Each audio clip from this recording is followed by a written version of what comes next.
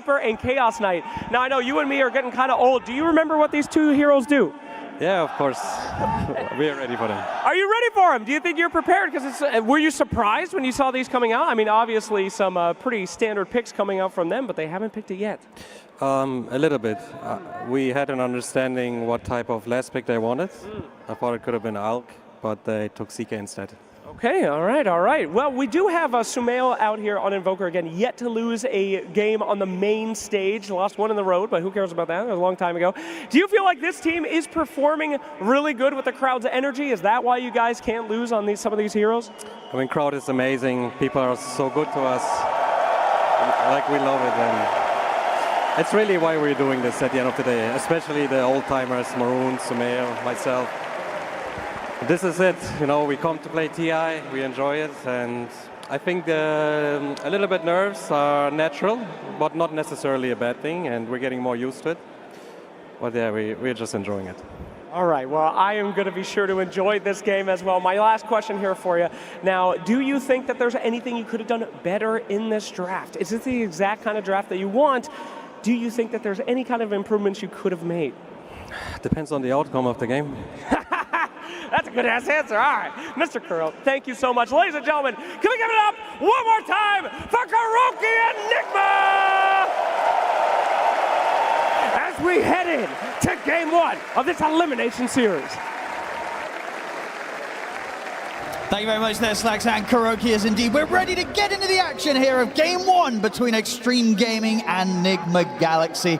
Folks, exciting stuff going down in the draft. Of course, Nigma Galaxy very much getting all their strengths. Extreme getting some of their older strengths. You know, some stuff that we're not seeing here, but not, especially the Sniper, right? This is not a surprise. XM, one of the best on this hero. Still wild to see that it took this long in the tournament to have it come out when we're seeing a lot of these. I mean, some of these mid laners that do suffer, right? A lot of Puck, Invoker that can suffer versus something like that Sniper.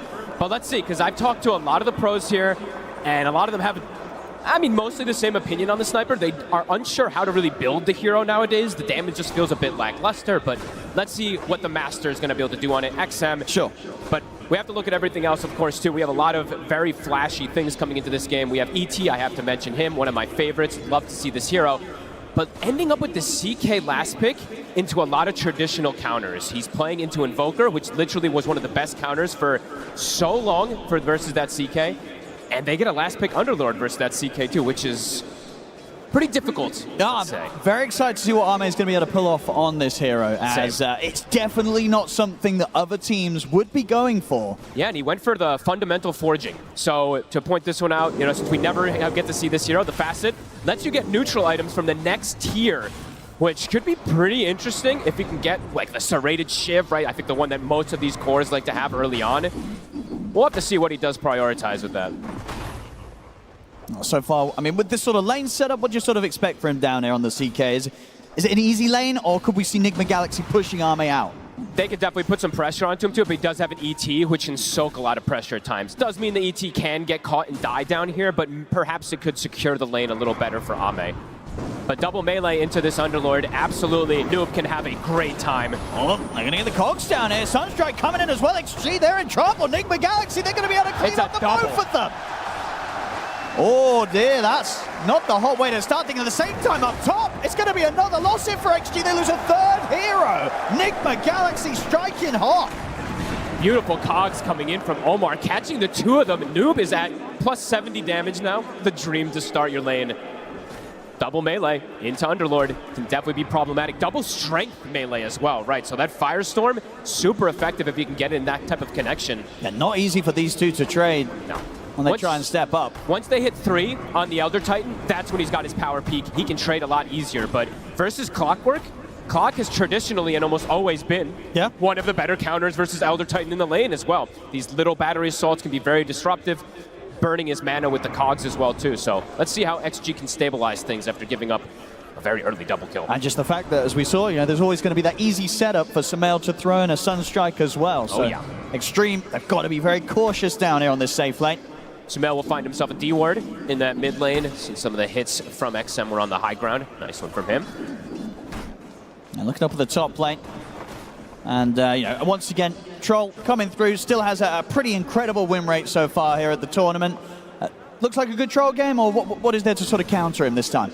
It looks like a pretty damn good troll game, yeah. Sure, he can get kited a bit with some of the chain stuns, and there are some funny interactions that can happen with Elder Titan, of course, too, just controlling him during his entire battle trance, but yeah, looks pretty solid overall, right? Being able to switch between that melee and range form versus Mars is always going to be really effective, and mid-game, I think we've seen what the power of what the troll can do. Although he did lose, I think it was both games yesterday, right? So after having that 100% win rate, I think we did get a couple. We definitely got this one. I know he won one of the ones later on, but it's way. Definitely not 100% anymore. He's going to fall pretty low here. Another blast comes in. Sunstrike is at the ready if Sumail feels that he can maybe line something up. It's not even going to be needed. Yeah, GH, he's got it alone. And runs Jin-Q out of the lane. And it's really cool to point out how they did the laning setup, right? We can go back a little bit and how Nigma decided to do these lanes. Having the Pugna up here with this troll, it's going to ensure the lane a lot easier for him. Just, I think we mention it every time with Pugna. One of the best, if not the best harasser in terms of laning phase. Even if he's versus Snapfire, who kill his ward. Bit of a sneaky setup here. Look at the Tornado and the Cold Snap. Buys stuff for Omar to TP in and trap XM in the cogs. XM will get back up as Jin-Q. Tries to stand his ground and turn it. Brings Sumail down. Can he do it? He can. He does. He'll bring Sumail down first, XM, but will still fall. Omar should be able to get away from Jin-Q. GH coming in to make sure that Nigma Galaxy don't lose a second hero. So ends up being the 1-for-1. Not quite able to cancel the south there either. But yeah, for Extreme, they get that kill first. XM able to have enough damage to bring Sumail down in time. A clever play, though, from Sumail. Usually don't see this too often, right? Getting the Wex point early, trying to get the setup. Does, of course, he dies first, but just on top of things, looking for these early movements. I think we've seen this from Omar so many times from Nigma. Most of the times he's playing like the Bane, so it's a lot easier for him to just naturally rotate, but yeah, impressive stuff. Is Omar bottom? X-Nova in the cogs. See what they can do here. Arme ready to step across as well. Sunstrike coming in, finishes off X-Nova. Sumail takes him down. Stun alone, not enough damage to kill Omar. Omar's going to be fine, and Arme taking huge hits here from Noob. I think he actually saved him with that Lotus. I think it was exactly enough HP. As the damage came in from the vault. As it came in. I think it was literally split second. I'd have to look exactly again, but it almost looked perfect. Top lane Ghost. He's feeling the pressure here, but we'll get the whirling axes off, and actually able to survive against these two. There's just a lot of stuff going on in this early game. In 6 minutes, action aplenty. Lanes already being broken, as we see. Definitely in the mid, though, whilst attention is drawn elsewhere. I think one of the reasons as well we saw Sumail try and go for that attempt with Omar TPing in is because if this gets left as a 1v1, the pressure from XM is adding up. Absolutely. It's much harder for sort of Sumail to step up. Level 3 shrapnels are online. Yeah. XM ready to keep that wave shoved in. Really strong matchup for the sniper versus that Invoker, especially in this early. Of course, things have perhaps changed with this new Dominator build, because now you actually have extra armor on the Invoker, which could make a pretty big difference in terms of harassment, but XM is whittling the tower down.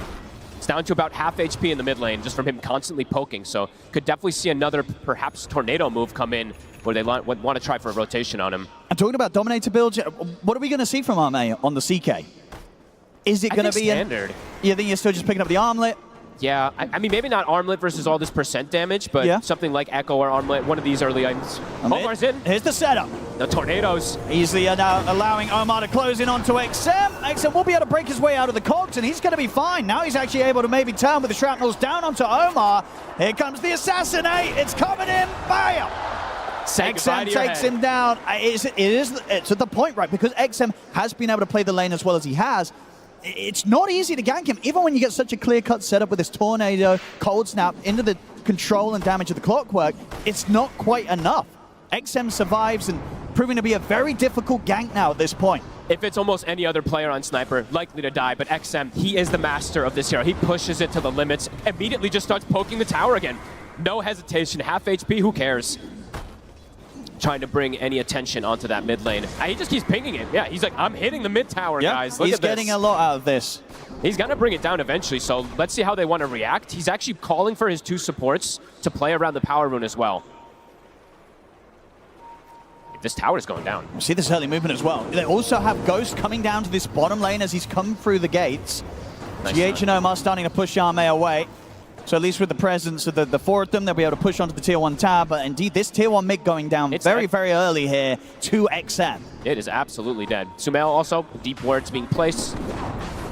I believe that's just to block the camp. But Sumail, he does have his Dominator finished, but loses his tower at 8 minutes. A pretty big deal, as it's going to open up potential movements, or perhaps for XM, as he's going to find an amp damage. This is a big rune. And indeed, build-wise for Arme, no surprises. As you say, we'll stick to the armlet this game. He is going to do it. Okay. So, nothing too crazy. Probably just can't not go armlet, I guess, on CK. It's just that value with the Phantasm. There is quite a bit of percent damage, though, so we'll have to watch versus that Firestorm. And because how active do you think Arme is going to be? Is this a game where you get the armlet on the CK and you're turning up to fights? Or is it going to be armlet into the BKB or something and then you go? It just doesn't look like the easiest CK game, so I'm not sure. It feels like he might have to just sit back and farm. Because there's just a lot of spells that are excellent versus him. All the Pugna spells, actually, majority of the heroes, to be completely honest with you. So we'll have to see what he wants. See the Tumblr's toy. Now top lane, XM, ready to move around the map. Uses power to pressure some of these other side lane towers. He's actually going to come back in with the TP towards the mid, as they do want to make sure that Nigma Galaxy doesn't get the chance to put the pressure in. Omar's gone a bit deep here, as XM and Xnova will quickly deal with him. Another kill for XM, as he'll now be in position to hold the defense and ensure that Nigma Galaxy just aren't really getting any damage at all, really, onto this tier 1 tower. XM being able to pressure and hold the mid very well in this opening 10 minutes. It's really interesting how they're doing this at the last 2 days of the tournament, right? Switching things up. They have, of course, the CK as their quote-unquote carry, but it does feel like XM is going to be that true carry in the mid lane, being given all the space, pretty much everything in the world. I mean, absolutely right. In these sort of fights, if it sort of ends up with Arme just being on the front lines, dying, it's not going to be the end of the world for Extreme, because indeed XM can be that sort of carry from the mid as the sniper. I think that perhaps is what he's maybe looking at, right? He's going to absorb a lot of attention and just let XM just peep from the sidelines. I mean, even if it's just sort of being on the front lines, right, so that the troll, when he goes to ults, he's going on the CK, right? He's not touching the sniper. Yeah, could be really, really cool to see. So Nigma Galaxy definitely going to have to find ways to get on top and deal with XM in the skirmishes. And they do have some tools. You know, they do have the Underlord Pit at some points that we'll have to see when they are just able to teleport on top of him. Sumail, we'll get the deny on his Dominator. Easy. But Extreme showing it's going to be quite difficult for Nigma Galaxy to enter into the jungle. They did get that Observer Ward down, so a decent bit of vision on to Extreme side of the map. We're going to see XXS try for the setup. Kiss is coming in as well. Ghost, of course, will have the chance to get the trance off, but will surely come to an end. And Ghost, he's gone to Sunstrike. Oh, he's ready for it, XXS. He knows. That was really close. Nice sidestep. Very, very nice sidestep. All three laners, all three cores at the moment having a pretty solid time on this side Extreme. This is going to be a very fast Blink Dagger on XXS. One of the scarier Mars as well. We've been seeing this hero just rise and rise throughout this tournament, looking super good in most games, and yeah, it's going to be very early timings for him. And it's literally probably the best hero in the game to protect the sniper, right? They've got 3 fantastic tools to protect him. So this type of start can be huge, especially with the way they're making sure they don't lose their towers here. I mean, GH, he's trying to poke and prod it, but continuous protection. Coming in with a good angle from the side, gets the setup onto Xnova. It's gone. Will allow them to continue to hover around here, Nigma Galaxy. Xnova was way too far forward there. XM stepping up. There's a hook shot available for Omar. I mean, if Omar sees the chance, he will dive for this. He's thinking about it. There is backup, though. XXS is in the area. No arena, but he has a spear. I think they know. He's pinging it. Let's see who's going to be first to make the move. Need the team content with looking to start a fight. How's Noob doing on his pipe? He's getting pretty close to it. Ame, they're making the move on him. They're going to get the catch here. Omar in with a hook shot. Sunstrike coming in as well. Phantasm will be there to dodge it, but Ame still goes down. Surprised he showed in the lane. I thought he was going to keep jungling for quite some time here, because it's just, if he gets caught from any of these spells, it does feel like he's just a free kill. I believe that is the pipe finished up now for Noob, so very early timing versus... The sniper's going to be able to deal a decent amount of damage in this versus this, but the Snapfire and the Mars combo could get answered pretty heavily if Noob just TPs in and pops that pipe for the team. And we're going to see Ame just going to go full in on the illusions once you get the armlet into the Manta this game. Okay. Farming build.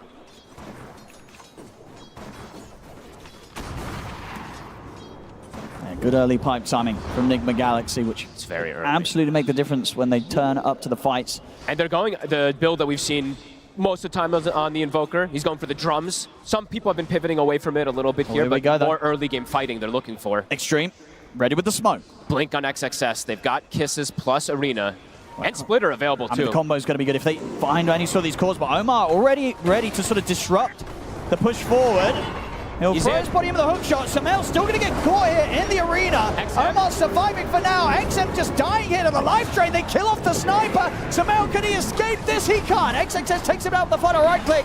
Noob, he should be fine. 2 beefy here on the underlord for them to go for. XXS trying to get the connection. Ghost. Does manage to latch down onto him with the spear. Arme moves in with the stun. Noob falling low. The blast comes in. Noob goes down. Extreme. They find a third. Ghost, he's going to try and fight on though. Committing in with the battle trust. Another the spear stun. comes in from XXS. The cookie Another forward. stun. That's going to be ghosted on the Another stun stun. from XM and captain the two of them. They're all dead on Nigma Galaxy as Extreme wiped them. Woo. They got XM, but it cost them everything there. The chain What a stun. fight from, I mean, and it was just such a rough start for Nigma Galaxy. I guess they felt because they had sort of Omar go in and tank the initial brunt of the attack from Extreme that maybe they could try and get something out of it. But the reality of it was, even though Omar throws his body in, XXS, he's still able to trap Samael in the arena. And from that point onwards, it was just chaos going downhill for Nigma Galaxy and Extreme just destroying them in this 5v5. They just didn't really have that much damage on the side of Nigma after they did lose Sumail, like you're mentioning here. They lost so much of it. Ghost, he's trying to join the fray, but look at the map where he is. I mean, by the time he gets there, it's risky. It's very dangerous. Because here we go, turning up at this point, he's already lost 2 of his heroes. Yeah, and all the heroes that are alive still, every single one of them have a stun, right? Mars has a stun, CK has a stun, ET has a stun, Snapfire has a stun. They're just completely controlled. Just a beautiful fight for Arme to be able to turn up to. He's like, you want to try and come and bring this sort of team fight into my jungle? I'll come and be involved. Get involved in the cleanup. A rough move there from Nigma Galaxy that hurts them so badly. Yeah, they cannot lose. They can't lose Sumail that early in the team fight at this point in the game. And it really is these sort of moves, you have to be so careful making them specifically into an extreme when they have something like the XM sniper, right? Yes. If you don't deal with this sort of backline damage output, these fights are only going to get harder and harder. The moves, the initiation, it has to be there from Nigma Galaxy or Extreme Gaming. They might just start to snowball. It feels like they might for sure. I mean, XXS and Jinq are having a hell of a game so far. The Snap has purchased up the Shard. XXS, he's already got Blink Arenas back up, as we mentioned from before. Oh yeah, they know how strong they are right now. Yeah, they're ready to fight at any time. Even into the pipe that we were mentioning from Noob, they have damage to go through it. They really did. It did not make a difference in that last fight at all. Omar's going to try and get in onto X-Nova. Sunstrike coming in as well. X-Nova will get taken out with the arena trap. The 2 of them, and XM, he's in perfect position to do the damage. Noob, he has to get back out of there, but the assassinate comes in, stops him getting back through the Fiend's Gate. It's another disaster of a fight here for Nigma Galaxy. And Sumail? As Extreme, they clean it up easily here, Sumail. They have sentries. They do. Is Jinq ready to lay it down? Arme drags Sumail back in. They just cannot fight into XG right now. XG are just so ready for this. It's too much overwhelming damage, too. Yes, you catch the ET, who was very disruptive in the last fight, but everybody else gets complete free spellcasting. And just free shooting it from this sniper. They have to find XM. XM's just going to be peeping away the entire time. They can't afford to make the jump without having the info on where this sniper is. I mean, it's getting out of control pretty fast. These first 2 fights, when Nigma's the one kind of trying to pick the fights after they catch the smokes, they don't even come close to standing in the fight. And they caught the ET at the start of things, too. Didn't matter. Still just far too much damage, far too much control. Nigma Galaxy, they've got to really sort of step back, reassess what they want to do in these next moments, because going for one more of these sort of moves and plays, if it comes collapsing down onto them, the game is going to fall into incredibly difficult territory. It feels like it already is, to be completely honest with you, because looking at the way that their draft functions, they don't really have the most stuns, right? They have a hook shot and some spell combos that can come in and some damage, but overall, Extreme, there's just so much control in the fight. It's absurd. You're not going to stop Extreme from getting off all of their abilities. They're going to get to click their spells. Even if you catch, let's say, X-Nova in the front, as we saw there, XXS is going to get the spells off. If you catch XXS in the front, you're not going to kill him. This Mars at this point is way too tanky. You don't have the damage. I mean, because if you sort of look at the state of the heroes on Nigma Galaxy right now, it's like for Ghost, it feels like he can't turn up until he's got the Asher and the BKB done now, right? You just can't want to see this troll try and get involved because it feels like it's just impossible at this point for Ghost to turn up and have a chance of surviving against a 5-man of Extreme Gaming. And is he going to even do damage when he has that build, right? It's not really much when you're playing versus something like Mars, CK, these heroes that can just stand and absorb. Especially the Mars, as we saw there, he just faces him. See bottom. They'll find a chance to get a pick off there. XXS caught out alone, Nigma Galaxy. Good catch. Able to make something happen. And the question is, are they going to be tempted now to try and turn this into something else? They've taken one of the big kind of frontline presences off XG, off the map. Can you go for more if you're Nigma Galaxy? I think maybe that's how their lineup just has to work, right? They do have that global threat to catch heroes split up on the side with the clock, with the Sunstrike plus the pits, or with the Underlord, sorry. Yeah. But the team fights just seem way too difficult at this point. So, yeah, like you said, maybe reassess things, split the map up, try to look for these pickoffs to get an opportunity back into this game. Now we'll see things start to calm down a little bit. Of course, you know, XG, it's not like they mind things slowing down either themselves, right? They're running this sort of, it's a carry sniper from the mid. Arme also ready, of course, to still be that carry presence. He's going to be looking towards that Bloodthorn now after the Armlet and the Manta. Yeah, we should point out. They're happy to hit creeps as well, XG. Yeah, we should point out, looking at his neutral item, something we just have to point out for the CK in particular, right? He's got the mystical pollen bag that usually you can't get for some time. These type of things absolutely make a difference in these fights. Just makes him that much stronger. He's getting away with a lot of farm now. 14 to 10, 5K lead. XG, smoked up, looking for the fight again. More than happy to keep going each and every time that the ultimates are up. Yeah, I'm really questioning how Nigma approaches just the 5v5 engagements, or if they just literally have to dodge them until they feel like they have these timings. The 5v5 seem impossible Yep. With the way that XG have managed to execute in the last few times. Jin Q also, have to keep highlighting him. He's having a pretty flawless game so far in this Snapfire. Force Staff is done after the Shard. Nigma Galaxy is smoked up in preparation. Looking for that Tormentor fight. This does not look like an easy one for the side of Nigma. This is, if Nigma Galaxy sort of drag themselves into the action as well, it's a timing where, you know, Sumail, he's like 600 gold off the Agonies. Okay. So close to a big timing. I mean, they're looking for the fight. I mean, this is just a bit of a bait right from Arme. Are Nigma Galaxy going to commit for this? They seem cautious. XXS is in the tree line. I mean, XG is so ready if Nigma Galaxy do try and start something. XXS is going to go for the jump first. Sets up here on the noob, gets the push back with the spit into the Earth, but the Kiss is coming in as well. Omar will be able to get onto the back lines. Good gets the cogs down onto the two, and the meatball coming in from Sumail, burning through the support. Tex Nova will fall. Very good cogs, catches the both of them there. That's Kiss's used. There's still an arena available. I mean, XG, do they still want to try for more 4v5? They might still feel strong. Omar barely surviving. Healing him up. That's what GH is there for. Noob, that was the show of the Crimson, plus the pipe, absorbs a fair bit of damage. Respawn is coming in for the ET. Does Nigma still want to stay in the area? It looks like they do. XXS. Trying the jump again. forward again. Slowly peeping away here at the Underlord. Noob down to half HP. It's adding up. Watching for the sidelines. Noob, he's starting to drop now. The heals are coming in. Cookie. Gonna connect this time. Noob's gonna be fine. Arme's actually trapped to the side in the cogs. Sunstrike comes in. Arme's in trouble. Ghost, he's just able to take him out. And another hook jump forward. Nigma Galaxy, they know they're gonna try and push this for more. The arena will be dropped down to try and hold them back. Except peeping and goes to the side. The battle trance is up. Ghost gets the ultimate off, and now he's ready to start getting the hits in. Closes the gap over towards the snap. They're cleaning up in Nigma Galaxy. They turn towards XXS. Ghost getting focused by Noob and Sumail as they push the sniper out of the fight, and they bring him down. GH gets a triple kill amongst it all, and Nigma Galaxy this time, they get the team wipe. I love this buyback from Noob. I think this makes some big difference coming in, buffing up the auras, throwing on Ghost so he can stand his ground.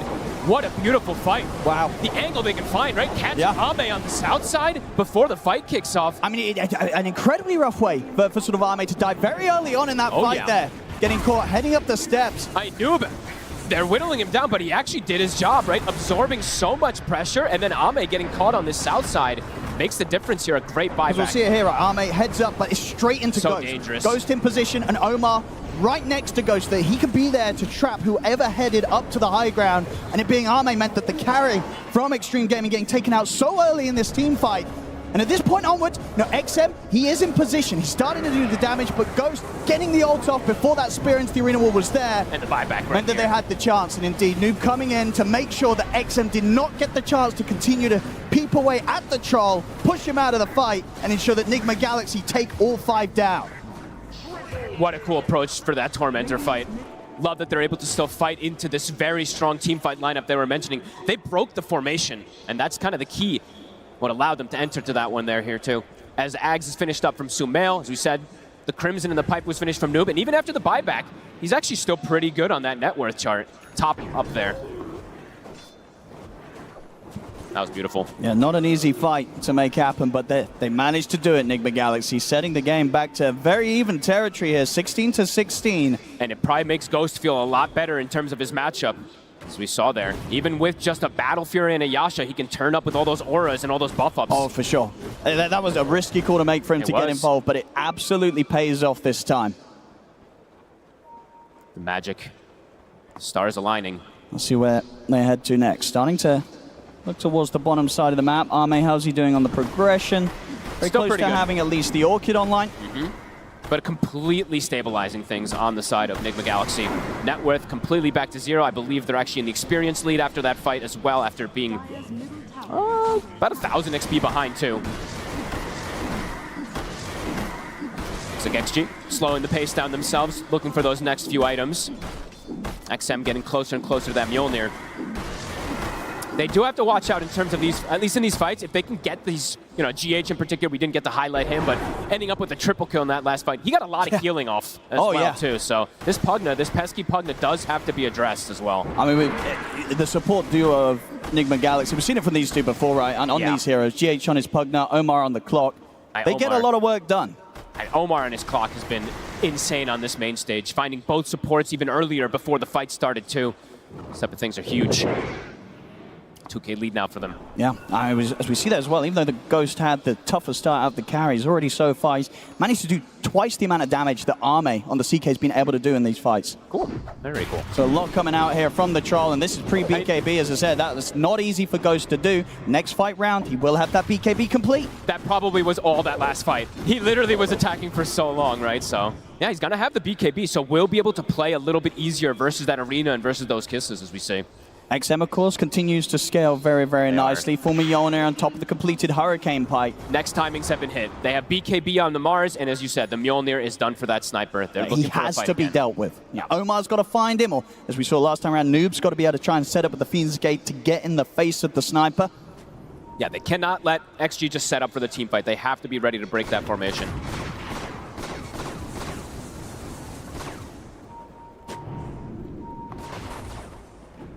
Ward will be taken out. Roche, perhaps the next point of contention soon, as it is top for the next 4 minutes. Oh yeah, I mean, both teams are definitely going to want to have a say about that. Both teams very good at fighting around the pit, though. Yeah, I'm very good at killing the Roche. Yeah.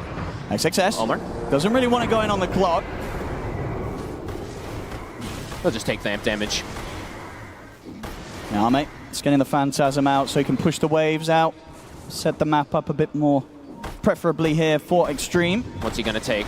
He'll take the Magnifying Monocle. Okay, so a little bit of extra attack range, extra magic resist as well for him and his illusions. It's so weird to see a tier 4 neutral at 26 minutes in, just because you don't really see it almost at all, especially not in this tournament. Let's see if it does make that difference. I mean, XG can't really start the Roche, can they? I don't think either really can. You've got to kill some heroes, really. Omar, they're poking from it's the another distance. Kisses, and it's a good arena. Stops Omar from being able to get away with a hook shot.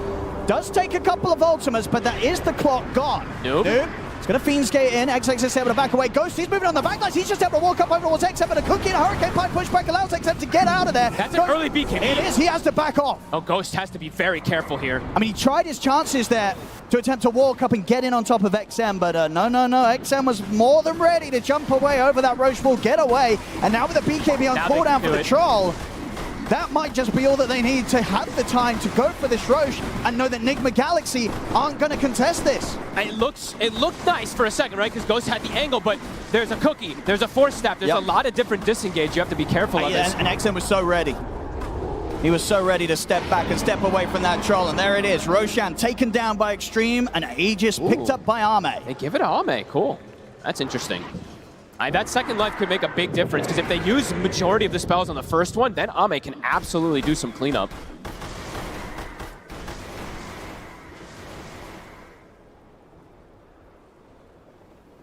Now with this Aegis online, what do you think the call is going to be from Extreme? Do they look to try and push this? Are they happy to still farm? And then in Nigma Galaxy, are you avoiding the action, or are you still going to try and make plays into the Chaos Knight's Aegis? I feel like for Nigma, again, they might have to just sit back and wait a little bit longer, just for that timing in particular. Sure. But still, they could look for these global pickoffs if they do see an opportunity, because they do have that availability. But I would say that XG, they're the ones that are looking to lead the charge. I said that before, and Nigma was the one that actually took the fight, but I would imagine so with this Aegis. I mean, they should feel pretty strong still, even though the numbers are close. The team fight still GH has to be very specific for the side of Nigma. Well, they're going to find him out on his lonesome here. He's going down. No way out for him. A little bit of a freebie for Extreme. Next round of those arms getting finished off, though, for Nigma Galaxy. SNY now done on Ghost, and Sumail has got the BKB ready for the next team fight. Damage could be, if Ame is not addressed, if he doesn't get killed early in this one, it could be devastating. The Bloodthorn is done. Manta, Phantasm, Bloodthorn, if anyone gets ripped in, they are just pretty much dead. I mean, this is the thing, right? From Extreme side of things, if they get the stun in the Bloodthorn and they have sort of the sniper and the CK focusing down a hero, the ET around, like anyone will die. Even noob, right? Will. You got to even be careful on the Underlord if you get grabbed at the start of the action. It has to be very specific conditions that Nigma has to find to be able to look for a fight here. It looks like they are perhaps thinking about something here. I'm seeing some lines being drawn. Okay. XXS, I was seeing he was debating which build he wants to go for a couple times here. He has a full Hex on the Mars. Oh, wow. Very early. That is early in the build. Yeah, so pretty devastating in terms of either controlling a Pugna who's trying to save allies and Invoker who doesn't get a BKB off. They're looking for the fight, though. Look at this move. Do they want to fight around this tier 2? XXS... I mean, they're getting a good wrap around it. XXS is not there. He's mid lane. He showed. Omar's going in. They're going to try and find X-Nova first, as Omar's able to get on top of him. He's able to get out of the cog. Sunstrike coming in onto X-Nova. X-Nova will fall. They take out the ET. Now they're trying to turn for more. GH able to slide to the side with the force stuff. Now Arme sort of surrounded. Of course, does still have the Aegis. There's the backup from XXS. Comes in with the arena. They're controlling Ghost. They kill him off. He's not able to get off the ultimate. That's the reveal. And now the rest of the fight, Nigma Galaxy have to run. GH barely surviving. Arme on round 2. He's ready to keep the push going. They tried for the fight, but... What a purchase. But Ghost getting caught out. Not a chance to get the BKB off, to get the battle trance off. They kill off the troll, and with Ghost gone, no chance for the team fight to continue in Nigma Galaxy's favor. I do not think they expected this to come out from XXS this early. Just gets the Hex off. You're not going to preemptively click your BKB in a lot of these team fights. Gets the control pre-BKB, and then he's just dead. Bottom, we saw a fair bit of split push, though. Like 2,100 damage done on this tower from Sumail in the meantime. Alme's ready to push it back out, though. Goes top. XM finishes off the tier 2 tower. That was a very decisive fight there from XG this time around. Yeah, Arme and XM continuing to maintain themselves at the top of the net worth on this CK and Sniper, and just both scaling up fantastically. Now, again, it really is for these two carries that are going to be very, very strong as the game goes on. So a lot for Nigma Galaxy to try and deal with. And so much kiting. You know, this is something that we always have to talk about when there's a Troll Warlord, right? The problem that this hero can run into a lot of times is just sticking on targets and hitting them. I'm seeing Disperser now built up for Sniper. He's got Hurricane Pike. He's got the Grenade. They've got Force Staffs. They've got Cookie. So definitely could be difficult if Ghost doesn't find the right angle. GH, he's going to be caught. The Hex again from XXS, making these moves easy. Starting to get easier for them. The XX, I call this usually the XXS build because I think he very rarely deviates. He's going to go Refresher next, and the teamfight control becomes pretty ridiculous from this Mars. I'll call it the Hex-yes build. Here we go, push coming in on the bottom lane. Nigma Galaxy, do they want to do this? They're going to try. Sumail jumps in and commits straight away with the BKB. They'll look to get the lockdown onto Arme. Ghost, he's in. Straight in on top of XXS for now, as XXS is going to try and tank this, but the damage from Ghost is building up. But the push back the spear into the wall. He'll be held back in the arena. Sunstrike coming down onto X-Nova. Will it be enough to bring him down? But XM, he's in position to get the damage in onto Noob. Take out the double. Nigma Galaxy, they have to scramble back. A risky fight for them to try and attempt there around their tier 1, and it does not go well for them, Fogged. And they used the buyback on GH even at the start of things. XG, they're showing the power of their team fight. Oh, they are. XM is just able to do anything he wants. Ame, he is the distraction. So many spells absorbed there. The Sniper's just peeping on the sideline the entire time. This CK Sniper thing, you know, the first time we're seeing it coming out at this international, and it just feels so at home in the hands of XG. And they're healed up. The Greaves, as we see from Jin Q. He's even got a Vlad's for the sustain in these team fights too. as that shard he's been sitting there for some time. He'll get it eventually, but the push, XM, getting a fair bit onto this tower here. And yeah, he's speedy. Disperser's done, so He's so slippery. How do you stick on him? Very difficult.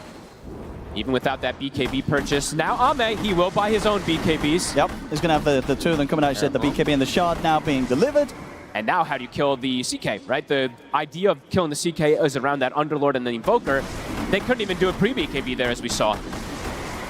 I mean, when it comes to the high ground defense, is there anything that is scary from Nigma Galaxy in particular, or do Extreme have pretty good ways of entering the base? Pretty damn good ways of entering base and forcing the issue. I think Mars is one of the best, as we've seen, and they have good ways to get vision, right? They can just put an ET Spirit, and Sniper can just peek from low ground. Yeah. It kind of forces the issue, the onus on Nigma to make a move. I mean, it really is that scary, even inside your own base, right, as you said. If they get the vision, and XXS is able to just blink the Hex, it could be game over. Absolutely. So you've got to be so ready to bail out whoever XXS looks to get his hands on with the Hex.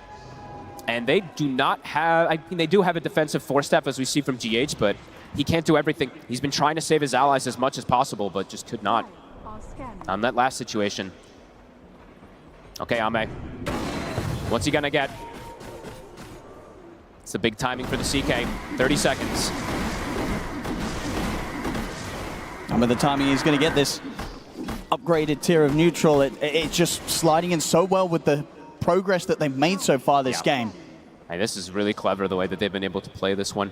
DD top, Ame.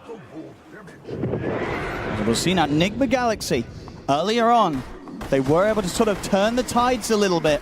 Despite the lead that XG were getting throughout these team fights. Now it's a much tougher point.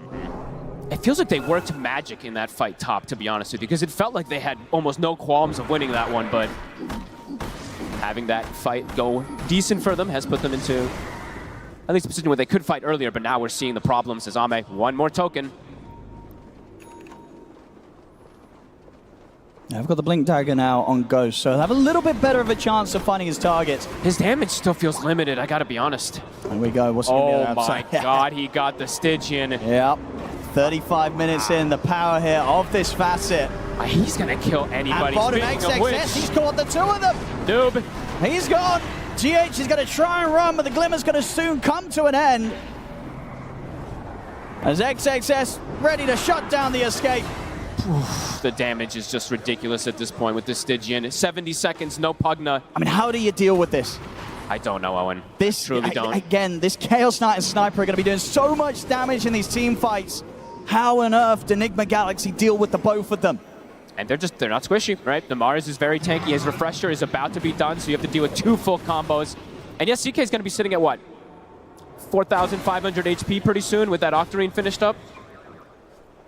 Outworld staff also for XM. Getting a very nice pickup with the alert as well. So that attack speed, bonus night vision, extra attack range. Pretty perfect here for him on the Sniper. Yeah, and now a BKB finished up too. It feels like he has every single tool that he needs. This fight's just getting harder and harder, it feels. Rosh. I mean, it's really going to have to be nothing less than perfect from Nigma Galaxy to try and turn this one round. As XG in a fantastic spot here. Just don't know how Ghost does damage. I feel like he needs that next item before the fight, but he is going for Satanic next, which is just survivability. I guess he does have Alacrity plus Solo Crest to buff him up a bit there, but feels like they are getting too tanky on the side of XG now to deal with.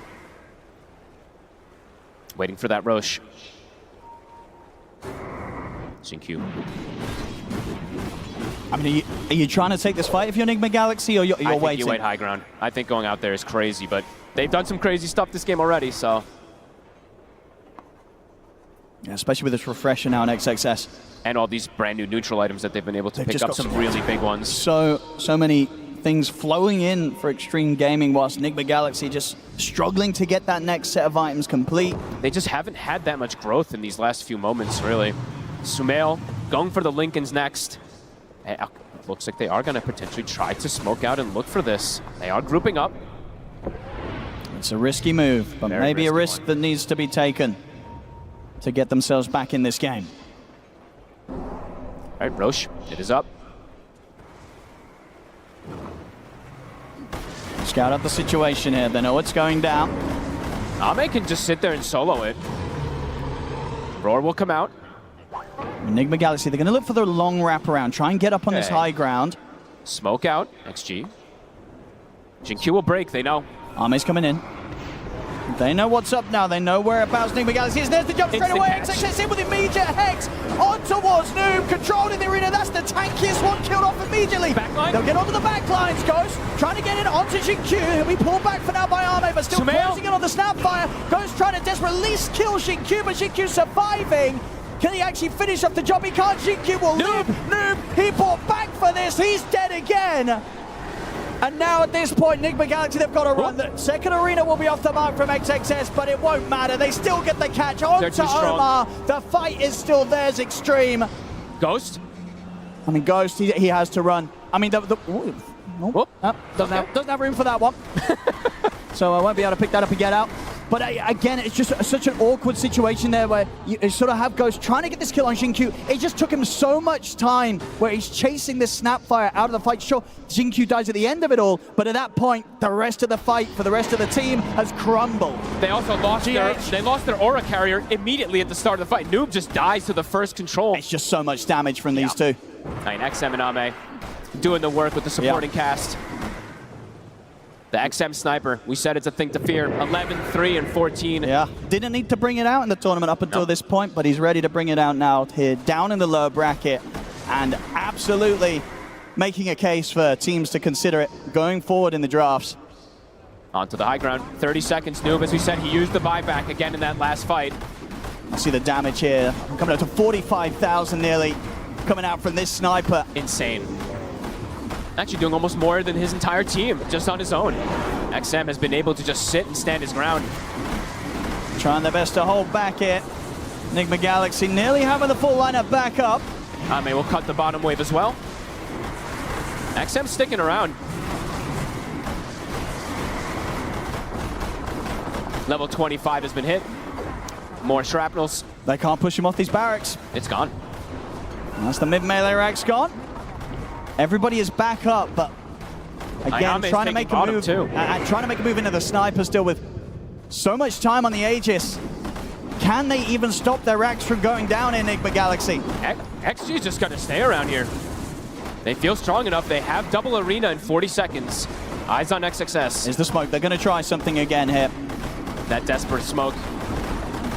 But the rack's already gone. And XG is ready. Look at their positioning here. XXS, he's reading the move. I mean, we've seen his reactions this game have been immaculate on the Mars. If he sees them, he's going to be able to make that jump before they even get the chance to think. X-Nova. Catch it first to the side, he's able to force out. He's in with the X! The spear though, he misses!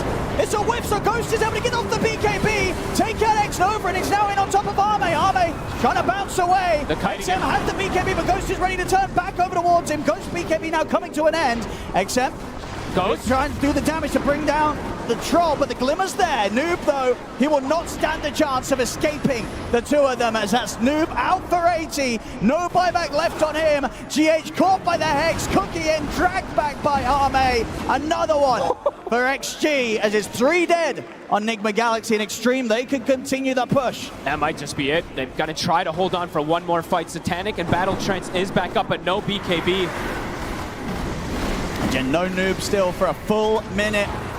XG ready to try and close this. Nigma Galaxy ready for their last-ditch attempt to try and hold on to the game. Ghost goes in with the stuns there, into the Hex, they're locking him down. Spirit will get the ult off though. Level but will it 25. matter? Ghost trying to fight back, but he just not have the damage. They lock him down as the ult comes to an end. Ghost will fall.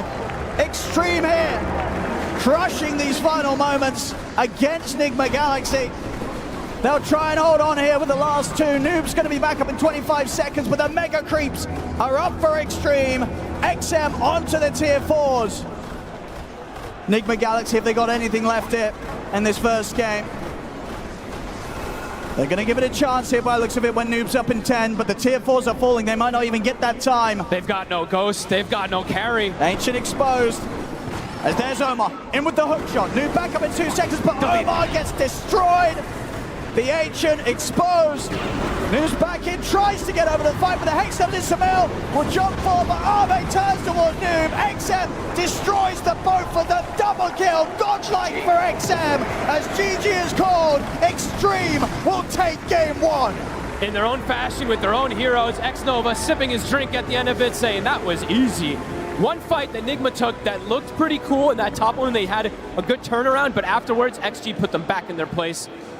The team fights are just, it felt impossible, honestly, Owen. I was still very impressed, as I said, with that one fight that Nigma took, but my goodness, this draft and this play from Extreme, it felt like they got what they wanted. XM, he gets this sniper in a perfect position. He has these bodyguards to protect him, and I didn't get to see the damage numbers at the end, but well over 50,000, I believe, on the sniper. Easily from XM on the sniper. Something about this team, every single land that they come through on, you've got to be ready to expect it, because the sniper pick and the way they play around it, it is perfect. Extreme Gaming, take game one.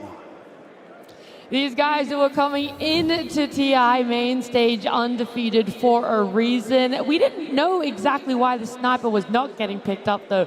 First time we're seeing it in this tournament, Lacoste. It's an XM specialty. We see exactly why in this game. They didn't have to bring out the big guns yet. They were waiting, to be in this position to bring out the strategy that XM has been using pretty much throughout his whole career. It's a really good matchup against Invoker. Sumail did struggle throughout the whole game. They made the rotations. They made sure that he's having a good time. And also, I got to point out this CK with fundamental forging. This is something that Pure was talking about during one of the Dream Leagues in an interview, that he wants to play this. He still hasn't shown it yet. He's also a crazy player. But who gets it? It's Ame. So you are getting the level 5-tier neutral items 35 minutes into the game, which gives you insane timing. He gets Stygian, that's minus 13 armor on top of his Reality Rift, plus also the items that he did choose before. So you have GD Poland Bag, great against Pagana, great against the Troll Warlord, so he's not getting the heals. Yeah, we were theory crafting, like, what's the best item that he can get, and I think we all agreed. It's like, if he gets Stygian, just go game 2. Like, this is over. And then he gets a Stygian, it's like, oh my, he's going to one-shot somebody in the next fight. I mean, especially with a sniper also peeping, like, you're minusing armor for him as well. So, yeah, that was an insane game. I think Extreme's probably pretty happy with that one.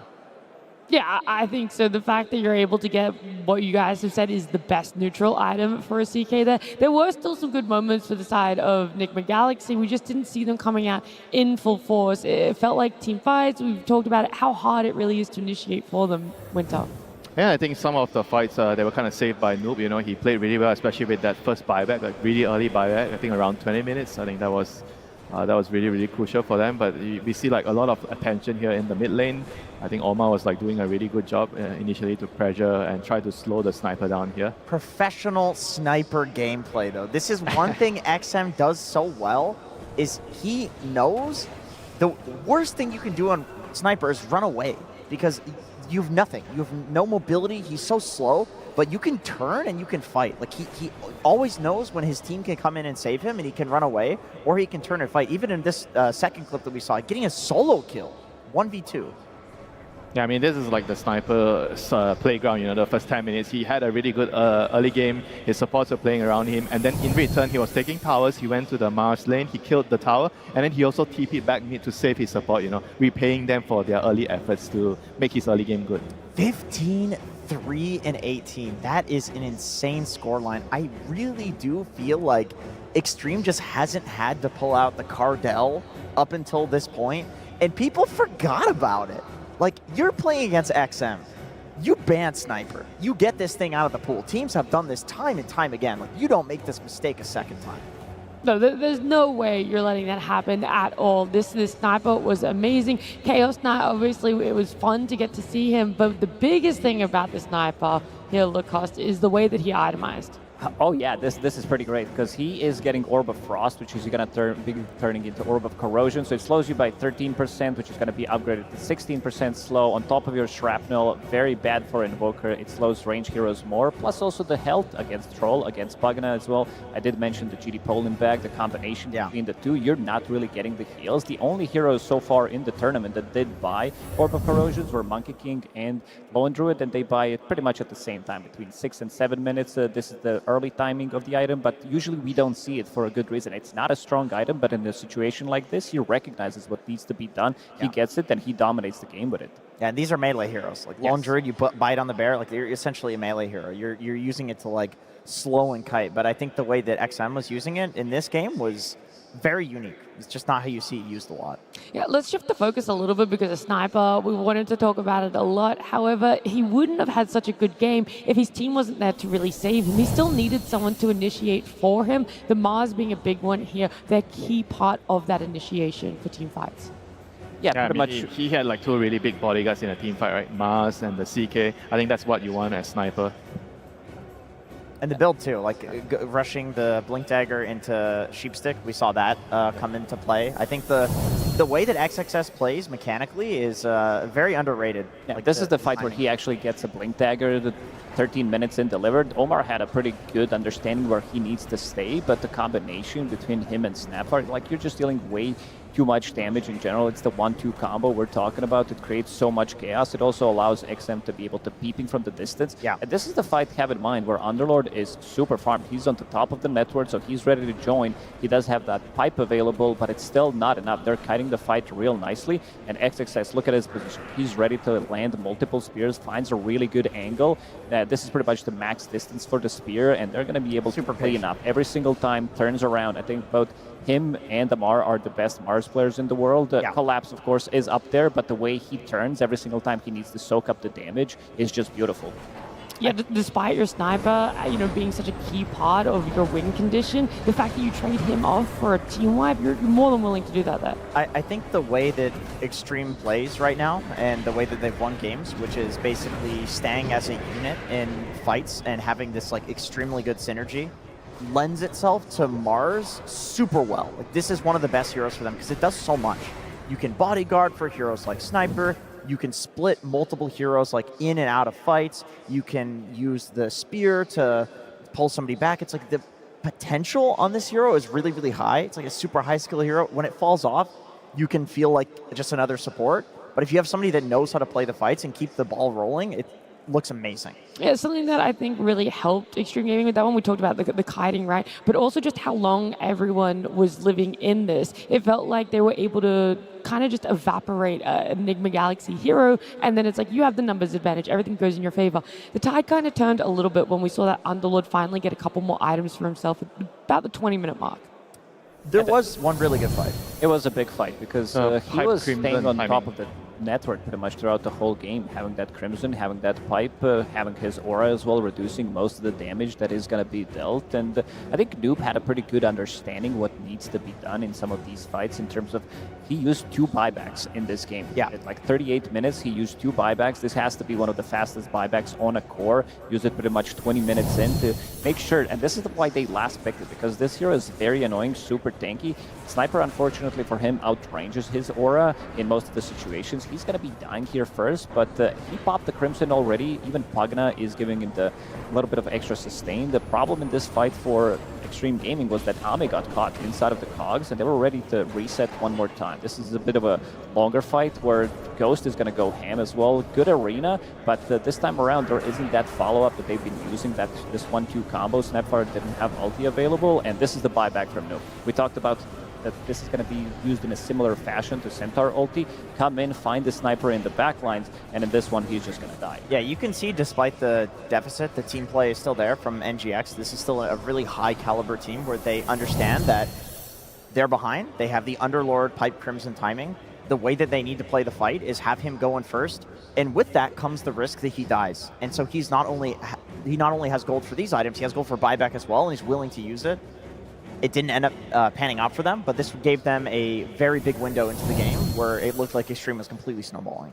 Yeah, I think Extreme also kind of learned after that team fight because they realized that the CK cannot be too far away from the sniper. That's why he actually got caught by the hook. As long as they maintain formation, a diamond formation, the sniper is in the middle, and everyone else is surrounding the sniper, the team fights are going to be really, really easy for them. And also they were really, really good at going in and out with their hero. So they ensured that the sniper had all the time in the world to just keep peeping everyone.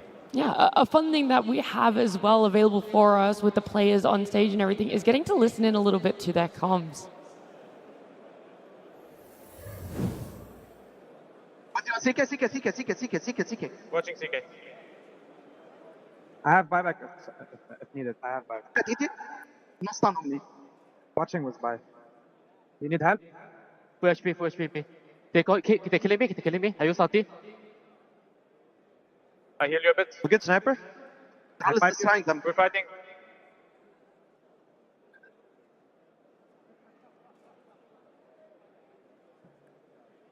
That fucking shit, boys. Sniper now.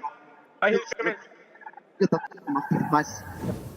I like it from Noob at the very start. It's clear, you know. I go buyback, I'm watching with buyback, I'm watching with buyback. That's where that moment is. Yeah, that was very clear comms. They definitely expressed that. I like that Omar's dead too, and he just goes, "Good fucking shit, boys." Like he's the hype man. Yeah.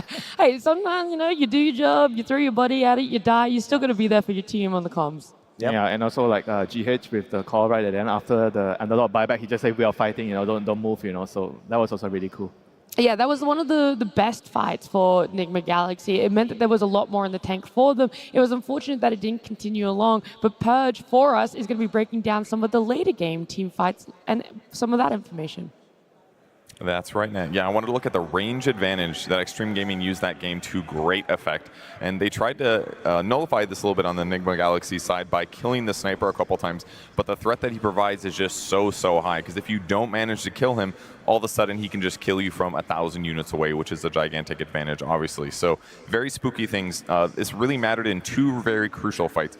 This Roche fight setup here was great for them. They had an awesome ward that was a little bit to the, oops, wrong tool, sorry about that. They had a really cool ward to the north that was basically giving them this vision corridor of like this. And by using the sniper shrapnel here, it basically allows them to put all of this power into their opponent from range. Very crucial things to point out. We have the Spirit here from Elder Titan. This is going to lower Omar's magic resistance closer to 0, which basically makes the Kisses damage, which is launching from all the way over here, and the sniper damage from all the way over here. They're doing this from safety. And the one here that does go in is the Mars. This guy's got the Blink Dagger, and he's got a BKB. So he knows that if he goes in, he can also secure his escape with his BKB. And once they see this, this is basically the last range advantage that Nigma Galaxy has because they killed the Clockwork first. Nobody else can gap close like him. Troll does it here by running from the side, but he has to do this really elaborate, basically run all the way over this position. It takes time to set this up. He can't just react to the moment. So with just simple a cookie and a Hurricane Pike, he gets out, and now all of a sudden Ghost is kind of just in. And the only hero still kind of in danger was XXS on the BKB. So once this fight kind of goes disjointed, they just have to leave. This is all because of the range advantage and because Extreme Gaming managed to kill the one good jump that Nigma Galaxy had first. They get Roche for free. And then the other fight that matters is this one here by the tier 2. They do the same thing. They basically swing in from the side, trying to hit the back line. They need to kill some of these heroes for free if possible, and they use their jump to kill X-Nova. Very crucially, not using the hook shot when they went on him, which is kind of helpful. He can save that for a follow-up initiation on a different hero if he wants. But unfortunately, with the Aegis being on the Chaos Knight here, he ends up being the guy that gets jumped, and very crucial here, XXS lands the Hex on him, which he layers it with his next stun, and then there's a third stun that guarantees his kill. So the Troll just simply doesn't get a good fight because he didn't safety pop his BKB and because XXS had that really fast side device. So range was so important in that fight and in this game, and Extreme Gaming used it to their advantage. That they definitely did, Purge. Thank you so much for that one, of all the breakdown, everything from that start to that finish there. And I loved just how many saves that I had kind of overlooked that this sniper really had. We talked about two bodies being in front, but of course that Snapfire just being so handy in the utilization of more mobility backwards. I think what makes Extreme so scary with Sniper is that they understand better than any team that Sniper is this thing that you dangle in front of the enemy team. It's like, oh, you have to get him. Okay, come on, try it. And then they all use everything to save him. They all use everything to save him, and then enemy team reveals themselves. All of a sudden, you have XXS jumping the back line. Like, this team plays around the hero so well that most teams just ban it. They don't want to deal with it because it's... They know how to itemize as well. If you look at the supports, first of all, he has his Hurricane Pike, then they have double Force Staff, they have Vlads, they have Guardian Greaves, they have Cookie, plus they also have Solar Crest, they also have big drums as well to be able to run away from the fight, understanding that they can reset multiple times, and if they don't die during that like Troll ulti when they go in with the big Invoker combo, they're going to be winning the longer fight. Yeah. Before we get into that game number 2, and before we talk too much more about what we expect there, we want to show you guys one of our finalists from our short film contest.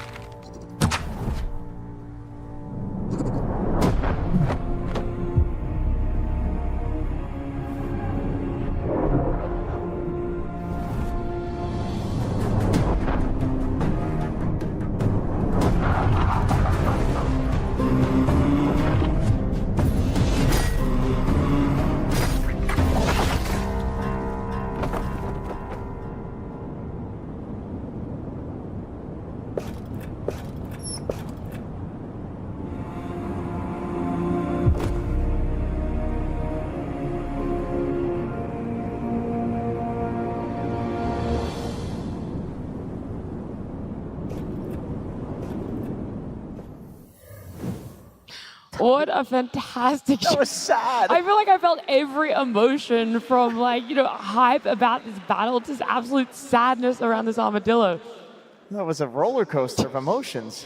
It was so well made, though. We're going to definitely be having some more of our short film contest finalists throughout the weekend. Make sure you guys keep tuning into this one. And of course, we want to see which team is going to be making their final stand here. We've got Extreme Gaming up against Nigma Galaxy, with Extreme Gaming leading in a one-game advantage. Both teams taking back to the stage after having us talk, whether it's on the side of Extreme Gaming, how to keep ahead of the curve here, whether they're going to be picking up even more heroes, if they can try and get their hands back onto that sniper. Nigma Galaxy, is there an answer, or is there a straight-up ban against it? I don't know. What do you guys think? Is it worth leaving it in and trying to counter it? Like, they didn't have Blink Dagger on Troll. There are better answers than, Underlord Clockwork. I mean, I think it only happened because of the picks, though, because the sniper was picked because you open a draft with Invoker. So I think if you don't open the draft with Invoker, you're probably not going to have to worry about sniper. Oh, be careful. Be careful. You're talking to XG here, dude. These guys will just whip it out. I don't think you're going to pick sniper before you see your lane matchup. Oh, for sure. So if you're not opening your draft with your mid hero, I think the sniper could be banned later if you think it's necessary. But I feel like the ban initially is not what I would do. I would just try to maybe restructure my order, my sequence. I'll pick my mid hero later, and if I really need to ban it, then I will ban it. I agree with that. The thing is, though, they value mid lane dominator builders for Sumail right now. This looks to be what NGX thinks is like the strong thing in the patch. And I feel like Sniper's probably good against all of those. Like he'd probably beat Muerta as well, right? In the last 5 games that they did play, they did pick Sumail's hero 4 out of 5 times. Yeah, but the thing with the Muerta is, it's different because Muerta is a flex pick. So when you pick the Muerta, you don't really feel like, oh, it's really going to be mid, and you're going to pick your sniper right away. Yeah, but they also opened up with the double Nature's Prophet, which is also a flex pick. So they might need to, maybe open up with an offlaner or just the straight up position 5/4. Yeah. It also goes back to those bans, right? For Extreme Gaming, it was very targeted against Nigma Galaxy. They went for like the Marcy, the Muerta, the Bane. So whilst it wasn't necessarily targeting what Sumail likes to play, it is taking out all these things that I think have been the good openers, the strong foundations on the side of NGX. Yeah, the foundation is going to be very, very crucial here. Who's going to be on which picks, which side. You're going to definitely have to plan everything around that. And I do feel like maybe it's more beneficial for Nigma to be on the second pick. Normally, I would say it's easier to be on the first pick side, because now the more I think of it, because both teams are very, very focused on getting their mid matchup. So being on the second pick side means that you can decide based on what they are opening, and then maybe you can 9-pick Sumail's hero without fearing that, oh, there's this sniper. Because I don't think they are going to open number 8 with sniper. Now, so they're going to pick something else, and then if you think Invoker's open is a good game for it, then you pick the Invoker at 9, and then you ban the sniper in the second phase right away. So I think in this sequence, second pick is probably easier for Nigma to plan around. And if XG has last pick, you're just not letting sniper in the last ban phase through. Yeah, I agree with that. Okay, so it feels like there's a couple of solutions there. We'll see exactly what they've been able to bring up for themselves, because it brings me great joy to say we've got a game number 2. Extreme Gaming versus Nigma Galaxy. Game 2. Our lower bracket run for Nigma Galaxy could end short here. They've got to bring everything they possibly can to the tables. Extreme Gaming, they've been waiting for this moment to bring out those gotcha picks, get that sniper on these hands, and now looking towards the bans. It's not changing up too much in what we saw for that game number 1. Shadow Demon is also out now, but this also allows Nigma Galaxy to potentially take the Bane for themselves on the first pick if they want to, because I think they've been playing very good, but also banning Mars, which means that Beastmaster's not going to be in the pool, and this hero has looked amazing. He is undefeated at the TI main stage. We did have the stats for it, I believe 5 out of 5 games. It allows you to be played from 2 different roles, and it gives you so much tempo. Yeah, I think if Earthshaker looks like it's going mid, even just in general, like Queen of Pain would be really good to come out here. I think Noob plays an excellent Beastmaster. I know it's been played a lot more mid, and Sumail can play it. He was one of the first people actually to start experimenting with Beast mid. The Shaker, like we have seen the counter to it, and it is dominating it in lane. the Earthshaker not having a very good win rate on this main stage. A lot of teams have come up with ways to bully him out of lane, but also be very proactive on the spots of either blocking the Ancients being stacked or just taking another core with them to try and steal it. I think the main idea here to exploit this hero is he's after all a melee hero in lane, right? So you have to be able to pick a good matchup to pressure him. So I assume with the next ban, they are definitely going to more or less remove the Quap because the Muerta is already banned. So those are the two main heroes that are going to pressure the ES in the lane. I'm not sure if there's a third one. Both of those heroes also follow the Earthshaker because, of course, both teams are aware that this can go position 4, position 3, or position 2. You know what? Pick Quap, you can go to any of these lanes. If Quap is banned, could they just use Sniper for themselves to pressure the Earthshaker in the lane? I like it. Yeah. Because you think about it, right? He's going to go Ancients and Sniper is going to take your tower. I think that's like a fair trade, you know? Like, I feel like that would actually make it difficult for the Earthshaker to play the game. What about a Helm Dom Sniper mid from Superman? Are we going to see I think we're overcooking it here. You think we're overcooking? We'll see. We'll see if we're overcooking. I'm going to listen to Lacoste on that one. Okay. Yeah, it might be a bit too much. I'll listen to Kuro. I'll see what Kuro picks. All right, we'll be interested. Nigma Galaxy, they did ban out the Bristleback, which did give yesterday Extreme Gaming a lot of speed. This is also Battle Fury Bristleback, which is pretty uncommon. It's a good matchup into it the is. Beast. It is. And also the other good matchup is definitely Gyrocopter, something that Beastmaster doesn't like to play, having that flak, making sure that you can pressure him in the lane as well. Yeah, I was looking at the past for Extreme Gaming. It's mostly been in that off lane for this Earthshaker. So you guys are right. You kind of want to hold off a little bit about exactly how you want to open up. If you want to put all your stocks into the fact that it is going to be going amid Earthshaker. Some more bans, Gyro coming out there, Bane too. And leaves Extreme Gaming going for the Warlock. I like it. I mean, this is a Beast lane counter. You Fatal Bonds the wave, and that will hit the boar. That'll hit Beast. So if it's played in the off lane, which I feel like it probably is here for NGX, Warlock will do well against this. It's also very hard to like initiate a fight against Warlock ulti plus Fatal Bonds. You roll someone, the rock's going to come on top of you and then get hit by some 2-3 man Fatal Bond and the fight instantly turns on you. Okay, so they're doubling down on NGX and saying, well, you want to fight us? Okay, we're going to pick another S-tier team fighter. Circles on circles, you know? Yes, yeah, classic Dota. Classic TI, or circles. This is a really, really good pick here. It counters both Earthshaker and Warlock. I mean, Warlock does not lie at all against this. Has to be Snapfire from Xin-Q again. It's just too good to pass on. You're playing against Beastmaster, easy cookie against Aurora. You have a follow-up from Warlock, a Fissure. So you can choose how you want to be taking the fights, prolonging them. Great against Phoenix Egg, great against Clockwork and his cogs as well, so it feels really, really good. That gives you a team fight. I think the one pairing that we've seen in the previous game, Snapfire plus Mars, now you can do the same thing with the Earthshaker. Yeah.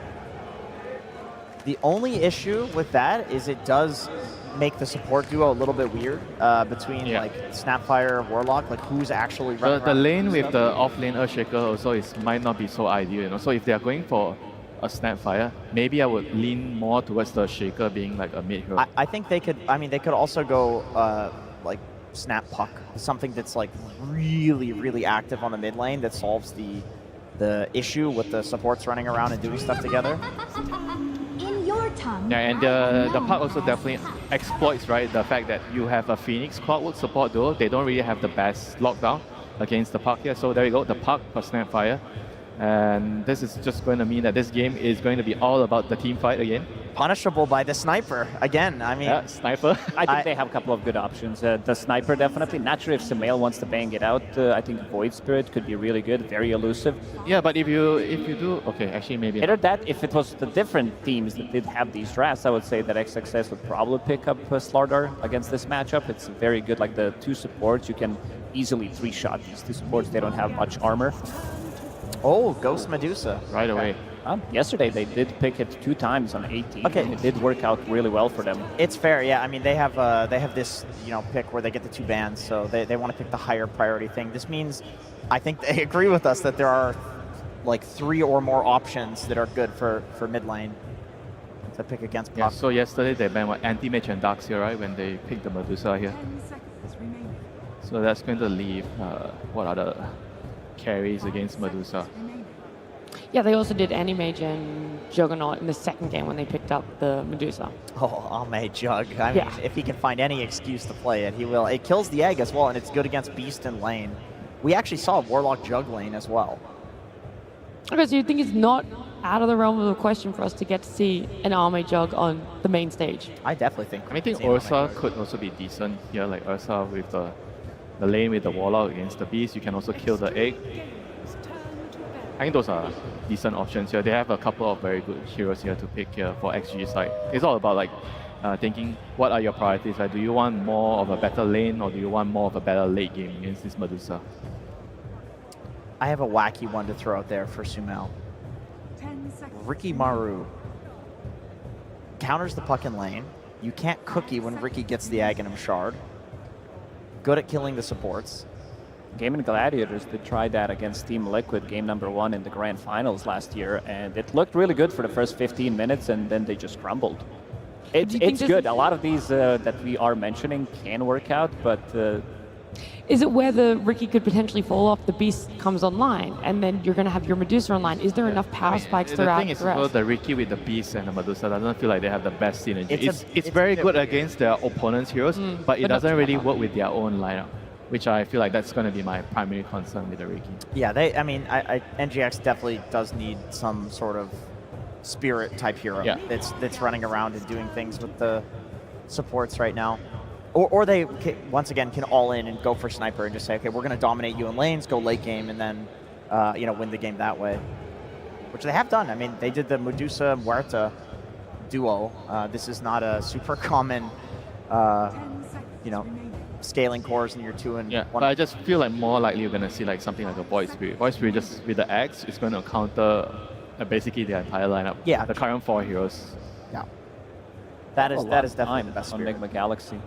I think Troll could also be a good pickup. You did mention Ursa. All of these heroes are very good. Like Ursa is not as strong of a laner. Warlock fixes that easily because you need that extra bit of a healing coming out in the first couple of levels. But also Troll, I think this is the hero that can build into either MKB. He's fine with that. He can also build into a slightly later Disperser after he gets a couple of good items as well. He can kill the egg. He lanes against the Beastmaster. Doesn't care too much about his boar.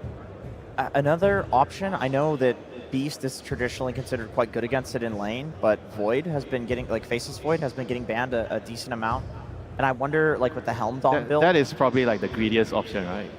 It's just that they have a lot of stuff to throw into the Chronosphere right now, and it's traditionally considered a decent counter to Medusa, and the supports on the side of NGX don't do anything to a Faceless Void. How do you kill a Void here? Yeah, you have to roar. And I don't think XG has had many options to get it as their last pick. It's almost always banned in this phase. Well, that would make sense why Nigma Galaxy are taking a little bit of extra time here. It feels like there are so many potential options, and they've got to go straight into this ban, into that pick here, revealing everything before Extreme Gaming get that. Yeah, because the ban also is really dependent on what they want to pick, right? So what if the last pick, they have already countered certain things, so it means that they don't have to ban that hero right here, So that's why they're taking quite some time here to decide what they want. So they banned the Jug in the land. The dream is gone. It's over. Now they have even less time for this. I thought that using so much reserve time, they would have been a little bit more confident in what they wanted that last pick to be. I mean, it's still good to use all your time, just make sure that you cover everything, you make sure you don't miss anything. There's a lot of options. I mean, we've mentioned pretty much everything. Yeah, Void Spirit. I think Ember Spirit can also work if he builds into Mage Slayer against... wow, that is a fancy one. Okay, I was not expecting SF, to be honest. And they know immediately what they want to pick. I don't know about you guys, but I feel like this Shadow Fiend might be a little bit too risky here. Like, it means that their lineup is going to be very reliant on the Beastmaster, and I think that with the Ursa being picked up, if Beast does not have a good lane, I feel like the momentum for Nigma is going to be really hard to play. They won't have much to go around, and Extreme Gaming, as long as they get to their team fights, their lineup is just going to destroy you. Yeah, I mean, I guess the argument is Clockwork makes up for a lot of what SF lacks in terms of like being a spirit. SF does a lot of damage. He can't really kill heroes on his own until he gets some items. But Clockwork, he will keep people in a circle for you to deal, hit your raises, hit the ulti. Yeah, maybe the other reason why they went for the Shadow Fiend is they're looking at the Warlock plus Snapfire duo, right? So they are feeling like, wait, they can't really gank the mid lane. Yeah, they can't really kill the mid hero, right? Because you when you're playing SF, you don't want to run into some Taz, some Spirit Breaker ganking you early, and they don't have those heroes, So maybe they feel like they could get away with this greedy SF pick. Now that you say that, I think that's absolutely it. Sumail has had like some of the best solo lanes mid. If he can just get a 1v1, I think he's really confident. Like, yeah, guys, I'll get to the point that I'll have the items and I'll be able to carry the fights. Sure, hoping for less resources offered from the side lanes, make them a little bit stronger to cost. Is that then going to be profitable for Nigma Galaxy? A potential for that game 3? I think they want a slower game. I don't think they want to rush things. They're having Shadow Fiend and Medusa. You have Phoenix. Beastmaster needs a little bit more time to come online. So again, same as yesterday when they were playing against Tidebound, I think Omar will need to do a lot of work, and he did a lot of work yesterday. I definitely hear a lot of people cheering for Extreme Gaming, so I feel like we should quickly talk about their draft as well and what we see, how that's playing out. Very well-rounded, incredible team fighters, tons of damage. I think if they can get to the late game, Ursa can full to 0, pretty much all of these heroes, maybe barring Medusa. Yeah, I think the main issue for them is the SF. If they can deal with the SF, they are going to be having a good time. Yeah. All right, all that cheering was because the coach of Extreme Gaming was coming out of their booth, so we're going to head on down to the stage and get some words from him. Absolutely. Thank you so much. An incredible series so far. Am I right, everybody? Oh, yes. This is one of the loudest crowds I've heard in a while. So for both teams, actually. But let's get to the questions, my friend. So, a lot of confidence coming into the series. 2 heroes that we have not seen picked up yet at this event, and this draft as well. Full team fight, full let's run at them, in my opinion. Where did this confidence come from after the performances that we've been seeing yesterday? 今天打这场比赛超自信，选了2个从未上场的英雄。我们想知道一下这个自信从哪里来？专门为Nigma准备的。 We prepared it especially for Nigma. Oh, okay, okay. So any surprises then? I mean, the Medusa, a bit of a surprising pick in my opinion. Were you ready for that? 对面选了美杜莎，对主持人来说有一点点小惊喜，对你来说呢？预料到他们不是选美杜莎就选德鲁伊吧。 With them, if it's not Medusa, then it's Lone Druid. Fair enough, fair enough. All right. Well, I did want to give you an opportunity. As I said, incredibly loud crowd, especially over here from the fans of your team. I want to give you an opportunity to say something to them cheering you on. 现场那么多粉丝在支持，为你们呐喊，想有个机会让你们就是跟粉丝说一些。谢谢大家支持，我们会冲上去的。 Thanks everyone for your support. We will go all the way up. All right. Well, let's see if they can do it again in this game as we get into game number 2. And as we get into the action, first blood, it's going to be going the way of Sumail as he's ready to step up to the mid this game on his Shadow Fiend, of course, coming through as that final pick from Nigma Galaxy this game, folks. And it feels like he does have to do quite a bit, right? Especially with Omar making that quick early little swing around, finding XXS. They've got their early game prepared. Look at the double ward block as well, looking to get themselves to an advantage at the start here, giving Sumail a good time versus XM in particular. So let's see how he's going to be able to do with a pretty much free bottle right at the start of things. So Sumail is going to be going toe-to-toe with XM here. Let's see how these side lanes go, because it does feel like XG is very prepared for them, having this Earthshaker, having this Snapfire, which we've seen them do very well with in the past, and having this Ursa snap-picked, no hesitation whatsoever. Oh, yeah, they were ready for that. They did not care what was coming out from that last pick in the mid from Nigma Galaxy. They were absolutely ready to get our mate back on the bear. Xingqiu finds the kill. Indeed, able to catch out GH there on that top lane, so settling the score for now. And just sort of overall, what do both of these drafts sort of tell you about what these two teams want to accomplish here in this game too? For XG, feels like similar to last time, just team fight, team fight, team fight, right? They have so much that's going to be coming together. For Nigma, a little bit more of a slowdown, but pick and choose your battles around that egg in particular, and if Omar can find the catches. But I do have worries, I gotta be honest, just because their only real team fight early is gonna be coming from the Phoenix, and there's a Snapfire. So that egg is going to be addressed in almost every single situation, and looking back to what happened in that last game, control became a bit of a problem too. And again, the stuns are lacking for the side of Team Nigma. I mean, that XG has a lot of stuns, and Nigma does not have that many. Yeah, I mean, so when you look at the lineups, would you sort of see this being another game where there will be that period early to mid where the 5-on-5s, Omar, they're just going to have more to press on XG and Arme. Caught. able to chase down the clock, finish off the kill for himself. Yeah, I would say, look, ease of execution, as we like to talk about it, definitely feels like it's there for XGs. If they just get out of lanes, even or ahead, they're just going to have those natural ultis coming in that do a ton of damage, as we've seen with the Shaker, with even the Snapfire from the support.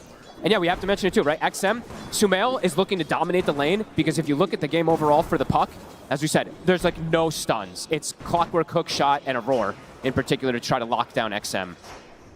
It's going to be super difficult to catch him. Yeah. And we saw how well of a performance XM had last game on the sniper. And his puck, also one, as you can see from that Dota Plus level, one that he is incredibly proficient on. So yeah, if you give him sort of the setup to have an easy puck lane, he is going to be an absolute nightmare to deal with. And let's see how this bottom lane goes, because like you said, they snap pick the Ursa. With this Warlock, they know it's going to have a free lane completely, and it's versus double melee. So Ame is set up for absolute success, and Noob, he's going to have to just rely on stacks completely. I see he's already sending the boar. He's got a triple stack hard camp already prepared for himself, but he's got 6 last hits. He's getting next to nothing down here in terms of CS. Yeah, very good control there from XG so far. And overall, do you sort of see why they were as confident as they were with picking up this Ursa? Do you sort of like how this hero matches up against a Medusa lineup in time, in terms of sort of timings and strong points? Yeah, no, for sure. It gives you Roche, it gives you Tormentor, it gives you itemization that you can do later on if you want to get a Disperse or anything, but also just straight hard damage, right? The longer that fight goes versus Medusa, you will be able to bring him down. And yeah, so much control. That's just the big thing I'm looking at. An unbelievable amount of stuns for them to stick on targets. We'll see on the mid lane so far is going here between Sumail and XM. 27-5 on the SF against the 20-1 on XM. I mean, how does this sort of play out as they level up? Is Sumail going to be able to maintain a good lead with denies, or is a puck, are you normally able to set up the wave so you can nuke it every time? He can still get a fair bit, but Sumail having this, level 1 bottle, getting that first blood, definitely will have him a bit of an advantage. The problem is, I've seen so many games for a Nigma, when they have Sumail with an advantage, Omar can swing over and get kills pretty easily with him. Omar can't do that this game. A lot of damage coming in there. SynQ wants him, can't quite get him. The level 2 Shredder is very devastating in the laning phase. As we see there for GH, very low armor. Gets brought down incredibly low. Especially if there's ever a situation where XXS is able to get him with a right click from the enchant totem. Oh yeah, that almost shouldn't happen though. Right? Sure, yeah, you got to keep that distance. In the lane, later on, of course, that's going to happen, but... GH still very, very low. And Jinchu is just going to be able to shoot him down. That's twice that he's been able to pretty much do this, almost on his own. Yeah, rough couple of deaths there. GH getting caught out. Jinchu last game played it pretty flawlessly. This one too. He gets the kill, blocks the camp as well while he's retreating. So a pretty perfect play coming up from him there in this top lane. Yeah, it's just going to continue to maintain the lane in a position where XXS is very freely able to farm and get a good amount of denies in against Ghost Farm.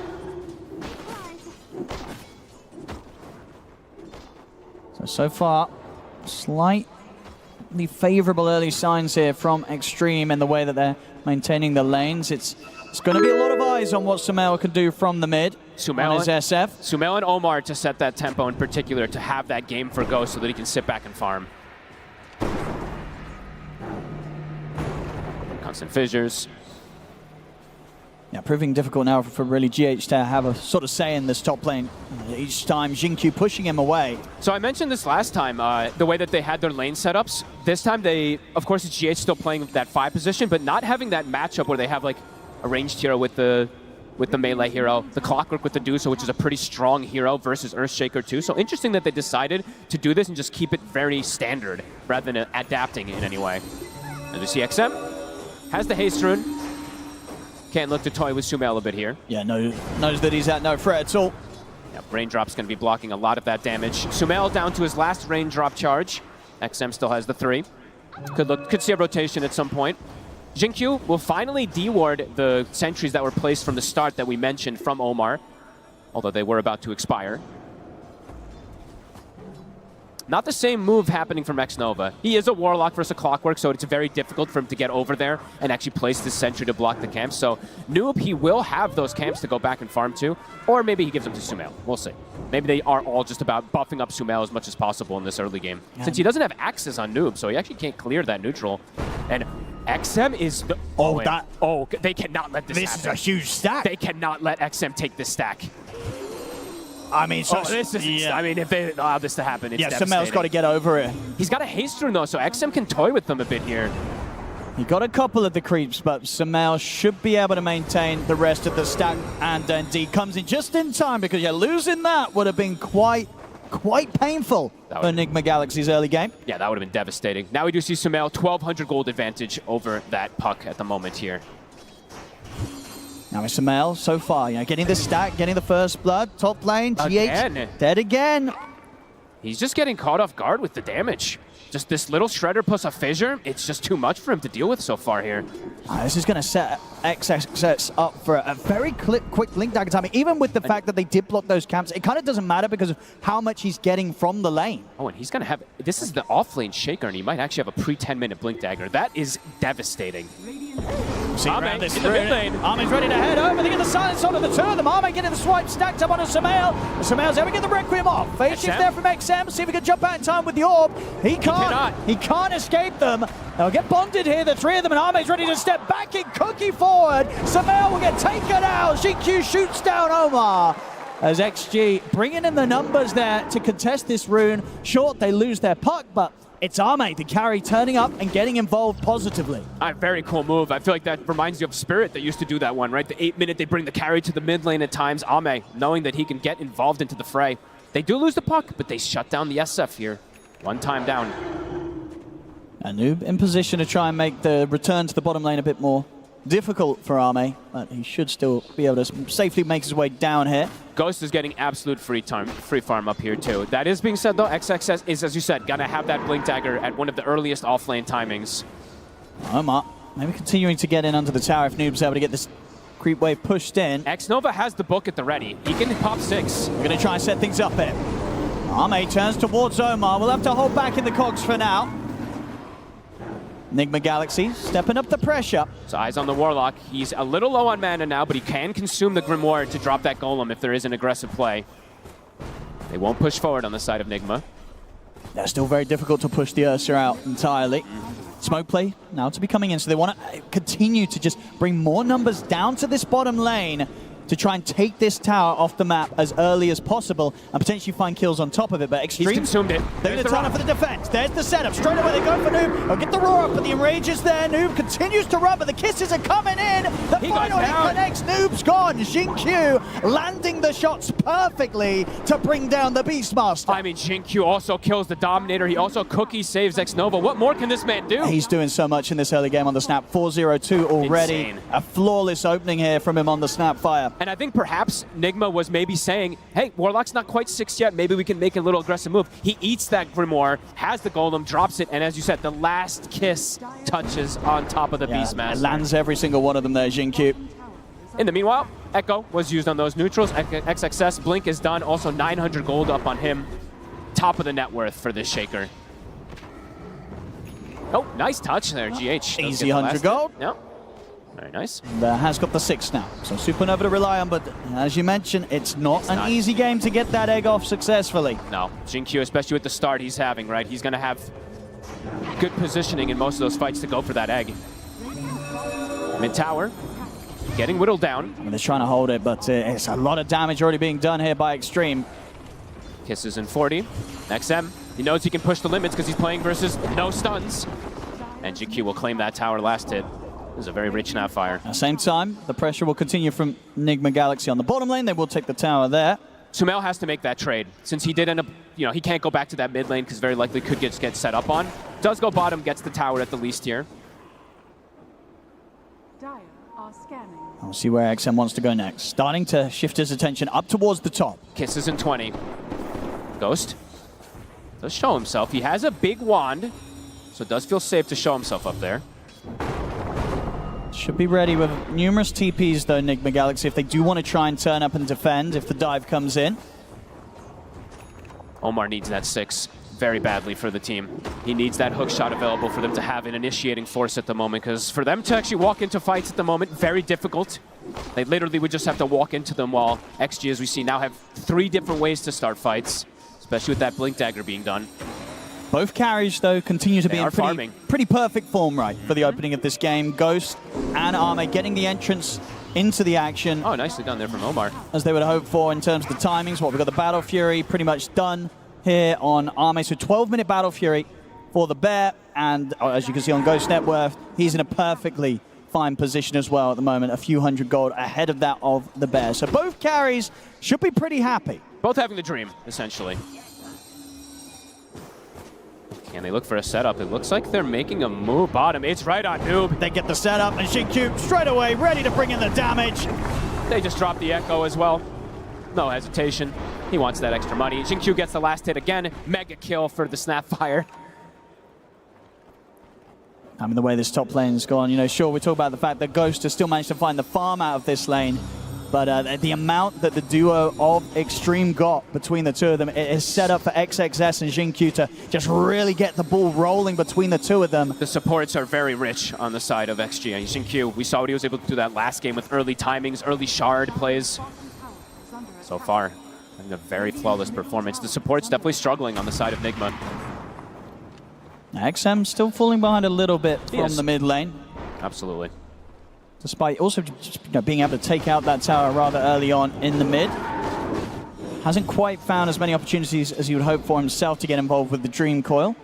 Whereas on the other side, it's, Sumail on the SF, that step ahead and ready to look for opportunities himself as they're coming in with the smoke again. They want to try to set up perhaps for a tower push here, but it is into a lot of ultis. Kisses are still cooldown 50, same thing for Echo, but the Golem and the Coil is at the ready. Here's the smoke. Goes to Nigma in position. XXS is going to step up, but easily able to back off as soon as he's aware of what's going on. They turn towards Arme instead. They'll get the Enrage off. Starts to stand his ground against Omar. In fact, they're just able to kill Omar off. So Nigma Galaxy seeing if they could sort of trip Extreme up, but Extreme were pretty ready for them to turn up in that position. They got the tower at the least, right? So showing up for that, but do end up losing Omar again here after that first hook shot reveal. Ame will take that. Almost a Blink Dagger finished. Starting to get these scary tools versus something like that Shadow Fiend, who is very vulnerable to heroes jumping him. Double Blink's going to be finished. Double Blinks and a Puck who can just appear on top of you very early. So they're just going to drop the Golem here onto Ghost. TP's immediately coming in from Nigma Galaxy, though, so the Golem won't be able to do much offensively. A bit wasted, but they're looking to go back in. Ghost. They're still going with the kisses. Arme's closing in. They'll force out the Stone Gauge, but the damage in for these kisses from Xinkyu bringing Ghost so low. They'll fuel him up. They get about the summer. XM, he's there ready and waiting for them. Shots off the escape. Comes in with the coil. Oh, they were so ready for that. He doesn't get the wand off. Ghost got stunned. Now GH, we'll see XM look to chase him down as well. He's not going to go completely in for the dive play. He's already got what he came for there. I mean, that was just so smooth from Extreme. They had no idea he was coming from that angle. Really starting to build up the early lead now. Extreme 11-2, 4K lead, taking out these towers. And that Blink is done now for the Ursa. Sumail's game just feels so difficult, Owen. Unless he can do some type of crazy position plays, but versus double Blinks and a Puck does feel incredibly complicated. Especially with these timings Arme's hitting, because once that bash is online, right, it's going to be so difficult for Sumail to turn up and get the combo off. I mean, even if he does, right, he can always get the Enrage, right? Like, you can never, it's very difficult to ever Requiem an Ursa, Requiem at the Puck, perhaps on the Shaker in some situations, but there's stuns, right?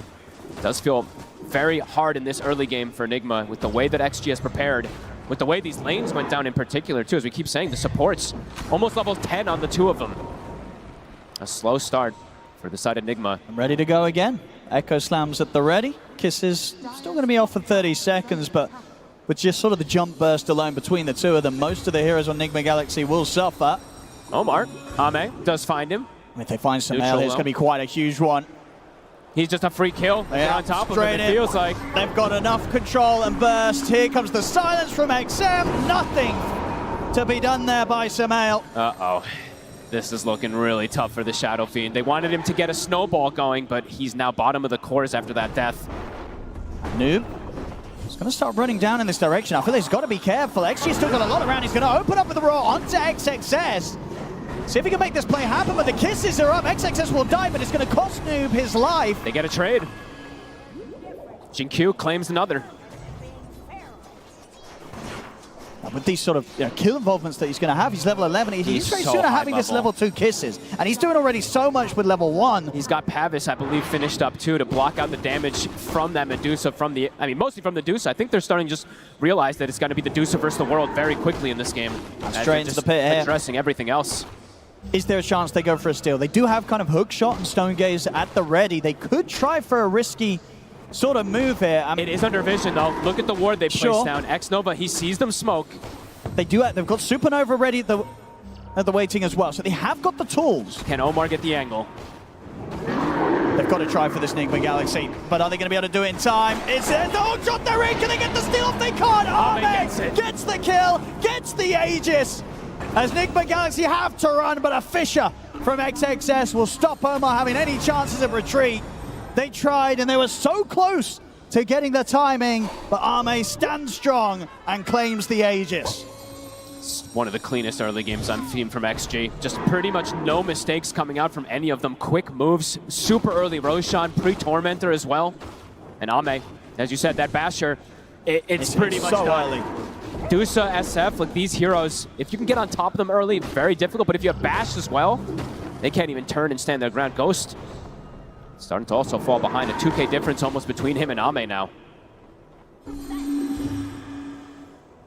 Sumail just yet to be able to get really involved. He, of course, has that one kill from earlier, but besides that, just difficult for him. So much magic damage. He's going for the blink next. It feels like he has to go all in, but maybe does have to change the build a little also. We'll have to see what he wants to do. And it really is just, as you mentioned earlier, so much pressure on either Noob or Omar to find some sort of hook shot or raw setup. Because without that, there's just no stun. You can't make the plays. You can't have a chance at trying to take down a puck. Another freebie. It's a beatdown so far. Hook shot trying to catch somebody here, but off the mark. 60 seconds cooldown. How on earth do you catch this puck? I mean, he has Blink Dagger now. Max phase shift. He almost has to make a mistake for you to get any type of catch. And Noob, he will lose the Overlord. Jinq will claim that 250 gold. That's the Solar Crest done as well. Shard plus Solar Crest done. 706 on this Snapfire.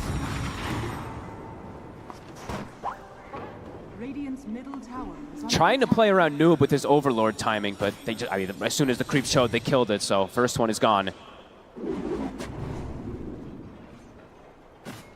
30 seconds, that Tormentor play. XG already starting to prepare themselves for it.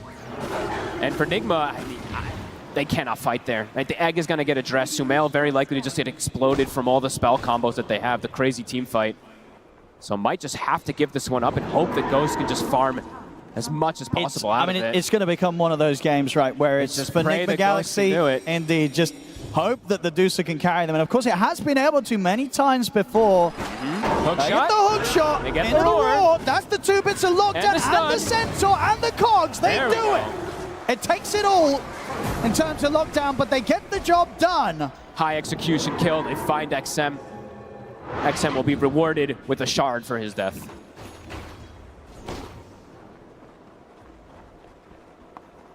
Arme ready to continue to push on. 2 minutes on the Aegis. Not a lot that he fears right now. At least Nigma's able to find something there. Sumail also has the Blink Dagger done with the Arcane Rune. Oh, look at the items that come in, though. This is the issue, right? Because they're having such good times on the offlane or two.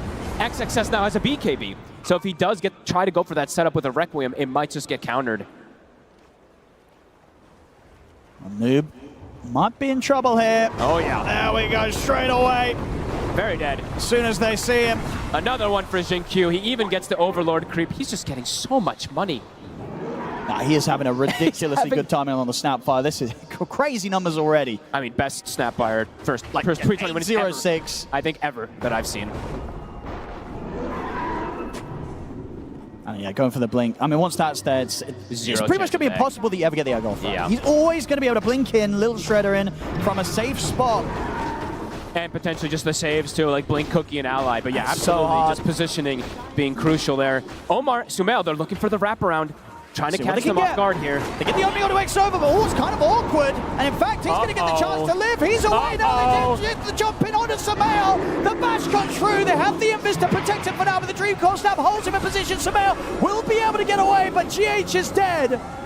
Nigma Galaxy have to retreat. They can't even kill the Warlock with their combo. Name diving in under the tower on towards Ghost. That's the carry dead. A true disaster for Nigma. XG, a masterclass. Literally 0 mistakes, it feel like. And tier 2. And a tier 2 probably to fall starting here too. to fall indeed. I mean, getting so much done with this Aegis on Arme. Nigma Galaxy, they tried their chances there. Yeah. But it just didn't work out. They couldn't lock down and kill this Warlock.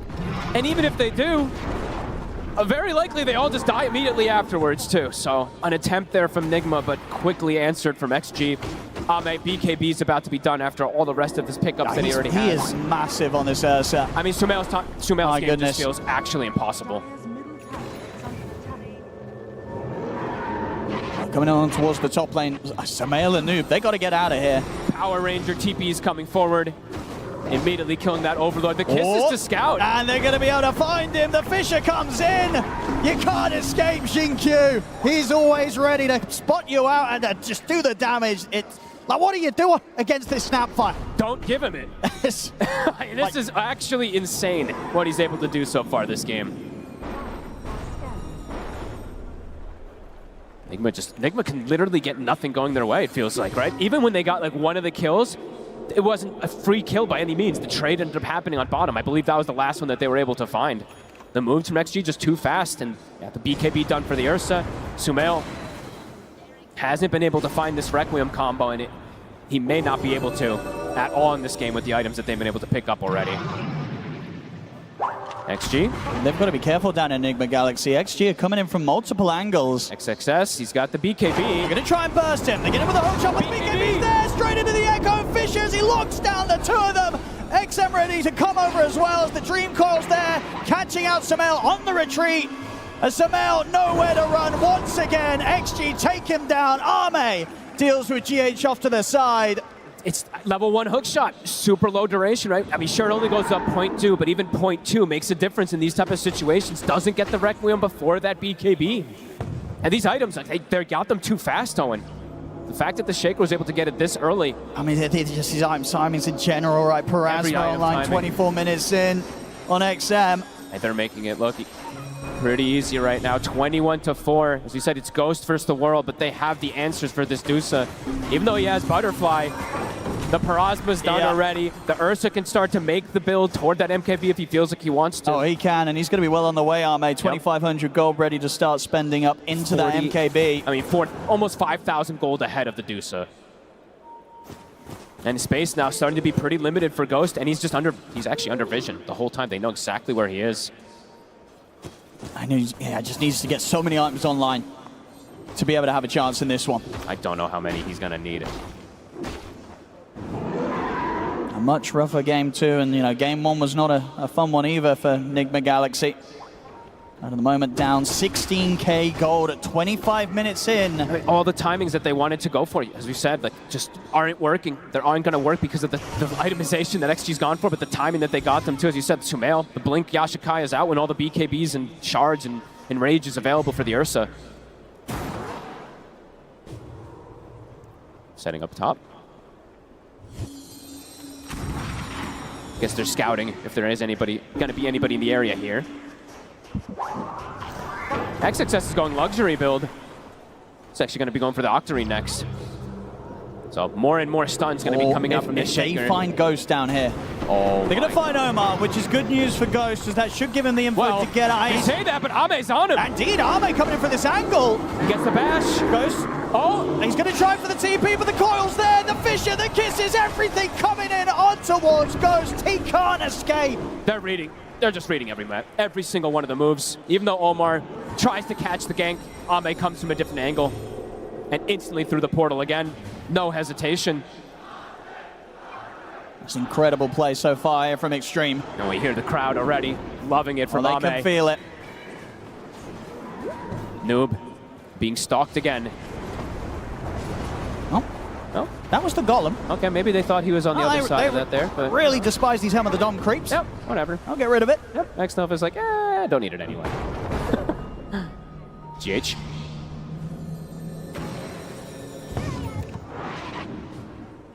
There we go, as you say, Octarine, 26 minutes in. One of the fastest ones I think we've seen. Has to be, I think, around these offlane Shakers. Because usually they build, Kaya in between, usually it's a mid-Shaker as well too, so. Yeah, there we go, no surprises there. 2 minutes faster than you've seen it before. Crazy timings. Again, now Roche back up so quickly. They're getting everything. MKB's done too, so. Yep. approaching this fight, impossible. XG, they've got many options on how they want to continue this. Yep. They can keep farming it up. They can try and run it down the lanes. They're that strong right now that whatever they do, for Nigma Galaxy to find something to do in response, it's just going to be so difficult. It feels like this is one of those games where Ame is unlikely to die. 7-0 so far, set up for absolute success. 6K over the next core. And we saw a fair few of those games earlier on the road to TI from Ame, and he's bringing them out now on the main stage. Yeah, road to TI, he had 3 deaths total. Of course, the next day, didn't end up having 3 deaths in one game, but showing what he can do when he's been given a free game. Yeah, just showing as well why they so quickly picked that Ursa. They knew that Ame was ready to pop off on this one. Shao-Wade said it. They came very prepared, and we're absolutely seeing that. A Lincoln's now picked up for XM, so the only spell that he had to worry about, as we said, was the Roar. Now has the protection versus that. Ooh, he's out. We'll get a sneaky grab there. A little bit of something there. They need every little bit of something they can get. Now let's see. Can Nigma Galaxy turn this one around? I mean, Noob is just not getting much growth, Owen. It's the issue. He got the butterfly, I believe it feels like 6 minutes ago or more. He's only gotten 2,500 extra gold afterwards. Just no real space for him to farm. XG, they're sweeping the map, not giving that opportunity for him to get any type of items. Sumail does have BKB, but okay. He'll be able to get the Requiem off, but there is... Wait, these bashes though still right. Yeah, he is just very likely if to die. Ame gets in and kind of... probably needs to get the bash on the first or second hit. He'll be able to put a stop to that. True, and there's a golem actually, so they probably still can interrupt that as well too, but we'll give him at least a little more protection versus the crazy amount of magic damage that's also in the draft of XG. But one of the more uphill battles, it feels like, for Nigma, as Ghost just now getting surpassed by the offlaner of XG as well. They still just have to do their best to avoid extreme gaming completely.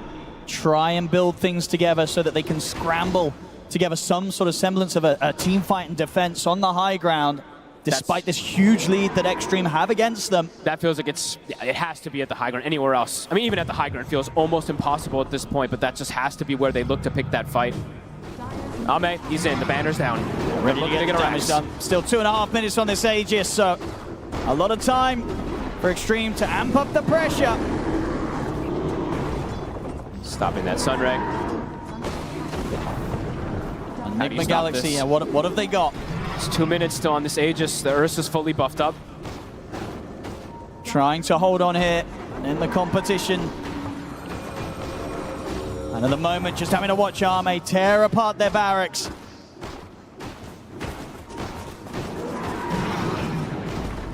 Can they even make a move to stop this set going down? Ooh, hook off the mark. Tried to go for the back line, and now he's going to pay with his life, Omar. Instant death. And that's a BKB as well from Sumail press to attempt to make that move work. So Ame, he can get back to business onto the racks. Full Abyssal Blade out as well. That's the fortification coming out from Nigma Galaxy. They're catching both waves as well. XM clears top wave, Ame clears bottom wave. Momentum on all three.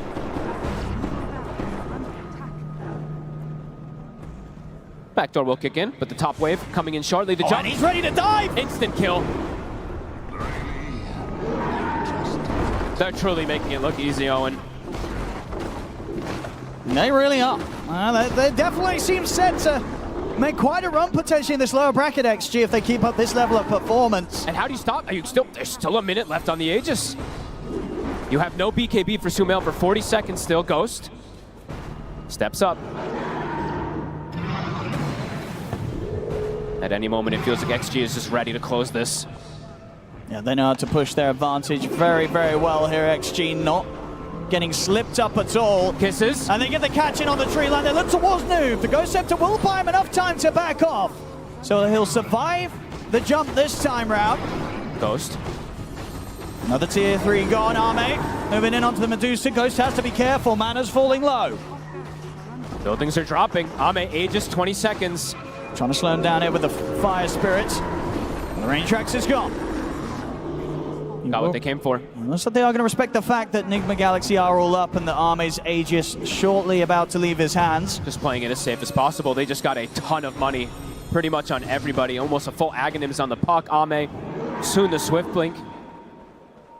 How close is Ghost to sort of the next item? He's still not close, Owen. He's not farming. He can't. 800 gold or so until he has the Skadi complete. Just even then, he really needs that Daedalus on top of it to have the chance of doing enough damage to scare or threaten any of Extreme's lineup. And speaking of Extreme, the fake back. Oh, they're ready to go again. They're looking to close this game out. Samael might just be caught here, stepping up straight away. Abyssal Blade into the damage. Samael's out for a hot minute, no buyback. Godlike for Ame. It's Extreme. Claim the final, well, sorry, the second setback. They've still got the bottom lane to deal with, but they're ready to sweep around and go for that straight away. Just clinical. And no need to head back right now as Extreme coming up to 30k gold lead, coming up to 1,000 gold a minute in this game. One of the bigger and earlier advantages that we've seen grow on this main stage.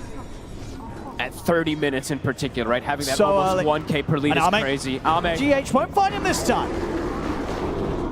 The tower's gone, the final set of barracks exposed. They jump into the tree line again. XM catch the silence in on towards Omar. Not enough damage to kill him off. Ghost starting to push forward. Attempting to hold them back. We'll get them off the racks momentarily. 10 seconds until Samael's back in. Ghost was able to at least finish his item. His damage still not quite there, but at least something to give him a bit more protection. And Extreme continuing to play it careful. They know how close they are to moving on here. They don't want to let this slip away from them, regardless of how far ahead they are. I mean, they can still look to just play the constrict game, right? Look at the ward coverage that they've got. They see absolutely everything. So if Nigma does want to step outside, they will know instantly. And Ame, yeah, look at this, 9,000 ahead of Ghost in that net worth. The Swift Blink is finished up. Immediately goes to the Tormentor. Maximum efficiency coming out from XG. And all Nigma Galaxy can do is sort of wait. He did step outside. They are very well aware that he's done this, so he will have to get back soon. Ame rejoins XG. Oh, this smoke could be the killing blow. Ready for the move. XM has the Aghanims. Is there any way Nigma Galaxy can outplay? Oh, they're sneaking in. Kisses. See Noob. Ame tries to make the jump on a GH. He'll get the dive off, so they'll avoid the initial jump from XG. Final racks. TP coming in here from Noob. XXS. He's got A on disc at the ready. Just say you're ready to put that together if necessary. The call comes in, they make the jump, that's GH gone. And Ame, he's in onto Ghost. The slam comes through, the hook shot's attempted, but Ghost, he's gone. Samael, he'll go for the Requiem, but the bash comes in. He's dead. Noob will get the roar up, but he's the last one left alive on Nigma Galaxy as XG deal with him as well. It's game over. Extreme knock Nigma Galaxy out of the International, and in incredible fashion as well in this game too. A complete just mismatch of skill and performance in this one, folks. This was one of the biggest stomps we've seen here on the main stage. A total beatdown. I mean, everybody, right? Everyone on XG did so well. Their draft as well. Xiao Wei coming in, mastermind. I mean, Xingqiu, it's hard to give the MVP to anybody, right? But this Snapfire performance, absolutely ridiculous. Yeah. Just covering all their bases and not letting Nigma get any of their timings they wanted. I think that's pretty much what happened, right? Sumail, he gets the early first blood, gets his bottles, having a pretty good lane, but can't actually get anything off of the floor afterwards. Just, yeah, clinical performance from XG. Yeah, as I said, the Extreme's going to be terrifying in this lower bracket for whoever ends up facing them in their upcoming series. And yeah, this game too, we heard it, as you said, for Xiao at the start, right? They were prepared for Nigma Galaxy. They knew exactly what they wanted to do, what they wanted to draft against them, and how they wanted to play. And we really saw them bring that out to a T. It was perfect in this game too. So much stun, so much control. They make it look kind of easy, right? When they have these type of stuns, just so that Ame can just kill anybody he wants. Unbelievable performance from Extreme Gaming. Yeah, a tough, rough series here today for Nigma Galaxy. They did well to get it this far, but they won't be making any further steps here at the Internationals. Extreme Gaming take the series 2-0 and are ready to move on. I'm here with XXS from Extreme Gaming, and my first question is, how fun is it to play Earthshaker in front of a TI crowd? 首先，恭喜获得本场比赛的胜利。我们想问一下，在主舞台上，在 TI 的观众面前玩旱地者小牛有多爽？我觉得现场的氛围太好了。当牛头选出来的时候，大家都很兴奋。我很喜欢这种氛围。I think the atmosphere in the stadium is awesome. I love the atmosphere when we picked Earthshaker. Everyone's clapping. I love it. Brilliant. I mean, you guys came so well prepared for this series. Why did this aggression just work so well versus specifically Nigma Galaxy? 能看出来本场比赛之前做了很足的功课。你觉得这种非常暴力的打法，为什么针对 Nigma 特别有效呢？我觉得我们只是拿到自己比较擅长的阵容，发挥的比较好，所以赢了他们，就这样。I think it's more of us picking our comfort heroes and making our strategies work. It's more of that. Worked extremely well for you guys. And I want to ask as well, what did you learn yesterday from your series versus P-Vision that you're able to take into this one and just take it so dominantly? 我们还是想问一下，从昨天的比赛，在 P-Vision 上面有没有学到任何东西带入了这场比赛当中呢？昨天我觉得 PV 的带线，然后把我们搞得有点晕吧。然后我们今天比较注重一下带线和就是一些处理。I think we were a bit knocked off by P-Vision's lane pushing yesterday. So today we learned from that and we took care of it. Excellent stuff. XXS, you played so well in this series. Hamburg, China, they may be down, but they are not out as they stay in the international. Make some noise for XXS and Extreme Gaming! The arena having a lot of fun seeing Extreme Gaming continue here in the lower bracket. A lot of chanting, and I mean in that interview there we heard about it. It wasn't so much what they prepared for NGX, but very much just having those comfort heroes Lacoste. And I mean the sniper coming out, can you get any more comfort than that? And then in that game number 2 as well, we saw them just feel flawless.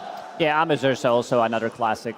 These are the heroes that they love to play. Jinkyu on the Snapfire, on fire pretty much throughout the whole game, being paired up with either you see this Earthshaker with Ursa, just to have +1 so that he can be grabbing the kills, and it was pretty much flawless. We said that Nigma Galaxy, they need to take it slow, and they took it slow, but you know what? Extreme Gaming, they wanted to end this one quickly. That was a nice little tidbit about the lane pushing. Like, that was very honest from him, because I do think P-Vision, we saw it yesterday, the way that they're using the Dom creep is very oppressive. So, I mean, this was not a close series, legitimately. So whatever they learned, like that worked out. Yeah, Extreme Gaming getting to bounce back like that. We get to see them progress, but unfortunately, it does also mean that we have to say goodbye to Nigma Galaxy. Yeah, thanks, Nat. I am here with GH, legend of the game. That's for you, bud. I realize you've just lost this series, bitterly disappointed and to go out, but have you guys had fun at TI? You've been incredibly entertaining to watch. It's always super fun to play in front of such an amazing crowd, to be honest. Having everyone who supports us here. So I would like to shout out all the crowd, all the supporters, all the fans. We truly love performing for you guys. They love watching you as well. So other than that, what has been the highlight of this TI for you and the team? I mean, for me, honestly, I'm just extremely grateful to be here in the first place. It's such an honor, such a great experience, surrounded by so many good, great players. It's just the overwhelming feeling. The standard this year does seem very high. How far do you think XG can go? Because that was a hell of a performance from them. I believe top 6 teams are all contenders for the top 1. So they could go all the way, they could do anything they want. Fair enough. I'm going to let you get back to your team in a second, but I just want to say, can we get a huge round of applause and a cheer for GH and Nigma Galaxy for entertaining us at this wonderful TI. Thank you, GH. Back to you guys. a pleasure to see these players come out onto the stage, to just get the arena going. There is so much energy around it. Everyone has loved supporting them. Months ago, they put in that effort. They came through the qualifiers. We saw them last week put in a lot more effort to make it to the top 8. And here, they get to be happy still with a top 6 performance. It is, nothing to be ashamed of to be knocked out by Extreme Gaming, someone who came into this undefeated. Yeah, I mean, in TI, like, this is where you want to see NGX perform. And I totally agree with Ted, and I think the audience feels the same. This has been one of the most fun teams to watch. They didn't just get top 6 playing like normal, boring stuff. They did it with style. Like, they completely reinvented the meta, and I think it caught a lot of teams off guard. And we will definitely see in the coming day teams using stuff that NGX came up with. Yeah, I mean, that mid Muerta was such an issue. It had to get banned out. And then we see SF coming out, right? This is a hero that isn't surprising at all to be picked up, Lacoste, but it is surprising to see how the mid lane went for him with the side of Extreme Gaming stepping it up. Yeah, they were ready for some of these early movements. Even though he did have the first blood, things were not going his way. I think SF needs a bit of a different setup. This is a really nice move from Ame. This is why he's one of the GOATs when it comes down to being super aggressive, understanding that they can try to kill him with the coil. This should be an easy kill, but the Clockwork is here, and they're still going to be ready. Like, even they mess up this gank a little bit. XM didn't go. He doesn't go to the up ground and uphill, and he dies. But guess who's here? It's Jinkyu. It's Ame. Cookie lands on one. He goes for the bigger target. Jinkyu gets the double kill. These type of moves, you don't expect them to happen. We've seen Yuma from Heroic going for these twin gates rotation 5-6 minutes into the game multiple times. But these type of rotations where Carry leaves the lane 8 minutes into the game, goes to the river to secure the rune for his mid laner and try to grab a kill, it's very rare. I mean, it kind of also solves the problem, right? We mentioned that the SF was going to be a problem. Yeah. And I mentioned after the draft ended, it's going to be interesting to see how they tackle it. And that was like a really important move, right? SF, he was top net worth at 8 minutes during the game. And that kill actually meant that it slowed down their momentum so much. Yeah, that's something that Spirit was really good at during both of their TI runs, was figuring out if one hero is a problem and they can't just bring the supports to a lane to solve it, they would bring Collapse or Yatoro would go. So it's really cool to see XG pulling out that here in the top 6 because, once again, going back, like this is the sort of championship plays you need to win the whole thing. Always the 1% when you're able to just min-max it a little bit more. Also, though, when we went further into this sort of game winter, the team fights that were coming out, having the numbers again, Extreme Gaming has always been so good at balling up together early and taking over so much of the map. I mean, their draft literally screams team fight, in both games. And I also wanted to highlight that the way they involve everyone, because it's not just about starting the team fights, right? How are you going to involve all of your team? And right here you can see the Ursa once again comes in, Ame rotating in with his team. They have all the ultis up. They try to take a fight. They try to take the tower here.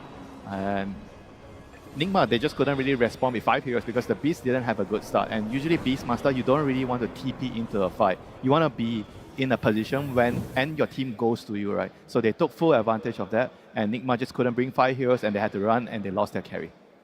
With so many early rotations from Ame, we kind of see him take that extra leap. There's a much bigger gap between the 2 carry players in this game there, Jenkins.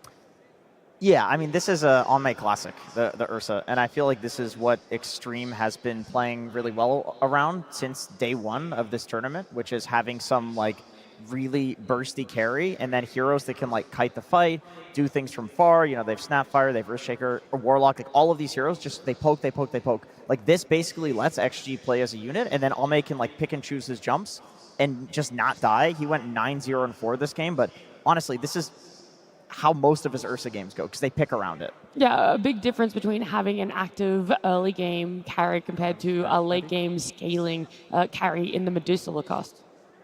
Yeah, I think Ursa did a lot more. Medusa, also a bit of a slower hero on the side. She needs 2 items to come online, and we can definitely see the difference. Even though Ghost was farming really well, but also you have Shadowfin. I think the problem was between Shadowfin and Medusa because both of them are kind of needing other heroes to go in, and the hero damage at this time, all of that is from the laning stage as well. He did join in one of these earlier fights, but Ame, he's ready to take the fight. This is the best hero in the game to take objectives. They took the first Roshan, they did take the first Tormentor as well, and this time around they're trying to go for a kill. Again, they this is not the target you want to initiate on. This is your Warlock. He still gets to rock, even though Shadowfin's not going to die because they're going to be losing the vision of him, off of that Glimmer Cape. But still, Ame, he's ready to join in. They have so many stuns, so many ways to disengage a team fight. Pre-BKBs, you have this Earthshaker with the Fisher, with the Enchant Totem, and you can see the big difference between carry-to-carry matchup once they left alone, where Medusa's still not ready to take the fights with her like 3-4 items that she wants to have. It wasn't easy, though, to find the right target to initiate on. That Warlock, we saw it there at that 20-odd minute mark, how they struggled to kill him off. That's a position 5. Later on in the game, though, we also see them try and have a gank on the Earthshaker too, right? Caught just slightly out of position. You have the numbers advantage, and that one still doesn't work out for them, Jenkins. Yeah, you can kind of see like the struggle that they were facing in the draft as the game progressed, where the only combo that they really had was Clockwork Hook into SF Requiem, and even though they basically did it perfectly here, they still have enough in the tank for XXS to get the BKB off because the chain stun is just not long enough. So I guess you also need the Beastmaster in position, but then you have 2 cores in the same place. It's one of those situations where like one team drafted a lot of heroes that had many fight conditions, like ways that they can take the fight, and the other team drafted something which requires a lot more like outplay and maybe a higher cap. I think if you look at the score, it tells you the story of the game where both of the supports are trying to make something happen because all 3 cores are really not having a fun time. They did die 8 times on both of the supports. Noob didn't have a good time at all. Every single time Snapfire with the Earthshaker paired up with the Coil. Very easy to execute combos once they go on him. He doesn't have much of a defense. And they managed to shut him down. He was the playmaker who was supposed to take care of the map. You did talk about the Clockwork and the Shadow Fiend, the combos that we've seen that they missed. Executed the 2 times as well, but Ame standout player for a good reason. Yeah, the 2 moves that he made just now in the highlights, the gank in the mid and the top rotation, those are the 2 moves that kind of just cemented the lead, you know, for Extreme Gaming there. And especially like the Ursa, I think same can be said for the other side, for Nigma Galaxy side, when they had the Beastmaster, I felt like he lacked that carry gate rotation, right? And not to say it's Ghost's fault, but as Medusa, you generally do not want to do that. You can't do that, yeah. And so maybe you have to go back to the draft. Maybe it's probably better for them to enable the Beastmaster because like I said, you know, with the SF being in the pool at the end, it means that a lot of the responsibilities of the momentum of the game falls on the Beastmaster. And if your Beastmaster doesn't have a good game, you don't enable him, it's very difficult for your team to move around the map. And because he wasn't really the overall last pick, they picked the Ursa to kind of win the lane.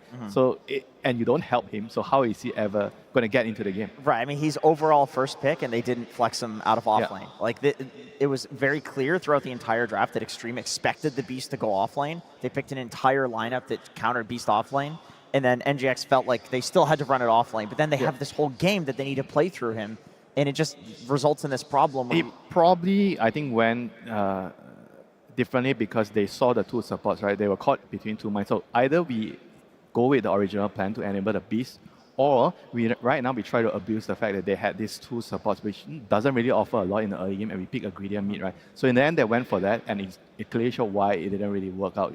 Yeah, a lot of symptoms that came from what could have been a very simple fix, but that's all in hindsight. Nigma Galaxy now out of the international here. We're going to take a look at our bracket because Extreme Gaming's day is not over. Whilst they have won this elimination best of 2, they are going to have, best of 3, they are going to have to play later today as well. And that is going to be the winner of either BB Team or Heroic. So it's a long day for them, a lot of time between, and maybe time to reset. Lacoste, it's a really fine line of resetting but preparing too. Oh, for sure. They did manage to reset after the Road to TI playoffs where they were kind of undefeated. Everybody was starting to try to figure out what Extreme Gaming is doing.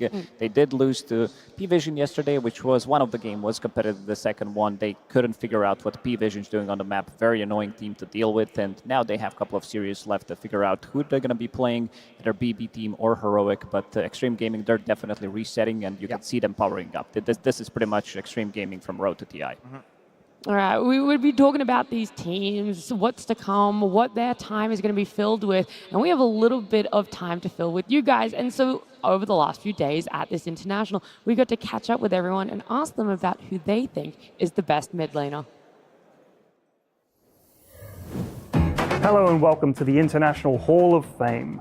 This year we asked every single one of the 80 players competing at our event to rate the very best TI winners in history by position. So we've got your carry, we've got your mid, got your off laner, we've got the hard support, and we've got the support. Gentlemen, let's turn our attention to the mid laners. I want you to cast your minds back to TIs of yore, and perhaps of yesteryear, and choose who you think has been the most impactful and bestest mid ever. The best TI winning mid player as selected by the players, the Hall of Fame. Oh, this is a really tough one, I think. Oh, really? It's Miracle, end of the show. You're saying Miracle, end of show? I know it's Miracle. I know Miracle's #1 on that list. I think there's a case out there for Dendi. Okay. I think if people want... Okay, this is a bold one. Look, I love Dendi. You know I love Dendi, but come on, brother. You're saying Miracle? What are you saying? It's not what you think. Let's be clear. What do you think the players said? It's Dendi. It's not Dendi. Who is choosing? In terms of multiple TI victories, Oh, yeah? it's Thompson. Oh, that is a good... But Right? Because they're swapping out the mids on Spirit, you know? That's true. They're throwing them around. It's Miracle. It's a joint first. Oh. Yes. Yeah. Joint first Oh. between Miracle and first Sumail. place. You're saying Miracle Sumail? is I would guess that Sumail is the other one. You are incorrect. Really? It is Miracle and Thompson. They're just Redlers. We're all the same. The pro players are just us. Yeah. When you think about Miracle and Thompson as joint firsts, they're worthy joint Hall of Famers, I would say. What is it about these two guys that elevates them above everyone else? I think they're just the most iconic mid laners we've had. Both of them were a step ahead of their competition. Sumail, probably the largest skill gap there's ever been in like roll-to-roll matchups at a TI. I think that Thompson was also ahead of people, but in a more creative aspect. He wasn't necessarily mechanically that much further ahead of the rest of them, though he was a god in that regard. I think it was his brain was that further ahead. He had the galaxy brain, yeah. It's funny because they're all so different too. Like those three mid players, despite all being there, are quite different cases. Like for me, Thompson is not only because he won TI twice, but it's this idea of just like all the different ideas he brought to the game. And he seemed crazy sometimes. Yeah, of like you'd be course. watching him, like, what is Thompson doing? It's like, oh, he's destroying. And it's not just heroes. It's not just like the items. I feel like that's what we talked about a lot. But like the way he played, like they were just psychotic. Like he would dive behind that tower, and the buds are there, and they're rolling in deep, and it just kept on working. It was mad, and it was very, very impressive. And I think that's why we remember it so well. Thompson, he's the man that's going into the fountain once again, bathed in the glory of the radiant. Thompson, he just does not give a crap. Do you have anything to add to this? Style.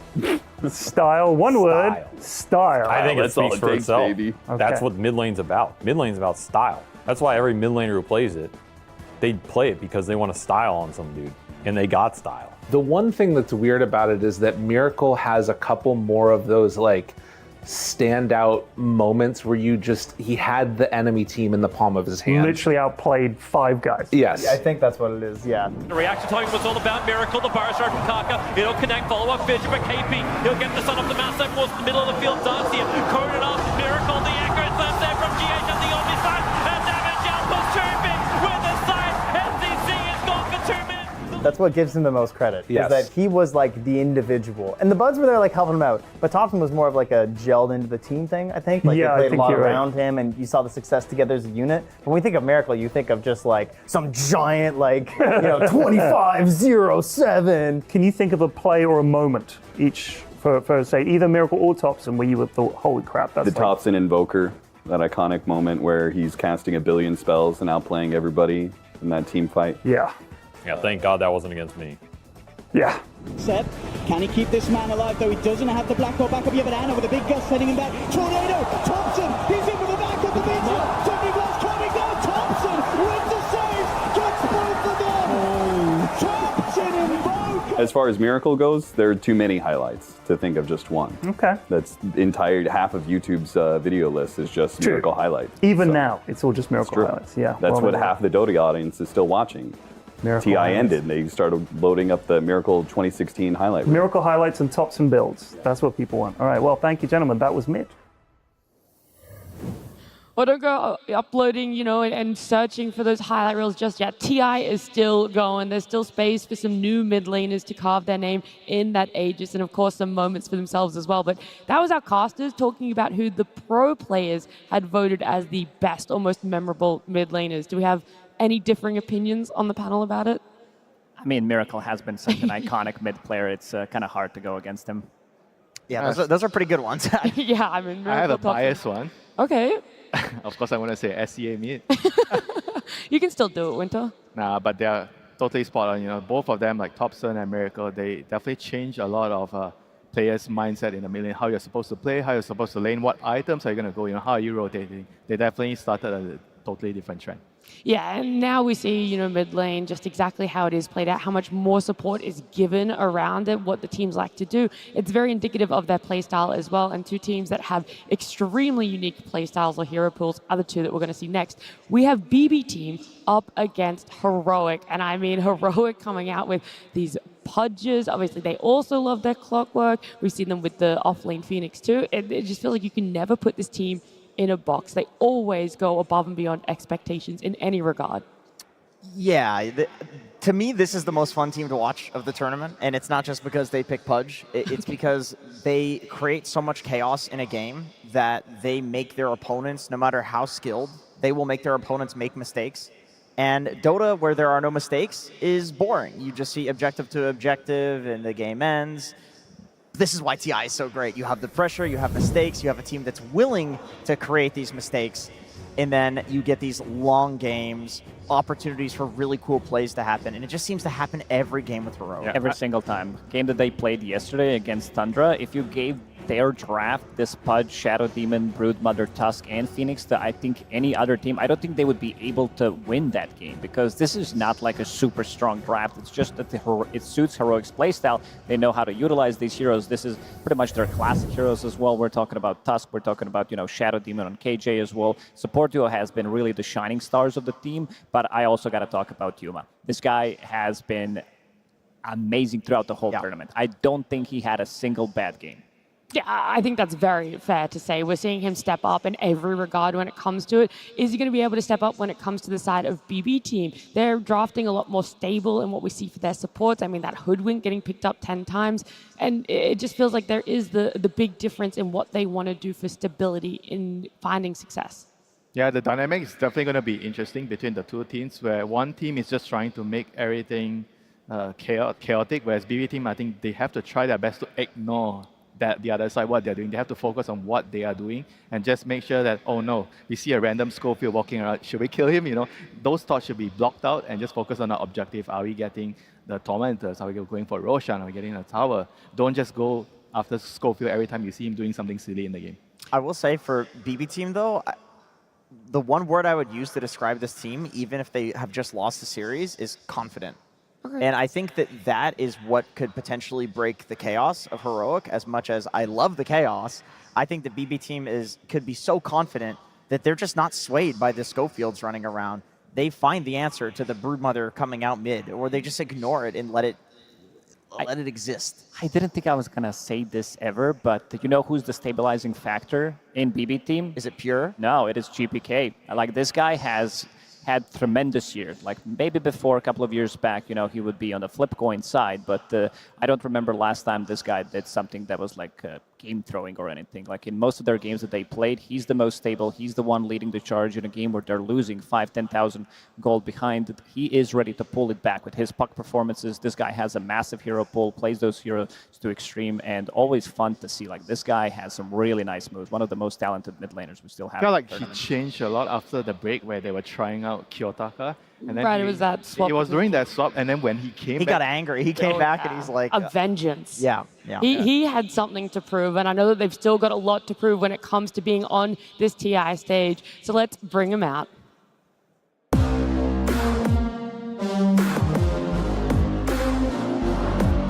we're back.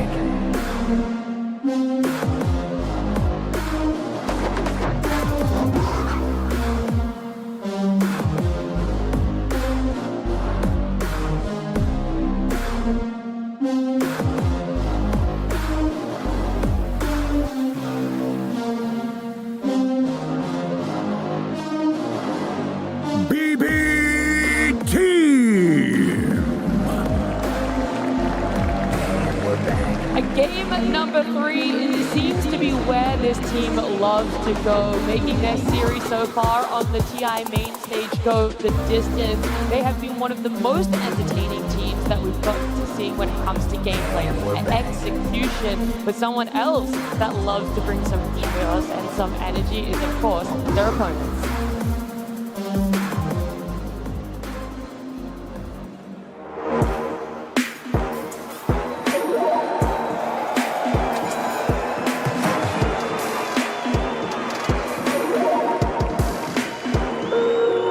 Choose wisely and crush those responsible.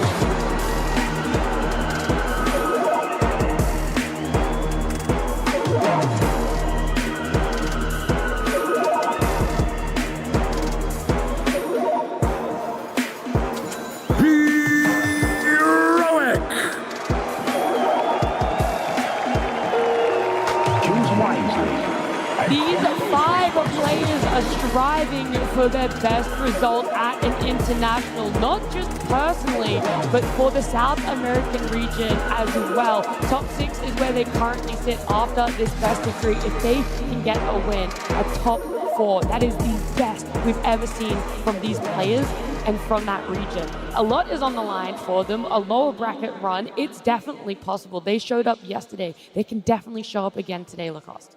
Oh, they definitely can. This is a team that is super explosive. And when we talk about South America, Thunder Awaken, they did reach that 5th, 6th place at the TI11, infamous 7th, 8th place Beast Coast, Heroic TI13, and Beast Coast and infamous during TI9 and TI11. So for the region, this is pretty massive. Having a team that is doing so good at the TI main stage, it's just pretty impressive and doesn't seem like they want to stop. I also think that this matchup might be a bit of a different one for BB team because I mean, they did meet a couple of times throughout this year. BB team did win every single time, but I think Heroic powered up. This is a team that learns a lot from their mistakes after the loss that they did have earlier. And all I'm seeing is a completely different mentality and a completely different play style than any other team that we still have left at TI.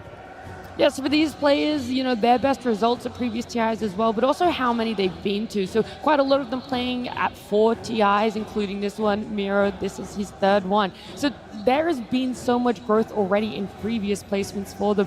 But Pure, he's the standout one there in terms of having achieved so much already.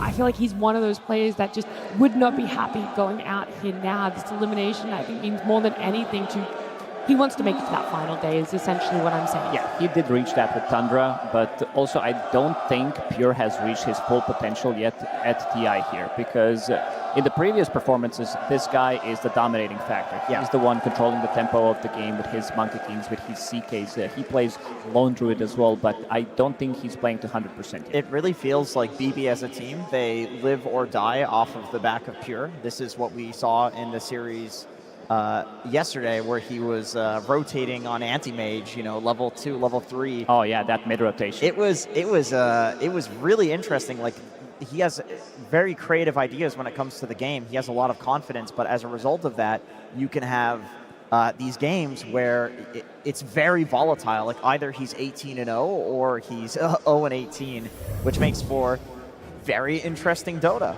I mean, on top of that, I think it's very rare nowadays to see a carry player leading the team as the captain. Yeah. Like, usually you see it come from the support, or maybe sometimes from the mid player, because a lot of the plays come from the mid, or maybe sometimes in Tandra's case, you know, the 33, you know, the offlaner is the captain, you know, but you rarely see nowadays players from the carry role actually captaining the team, because on the carry side, there's a lot of responsibilities on your own, right? You have to really focus on your game, your itemization, your laning, what you have to do in the game. So having to hold that extra responsibility with the draft and taking care of the team aspect is something that is really, really big. He does have a lot of interesting ideas as well. This is the guy that during one of the Valakias, he was pretty much the only one who was playing Lifestealer. So if he sees something is good, he's definitely going to try to push it. I believe he had 90% win rate on the hero, 9 out of 10 games. He played Hoodwink Carry too. He did play Hoodwink Carry. You did mention that they are playing a lot of Hoodwinks from position 4. Got to be careful about that one. When you're playing against Heroic, Meepo can always come out. Guess what? Guess who also plays Meepo? Not so far at TI, but he loves to run it. See, this is the thing you have to be worried about if you're Heroic, is that the way that BB is making their way through this tournament, the way that they're changing every game, the way that Pure is trying things, and yes, he has some games where he doesn't look so good, guess what? This is exactly what they did in Wallachia Season 5, and they won. They won the entire thing by doing this. Yeah, I think you also had a great point yesterday about BB Team Jenkins, where you were talking about how they are under people's radar. Like, they're sliding right underneath. Nobody's talking about BB Team too much. You know, we're talking about the Heroics, Extreme, you know, P-Vision and Falcons. But BB Team, I haven't seen people talk too much about them in terms of, like, being the hot contenders to potentially lift that Aegis. That's the thing, is they're always expected to, it's like, oh yeah, they'll get top 6, they'll do fine, but they won't win. This is what everybody thought in Milwaukee. And guess what? Yeah, and guess what they won? Something will happen. They didn't throw. Something happened. Pure goes 0-17, and still the next game he comes back. The next series he comes back. But GPK, like you mentioned, he has been so stable for this roster where it even feels like in games where his team is not doing well, he is like 16-0, and sometimes they win games off of the back of that, and usually it's his Puck. I remember after Wallachia Season 5, the entire community was gaslit that there were no bad matchups for Puck, and Puck was getting brutalized mid because of this in every other game for every other team, and it was just GPK was so good at the hero that's what it looked like, but it wasn't right. I mean, it's not just the hero. I think he's also one of the best laners, right? I think in this specific matchup between BB Team and Heroic, the lanings are going to matter a lot. Because if you can actually take control of the lane early on, you control the runes, you make sure you don't give it away. I think it's going to be very hard for Heroic to do their chaotic style of Dota if they don't actually get a decent start of that. You know, so I think BB Team actually matches up really well against Heroic because of how they play the game in the initial stages. So here's a question about the matchup then, because Analog, historically speaking, like literally when the guy came onto the scene years and years ago, he has always been I am going to cheese pick you mid. I will pick Broodmother, I will pick Batrider mid. This is what he's playing in the tournament. Monkey King, destroy you in a melee-to-melee matchup. Is this something that is actually going to matter against GPK? I would say no, because GPK has been so stable. He's basically the rock of BB Team, but Analog, this guy has been also powering up. He has a very interesting hero pool that he loves to bang out. Like yesterday, we've seen that Broodmother that you talked about after seeing Invoker. This is the hero that GPK loves to run, so gotta be careful, especially at these, I would say, early picks, something that we've seen Nigma in the previous one kind of did a bit of a mistake opening up with that one hero getting countered immediately because they couldn't really flex it. I want to see their past encounters, because we've talked about how it's always been slightly favoring BB Team, how in tournaments when they're sliding under that radar, they're able to go the distance, go on to even potentially win it there.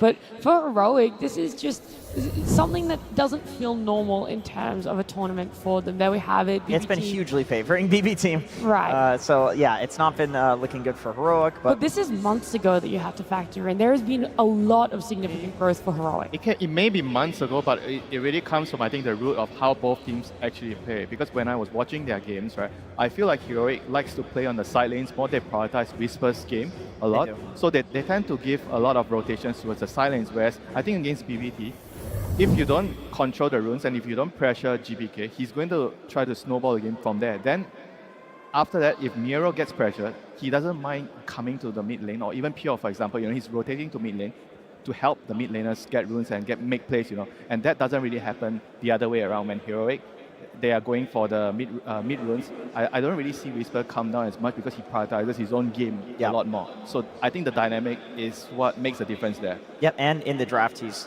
also prioritized. So you might end up with Analog not having a extremely good matchup to 1v1 against GPK. So I do agree.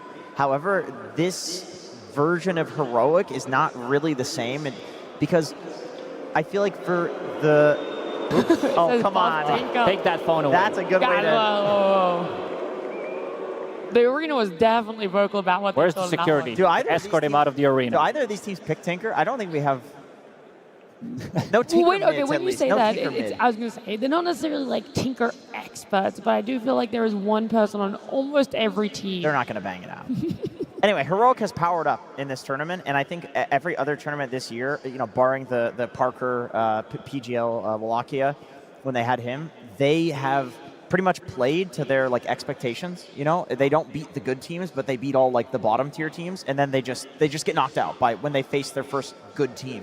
I mean, usually that's like a sign of a team not being flexible enough, right? Because to a certain point, you might need to play out of your comfort zone to make certain adjustments to beat the stronger team. Yeah. And maybe right now, like you said, they've already powered up, and we'll have to see whether they are really willing to make that change, like the prioritization. Are they going to try to move that away from Whisper and try to help Analog more to make sure that they don't get run over by BB Team in this series. I think the offlane duo for Heroic is pretty similar to way P-Vision plays, where Schofield, I'm going to say, like, they put their offlaner in a really weird position, whether they're going to be dominating the lane completely like they did yesterday with this Marcy plus the Batrider, or he's going to be doing his own thing on the clock, would be very annoying, something that 9 class does really well, compared to the offlane duo of BB Team with Miero and Save, who's been so stable in the last, pretty much ever since he joined the scene.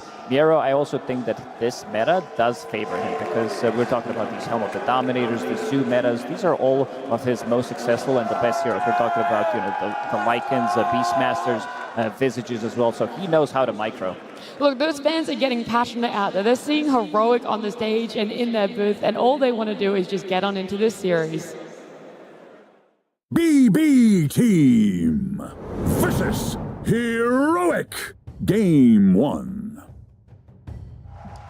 Yeah, we have another elimination on our hands here between BB Team and Heroic. We've talked about the chaos that could potentially ensure for these two, depending on what they get their hands on in the draft. The stability coming from that offlane, especially in the position 4 on the side of BB Team. However, on the side of Heroic, it's the chaos that is somehow stabilizing their lineup in a position 4. I'm never going to get used to a first phase ban Pudge. That is so goofy and wacky. Actually, speaking of the 9 class comparison that you made, Lacoste, I think one of the best measures of goofiness in a position 4 and like chaos is courier kills, because you're just on the enemy side of the map. That's where you're going to snipe couriers. 9 class is number 1 in the record for I this assume tournament. Schofield's number 2. Why am I not surprised? So the comparison is definitely very accurate. I mean, the counter to that is to pick Marcy, so your couriers don't die easily. That's true. Genius. And it might actually make it through here. Yeah, I think Heroic does have it's first something pick. that's not highlighted enough. You know, whenever you have Marcy, it actually helps the lane a lot because of that. It does, yeah. More of a counter to Heroic, but they snag it. Such a strong hero. Like literally the reason that the whole Dominator meta even happened. Like the fact that you can run it as a core position, like it can play in every core role. I think even mid would be fine.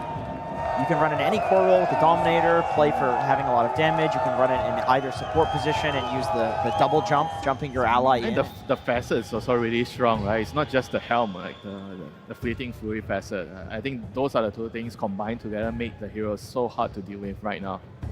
Yeah, the position 4 pick me up facet, getting people out of trouble. Or didn't we see one game like previously, like someone did it on a Coral? I think it was Omar. Oh wow! Oh, support facet for the damage. Yeah. I think that's fine in some games. If you feel like if it's all like ranged cores that you have, you don't want to jump them in, and you don't feel like there's anything good to save from, or you think you can scale. It's definitely okay. Yeah. So we are seeing a trade here between Marcy and Lycan. Yeah, the crowd definitely is cheering for the Lycan. They love the how that he's been doing. I don't know if you guys were tuning in last time he was playing. It's a lot of fun. I do wonder if Heroic are going to get their hands on the Shadow Demon though, because that was something that was a big factor in their series yesterday. I mean, I want to see like how both teams deal with the helm, right? So both teams got the helm hero, and you have to kind of build the draft to deal with it. And I would always kind of favor the Radiant side a little bit more because of the fact that you get the earlier Roshan access and the Tormentor.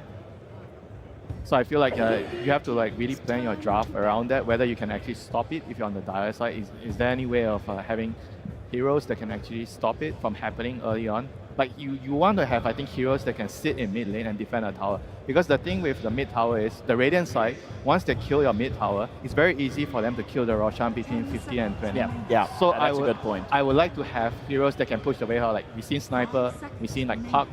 All these type of heroes I think are really, really good at defending the tower. And that's an interesting ban. Heroic removing Dragonite. Not many people wanted to play Dragonite. It's a but GPK BBT, specialty. Yeah, they did play it on Pure as well. It takes yesterday. the tower, you know, so I feel like it has a lot of, it doesn't really defend the tower as well, but it takes your tower, so I think it can make it difficult for the Radiant side to get that early Roshan also. There's a lot of like thought behind this ban here. 10 seconds remaining. And BB Team taking out the Meepo. Not gonna let Yuma get his specialty. Some teams will wait and ban it in the last phase, but they're not willing to risk it. Heroic does have the pick out of phase for the last pick. Yeah, this one not really being too much of a surprise, the hoodwink.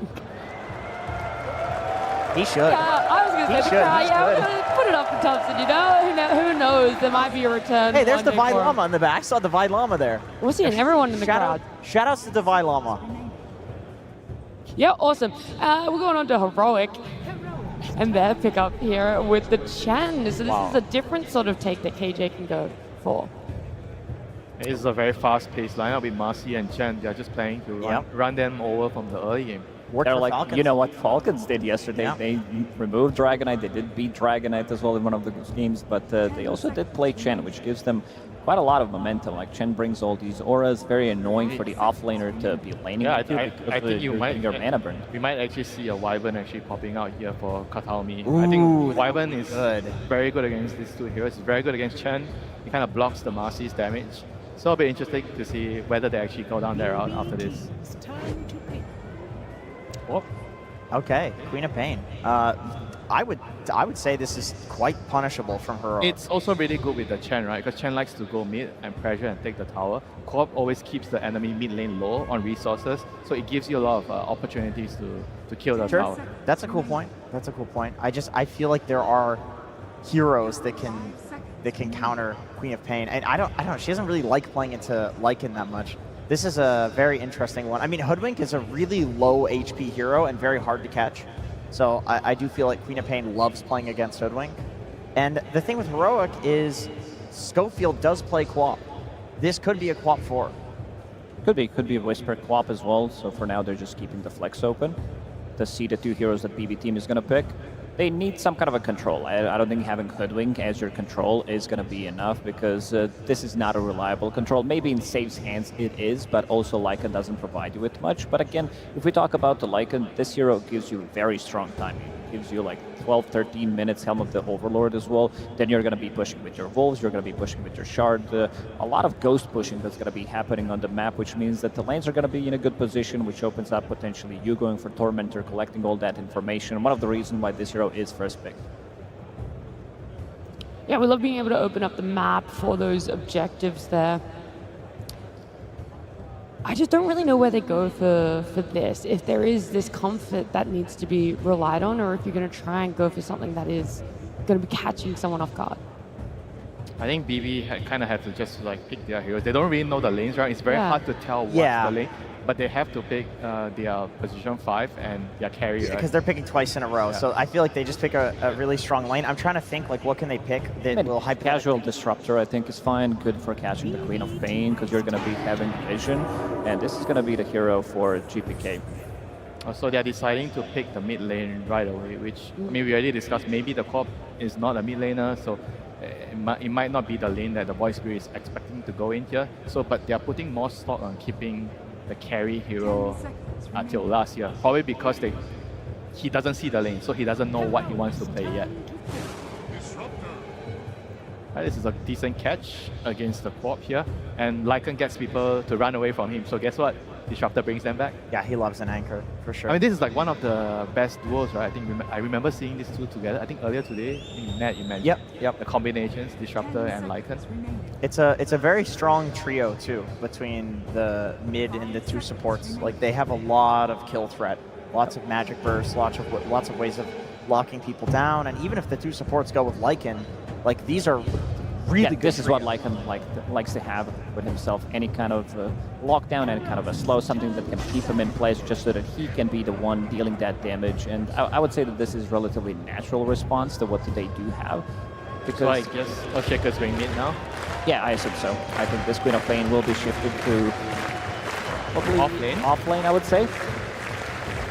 Yeah, it's very similar to like the Bat and the Phoenix that he plays, right? He plays all these like range heroes that deal a lot of damage, aiming to destroy you in the lane. I think that's probably the reason why BB team felt like they are more comfortable waiting for the carry pick to fully understand what is a lane matchup, because that's what heroic like to do. They like to destroy the safe lane.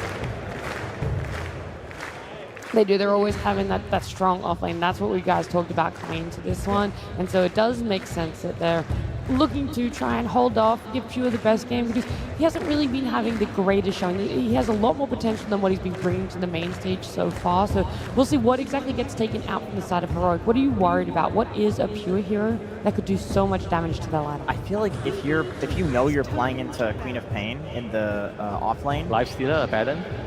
Abaddon would have been great. Lone Druid does very well against Queen of Pain. Oh. And I feel like that's something you should be afraid of, not necessarily because it's the best, but because it's very good and it's BB team. But does it depend on who's your 4 as well, right? Maybe the right position 4 would enable the co-op against that specific matchup. I don't know if there is a position 4 that enables co-op versus Lone I mean, Druid. some of these melee position 4s, if we're talking about Task potentially coming out, but for now it does seem like they are thinking that this... I mean, Marcy is kind of the same type of the hero if we're talking about melee position 4s, that they do have stuns. Queen of Pain, Marcy could be their offlane duo. Yeah, just pick another carry, right, if they want to. Yeah, that's true. That's what BB seems to think. They're banning out the carries. Yeah, Marcy co-op is definitely a very strong lane. Disruptor can feed in that relentlessly. Yeah, so that Queen of Pain and that Earthshake, still having some questions, but now we feel more confident that a Marcy is going to be a support. So yeah, just straight up banning out what carries are good here. So both of them trying to get the best lane matchups, the best possible last pick. Yeah, but Pure gets to see his lane, and he gets to see the carry-to-carry matchup first too. So. I mean, if you're picking a carry, I kind of feel like it has to be like a more general one, like something like Gyro. For Heroic? I mean, yeah, for Heroic. Yeah, I like either that. Because you don't really know your Assassin. carry matchup. You want something that, TA. Yeah. You need something that can maybe fight a lot more early and just help your team, you know. Gyro Chen would do very well against Lycan in lane. Yeah, you have the flag for the creeps. Yes. You have the armor. I think. And it's an excellent gate hero as well. I think Heroic loves to have a carry that can come through the gates to unleash their offlaner Whisper. I was building up because they're still thinking about this ban that goes into that pick for themselves. What else has Pure just really been? I think Lifestealer. I think Lifestealer is a really big one, but the one that you did mention as well could work out, especially if this is going to be Queen of Pain from the offlane, and it does look like it's going to be. It's just too scary in the hands of a team that's willing to. So they need to pick something that kind of covers the Lifestealer's bases here. I agree. Would that really be that Gyro though, or do you lose a little bit of faith that was the matchup? Gyro in Lifestealer is a bit complicated. I don't think you can beat the Lifestealer later. What about picking up the Lifestealer for themselves? Wow, well that answers my question. Yeah. Maybe like, do you just hard push? You go Nature's Prophet? You just Nature's Prophet looked so bad from We're gonna play Oral, tempo. I gotta say. I think TA Gyro are really good options if they want to speed things up. These are also heroes that allow your supports to be playing around you. So you are not going to be afraid of Lycan. Chen's going to give you protection. Chen's going to be giving you some armor as well. And if you're fighting close to them, these heroes are going to be strong. But they're going to take... Oh, I like that. This is good. This is something that Extreme Gaming did try yesterday as well, to go with the Bristleback, to have a little bit more extra pressure, something that comes online super early. And that did work out for them at the early stages of the game. They did ended up losing that game, but Bristle, I got to say, it looked good from the carrier role. I mean, Lifestealer looks pretty nasty here now. And I like the Bristle too. Like you said, it's an answer to the Lycan. There is Void Spirit who can face you, force you to face in a certain direction, which is always rough for Bristle. But carry Bristle will get a BKB. They do have break mechanic though. And this they have is break relatively early hoodwink pick that you're gonna be need to be careful about, and you have something to pull him back. You did mention Void Spirit as well, turning him around. I mean, the thing about the Bristol is it kind of enables their whole lineup, right? Because if you don't have the overall last pick, I think the next best thing you could do is just try to make sure you have a draft that covers all your bases. You enable each other's timings, and hopefully you can, pull through. And this anti-mage means it's gonna go totally the other way for Pure. I see. Okay. I mean, this is a co-op counter in the lane. This is a lane dominator against Queen of Pain. Although I will say. Wait, do you change your lane matchup right now? Put the co-op on carry and put the Bristol there. I think that's what they're doing. Right they're now. doing Schofield 4 on Queen of Pain, and Bristle versus AM. Oh, that's actually a very nice switch up there. Smart, very smart. Because Bristol loves anti-mage. Yeah, he's not worried. Now, about is this anti-mage last pick really lost its value, or is there still a lot of value in having it? I think the value is to win the lane. I feel like their lineup is slow with the anti-mage, but if you can actually win the lane, then it kind of compensates for that fact. But Heroic is noticing that how important is AM needs to win his lane, so they're swapping their heroes down to try to destabilize that. So I think I kind of like what Heroic is doing here, and I feel like this AM won't have time to pump. Yesterday against Falcons, this anti-mage was level 2 in the mid lane, trying to go for the gank. I think this time around things are going to be slightly easier for him, but overall, when you think about how much control they do have against this anti-mage, there's Earthshaker. That's pretty much about it. That's true. I like the switch up. I think Heroic has 3 winning lanes. Earthshaker should also do very well against Void Spirit mid. The question is, like, it is GPK. He seems to win matchups that he shouldn't. Does that factor in? But I love the switch up. I mean, it's not just the lane, right? After the lanes, they're going to group up with this Shaker and Chain Creeps and the BB in front. How is the AM going to stop the push? Like, they're going to lose their towers, they're going to lose Roshan, they're on the Radiant side, Automata is going to go down. And I feel like AM is going to need too long, and he's going to miss his timing in this game. Well, is there a timing on the side of Heroic now that we're seeing? Is there a moment where you feel like they might lose some power and kind of fall a little bit short? Is there that time limit? I think this is where Lycan comes in, because this hero comes online so quickly, so it's going to be a lot on Miro to be able to do a lot. If he's not shut down, it's going to be him and GPK buying just enough time so that Anti-Mage can be able to push back, because this is not an early game-oriented hero. Even with the Helm of the Dom, I just want to see how good of a start Pure is going to be having on this AM. Alrighty, we're almost ready to get into our game. Before we do, we're going to head on down to the stage with Tsunami and the coach of Heroic. Thank you very much. I am indeed joined by Caps of Heroic, where I've got some questions about what you made Schofield do this game. You picked up the Queen of Pain, decided to turn it into a support. What's the idea here? Well, I think everyone that plays high-level ranked know that Schofield plays a lot as a core. And Queen of Pain is one of the go-tos. He's always playing co-op randomly, and I think he plays really well on the hero, and we needed that for the draft. We're doing that a lot this tournament, and I believe him. I think he's going to show he's good on the hero. I'm more than happy to see that become a reality, and what you're doing for the draft is working consistently. You put Analog on Shaker. I'm biased, but that has been my favorite hero to see him on. I'm happy you're making it happen. What was the reason in this matchup? They picked the Void Spirit. It is a flex for them, because Spirit already plays.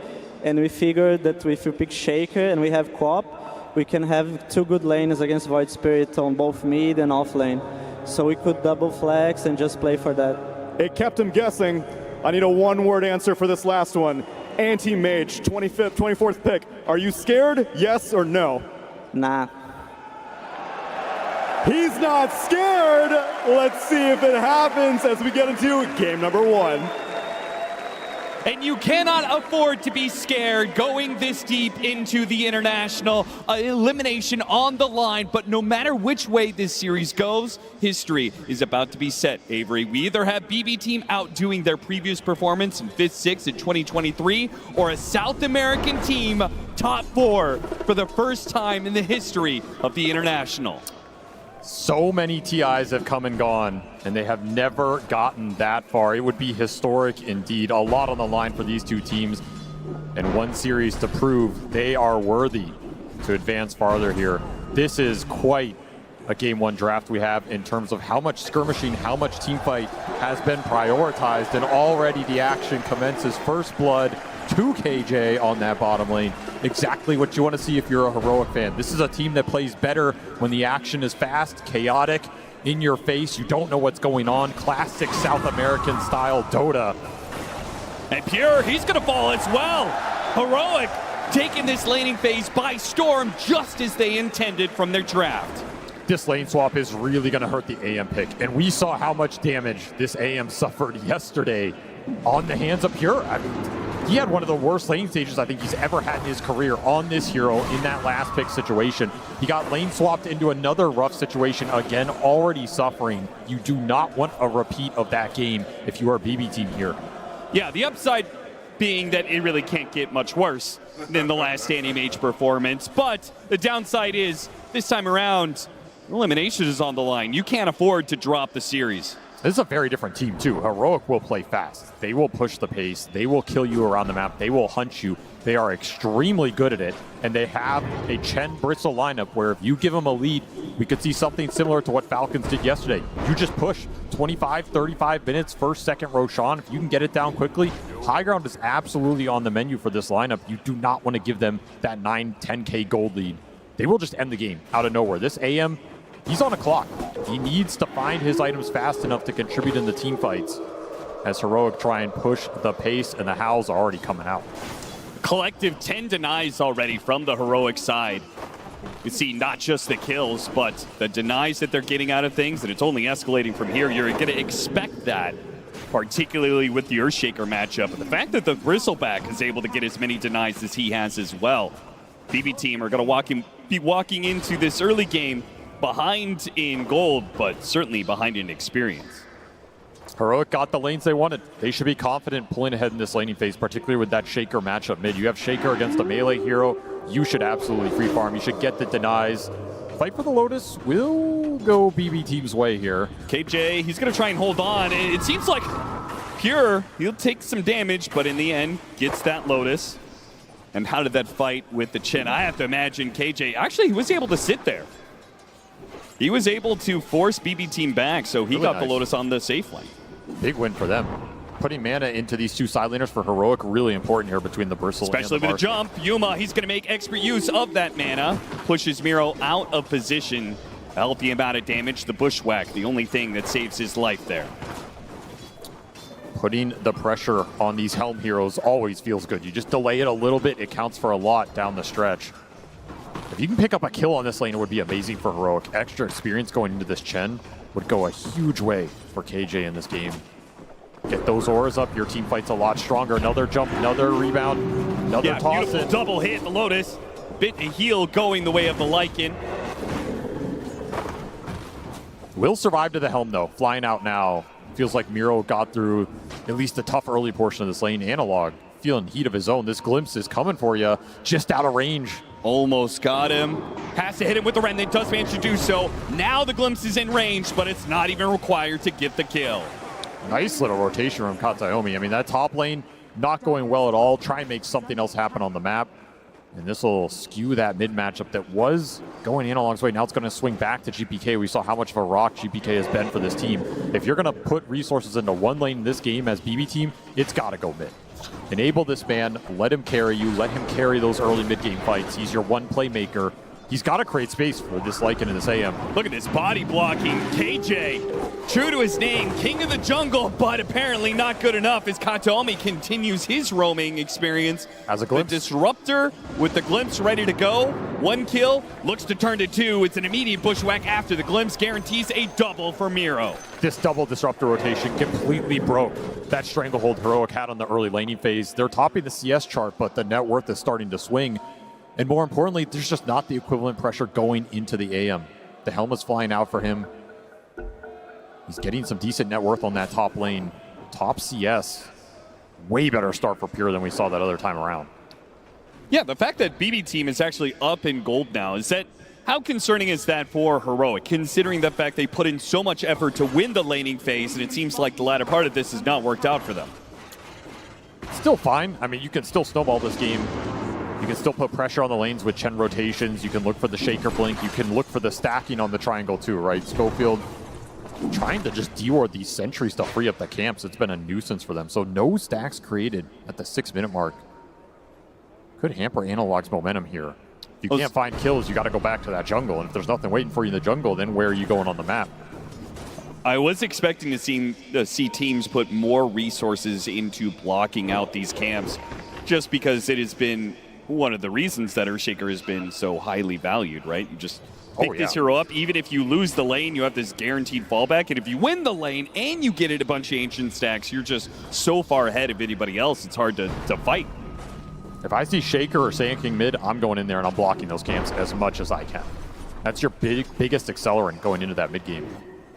So Analog definitely getting slowed down here. Whisper trying to make up for it, doing some creep cutting. Very hard target to all in and bring down. They might be able to get him here. They're going to try. He had a decent amount of mana, so Pure can do some damage, and with a Void Spirit, it's guaranteed. They pull him back in off of the glimpse.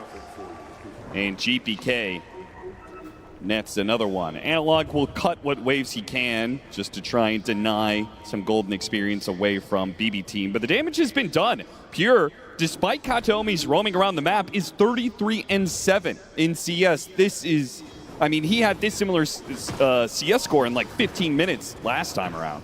Oh, he's cruising here. Way stronger and more fluid early game for BB Team than we saw yesterday. They're picking it up here, and this is the right time to do it, and against the right team. Again, you do not want to fall behind in this game. You get those helms up, your laning is really solid at that point. You can start to push heroes off of the lanes. You can threaten the towers. Those gank rotations are going to turn into objectives if Heroic can't battle back. And they need Analog in order to battle back. The faster he gets his Blink Dagger, the better. Good glimpse. Make sure the Kataomi stays alive. Schofield is getting a little behind here in experience. I was just looking at it. This Queen did not want to take a lot of the experience off the lane from the Bristleback and has done some stacking, so Schofield's going to be the one super far behind in this game. I mean, he can absolutely make up for it in the fights, get that experience back. But he is a big playmaker for this squad. It hurts to see him on this super sacrificial role. Maybe he'll leech a bit off the stacks here. You got to pay him back somehow, right? Kataomi certainly knows this is going on. He secures the power rune for GPK. Question is, will GPK go into the triangle at the right time here? The Earthshaker has been missing for such amount of time. He's got to be careful not to get too close, though. Analog is going to hold on to the Echo Stem for as long as possible. BB Team will manage to soak some of that experience. Now GPK, now the stacks are cleared, he goes in for a kill. He'll chase after Schofield, misses the Remnant this time around, still got the glimpse on him. 2 seconds till the blink is back up. The bushwhack lands before the blink can get him away to safety. They did get some of that experience leech. Kataomi getting to level 5 off that stack being cleared. They sapped it across both heroes, I believe. Pretty decent win for BB Team. It's really tough to get in there and contest the actual creeps, but if you can get the experience, it's a huge boon. Schofield will recover his game a little bit, also pushing up to level 5. Very even across the board. Just be a matter of Analog finishing up this blink, and then you can look for some aggressive plays onto this Void Spear, potentially. Quick smoke here from Save. He wants to get GPK's momentum built even more here. Dynamic duo of Save and GPK. They have been the ones on BB Team who have secured them or brought back many a mid-game. Just these two running around, finding kills. And they're looking for one on Yuma here. He's tanky. He is. If Yuma had some sort of creep to jump to, he might have been able to get away. But even after the rebound, there was still the glimpse. BB Team brought in Kataomi, 4 heroes in the bottom lane. And why not? If they get a kill like this, if they clear out this bottom lane, the tower is free for the taking. It's a Lycan, it's a Helmet Dom, it's kind of guaranteed. It's just dying. Double Troll Summoner down here. All this skeleton rally on top of Wolves, on top of each other. So much tower damage. This tier 1 just got shredded. Tried to secure power runes here. Instead, going for the kill on Kataomi. A Fissure will help out here, slowed down by the Hellbear. They certainly got it, but the trade-off. GPK tried to do some damage. Sonic Wave just got picked up. Big damage on Save in the back lines. They focus on GPK, though, and they've got the Sentry in place. Despite the Invis Room pickup, they still hit the kill. Necessary for Heroic, as it felt like things were slipping away a little bit.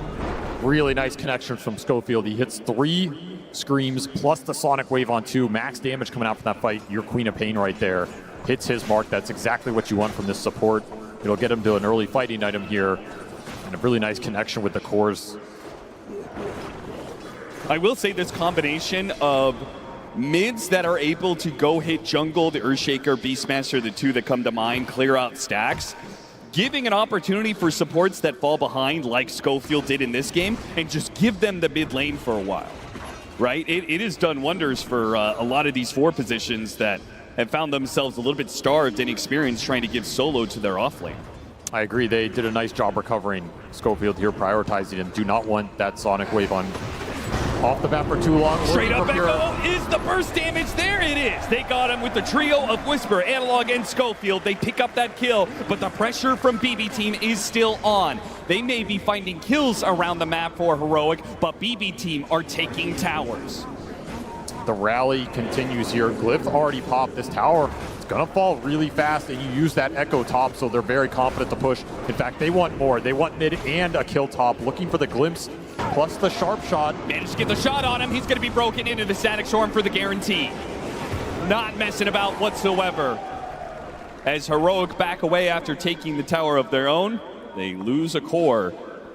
This is a really fast-paced game right now. Everybody's just looking for more off of the initial play, and those are generally the games where Disruptor thrives, because you always get that +1. You always get that secondary kill off the little tower of the fight. Kataomi having himself a very strong early game here. Sonic Wave back up for him. Got him, but they used the glimpse, so unfortunately a bit of overlap there. It doesn't matter. GPK, thanks to the amp damage, had more than enough to bring down Schofields and another outer tower pressure. The kill combo of GPK and Save, combined with Miro and his efficiency in taking towers, is taking map control away from Heroic at a blistering pace. This is where this anti-mage looks so much different than past iterations of the hero. I mean, Pura's contributed with this helm to a lot of pushes. He's been stable on that top lane. He's farming incredibly fast. You picked him off twice, but he has not slowed his game down at all. And you simply can't say the same about Yuma's Marcy. Nope. Another break onto the Bristleback. Underneath the tier 2, this just cannot happen.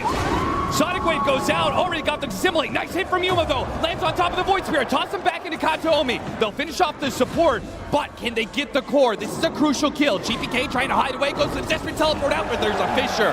That'll stop him in his tracks. Heroic, they do strike back.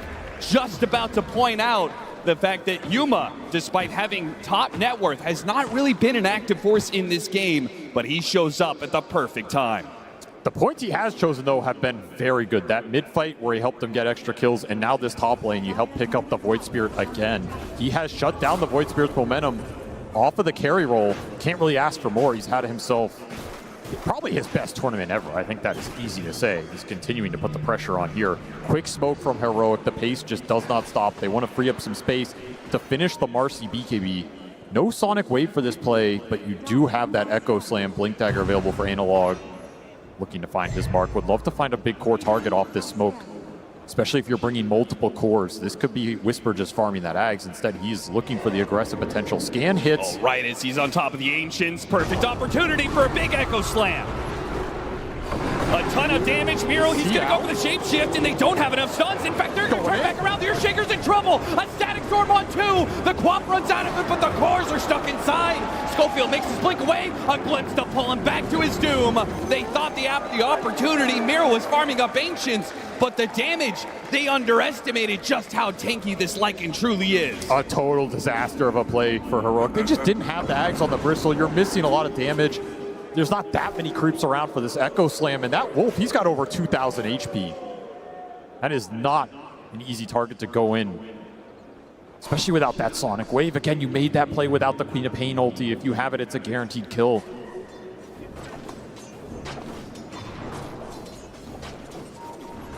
With the Lycan coming online, this Helm of the Overlord, with the Void Spirit picking up a shard soon. We've seen the way that this is just kind of clears out waves or neutral camps wherever he lays this Aether Remnant. And all these outer towers gone. It feels like Heroic is just going to be shoved into, their own little 1/3 of the map. And it's going to be BB Team owning everything else, which is really scary to think about when the Battle Fury is completed for Pure. Right? He's just going to be hoovering up the entire map. And their catch is really limited. This is a great catch team, but you only have so many spells to try and find this AM with. And as you said, there's a lot of units that are going to be on this map from both teams. A lot of Doms in this game. You have Chen Creeps, you have Lycan Wolves, a lot of scouting potential to help you rat if you really want to. And that is part of BB Team's game plan here. They want to free up the space for the Lycan and the AM to just get these side lanes in. They're going to be ghosts on the map. You're not going to be able to catch them. This next 10 minutes could be really difficult for Heroic to find the type of team fight they're looking for. If they can find that fight, though, the BKB on Marcy it's good right now. Should ensure they win it. Like, I feel like they do win on 5-on-5. It's just unlikely they get the initiation for it as BB Team continues to pick them off around the map. Schofield shot down right in front of his mid-tier 2. Not even the middle of the map is safe. And this is the issue. This kill team can play around that mid lane. You're going to have issues shoving it back out unless you commit multiple cores here. And the whole time you're worrying about this situation, AM's farming out top, Lycan's farming out bottom. Side lanes are getting pushed back in from units. This map is not fun to play right now. Analog will be able to match the Void Spirit's ghost shove that he's able to do with his own Fissure spam. Yeah, but look at how clumped they are. Afraid to go on GPK. I mean, especially with the shield rune, he's just unkillable right now. Yeah. But you're getting corralled. A lot of heroes by this bottom tier 2. You have to regain some map control here. Either smoke out, get some wards, look for the pick off, or back each other up to get these lanes out. You have more information to play off of right now. This is turning into a lane shove game where the AM has free reign, and that is not the style of game you want with this heroic lineup. No, not at all. Here's that smoke. They have everything available. Sonic Wave gives you the extra damage right now. And that BKB timing on Yuma, really powerful if he can just lay into some cores. It feels like if this smoke doesn't land. I mean, how do you land this smoke, though? This is the issue. You just got to go blind. But if it doesn't land, I feel like they are almost going to be forced into late game scenarios, right? It just doesn't feel like they're going to ever get enough map control to take over the mid game the way they want to. This might land. Smoke from BB going straight into them, unaware of the positioning. And it's 2 supports, but they threw it inside the Fissure pit. They do not hit the 2 supports that are on the side, but thanks to the Bristleback cutting in from the side, they should be able to still get them. Schofield makes his blink away, but he's still going to take out in the end. Pretty clumped. Miro's going to chase after him here. Echo Slam attempted, but GPK's already jumped away with it to Dissimulate. He's got a haste rune here. Oh, they're trying to blow him over the Marcy, though. The Fissure goes out, they've got the damage. 2 swings from Yuma, 2 rounds of that ultimate. And the Void Spirit, he may be tanky, but not enough there. Winning a fight right outside the Roshan pit. You couldn't ask for a better situation for Heroic. Very awkward start. They thought the smoke broke because they were doing Roche, so you had to kind of blink in blind. But it gets the job done. This Shaker's just such a menace in these early team fights. And both the supports going down for BB team early means you lose all your control. Your cores are not that useful if you don't have stuns to back them up. The Lycan's a threat here. It does force a buyback out of Schofield, but Schofield's happy to commit this buyback to get a fight into that Roshan. It's just such a big win in this game when you were getting ratted onto these side lanes. And Pure not confident enough to go in here with limited resources. Not great mana void targets this game. He doesn't want to be dragging these fights right now. He'd rather have the game just be split up across the map. He was having a great time. Now all of a sudden Heroic pick up some steam. They're going to get another aura on the Chen as KJ will finish mech on top of the drum. A lot more sustain coming into this already pretty tanky lineup with the 2 brawlers on the front line plus the Marcy, who now is an Aegis. Momentum shifting back over to Heroic's side after that team fight. The smoke, it worked out beautifully. Now it's time to see if they can actually be a little bit more on the offensive, if they can actually get some of that map control back. Some of the ways they're trying to address this, they've got Schofield going more lockdown in the Rod of Atos. Here, he got hit by the stun, pushed back in, so much burst damage. Beautiful connection there. That's a very limited window to hit that. They hit it absolutely on point. Yuma making his presence felt again. And that was Pure getting a little greedy, trying to kill some Chen creeps and Dom creeps. He actually mana voided them too. It just shows you how much it takes to get some of these off the map sometimes. Oh yeah, he's been mana voiding neutral creeps probably every 2 minutes or so. Yep. He hasn't done it off cooldown, but he has been done it a number of times this game. Probably feeling like if he can just get to the late game, he'll be able to win it for his team. But farming that area in particular, I think is dangerous because you know that Heroic, considering they have the Aegis, they're going to go for the Tormentor at some point. They're going to play to that side of the map soon.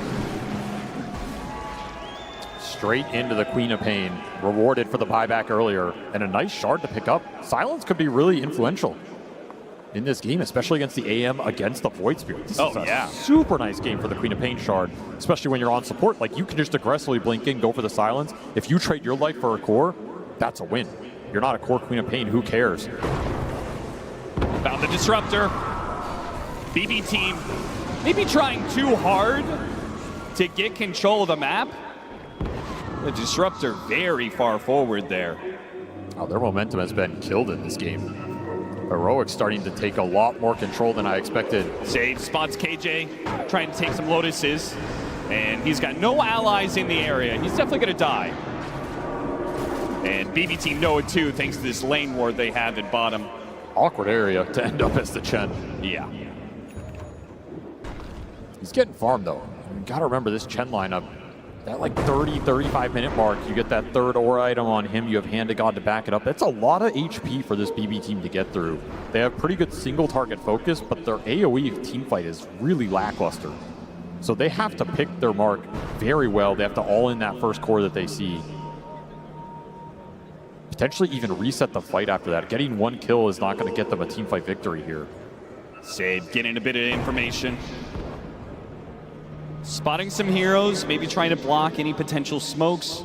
Playing off this ward. I would be surprised if BB want to fight right now. It just doesn't look possible. I mean, the way that Katomi is playing into Heroic, I don't know.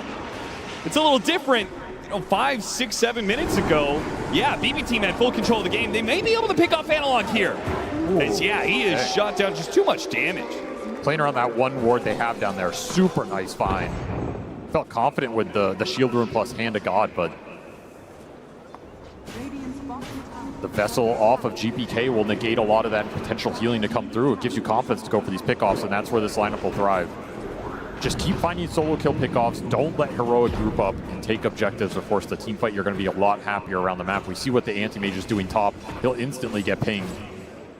I mean, you can ping him, but to go and kill this man takes a lot of time, takes resources. Yeah, if you don't kill him right now, he's going to have a Manta, making it even harder to pick him off when you get that jump, like that silence from the Quap, for example. Interesting smoke from BB, going through the gate. Almost like they're reading some sort of play that was going to go on the AM, and they were trying to back him up. Instead, they just run into Whisper. Yeah, it's just a Whisper. Now he has a BKB. He pops it now. He's got his team joining him. They've got some Suns on Pure. Pure is the one who has to blink away. And what they get out of it, still 250 gold off of that Helm of the Overlord creep. Something to work with. BB team just out. Continue to farm the map. No reason to take that fight head on. That'll waste the Aegis period here for Yuma. Time's out. So that next Roshan potentially in 3 minutes, you're looking at that. And you really want it if you are Heroic. You gotta gear up for that fight. Could be a fight that BB easily contest if they have some nice item timings for it. I don't know. I mean, you're going to get Aghanim Scepter on the Void Spirit, but is that going to matter if you're matched up against triple BKBs? The BKB timing is going to be tough for BB to fight into, but they potentially have Nullifier on Lycan, that Ags on the Void. If you can get to another item on the AM, I think that team fight is absolutely doable. Again, you're looking to go in, get a target, or pop BKBs, reset, kite that fight out, re-engage. It's not just an all-in slam. Sure. For Heroic, it's a lot more straightforward. You can just go in and slam. Yeah, see hero, stun hero, all in. Especially Yuma. If stuns connect on a target and he can get in there with the rebound, he's just going to shred anybody in this game. This Marcy AM matchup is not fun for AM until, 4th, 5th item, you can start to kite the fight out and maybe survive. Even then, I don't think it's still ever good for Marcy. Yeah, I don't think it's ever good, but at least then you have a route to take the fight. Right? Sure. You can try and dodge and play away from the Marcy, kill other heroes, kite him out. But Yuma's going to be really confident in this matchup, and if he can finish this Daedalus, which is coming out very soon, it's going to take 2-3 seconds of stun duration. This AM's gone. And there it is. There's the Daedalus and the damage buff up of the Vlads from the Chen. Could also potentially find an Alpha Wolf in this game. You could buff his damage considerably here. Yeah, and Bristleback won't say no to that either, right? We have two big physical damage hitters. And because we see this Bristleback scale up, we've unfortunately seen a Battle 3 Bristleback even, but the Seeing Red facet is no joke going into the late game. And even the Earthshake, a lot more magic damage out of him, but that Enchant Totem still hits pretty hard. This AM is not going to be protected in this game. So I think you have to almost go 4 or 5 items on Pure before you take the head-on fight. I just don't think he can enter it. Maybe you get a really nice Mana Void target after BKBs are out. They know he's here, but the Fisher just a little shy. GPK able to get a jump away, and now Schofield is an easy pickings for BBT. Well, their long-range poke and kill is so nice with this trio. Yeah. Just so low committal. You can't turn that play. There's nothing to turn on. Yeah. What much harder for, I think, particularly for Marcy, who is kind of the shortest range core of these initiators, like you can't really contest this like 1500 range that BB team is working with. No shot. The fight for Heroic has to be within Yuma's range, and it has to be centered around that Marcy damage. And every time you overreach or that fight gets stretched out, way harder to connect with your biggest damage source. So more time for BB to split this map. Game continues to be dead even. Yeah, well, look at that. I mean, Whisper is thinking the same thing. Yeah, I need to get on top of these heroes. He buys up a Blink Dagger. Yuma buys up a Blink Dagger. Double blinks for Heroic, trying to solve the gap close issue. I like it. More mobility in the fight to find your core target. More instant damage follow-up on the stuns from the Shaker. That could be a big problem for you in this game. The blinks should fix that. And Analog, he's going to find a gift down here. Yeah, what is this? Pure, once again, farming just a little bit too aggro. See ya. They are more than willing to drop double ultimates to get a big kill like this, particularly when Roshan is in that spawn tier. That's a huge find. Absolutely huge. Just gifted. I mean, I think that was a look of surprise from Analog. He's like, wait, this is real AM just sitting here farming. Yeah. That Roche will be in 30 seconds time. So Heroic are going to set up for it, hoping it'll spawn sooner rather than later. That's a really long spawn for them. A little unfortunate here. But it also means they can just keep trying to take fights. They'll run into some wards, clear out the area. Thanks to a gem on Yuma, not even the Wolves are safe to scout out Heroic. Max spawn. You try and force it now. 15 seconds on the AM. There's a window here. I mean, they have a lot of physical burst to put into this. I also feel like it's easy for them to do it with just one or two heroes. Not a ton of risk in that regard. Yeah, you just man up here. I mean, again, BB's pit fighting is pretty lackluster. Even if you're clumped in that pit, what's to punish you? Static storm drop on a mass BKB lineup? Who cares? And even the Wolves, if they're not killed by the Marcy, they're converted by the Chen. Schofield, I mean, he's been punished a number of times for these aggressive blinks. Apparently, he just does not care. The smoke wraparound, though, is coming from DB team. Moving up through the river, and Heroic have a lot of heroes inside of this pit right now. This is pretty dangerous. They're just all in for it. Trying to finish up this Roshan now, and they will be able to do so before BB team strike. Now, a Bushwhack grabs a couple, Sonic Wave goes out, and with Whisper blinking up to the high ground, it's hard for BB team to get through. Nevertheless, they get on top of the Static Storm and take away the two supports. But do they want to fight this Marcy? After all, he's got BKB, he's got the Aegis, but it looks like Yuma has called it quits. He wants to back away. Whisper doesn't want to do the same. Nullifier placed onto Yuma as he's being hounded by the Wolf, but they go after the Bristleback now, who's just barreling forward still, refusing to back away. Now he pops his BKB, but it's a bit too late. The physical damage, it's stacked up, and he's dead. Gem on the ground. Beautifully played fight from BB team. They got the angle. They take the Chen down first. That's your biggest target. Take the sustain, the auras out of the fight. You get the other support on top of that, and then you're able to kite it out. And there's just no ult for Yuma halfway through. He's got to bail in that situation. Yeah, I don't mind Yuma making the call to bail, but why are they not on the same page? Why is Whisper pushing after kills and Yuma backing out? It got very disconnected very early. The start wasn't terrible, but they could not protect their supports, and this Lycan is doing some work in these fights. He's just chasing people down, and there's no real control for him. Nobody wants to commit on that target. Big team fight when, even though the Aegis will go to Yuma, he does keep it here. It's something Heroic can play around, but not the team fight win they were looking for. I mean, I think the bigger loss, I think the Bristleback dying, you know, that sucks. But I think the loss of the gem, it hurts. It hurts so badly when you're the ones wanting to take team fights. We already saw the last Aegis expire without a big team fight forced, right? Oh, they're coming through the gate. Miro, you see this, right? You see what's coming your way. You just took the Tormentor, but you might just die for it to get the grab on him. Hit him with a stun, lock him down with a Rod of 8 Toes, and once again, the Unleash combined with the Sonic Wave, they've got him. A Bushwhack, grab on a 2, though. See, he's going to burst down KJ, and he makes a break for it. He's out of here. Nice little pickup from Save. That is a 7x streak on that Lycan. And yeah, Analog's not messing about. He could have waited for that Ghost Scepter to fade away and just Enchant Totem hit him, but he didn't want to take any chances. That's a very hard exchange to evaluate. I feel like it's kind of worth it for the Lycan. The Shard went to the Hoodwink. That's the one you wanted here. Sure. It's to use that Boomerang to pick up another support kill. Like, that exchange is okay, but that was a big streak on the Lycan. A lot of gold going into the Queen of Pain there. Still, it's time for Pure, who does have a butterfly. So he has an answer, kind of, to the Marcy for a little while. But he has to pick his blink target perfectly in the fight. Like, if he blinks in and he just ends up in the middle of the bristle of the Marcy, his fight's over. Yeah. Nothing to bail him out of that situation. So he really has to let other heroes go in first. He needs to see the fight develop and come in later. It cannot be the first point of contact for BB team. And Heroic will take that every time. I mean, if they see Pure, they're jumping him. They're all in him. Marcy is just going to slay him. 2 minutes left on the Aegis, and the lanes are actually kind of in Heroic's favor. They're getting them all over that mid line of the river. They have some map See what they can do with it. I mean, it's likely they will try and smoke during this Aegis period. I don't think they are confident enough to push mid tier 2 straight up. That feels a little brazen, given how these fights are going.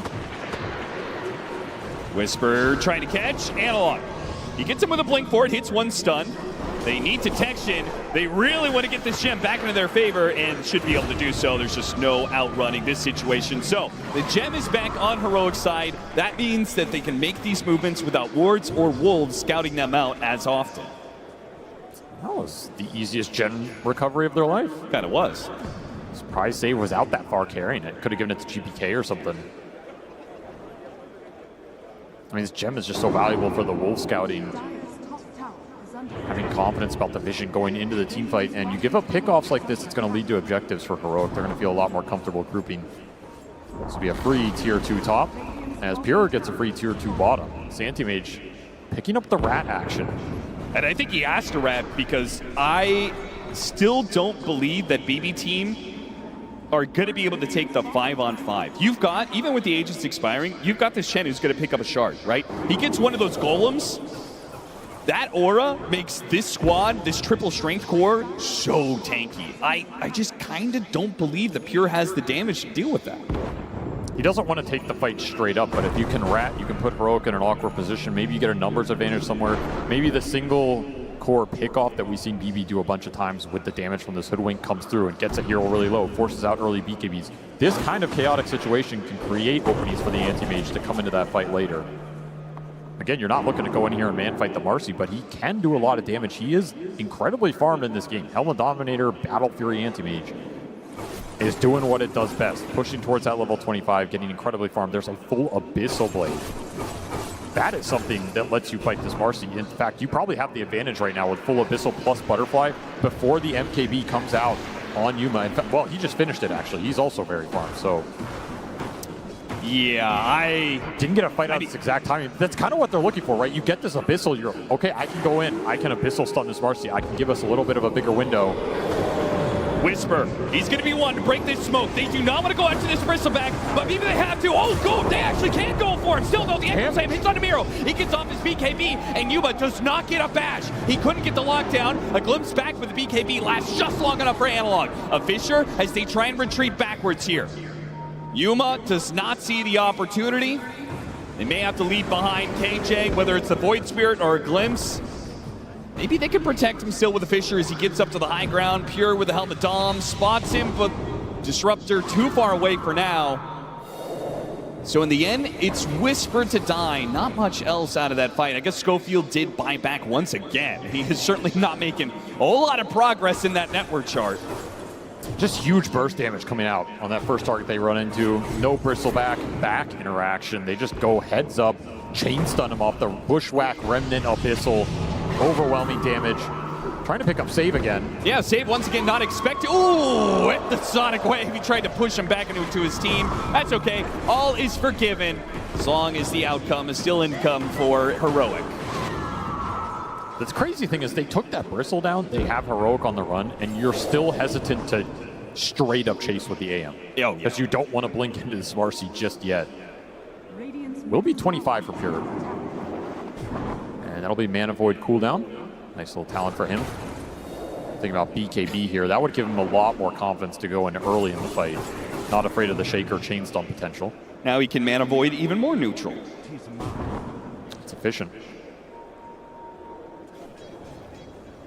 Brought the Shaker down bottom, plus the Marcy, maybe looking for a quick pick off on one of these waves. They will only find illusions. This feels like the point in the game where BB wanted to get to with this lineup, right? You stalled out the early momentum. You fought through those first 2 Roshans. Now you're getting to the late game with the Anti-Mage, with the Lycan split push. You have a lot of scaling to fall back on. You have a Disruptor Axe you can get into. You have 3 more items on GPK that he can eventually build into here. A lot of room to scale. I feel that way for both sides. I mean, the Void Spirit, known to be quite the menace in the late game, and they've got some very solid supports behind it, but Heroic also have like this tri-core lineup. It's not just all in on the Marcy. I think their biggest problem is going to be, yeah, that man right there, Schofield, and how well he's able to progress. Having to buy back 2 different times, and the sacrifices he took in the laning phase means that he is not scaling the best. But even he is working towards a Scythe of Ice, and as long as he's got levels, he'll have damage. Smoke coming through. BKB done for Pure. He buys out for this moment. A fresh blood right for Analog. This Octarine opting for that over the Refresher. They're going to spawn Whisper, try and burst him down again. Whisper wants to make sure he gets off the BKB first. But it does mean that the commitment from BB team, they can just go in and out. Oh, the Echo Slam whip there. Analog takes a bit of damage from somewhere, stopping his blink forward. He got clipped. Covers them with the Fishers. Miro. Okay, they managed to get the glimpse back. And all in for the Earthshaker. The Mana Void is ready to go. Pure will use it, puts it to use, brings down the mid laner Heroic. Now Schofield in some trouble, looking for his blink back inside the base. Heroic again losing the fight, but also still limiting their losses to 1 or 2 heroes. These fights, they just are not clean one way or the other. Can see what BB team are trying to do though, right? Go in, get that target, kite the fight out. They threaten the Chen. You have to BKB Lycan. He gets out of there. There's just no clear jumper target for Heroic. If that Echo Slam lands, it could be a very different story. But Analog is really struggling to find the window here. It's just units constantly on him. There's random damage sources. It's not clean. GPK continuing, just trying to get something out of Heroic right now. Yuma is not a threat without a Basher. Nope. Like this Void Spirit and this Lycan just keep on going into the fight, and there's nothing to control them during their BKBs. You have to get that BKB piercing disable for Yuma. I think there's no other way. You have Hex on the Queen now. I mean, most of the control that Heroic have, especially with the Hex online now, is them initiating. Them finding the first target and letting the Marcy go in on top of that. I don't think we've seen that for probably 20 minutes.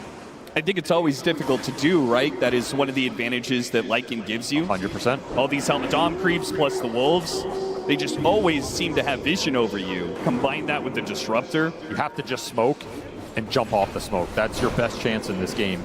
And this may be the perfect opportunity. BB team very brazen in their attempts. It is going to be interrupted by GPK here, but if they get the jump on the GPK, got him with the Echo Slam. A response from Conte on me. It's not good enough. He got a good static storm, but the BKBs are already out. Pure, he's going to go for Whisper once again. Hits a big mana void. Whisper, not dead yet. Gets a little bit of heals out of the Chen, and he's staying alive for now. Pure, he has to back away. Miro's right in the middle. They all jump in, but Echo Slam, no, it doesn't do much. Pure, he finishes off Analog with the lock-in. Radabatos, and BKB is gone for Miro, and so is his life. 2 cores down on the side of BB team for the one of Heroic. Heroic have the advantage for Roshan, but now it's switching over to the other side. Oh, God, the shield rune. Right in front for Heroic. The Scythe of Ice doesn't stop the rune grab here, but they do have an Nullifier. Oh, what a beautiful bushwhack on a 2! They try and blow up Yuma. Not quite. He blinks after him, hits him with another bash, and finishes him off. Now Whisper. He's up next. Radabatos holding back for now, but he's got to blink up. He'll chase after Whisper. And save once again with the bushwhack. A glimpse back, pulling him back to his demise. Here working him through. A Scythe of Ice and a buyback. This has to work for Yuma, and he gets it. A monster kill on the enemy. Stops Katomi as well. And that means Heroic. It was a risk, but it pays off. They have control of the pit. Sick bushwhacks from Save, but BB end up overextending into the Marcy buyback. Not ready for Yuma round 2. And Whisper dealt so much damage to that anti-mage. He bursted him down with the Quill's 11 stacks, 2,000 going into Pure. He just could not survive the physical onslaught. The buyback, I think this is coming too late. Oh, they're GPK, committing. Try jumps inside the pit. Can he grab it? He's got it! GPK, he rips it away from Heroic. And now, it came at a cost. It cost them the buyback. If Yuma dies here, he's in trouble. He got BKB unleashed. Now it's Pure. He's in trouble. Gets off the man to hit by his stun. And Abyssal Blade goes off. A Fisher to try and stop him, but he's away. And now, danger time. BKB not up for Yuma. He's a dead. A dieback. 2 minutes. Heroic kept the fight on without him. With just one core to do it. And being hounded by the Wolf. Miro chases after them all the way back to their fountain. All the way back if necessary. They will find that third core. And Heroic now on the brink of death. They've been cleaned up all over, and BB Team have full control to push as many buildings as they want. What is there to say? One time and time again, this team goes to GPK to make the plays. Absolutely salvaging that team fight, steals the second life away from Yuma, destroys his presence off of the buyback. Will then it you be just enough? Get the chase down. They pass Cheese over to Pure. It was a beautiful itemization usage. Gives him the strength to keep pushing on, and they just want the game here. As always, Pure has called to end the game. And it's going to be an Earthshaker buyback to try and hold it. Without the Marcy, though, it just feels impossible. No Bristleback buyback available. They simply just do not have the damage. Nothing will stop BB Team at this point. Try as he might. He tries to go in with his BKB. They pop the cliff. But it is delaying the inevitable. BB Team, they have routed you, they have outfarmed you, and they will take game number 1. What a game one it was. These teams are just here to brawl. There's a lot of creep action going around in the map. I'm sure it's very uncomfortable for Heroic to play, considering how they would prefer to play this game, but that is what you're up against. And this BB Team is just, they're weird, man. Like, they have these games where it looks like a struggle, and then at some point, the switch gets flipped, and they are just in zone. They are hitting every spell. They are routing you in the fight. The game just ends instantly within 2 minutes. We saw this yesterday in that game one they played. I don't really know what's causing it. I don't know if the early game is just so awkward it slows all their pace down, but once that switch gets flipped, this team is on, and they are terrifying. 35 minutes of farming. The Animage has come out of the jungle. He says, I'm done farming. It's time to end the game. And Pure does just that. The acceleration from BB Team closing out this game, I mean, an Aegis Snatch is really what turns the tides here, Lacoste, because there's all these fights around mid, a back and forth between the two teams, but it all comes down to that Roche. One thing I always loved about BB Team is that they're ready to use their buybacks, come into the fight, and make sure that they're going to be ready to, like, they are a team that's, I would say, out of the other teams that are still left at the International, that are willing to risk it the most when it comes down to the buybacks. We saw like 2 buybacks in Nigma series, but they are on point. They use those buybacks, and they're going to be winning the fights off of that. Yeah, that game was awesome. That was like a UFC fight where they just like brawl right at the end, and then one guy gets knocked out. That was S-tier cinema. Like, I love the buybacks from Heroic. I really like that they were trying to like risk it all there. That is well within their character. But on the flip side, BB Team is, like Cap said, this is the team for just, we're going down mid, boys. Yeah, throning right now. Even if it's like really risky, they're gonna go for it. Like, you cannot give them that opening. They will take it. Yeah, I mean, they know exactly when to take it, when it's offered to them. We're going to go towards that earlier part of the game here, though, Lacoste, because there was so much done by this Disruptor to really help out the lanes, to really help Miro, which you said that Lycan was going to be a big question mark in biding the time for this anti-mage lineup. Yeah, and he was throughout the whole game. I think Kataomi understood that top lane wasn't really playable in terms of who he's laning against. He was laning against Bristleback, which is not the lane that they want to play to. They got one early kill relatively early on, but he is ready. This is level 3 Disruptor, 4 minutes in. Kind of leaves Anti-Mage alone in the top lane, gets a really good pick-off, and then moves to the bottom lane 20 seconds after, which is going to be resulting in another good kill. Kataomi was pretty much involved in most of the kills at the early stages of the game. That's why this Disruptor pick, when we talk talked about it, it gives them so much value. Like you're trying to get out, Yuma's going to try to go with the rebound, but Disruptor's going to be able to catch him anyway. And the Miero, they needed a good start on him. I think Miero had an insanely good game. And in this type of a matchup, we know that Whisper, he's not the biggest enjoyer of the Lycan. He only has 18 games so far in his professional career on Lycan. The trade that they got, getting this Marcy for Lycan and giving it to Miero, who's one of the better Lycan players in the world, I would say was a big mistake. I mean, the Lycan just made so much space for the AM, right? He could just single-handedly pressure. I think the lanes was like a huge problem. The waves are always pushed out. Lycan's pressuring on a tower. It just makes it very, very difficult for even the Chen to move forward on the map, right? There's this battle going on in the mid lane. The Lycan creeps is in the mid lane. The Chen creeps is in the mid lane. They're both trying to shove up the wave, but it just gave AM so much time to farm after that. Yeah, I agree. I think that's a really interesting thing about the Dom meta in terms of how it's progressed is support's understanding that if they have a safe lane core that is building into Dom, you have these items that give you regen and like health and stats in the lane, so you can actually leave the lane. Like you can get active. It's the Dom is not just affecting the meta for the cores, it's also very affecting the supports as well. I mean, do you think the matchup actually should go that well for the anti-mage? Because I felt like part of why the early game went so well for the Disruptor is because he didn't need to babysit the AM. You know, the AM had a really good start. He could be left alone, and then he could just run around and setting up kills. I guess I'll respond to a question with another question, which is like, your understanding of the matchup, isn't that based on a meta where anti-mages weren't going Dominator? Because I feel like that changes things a lot in the calculations. Yeah, it just changes so much of the viability of anti-mage. That's been one of the biggest questions about us seeing so many more heroes being picked up in that carry role. What really makes it viable? Something, though, that we weren't really too sure going into this one was if Yuma was going to be showing up today, right? He's been having an amazing series, an amazing performance on the main stage, but for this one on the Marcy, there was a lot of great fights for him, but it was rough to come up against the Lycan in lane, and it required him having to do so much more for the team earlier on. Yeah, he was doing a pretty good amount of work, honestly. Like we talked about the Yuma rotation through the portal, but even going into the early to mid game, he rotates quite a lot. And on Marcy here, like he needed to be the hero that's going to deal the damage. Earthshaker has some burst. They're waiting on a Blink Dagger for a while. You know, he's got to get in there and do things, and he was active. Like this was pretty much the only reason that Heroic was able to stabilize this game past the laning stage.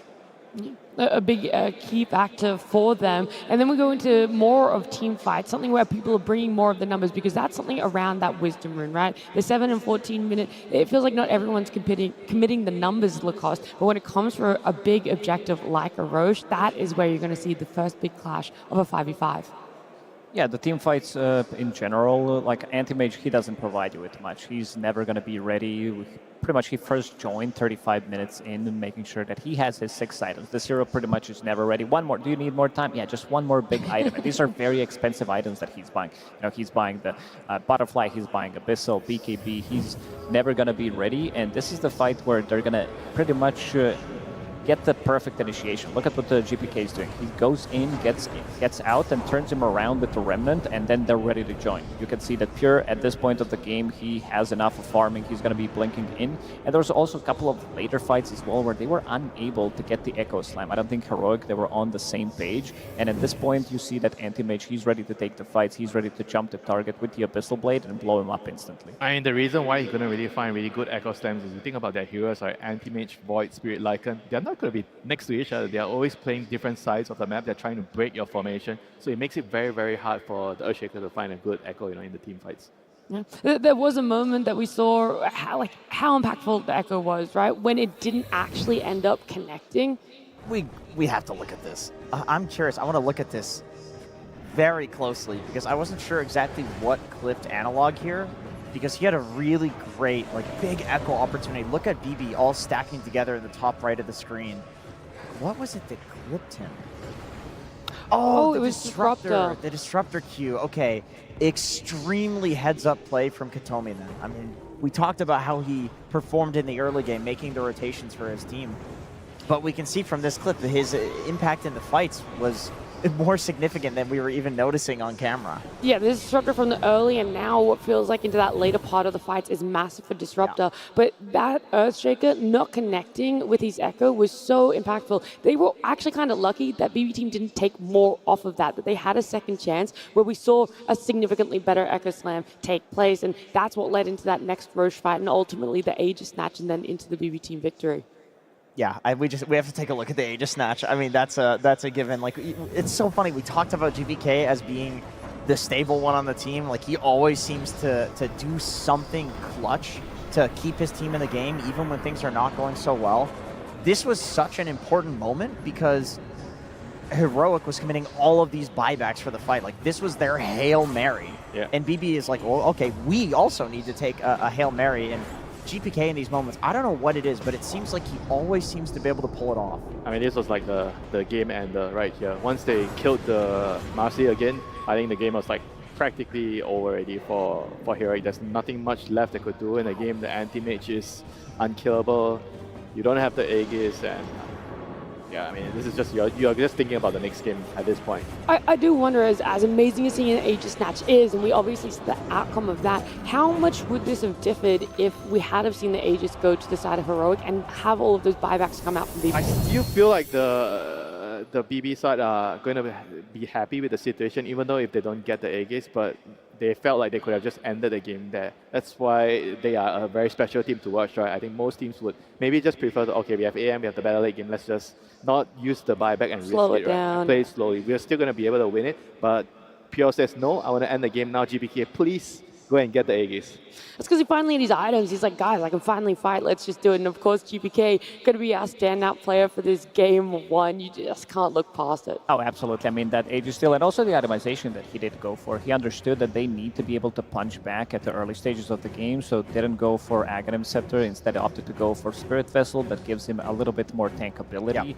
Gives him extra bit of a damage. Like once you finish off your Spirit Vessel, once you get to tier 2 neutral items with the Strength Treads, you basically have 2,000 HP. If he didn't steal that Aegis, I would say that Miero, like, he's kind of my MVP because of how well he moves across the map. And this guy, it's pretty much his meta. I think I said it pre-series that this guy enjoys playing these heroes, and they got a very good pick for him. And also understanding how far he can push the limits of his hero with that wolf pack, getting extra 5 seconds when he gets the kills, and also itemization. Like this time around, he didn't go for a relatively early shard that we usually see, opted to go for different items, picking up that AC relatively early on, understanding you're playing against Bristleback, you're playing against Marcy, there's going to be a lot of physical damage coming out, so making sure that the whole team is tanky enough. Yeah, we're going to take a look at this game from a different point of view. We're going to head on over to Purge, who's going to give us some more details.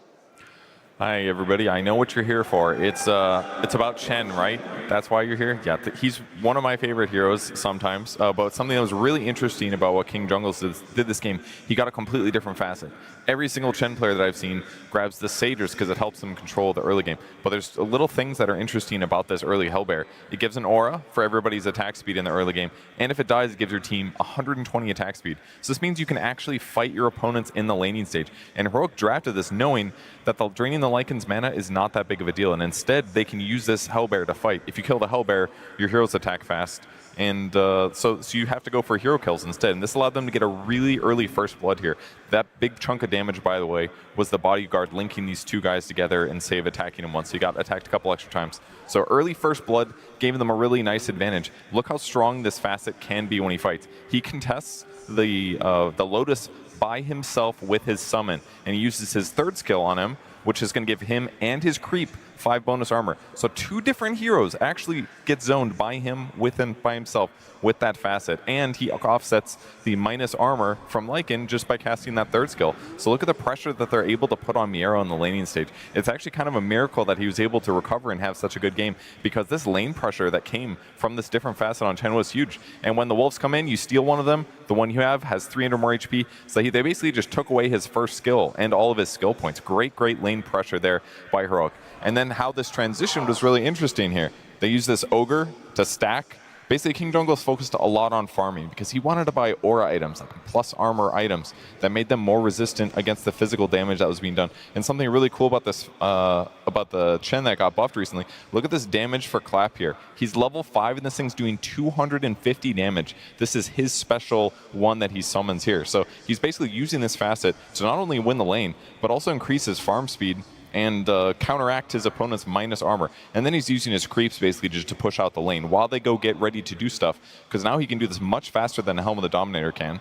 And by pushing these lanes, what it does is set them up for a perfect Roshan. So they basically just stop every single creep from getting in Roshan while they prep to do this, partially using the lane push, because all of those lanes got pushed in really effectively. So everything they send in there to try to kill it gets destroyed, and that's why they were able to take this Aegis before BB Team was able to respond in time. Great use of map control, the summons and all that. It was a shame it didn't work out good enough, but it was some cool new tech that we got to see. I love to see when a hero has so many viable facets, the way that you can play the lanes so differently. Of course, we see that Disruptor really helping Miro the Lack and get back into this one, but it's crazy how different of a game it would have been just based off that one Chen facet. Yeah, he's right. I've never seen that one before. I had no idea that the Ursa creep did 350 damage when you have it maxed out. That's kind of crazy. I mean, obviously it falls off.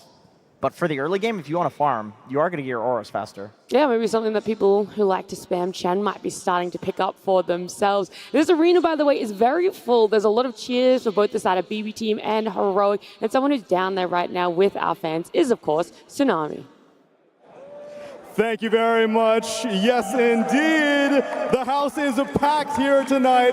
But as I had mentioned at the very beginning of the day, it is a bit solemn. We have to have eliminations. Such is the nature of competition. And for every single iconic moment we've had in Dota, there's always been a team on the receiving end of it. So I'm sure Eastern European fans, do you remember the $1 million Dream Coil? S4, Puck. I know, it's tough memories for the Na'Vi fans, but the Alliance fans remember it fondly. Meanwhile, Chinese fans are still haunted by the voice of Seb! And South American fans, yeah, South American fans, we have a lot of these. I mean, there's no TI for South America yet, right? But there's one play that is still in our hearts. Allow me to set the stage, Tsunami. All right. TI-11. There's the Howlet. TI-11, Singapore. The smell of chili crab in the air. And, more importantly, hope. For Thunder Awaken has made us the farthest they've ever done at a TI. That's it. Liquid, one of the best teams in the world, fighting in the lower bracket, literally for their life. Last game of the best of 3. In comes Sacred, gets the black hole, Pango inside of it, 1 HP. 1 HP, and every single South American fan skipped a beat as they saw the Pangolier roll away infested by the life stealer of Meke. All hearts broken, many Liquid fans would cheer, but Thunder Awaken and all of Peru will forever remember this day. But that's what they are, resilient. We are the 1 HP warriors. We're the ones that survive. We're the ones that make it through. 1 game loss means nothing. Heroic can do it this time. Let's go! If there's one team that's going to benefit from a crowd buff, it's Heroic. These guys have looked fantastic when they've been on that verge of elimination. They've got to be more comfortable, right? And I think hearing all those cheers out there from their fans, that's what's going to bring them that energy. I'm hoping they've had the time to really put their heads in the right space here, Lucas. Think about it and come back and be more chaotic than ever. Make sure that we're seeing what South America is really made of. Oh, for sure. I think this team comes in very well prepared. They have like double coaches that are working quite a lot. Like it's always nice to see from and hear from them because they always give good insights. They're not afraid to show it to the rest of us. But I think a lot of teams that are still in the tournament have hidden strategies, and I want to see something else that is going to come out from Heroic because this one I really didn't feel that much coming out from this Queen of Pain. Yeah. I feel like there's been a good flex that they kept until the end. Even like the damage numbers, if you look at it, I believe he dealt 17,000 damage on Quad, pretty similar to Earthshaker, but something was just not clicking. I want to see Schofield on a bit of a different hero. heroes, something that can be more annoying. Even Queen of Pain, she does have a Blink Dagger, but some of these melee position 4s that he really excels playing at, Clockwork, Tuska, I want to see them on heroes like that, something that can buy time, something that can relieve pressure off his mid lane, something that can have a greater impact. To me, yeah, it's not chaotic enough. It doesn't create enough space on the map. And honestly, I thought Queen of Pain was completely imba about like 2-3 weeks ago, but the meta has changed so much since the road to TI. There's people building all of these DOMs. You know, Lycan is very popular, like tons of summon heroes. I don't think Queen of Pain is that good anymore. Is that because of those items you're saying that Queen of Pain has kind of fallen off? But you also have to look at the reason, right? Why did they want the Queen of Pain there? Because they wanted a hero that could be moved around, flex, and confuse their opponents. But I think they didn't really count for the anti-mage at the end. Or maybe they did, and they figured that, oh, we could just do the co-op support, but it didn't work out. Because for their lineup to work, they really need to get away with like some sort of early game advantage so they can snowball. Yeah. But they just didn't do it in the game. It felt like it was leading up to that for the support Queen of Pain, but we see double buybacks throughout the duration of this game, and I think that's going to slow. It doesn't matter what hero you play, that's going to be. Well, Schofield's going to do that regardless, no matter what hero he's playing. Okay, all right. You know, maybe I'm a little bit misguided on that one. Yeah, I feel like it just came down to like the strategy that they chose, right? I think in the first game of the series, it's fine if you have some idea that you think it might work. Yeah. You know, you try to use a flex pick, but maybe your opponents are not aware of, and you try to lead them astray with the draft. Okay, fine, didn't work. Next game, you have to just keep your heads up, held high, and go for something else. Our teams are waiting in the wings, eager to come back down onto the stage here, get back into their boots, focus up. This is elimination. Heroic, if they can make it back in this series, they will have the best placement that a South American team players have ever gotten. On the side of BB team, their expectations are high. Coming into this one, especially for Pure, who achieved so much at last year's TI, it would feel like a disappointment to get top 6, and it's a feat in itself to even get this far. Yeah, and I think BB team are also a team that having one game advantage in a series is pretty scary. Like, they're willing to pull out some crazy stuff. I think that they also play better with confidence. Pure in particular is not going to have one of these like 1-in-17 anti-mage games after just winning a game, especially with the anti-mage. You know, like he's gonna pop off in the next game. So. I mean, also for Heroic, right? Every time they lose the first game, they kind of lose the series, right? They haven't really played any 3-game series so far, you know. So this is definitely going to be like a huge challenge. How are they going to overcome this BB team here?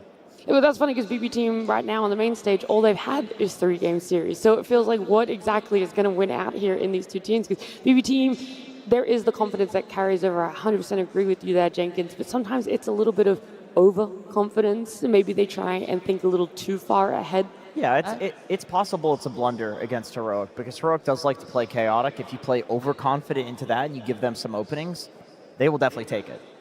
One scary thing about BB team is whenever we talk about them, this is the one scary team that has an extremely good early stages of the game. We haven't really seen that so far at the TI. I would say that this is something that they've been lacking, but if they can start doing that as well, that they've been doing ever since they've been formed pretty much as a squad, this is going to be a very, very scary team. They already are, but imagine if they can really push the limits, win the laning stage, have that 5k gold advantage 15 minutes into the game. Yeah, you're right. This is a team that is extremely aggressive and knows how to close out the games early. Historically, they've dominated lanes and then snowballed that into a dominating game, but that's just not how it's been so far. I felt like they've been a lot more patient than like compared to like a couple of months before, right? I feel like whenever they were having this sort of lead before a couple of months ago, they would try to push it maybe a little bit too far, hence the throwy nature of the team. And in this event, I feel like they have sort of like addressed that. They played more defensive when they could just sit back and farm. And they muted Pure's mic. Yeah, and when they needed to go aggressive, they would have tried to use their buybacks and do something aggressive. So I feel like I like that balance. I like that change, and it certainly paid off. So far. Anything else though? When you guys see this, it could potentially be Heroic's last game on a TI main stage. There's going to be some staples that you guys are eager and itching to see. I mean,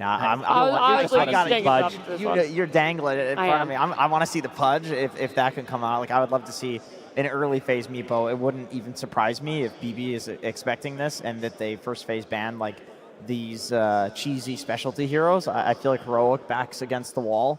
Like, they're going to take risks that we have not seen before. because this is them right about to be eliminated. Yeah, if they have to play like a normal game, I think it's going to be difficult for them. They have to throw things off the balance and try to surprise them. Just first pick the Meepo. Just whip it out. I actually wouldn't mind seeing KJ going back on that Shadow Demon as well. I know he still had a really good early game for the Chen, but there was so much when it came to team fights on the way of trying to pick up that hero. But we don't want to discuss Theorycraft anymore. Our elimination series continues between these two teams. BB Team versus Heroic Game 2. With BB Team up one game, they're feeling confident, they're in a good position. Our draft has already begun, and the bans and first picks coming out already, where we're going to see a Nature's Prophet for the side of BB. And of course, here we have an Earthshaker for the side of Heroic. They're going back for it. They feel like they've not lost confidence in it, and maybe it's more open to be flexed now. It still does a lot in most of these games. So, like, you could see that BB Team wanted to invade enemy triangle. They saw him going into the triangle, but they were keeping the distance, not allowing them to get instantly killed on 1 or 2 heroes potentially, but wanted to get something out, knowing that Earthshaker is still going to be very low HP after clearing those Ancients, because you need to drag them close together. But again, you get very good timing on a Blink Dagger after taking the Ancients, and Analog, he did have a very good time in terms of killing the enemy carry hero. Pure got killed like 3 or 4 times by Earthshaker because he got that early Blink Dagger. Nature's Prophet to me is such a classic Game 2 hero, because especially if you win Game 1, because I feel like BB thinks that they are just simply the stronger team, and if they can win the lanes, win the early game, they can absolutely up the tempo with this hero. Nature's Prophet is a lane dominator almost against anything, and very few carries can TP around and get kills and take the towers like he can.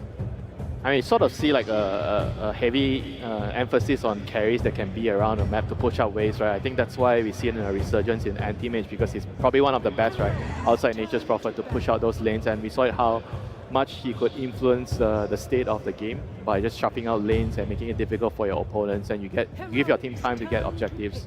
This is very interesting, the bans Spectre, that this happened, seeing that they are banning out Spectre, which means that this Nature's Prophet is definitely going to be a core. So far, BB Team didn't have much success with it. They only played it once, they lost that game, and Nature's Prophet at main stage TI also didn't win a single game. He's been played 5 times, didn't find much success. I think the nerfs that did happen also are not in his favor, and now you're going to be playing into Earthshaker, into Clockwork. These are 2 very difficult matchups for you, allowing you to get on top of him, having multiple stuns, so he needs to do a lot. Even though he builds into Hurricane Pike, he builds into a BKB, still not an easy matchup by any means. Yeah. If it is going on Pure, I am also wondering about how susceptible it is in that early laning phase, because that has been the biggest weakness so far for Pure, is how punishable is this Nature's Prophet in that first 10 minutes.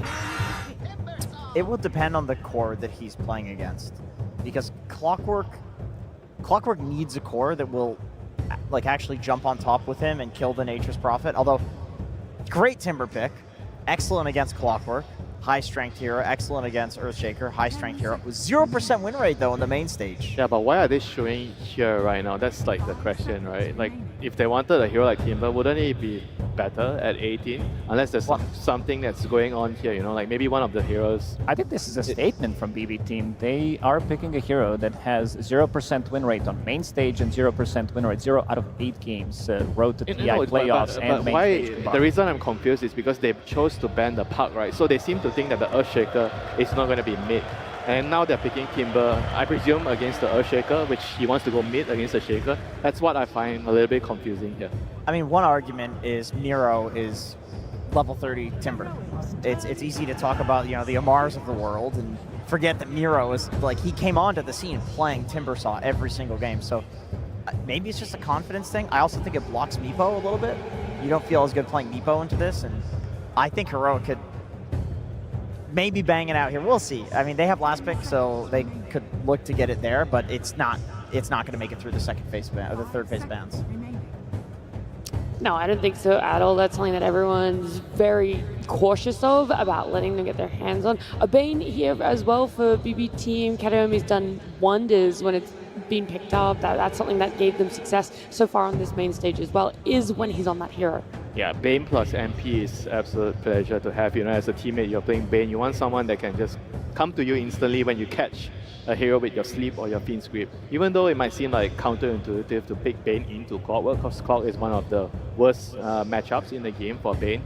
But I do feel like they put a lot of emphasis in enabling this MP. That might explain the Timber, you know. Maybe they are feeling that we need some offlaner to keep shuffling the wave and pressure. So you draw the attention to you, and then the Bane goes to you, sets out with the MP TPing in. Maybe that is the idea of their first 3 picks here. Yeah, BB is definitely prepping to be really active because Timber also is a hero that loves being left alone in lane. So that means they can pick a support that can run to the mid lane, play around GPK, have Pure on Nature's Prophet TP in, and Miro's just chilling, farming. Yeah, Hero seems to agree that the Timber is going to be on the off lane, picking the TA right away. TA is like one of the better heroes against Timber in the lane. So let's see if like maybe BB team try to, you know, adjust, try to move the Timber away, or they have to try to figure out what type of support they pick to enable the lane. You know, TA is just going to be, I think, a very strong lane matchup into the Timber. Yeah, I like this pick a lot, allowing them to have a super strong laner, and this is not gonna be an easy game for Bane by any means.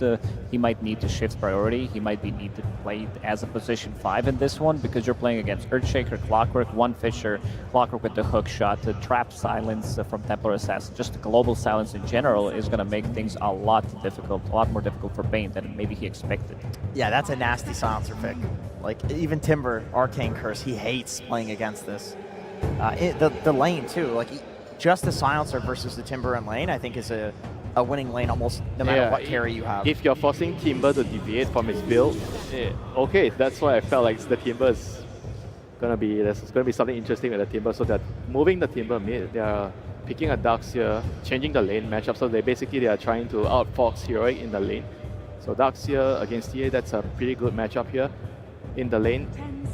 They need probably strong position 4 to make sure that the silencer can't really bully the Darkseer too much. They could still get a very good matchup for them if they want to get something like a Lifestealer maybe for themselves and use this Nature's Prophet as a support plus the Bane. I know that the Darkseer loves to have, you know, something that can run in, some Tiny, some Tusk potentially, but overall they don't have the last pick. But after seeing this Templar Assassin, I think they use Nature's Prophet as a bit of a bait to see where the heroes are going to go and try to counter-react it, because I'm seeing Enigma as well. This is one of the few matchups that Lifestealer doesn't like to play into, and also another hero that I think overall Whisper plays really, really well, and it would give them the momentum. I think having Templar Assassin building into Deso, having Earthshaker from the mid lane, 2 supports who can easily rotate, and they want to rotate to get that +1 for Silencer. Clockwork wants to be active. Could be that they just want to shut down the tempo that Heroic is building up. I love the Hoodwink ban because that could be either a carry or the 4. You have to ban it for both. Because, you know, I agree with what you're saying. Maybe not Lifestealer, like there are also other options. You know, Faceless Void is an option there as well. Like, I mean, any hero that builds a Manta style you want against Silencer, and something to win the core-to-core matchup against TA. I guess TA is kind of solved by the Darkseer. Do you split your band then, or are we still looking at a potential strong position forward to come out? Because you've given a lot of good carry potential for the side of BB team. Is it that easy to take it out? Is it that easy to all in that's the last pick that is required? It could just still be a 4 for save. That's also possible. We're just thinking of like interesting flexes because they don't have the last pick. I mean, he usually likes to play like range heroes on save. You know, we've seen him on usually Grimstroke, Rubik, Tau Hill, Muerta. I mean, Batrider is banned. Okay, well, that would have been great.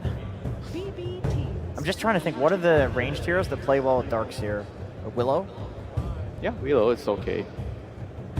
It's like Bat and Willow are the 2 good ones that you can actually Ion Shell. Yeah, but at the same time, I feel like they want more than one initiator. Right now, that's only Bane, right? If your core is going to be MP, Timber, and Darkseer, you kind of want more stuns and catch for your lineup. And Save Lion is a classic. He lanes well with the Darkseer. Yeah, Lion's actually really nice for their overall composition here. You have the vacuum into stun combination. So it's going to be the Dark Widow. So you have instead of the stun, you have the vacuum into multiple brambles, which can be really nice in the laning phase. Yeah, peels through the TA refraction eventually as well between the brambles and the Willow ult. not a very conventional hero right now. No. Yeah. It was prior to the international happening. Pro level pubs, people were spamming this. That was before the nerfs, I think. She did take some nerfs to the Shadow Realm. The regen in the Shadow Realm, yeah. Doesn't feel as broken as it did before. So what is she offering in the lane? Because you guys said that needed to be something that was really going to help the Dark She's a pretty strong laner at level 1. One of the best level 1 heroes. I was wondering where this hero's made. The mid Leshrac, it deals so much damage. The Link Dagger, you just jump in, suicide. It's like, I'm going to kill you or you're going to kill me, or maybe both. Oh, they definitely upgraded the draft from the previous game. This draft kind of plays itself out. You're never going to be lacking damage. You have enough stuns. You have a global presence. You have very good scaling. You have heroes that come online super fast. Leshrac going for the Blink Dagger. You have Templar Assassin with your Dragonlance there. So it does feel like they're going to be ready relatively early on to be able to punch back against what BB Team is bringing in this one. What I love is that they have 3 extremely high burst cores with a silencer. Like, if they cover a jump with the silence, they will kill like 2 or 3 heroes potentially. This is very strong. I think the pipe timing for Miro on Darkseer will be very important. Like the pipe in Crimson aura timing. Yeah, they have to make sure whenever the silencer global comes out and with the Earthshaker jumping, they need to survive that initial burst. If they can actually do that and make the fights drag out, then it'll be really good for the Timber and Darkseer. But overall, I feel like execution-wise, it's a lot easier for Heroic here. I feel like their team fights are just pretty straightforward. Laning phase also pretty straightforward. They're very, very solid lanes. So I think we are actually going to see a game 3 here. Winter, I feel like you've changed your viewpoint. You went from not sure if Heroic were going to be able to bounce back in the series to loving exactly what they're bringing in game number 2. Yeah, you gotta love if someone gives you something you like to see. You know? What do you love so much about this one, Lacoste? I like that they are shutting down the cores as well. I feel like with the picks that they do have, it gives them a lot of momentum as well. And BB Team, they are picking heroes with very low win rate. These heroes are low win rate or have no win rate whatsoever for a good reason. Nature's Prophet didn't win on the main stage. Neversaw didn't win a single game. And they're really trying to push the limits. This is also a bit of a test. If they are going to be managing to win this one, it's also a bit of a statement for the rest of the teams that are still left in the tournament. Yeah, I like that you're bringing up those statistics. It hasn't been working for other teams on at least 2 of their cores on the side of BB Team. And so I feel like we need some answers exactly what that coach and how this draft is going to play out. And I can make that happen. And that, yes, I am joined by Bulk of BB Team, where I do have some questions about your draft. Timbersaw gets picked up. I don't know if you know this, 0% win rate in this tournament. It has been picked 8 times so far. Why do you like it? Тимберсона на этом турнире выбрали уже 8 раз, но у него винрейт 0%. Почему вы продолжаете его выбирать? Мы захотели исправить эту ситуацию и поправить этот винрейт. We wanted to fix that win rate. No more 0% win rate after this game. Makes sense to me. Last game, I asked Cass if he was afraid of your last pick anti-mage. He said no. Are you afraid of the analog last pick Leshrac? В интервью тренера после прошлого пика он сказал, что он не боится вашего антимага. Боитесь ли вы их Лешрака? Нет. No. I'm sorry, I didn't get that. What was it again? Нет. No. No. Oh, no, that's what it was. I see. Well, then, let's see if it happens in this game number 2. Good luck, Bulk. And luck may be needed here. It seemed like the panel liked the changes that Heroic made to their draft. I personally like to see that Whisper is going to be taking over the Earthshaker, and they got Analog a Leshrac pickup. That felt like a nasty last pick here, Avery. There's a reason Timbersaw has been struggling this tournament. Now he's going to have to go up against another hero that can just absolutely burst and chunk him down. I'm looking to Analog to step up his game in this game too. I think he struggled the most in that game 1. It wasn't all on him. It was just a really tough game to find the angles for those Echo Slams against so many summons, so much scouting, a long-range poke lineup. You're against the anti-mage. Not the easiest Shaker game here. He gets the priority in that last pick. They put him on a super high damage dealer that can just get in the fight, play against a lot of heroes that he can just take down instantly. Looks like a great game for the Leshrac, and he has the silencer to cover him. I mean, what a silencer game. You're against Timbersaw, Darkseer, Dark Willow, Bane. This curse is going to hurt in the team fights. The global silence can bail out the grip. looking at those two heroes for Heroic to have big games here in Game 2 and force this into a Game 3. And if you're BB team, as the panel mentioned, you are trying to play some heroes that have not been too successful so far. Doesn't mean they can't work here, but they have been struggling. Save in some trouble. Already used the Shadow Realm. Unless he could juke through the trees, he is gone. That's going to be first blood to Yuma. And that is quite the boon because the off lanes on both sides are suffering. Schofield will end up going down. Both supports will die, but it's Heroic who walk away with the extra bounty in first blood. And there's some money tree action going on. Wait, Nature's what? Prophet looking for the gold bags. Not a facet we see a lot, if at all. But if you start snowballing with it, it's definitely a little extra income. I did not have this on my TI bingo card. No, I didn't either. I do remember that it was so bad they had to buff it up, but it seemed like the numbers still weren't quite right. I guess in this matchup, it does kind of look like a free lane for them. So if you don't need the extra lane sustain out of the heal, why not, right? It's a double range matchup against a double melee matchup. Like, surely you should win this scot-free. Oh, vacuum pull back in, trying to go for KJ Fairy Fire. Oh, he walks back into the Ion Shell and will be run down and saved. He's already healed up enough. Refraction from Yuma is quickly burned through, and he'll have to back away. No rebuttal here. Schofield, meanwhile, Fairy Fire of his own is going to be popped to stay alive. This double melee offlane's really suffering against the double range, plus the presence from this Furion. Look towards Pure to have a big game for BB Team. He can set the pace, he can drive tempo around the map, he can TP into all these plays, give you the extra gold off the money tree sprouts. Those can go either way too, you know, anybody can pick up those bags, so you really want to snowball off this facet if you can. True. Just have some bigger presence in the earlier team fighting. Particularly if the other lanes are going to be a struggle. This Darkseer lane is not going the best for BB Team. And Yuma has had an incredible start on this TA. Despite some of the early skirmishing going both ways, he's absolutely free farming down there. And they picked up the early kill. So it's going to be another strong laning phase for Heroic. The Leshrack's going to free farm, the TA is pretty much going to free farm down there. And if they can get something out of this double melee off lane, it's another really good start to a game where they can pick up the pace. Be very interesting to see who rotates supports into mid lane first in this game as well, because you are really eyeing these 6 and 8 minute power runes, and this is an explosive matchup. Start taking some of these later points in Edict, just so much damage on isolated targets fighting for those runes, or if you get an early haste or arcane, Leshrack can be devastating with it. And frankly, if your Shaker is already kind of struggling, and he can maybe do some Fisher shenanigans to pull the lane back, why not move the Clockwork, say, into this mid lane and try and help the Lesh win that matchup? I think Schofield has the most freedom here to decide what he wants to do. Trying to deny the water rune. Miro chased down. The teleport will be canceled. A little bit surprising there. They were a bit low. Schofield brought low by the Nightmare. Katomi continues to menace this opposing support. He just cannot seem to use his cogs effectively at all. Every single time he tries to go for the cog hit, he just gets nightmared and hit a whole bunch. Getting outplayed in this early game. Will at least deny the water rune out from GPK. It's a little minor win on that mid lane. That was his goal here, but another slow start for Schofield. And once more have to make it up, and this is not a game where you're going to get a huge amount of stacks up with this Clockwork. No, be able to fall back on that. You have to find some action around the map. Action continuing in this lane. KJ not respecting the Shadow Realm Ion Shell combination. Maybe Yuma can, if he gets the kill on the core, it will all be worth it. But it's taking a lot of time off of lane. He still hasn't got to put the treads pick up. That'll help give him some extra movement speed to get the kill, and he does not get caught in the brambles. Perfectly manages his way through. Whisper, alone in lane, does not die. He still had some stick charges and a Lotus to burn through.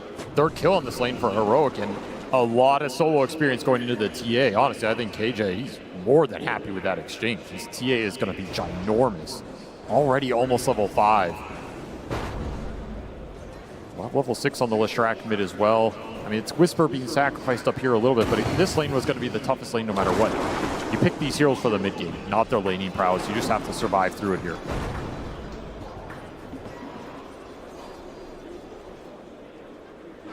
Considering how well Yuma is doing, I halfway expected the Silencer KJ to go through the gate, maybe help out this top lane, but He's opted against it, instead playing for Power Runes. They're just too weak up top. Too many resources got burned out there. That play is not available. You can look for the mid clash, however. Again, these Power Runes are super valuable for the Leshrac if you can secure them. I love that, though. They already have the ward in place. They will run down KJ first, go back for the Power Rune, which spawns top. Works out well for them. Analog would have gotten it otherwise, but instead Katomi gets an amp damage, and he's going to pull the Leshrac underneath the tower. Now it's going to be the Clockwork who wakes up that Leshrac. Leshrac going back in with a dive Gini, doing massive damage onto Katomi. 1 kill and trying to get out. No stuns left. Save has already blown everything there, so Analog will be able to get away. Support for support trade-off. Money bags collected for Pure. He's happy about that. Analog, did he overstep into the river? He certainly did. Not having dive ball Gini, he's in trouble. Sounds goes out though, and now GPK is the one who has overextended himself. Analog, he'll tick out. Analog didn't have to run forward. KJ will collect that kill. GPK offering a respectful tip to KJ for the rotation. It's just such a good silencer game. They got it really late in this draft. He has great core matchups, great heroes to punish with the curse, and a great target for that global silence later. I expect a big game from King Jungles here. Pure feeling the heat of a Yuma rotation. Rocket Flare gives a little assist. Yeah, a bit too late. If it had caught him as Pure ducked away into the trees, maybe they could have killed it, but now Whisper has been baited to go for that Pure kill. Templar Assassin can't jump into this, not with GPK. Timbersaw is showing. Analog still going to show up, though. He is so strong right now. He's going straight to Pure. That's a guaranteed kill. What else can you get out of this one? GPK tries to pick up a Yuma real quick. The refraction, blocking the damage, and missed the Timber Chain. Meanwhile, Analog, he cuts him down with that long-range chakram. The Facet comes through in the clutch for GPK, and he still has plenty of mana to work with. No more Diabolic Edict, so GPK has free reign of things. A triple kill for him. Man, that's the kind of fight you wish you had that silencer involved in a little bit more. 3 points in Curse. He could do some serious damage to GPK in these skirmishes. He thought he was going to get involved there. Instead, Nightmare pulled into the chakram. Analog, he goes for the Pure kill again, but around these ancient stacks and 2 heroes behind him, Analog can't go for another kill on this Nature's Prophet. Pure trying to get nice and aggressive. They know the ward's up there on the high ground, thanks to the Nightmare from earlier. And Whisper comes to defend these stacks. Does not want to lose anything. Does not want to split the experience. He needs this Echo Slam to recover. He will get it here, uncontested. Yeah, Schofield's going to block out Katomi. No way that he ever gets close enough. In fact, if he tries, he'll just add more experience to Whisper's coffers. Slowed down by lightning a bit. The hasted Timber. Oh, yeah, that's a little scary. Oh, that's it for the Shadow Realm. Not good enough. GPK. He wants Are you going to try for it? Timber chain up, and he runs him down. GPK boss gets that steal in game 1, and he is off to a 7-1 start here at the 8.5-minute mark. Just pure destruction coming out from this mid laner right now, who is on a warpath in this tournament, man. Yeah, is there any doubt? He has to be the team, the player that is carrying his team the most in this tournament. He is MVP in my mind right now. BB team are not here without his plays on the main stage. He'll have to go back to heal, but man, what a start for him. Playing into some tough heroes too. These are not easy heroes for the Timber to skirmish early. He really just played the fights well. You end up inside the cogs, you end up against the silencer spells, you end up against chain stun from the Shaker or the burst damage from the Lesh. Not the easiest Timbersaw game in my mind, and he's had an incredible start here. It's going to go a long way. He is the only reason that Heroic hasn't really broken away in this early laning phase. I mean, they're still up by a K, but it could have been so much worse, right? He gets that kill on Yuma, and that top lane rotation, that could have been just Pure dying again. He's kept Analog down a bit, but he will be the center of attention for Heroic. Hook shot does land, and really no way out of this one. Nope. The cogs lock him in a cage, and the silence prevents any spells. Analog, he knows that he's going to have to stay one step ahead of this Timbersaw if they want to push this to a game 3. And these smoke plays are so strong. They're not going to have a lack of damage like we saw in that game 1 where Fisher that play block got off. turned around. Not needed. Whisper already has his blink dagger. He gets in front of Katomi. And they chain the stuns for another kill into Analog. Now second in net worth, and Yuma is topping out the charts. This is a perfect pace for Heroic. They love this style of gameplay, and this draft is built for it. You just showed so many heroes, though. Yuma, he's left alone in this bottom lane and run down by a simple 1-2 punch of a Miro wall and save with the Bedlam. That is going to cost Heroic a decent amount. Gotta respect this Helm creep with the Darkseer Ion Shell and the potential Vax Stomp that could come out. It's been a while since we've seen this combination, but it'll be live in this game. And all that space that the Timbersaw created allowed Miro to catch back up. He was doing farming. He was doing big stacks in the jungle, so this Darkseer's absolutely back in this game. They're trying to pick up the pace themselves. Quell and Blade pick up, but the creep is on top of him with the Ion Shot. I know Santos go out. If they can trade this out to get the kill on Pure, it'd be massive. Whisper doesn't have enough damage by himself. Oh, what a Cox hit! A Sprout over to the other side. Enchant Totem to stop him, though. And Pure, he's dead. He's aggressive. He's tried to be multiple of these rotations that resulted in his death, and Whisper is taunting him all the way to the grave. You got to have some respect for BB Team. They went in this game and they're trying to play heroic style of Dota. They are just taking the clashes, getting aggressive, but this is a terrifying team to play this fast against because they'll take it to you every single time. I mean, these are some of the best skirmishers in the world. Schofield in his element right now. Smoke breaking, Schofield. He'll just wait it out. GPK runs right into that brick wall. I'll try and smoke the supports around. Tower goes down. Scan still hits on that hill. They're looking for a bigger core target in the jungle. They want Yuma right now with this grip. Is this two-man squad good enough, though? They land the grip. They're going to try it all in. They got him. And long-range hook shot. The grip is stopped, but the burst damage is still there. Now Schofield, big whirling death hit underneath the tier 2 tower. Cogs on cooldown, but BB Team, they'll respect what Heroic have to offer. Backing away from the cliff and the multi-shot of the tower, not worth the risk for a simple support. First part of that smoke did not succeed up the high ground, but they get the nice flank. Yuma just not expecting two supports to be taking him down, but Wrath of Nature gives you that extra damage on all these plays. There, however, is the Blink Dagger for the Leshrac, and this is when this hero becomes the scariest hero on the map. You pop the Edict, you blink on anybody, they're just gone. It's way too much damage for an isolated target.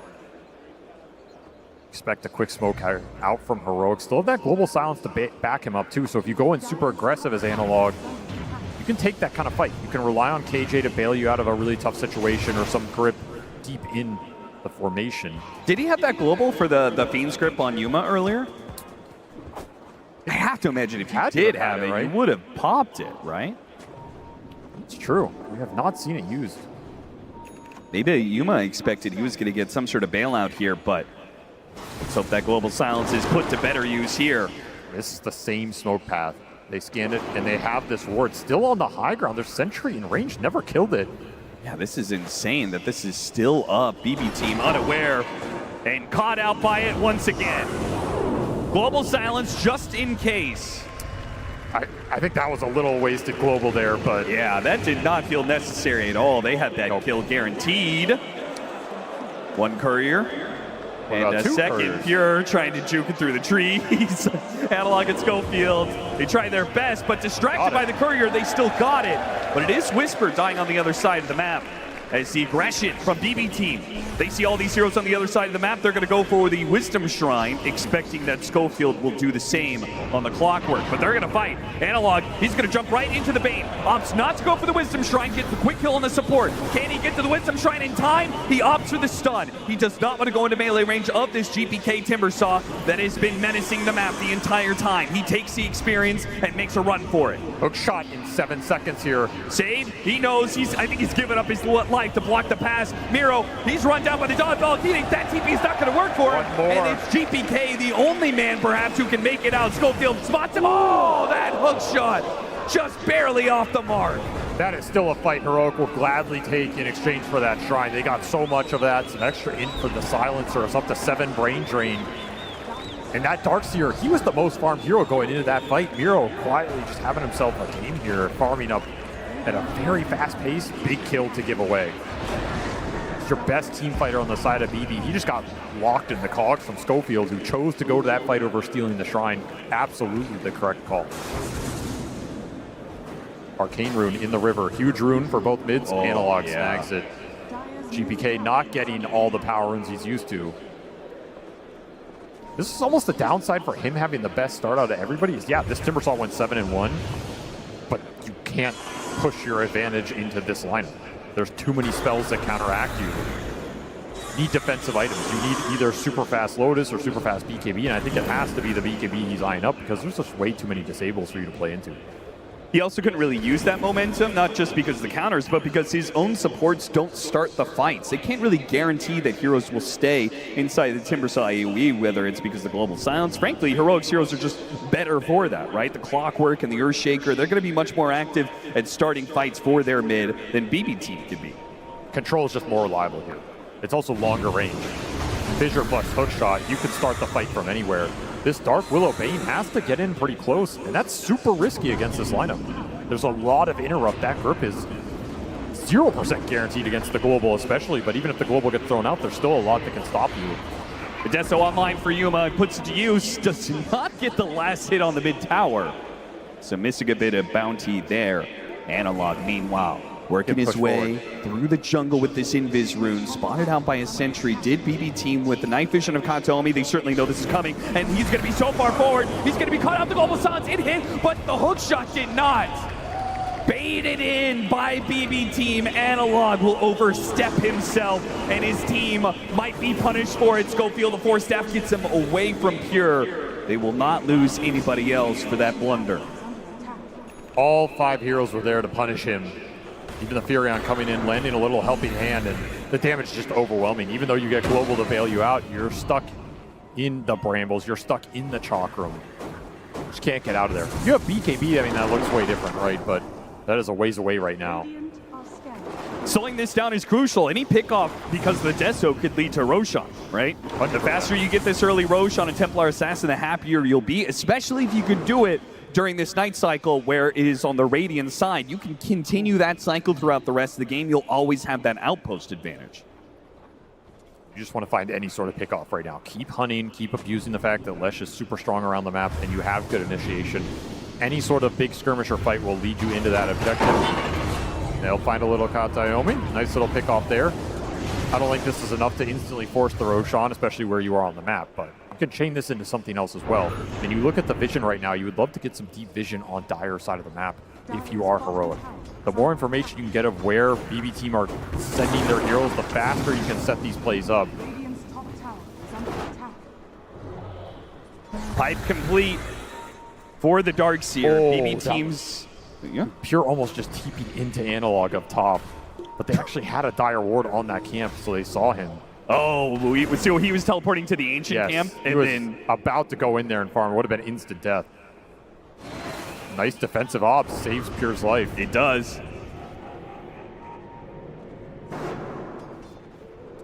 Now that's the sort of pickoff that could have led to a Roshan scenario, but as it stands, Heroic, with the team fight item complete of the pipe, you can't just force this. The game is beginning to slow down. Yeah, very strong pipe game. The TA is your one solution to that pipe, but the TA is also not the hero that wants to go in and just be in the middle of all the Ion Shells, the Brambles, the Dark Willow, Chakram damage. Like, it's a little overwhelming for Yuma right now. So you have BKB, that refraction isn't going to last long. Just going to say, there's a lot of heroes who are going to want an early BKB in this game just so you can take the fights with confidence and ignore a lot of the damage coming out from both lineups, because both lineups are going to struggle against early BKBs here. You're negating a lot of control and a lot of spell damage. Huge amount of survivability to come out. Both teams playing a little scared right now. Clumped on the map. Again, there's just a lack of deep vision on either side of the map. You see how many sentries were spammed through these jungles. Yeah, it's ridiculous right now. It is. It's just both teams are kind of playing blind, looking for the next objective, which will be this Tormentor up top. BB camping it. They're a little early to the party, but... I mean, better to be early than late. That's what it feels like Heroic's going to be. Are they not... Do you feel like they're at a disadvantage for contesting BB Team? I don't think so either. I'm surprised they're playing so passive right now, but as we say that, both teams are going to go for their own smokes. Not going to be met, not going to be surprised on a Tormentor. Instead, they will clash inside the Dire jungle where BB Team do have the ward advantage, but the initiation, it's going to be jumped onto the Darkseer with the global sounds over the top. 2 are wiped off the face of the earth, and now Heroic want more. Can they get that? Whisper, he's going to chase after him here. The silence wearing out. GPK, he gets the Timber Chain out of there, and Heroic call it quits. Good enough for them, I think, to do the Tormentor. got to take it away right now. This area is entirely Dire's vision control. So you win fights here, it's super nice. Get a chance to D-Ward, get a chance to take that objective, save. Wants to get something going. Good four-staff. I mean, this early four-staff picker has done wonders for him. GBK, though, he was pulled in by this, and there's too many stuns. Overreaching, trying to find a little opening and stall this objective up, you end up paying even more of a price. The damage is overwhelming from this lineup right now. It's just no way to take an easy fight if Heroic are the ones jumping you. And that was a very fast hook shot Cogs, very fast blinking from Yuma. They have so much confidence to go in with their cores before all these BKBs are out because they have the global silence to back them up, whereas BBT do not. And this jetpack could actually do a lot of work for Schofield. Helps him get out of Sprout, will help him find some of these supports, and maybe even the Nature's Prophet as he's been ratting around the map. BBT going to play to try and take this Wisdom Shrine. This is a crazy play. Schofield, he'll be Fiend's Grip right off the start. Still gets it. He still gets the Shrine. He will die. That's going to be triple ultimates used to kill this Clockwork. I think Heroic's perfectly fine with that. If they can dodge fights when Global's on cooldown, that's the MO. And that's why BBT were getting aggressive. They want to fight when the Global's on cooldown. Massive opening for them. But we're just seeing, just dodge them on this cooldown, then you can regroup. When you have it up, you should have BKBs by then too. Though I say that, and Yuma opting for Daedalus instead, just wants more damage. Feels like the Global will cover him enough, especially with his other cores going in besides him. There is a trade-off. I can see both sides of this, but do you believe this is the right item choice for him? Honestly, yeah, the way these fights are going, I think if you get the BKB on the Lesh, he can go in, the Shaker can go in, you have the clock to create space.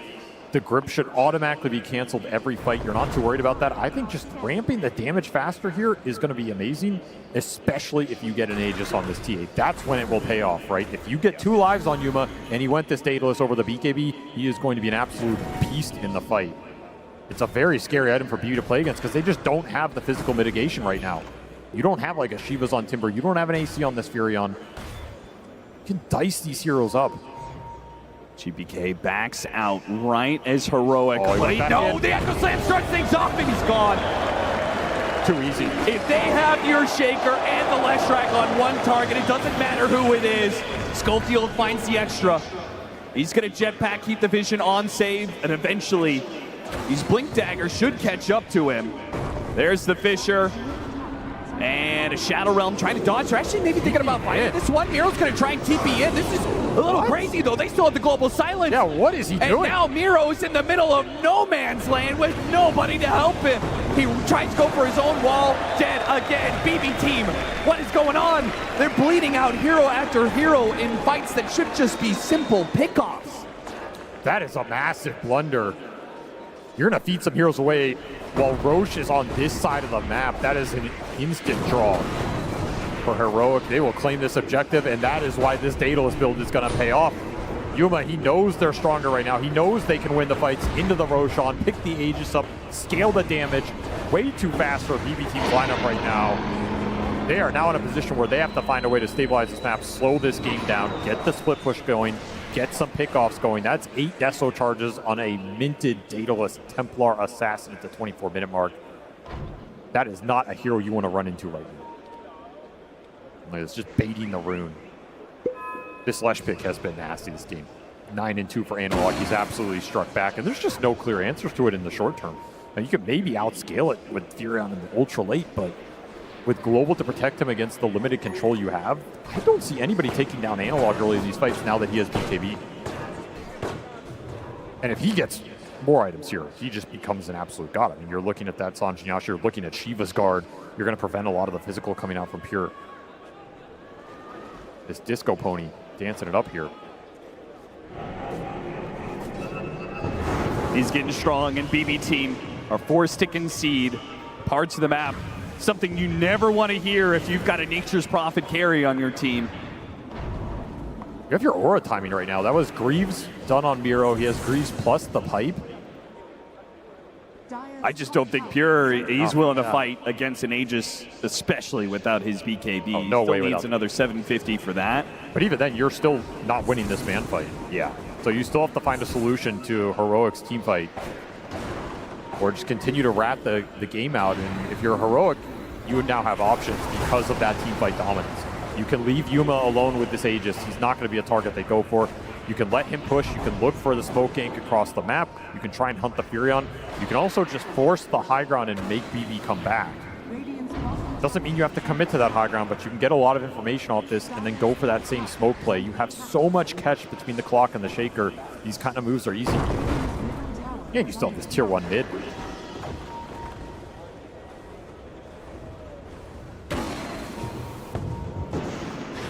Every time you cross the river, you run the risk. There's just so many blink daggers, so much initiation, so many stuns. Heroic is bound to catch some of these heroes that cross over into their side of the map, catching a courier on the way too. BB team, they're doing what they can to rat the map and try and prevent the loss of some of these objectives. Their tier 2 towers, though, will start falling with 2.5 minutes left on the Aegis. Is there any world that Heroic would ever hit the high ground to see how BB team respond, or are we just going to systematically work our way tier 2 to tier 2? Rather get the tier 2s off the map right now, but you can absolutely hit that high ground and try and force some heroes back. The thing is, Pure is always going to be farming. So you have to weigh this economic advantage you're gaining versus what he's going to take off the map. If you can catch him, I mean, that's the dream. Catching any core out on the map right now. Schofield, does he have a read? It just slips right past Miro. That's insane. Still, Yuma taking matters into his own hands. Kills. The Terrorite goes out. Timbersaw will try and take advantage of this. The first life of Yuma, they're burning through this refraction. BKB goes out from Analog, and a quick echo slam for Whisper. Knock it down 2. Miro, he gets a force staff to save his life. Analog's fighting up against the physical damage. Pure pops going BKB. Down. He makes the commitment to Leshrac, and he gets it. Meanwhile, Yuma, on his second life, almost dies here. Goes back against Pure. Knows that BKB is going to wear out. Knows that the stuns are coming in with the cogs pushing him around. They do have this nightmare in the back line, so Yuma just can't get down to this cliff. Schofield and Whisper, the 2-man tag team of stuns. They can't get the kill on Miro right away, but they'll get it on Pure, and Yuma cleans up both. The control tag team from Heroic, getting the job done where the damage falls. This shaker was massive. Double echo slam coming out from Whisper off the minted refresher. Absolutely feeling himself right here. Just decimates that fight that was once looking good for BB. Gets turned around with overwhelming damage from this offlaner. That's a buyback on the Bane for no result. And there's a little high ground poke.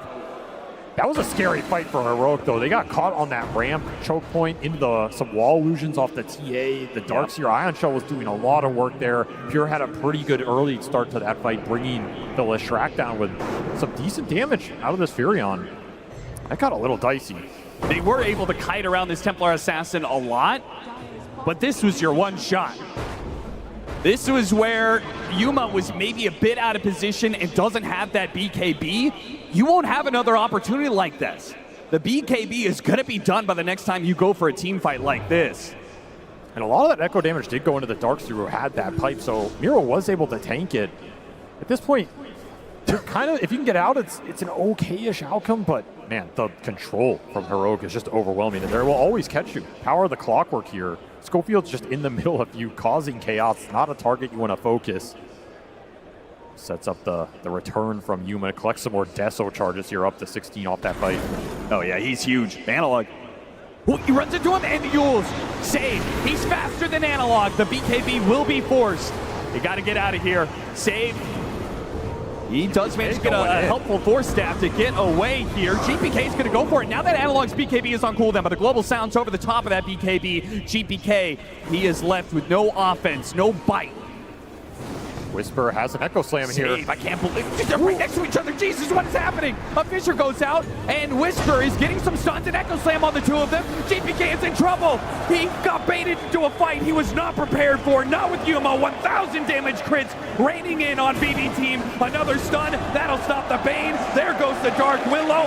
And BB team on the ropes now. They managed to hold on with their barracks left alive because of the glyph before. Now there's nothing left to protect their base. This is a lane for sure. Yuma's going to clean house here. Another great echo slam from Whisper. Probably not the way he wanted to get it, but he'll take it. An immense amount of damage going into the Timber. Yuma cleans it up. No BKB on GPK because he used it earlier, and the Global Silence canceled the grip that was on the clockwork on the back of that fight. So you don't have grip to throw into those cores later on. I mean, this silencer is just ruining the Bane's day. Oh, Fury's walking into a ward. Oh, they see him. He's got a BKB, but they've got the stuns. They've got the instant hits. Yeah, that is some overwhelming damage. Double wards in this jungle area. Heroic knew exactly what Pure's playbook was going to be. When he's behind like this on the Furion, he's going to play to your side of the map, and Heroic were more than prepared for enough for that. Just look to the camps on the sides, right? There's only a few places he's going to go, and you know he wants to go to some of those ancient camps. They've been setting up for multiple times in this game, especially with the vision from the clock and the TA traps. Put wards on top of that, and you have a lot to play with. This game is firmly in Heroic's grasp right now. All that's left is to get another Roshan, and then you can start to think about ending things. BB team, I mean, if you're on their side of the equation, what are you looking at? What is the opening that could possibly bring them back into this game? Baiting out early usage of BKBs or Global Silence will create an opening in that team fight. That is very difficult to do without getting punished, though, because of the range on the catch, right? The other opening is Massive Vacuum. Yeah? It sounds a little difficult to get here, but in theory, if you can vacuum 3 or 4 heroes, you have some spells to combo with it. You have to terrorize off the Dark Willow, you have Brambles, you have potential Centaur Stomp off a Dom Creep, you have Chakrams that can go through and dice everybody up. A Massive Vacuum into a wall, create a bunch of illusions, make that fight chaotic for Heroic can be another pathway to victory here, but I think it has to be one of those two options. I mean, that timing is tight. Vacuum into Terrorize? Yeah, it's not easy against the BKBs that are now available for Heroic. And Heroic will lay claim to that Roshan and that Aegis. That'll allow them to go high ground once again, take the outpost as well. Every little thing you could ask for is going the way of Heroic for this next high ground push at 33 minutes. Yeah. All that's left is another pickoff to make it that much easier for them. I've been watching Pure TP, and his TP decision making is not easy. You look at how much Radiant Vision is on some of these camps. It's like pick your poison. You have to pick the one camp that is not spotted, and then try and get out. That is not the one you want to pick. That's not the one. That's not the one. Whisper.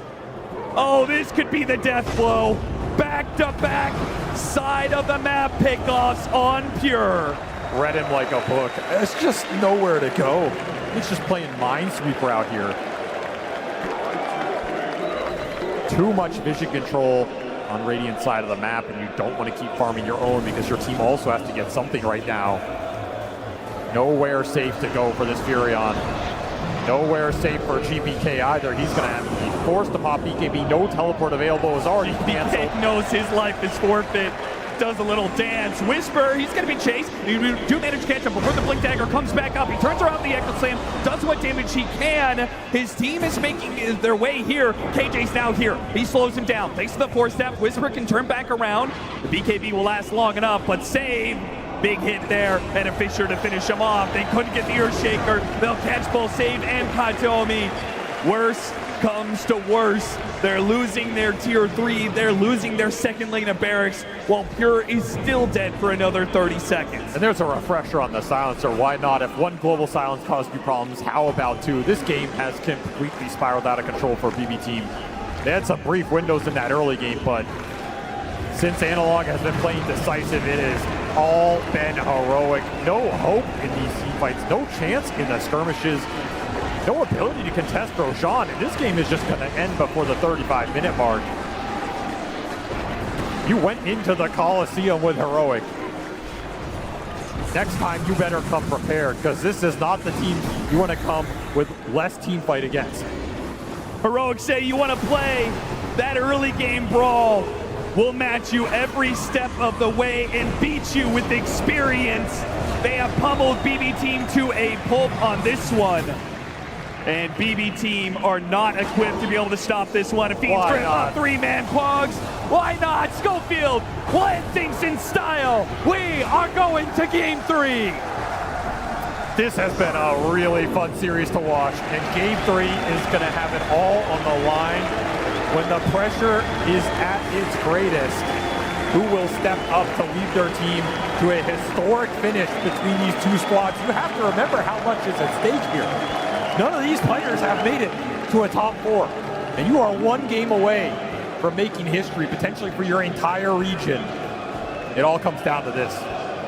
They've been here before. Game 3 on the line for top 4. What is going to happen when we go to Game 3? Well, let's first break down Game 2. It is a Game 2 SA fans around the world are going to remember. They were one game away from elimination. Now they're one game away from making it to the top 4, the highest placement for these players. And what fashion they do this Game 2 in. It felt like there was just nothing stopping them from all of their heroes doing exactly what they needed to do. I agree. Completely incredible showing. They went from playing against a team that made them look like they were getting pub stomped to pub stomping BB team. Analog ran around on Leshrac owning noobs like he was Smurfing. But it's easy to forget that this is one of his like staple heroes. He's played this time and time again. You can see the comfort. And what's really impressive to me is that, like Winter said, it's been 2-0 all the way for Heroic. This is the first time in a long time that we've seen that they win a Game 2 when they haven't won Game 1. So this bodes very well for them as a team. What an execution of the strategy. After seeing their draft, we were all like, okay, this looks so much better than what they did have in game number 1. Whisper on the Earthshaker, he had Pure's number throughout the whole game. Every single time he shows up in the side lane, you have 2 supports who can actually hunt him down. That's why when we saw it, this Nature's Prophet opener and seeing Earthshaker and Blocker, we said he's not going to be having a good time. And there's also a reason why Nature's Prophet is not winning, why Timbersaw is not winning. He got that ultra kill, but guess what? Heroic, this is the team that's every single time they're going to be bringing in numbers. How many times so far at TI we've seen them use early buybacks, make sure that they have the numbers. They're bringing numbers into every single fight. I mean, the Timber was kind of the only hero that was keeping BB team in the early game. You know, he had like a 7-0 start. He was like having a pretty good time. But then it just came to a point where when the team fights, the actual real 5v5 started to happen, you could see like it's so difficult for them to fight into the Shaker, the Global Silence. And when you look at BB team's lineup, the Darkseid and Timber, just they don't really have a lot of synergy between their heroes, right? It's very hard for them to start the fight. They can only maybe rely on the Bane if he gets a good sleep, or a grip after the Silencer uses his ulti. Yeah. It's basically a lot of things need to be going in their favor for them to be able to start the fight, you know. Yeah, when you're in these positions, the easiest execution is what you want. Comfort is definitely what you want to be feeling in this one. And looking at these replays, just seeing how quick Heroic are to react on everything that BB team is trying to do. It felt like immediate rotations all the time coming out for them. But Jenkins, leading into this, when the Lesh came out, you absolutely loved it. We see Analog pop up on it.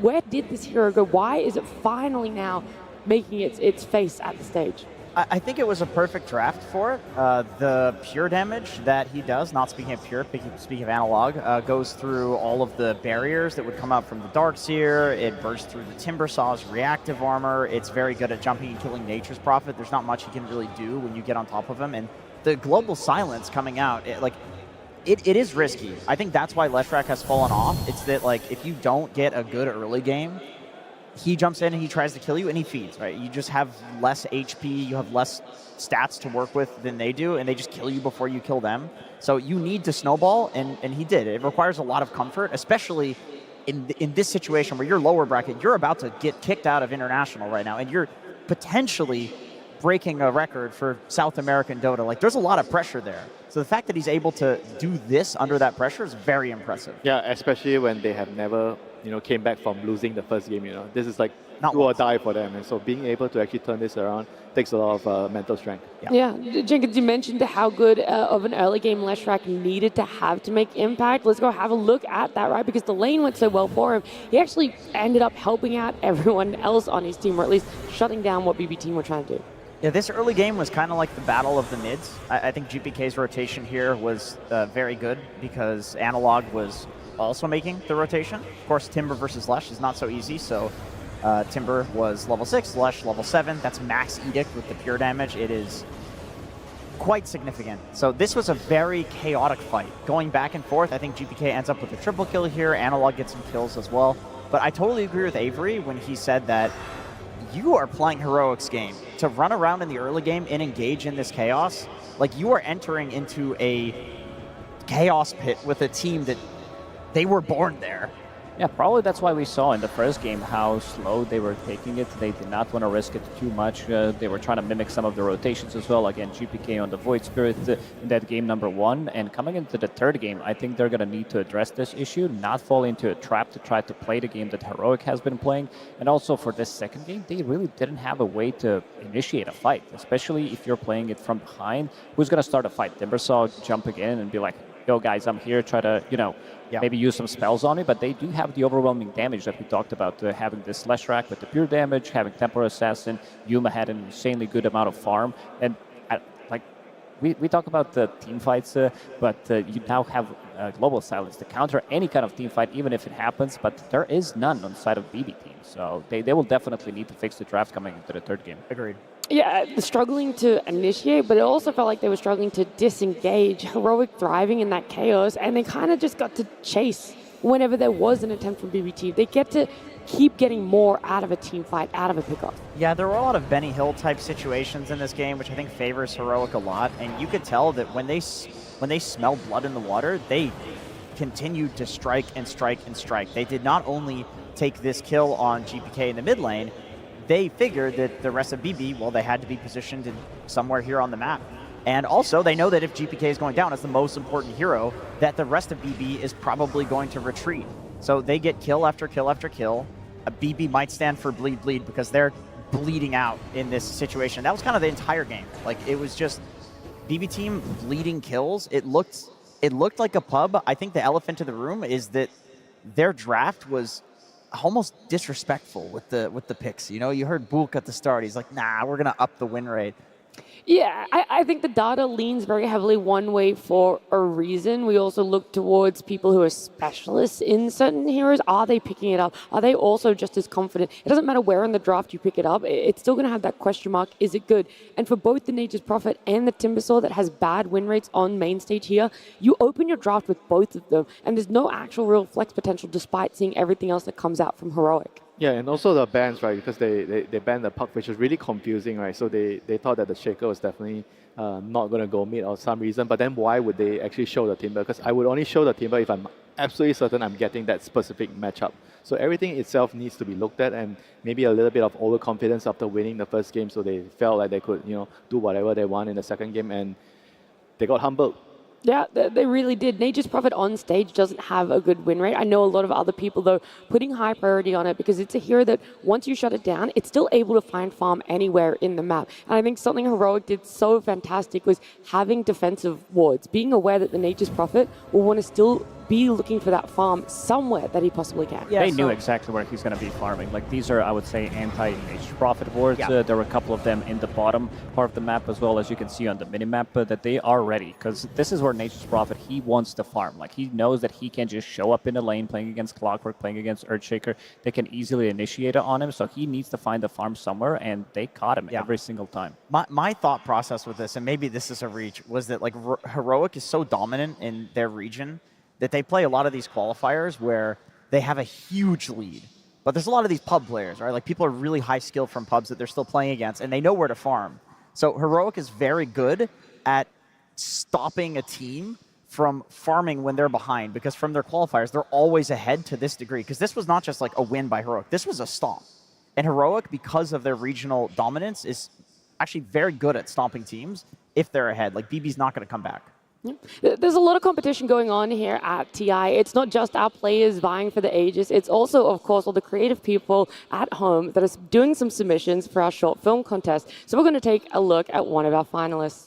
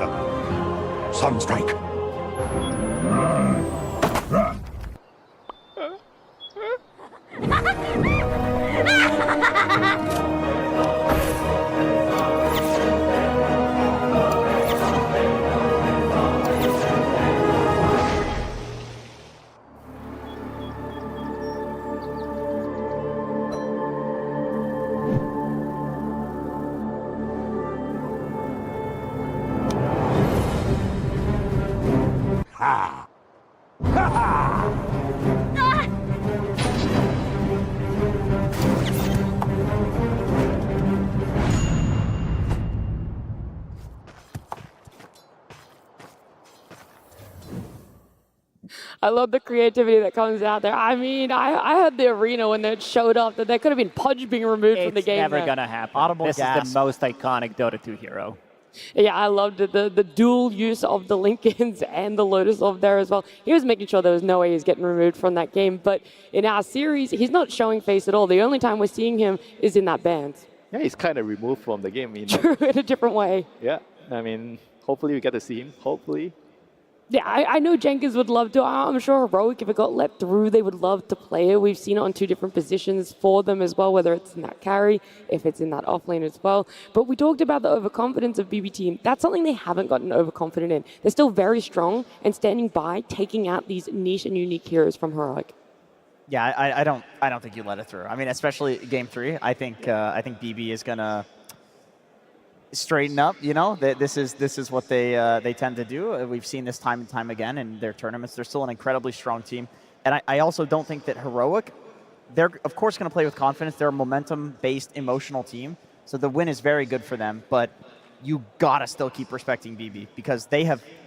This has happened so many times before, and they just end up winning the series. Like you said at the start, all of their series have pretty much been 2-1s. So. Yeah.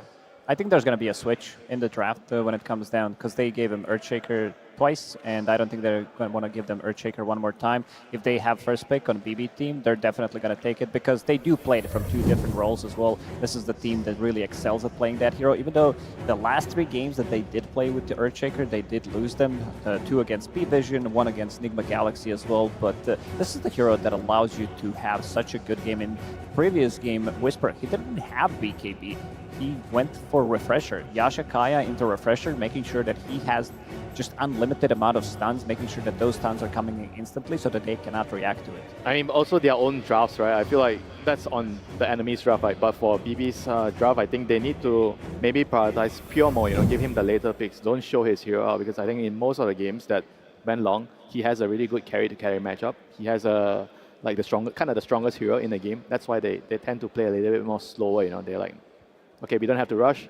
We can just take this late. We only go when we reach our timing, so it doesn't feel like they're going to be forced to make a lot of moves in a game. Yeah, is that something that's also dependent on if they get first pick or second pick? Yeah, of course. I think with the second pick, maybe they feel like they could do it more. And on the first pick side, I still think you can do it, but maybe just don't open the draft with his hero. Well, I mean, a few weeks ago, you could just open the draft with Nature's Prophet, and it would still feel like the strongest hero in the game. That's just how overpowered it was, but, nerfs come into play, and the meta changing comes into play. Like, the Dom meta has really changed everything, because everyone is reacting to that, and because of that reaction, Nature's Prophet maybe isn't as strong. Yeah, but it also depends on how they're diagnosing the problem, right? Do they think that Nature's Prophet is the problem, or the other pieces that were picked after the I think the whole Nature's composition of that team was the problem, but also picking that hero so early, and also with the bans that they did have, removing that Spectre that one time Heroic did use with the Helm of the Dominator to have that global presence, which again is a really bad matchup for Nature's Prophet. But then again, we had a lot of those heroes being countered in the previous game. You do have Bane, who doesn't like to play into Clockwork, doesn't like to play into Global Silence. Then you have Dark Willow playing into Leshrac.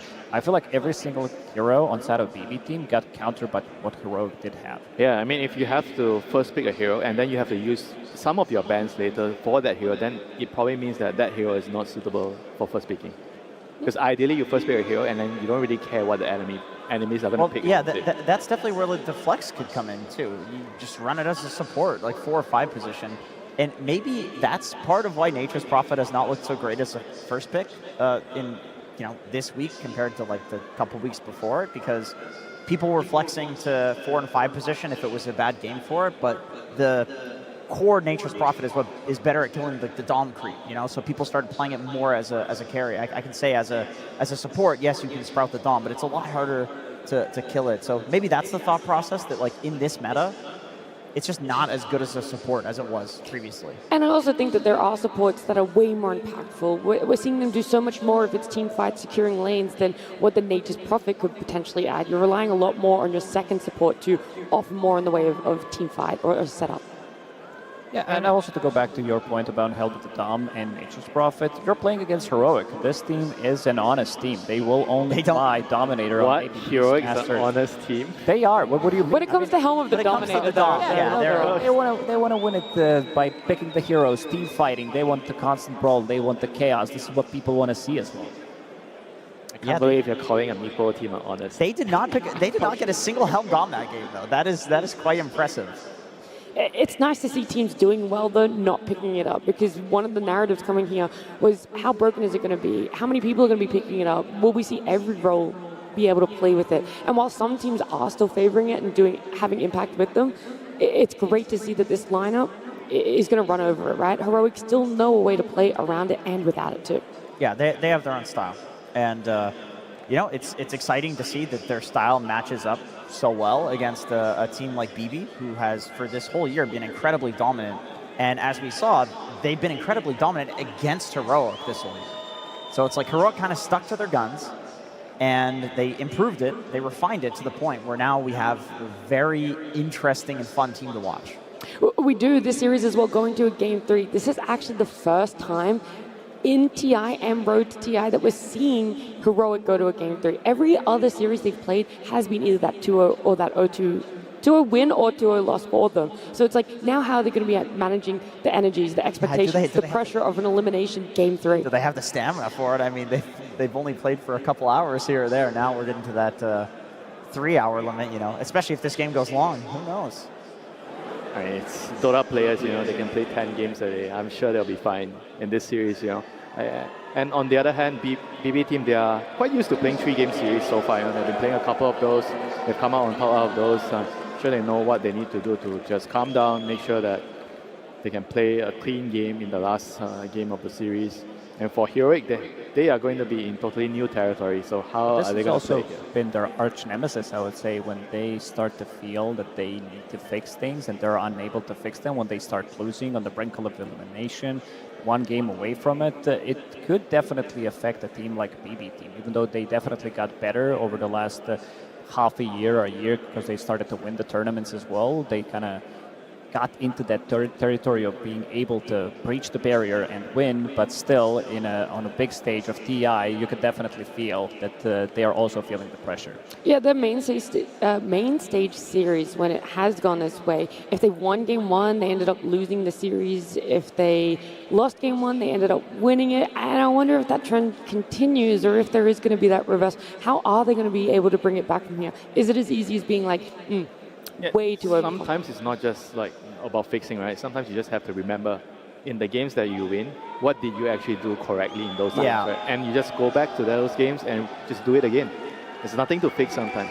So what was it that they did right in Game 1 that you want to see them go back to? I feel like the draft, the hero matchup, they left Pio's hero till last. He got a good anti-mage game, and they were able to play calmly, and they knew that they were going to outskill them. So it was more that rather than the execution aspect? Yeah, I think it definitely affects. I mean, the execution is definitely something. They didn't really play a perfect game, but you can't expect your players to play perfect. I mean, GPK tried in that game. They had a 0% win rate hero. Timber's just, it's bad after the nerfs. Like, this is an easy excuse that Bolt can say, my bad, guys. Pick Timber, G next. Let's go. Yeah, expectations, you just have to throw them out the window right now, because no matter what you think you're going to get, one thing you can know for certain is it's a Game 3. BB Team versus Heroic Game 3. Is it going to be the same from BB Team? Confidence coming in, it's sticking to their guns about what happened in Game 2. Do they just straight up open for something that is not a conventional opener? The answer is yes. A Queen of Pain is going to be the first pick. I think this Queen of Pain is just a statement. We want you to pick Earthshaker, and our Queen of Pain most likely is just going to be following wherever your Earthshaker is going, make his life miserable, use that Shadow Strike, try to push him out of the laning stage, maybe try to invade the enemy triangle in terms of not getting killed by Echo Slam, but try to block them and try to be annoying, stop those stacks from going off. Maybe position 5 can go into the triangle, try to battle it out with a position 4 on the enemy team. But yeah, Queen of Pain, like even on that position 4, Schofield did look good in the first game, but his damage was pretty much on par with the Earthshaker. But we'll see where it's gonna end up going. I do believe that is the best role for Queen of Pain right now is to follow a hero and just dominate it in lane. There's a reason, I think, that she's fallen off since the Dom meta has, sprung into Dota. I honestly don't mind Queen of Pain against Templar Assassin. As long as you win the sentry battle in lane, a lot comes down to those supports, because otherwise she can meld dodge the Queen of Pain dagger. If you're winning the sentry battle, then TA gets destroyed in this matchup. If you're winning the sentry battle for TA, then Queen of Pain gets destroyed in this matchup. So a lot of pressure on the supports here between these picks. Yeah, the support heroes are going to play a really, really pivotal role. Like in the first game, I felt like the BB side were able to kind of rotate around. Remember the first game where Disruptor was like running around 4 minutes, he ganked mid, he ganked bottom. It's all because of the hero lane matchup that allowed him to do that. So if I'm BB team, I'm going to try to replicate that. I try to have maybe the corp, keep them guessing where my corp is going, and then try to figure out a way how do I get a favorable lane matchup so that my supports can move around. I mean, this TA is definitely a very good answer to it. Like Andrew did say, you have a lane matchup where you're not worried that the corp can pressure you, and you're like daring them to put the corp in your lane. They are removing Silencer. He did one hell of a job, even though they didn't have too much of a team fight to break the team fight. Not even waste to start a fight in the previous game, but they're going to give it more respect in this one. Disruptor is still available. You did mention it. I think this could be very good against Queen of Pain in general. It makes your life so much more difficult to play. One bad blink into Static Storm, then you can get pulled back again. Unless you have some kind of a save, it could be very difficult. Are you surprised that they still banned the Earthshaker? Because I was with you with the way you rationalize why they first picked the corp, right, to kind of block the Earthshaker, but right now they're still banning the Earthshaker. Probably thinking about it and maybe deciding it's better to remove it. Don't give a whole second phase of picks to also protect the Earthshaker. Because I do agree, I think it's worth being worried about it in the first phase, you get some bans out, but BB team, they are one of the first teams that was using Queen of Pain off lane. So I feel like if this as a pick, it doesn't just have to counter Shaker. Like, yes, you can use it as a tool to not have the first pick Shaker come out, then ban the Shaker because it was too good in both games, and then later on, you just have Queen of Pain and Mira plays it. It's one of his best heroes. And do you think it tells you that Quad might be a support? That's why they're banning the Shaker, because they don't want to go mid? I don't think for BB team. I feel like it's almost guaranteed going to be Mira playing it, unless somehow GPK in the end of this draft still has a good matchup for Quab, then he'll take it. BB will make these plays in the draft. Well, now with these teams picking up their supports, we thought the Disruptor could have been good for Heroic against the Queen of Pain. We saw its impact. However, BB team going to go back for that Hoodwink, picking up Saves Hero a lot earlier in this second phase, along with the Disruptor. So double support showing here. Do you like the lane though, if Corp's going off lane with the Hoodwink with the double range? I was thinking about that. I think it's fine. I don't think double range is that bad. Like, Quap as an offlaner honestly acts as a tank anyway. You get the strength talent, you blink in with Blade Mail, you tank. It's a lot of damage, a lot of cheap damage on low cooldown inside of BB team, so they can keep fighting. If they want to be matching the aggression that Heroic did bring in the previous game, that's also doable, because we have seen them kind of lacking that in the previous one. When there was no Dippersaw, they couldn't really help out when the Heroic was running at them. And this is also relatively cheap, long distance, low cooldown abilities that can stop Bane's ulti from going off. Like Disruptor with the Glimpse, Hoodwink with the Bushwhack as well could easily stop it. Queen of Pain later on with the Shard. There's a lot of things that the Pain doesn't like to play into. I do think BB needs a mid that is more like an offlaner. Some DK, Void Spear, Hangolier type hero. Turns out it doesn't matter what you guys like. The audience is enjoying this Nigma pick. Everybody loves Enigma pick, It's an explosive hero, very strong team fight. One of Whisper's best heroes, too. Oh, where did this hero go the whole time? Is that a position for Dawn? I think Dawn in any position is good against Enigma. So maybe and Silencer is out of the pool, so maybe they pick it to block the Dawnbreaker coming out as a response to the Enigma. And it's also a pretty good lane, Dawn plus Enigma. You're gonna have a very, very strong lane setup here. I think even if the enemy has a gyro, the lane is gonna be tough. I like what Jenkins is saying a lot, because you're asking where this hero went. In the road to the international playoffs, Dawn had an abysmal win rate. It was something closer to 30%. It was below 40, and it was struggling so much. And that's because people were leaving that Silencer in the pool. I think the counters to Dawn are such hard counters. Like the two big ones are Silencer and Nyx Assassin. Anything that can stop her from ulting in. The next one is not even that easy when you get the X because it's so quick. Sometimes you just don't get it in position in time to stop it. Yeah, it's true. And you can get a BKB on Dawn. So it's not like impossible to play. Silencer, that's a hard one. Yeah, that's very difficult. But we do see the gyro here, so like standard hero against Nigma, but Heroic definitely had some plans towards dealing with the gyro. They probably feel like with the Dawn, the lane is strong enough to handle the gyro and disruptor. It's a super strong lane. Enigma plus Dawnbreaker, you have the slows for your Eidolons, you have multiple stuns plus the Blood Grenade. If someone's getting caught in that lane, either Disruptor or Gyrocopter, they could be definitely getting the kills. And with Enigma, the lane is going to be closer to your tower, so you can kind of always play aggressive. Yeah, BB does have one problem, which is they lack a melee hero. They front line. They do not have a guy to just run in and be tanky. Queen of Pain is not terrible at it, but it's also, you're still an inch core. Like her stat gains are really good, you build a lot of stat items, but it's not like a Brewmaster, for example, or a Bristle, which have both been banned out. Yeah, they need like some sort of aura frontline hero. Underlord kind of hero, someone to stand in front. Tidehunter, something like that. Centaur maybe, you know, someone that can actually be a frontline for the gyro, buy some auras. Gyro loves heroes that buy auras and can be the mid shield for you. So I think those are the heroes probably we would maybe see from BB team here. I think they need a Blink Initiator. I think they need somebody to go in and just stun people, because starting a fight is going to be a bit hard, something that they did struggle with in the second game. Sure, you have Queen of Pain, you have Disruptor, Gyrocopter. He wants people to be kept inside of a certain area to be able to go in and just to, you know, keep them in a place, so that the Gyrocopter with the Flak Cannon, Queen of Pain, Centaur is getting removed. This is, I would say, one of Miro's better heroes. I would say that potentially Mars is okay, but you have Enigma, you have Dawnbreaker, Sanking, there it comes. Sanking is the hero that could give them that just Blink Initiation on lower cooldown. It kind of does both. It gives you a hero to run in and be tanky and start things off, and then also be a Blink Initiator and a team fighter later on in the game. Yeah, I like this a lot. I also like the lane setup a lot more here. Yes, with the Hoodwing. It's a hero that plays much better with the Hoodwing, and honestly, any like tri-pairing of the heroes on BB has a lot of damage, a lot of stun, a lot of catch. This is a very solid draft, very magic dependent. You've got to start them young. You've got to get all the information you possibly can.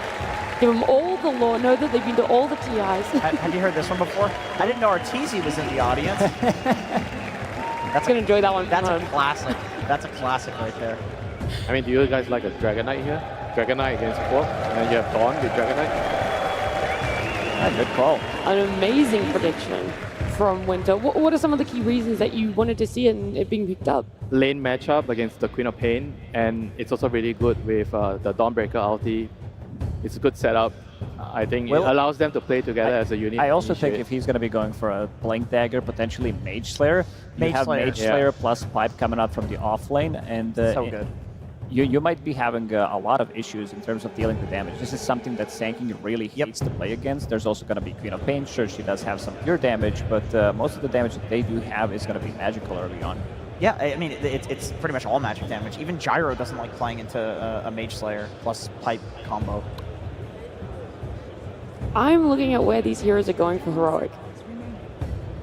And it's the Enigma position 5, which I feel like has not been seen as a support in so long for competitive. It doesn't work most of the time when you see it. It doesn't work. It's like a Chen, right? In a way, it's a weaker version of Chen. Yeah, if someone's going to pull it out, it's either Insania or King Jungle. I mean, so basically they're doing this to avoid the Enigma against Gyro matchup, right? They're trying to improve their odds of winning the lane, which I can understand why, but it means that their whole draft is slower, a lot slower, I think, with the Enigma position 5, because you don't really offer much to your team early game. So then how are the lanes going to be looking if we feel like this Enigma might be good in lane, but not towards the later part? How important are we going to see BB team focus on having those lane wins? I think this is solely because they have this DK plus Dawnbreaker ulti combo in the game. They want to accelerate the game, give Dawn a core role, so they can keep doing this when they get the X early, and just keep finding pickoffs on the map and play around that. I think they're hoping that would actually carry them through the game. They have very good counter initiation as well. You have this Dawnbreaker, Aghanim Scepter is pretty much your core item. You have Dragon Knight who can blink in, Enigma. Eventually you're going to be getting the items as well on this position 5 Enigma, because you can always go to jungle, try to get some farm. Maybe stay in the lane a little bit longer depending how that lane's going to go, but you know, we always talk about Sanking not being the strongest laner. I want to see how much he's going to be able to get out of that lane. And some final thoughts from you, Jenkins? I think in that lane, he can get a lot. Against TA, you peel the refraction charges off. You got a hoodwink in lane with you too. You're against Enigma 5. It's pretty easy. All right, with our game number 3, we've already talked about how important this game is. It's elimination for Heroic. If we see them advance, it could be the best placement South America has had. Before we get into the game, of course, we're going to hear from their coach, Caps. Thank you very much. It is time for game number 3 of this elimination series. Caps, you seem pretty pleased with the heroes you got on the board. Tell me about what you got. Or we can just soak this in. Guys, are you ready for this game number 3?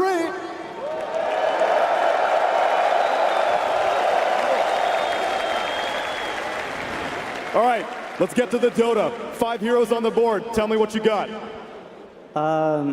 We've been practicing this for some time.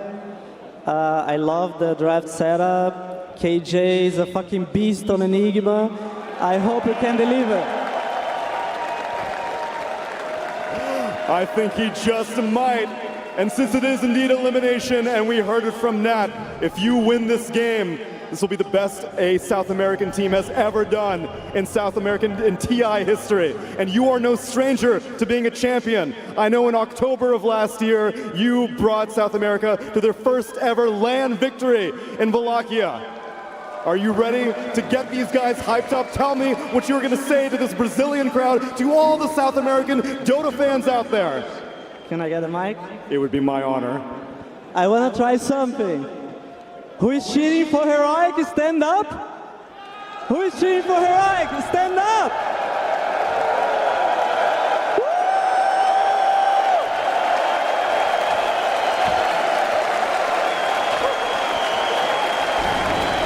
I think we got more than 50%.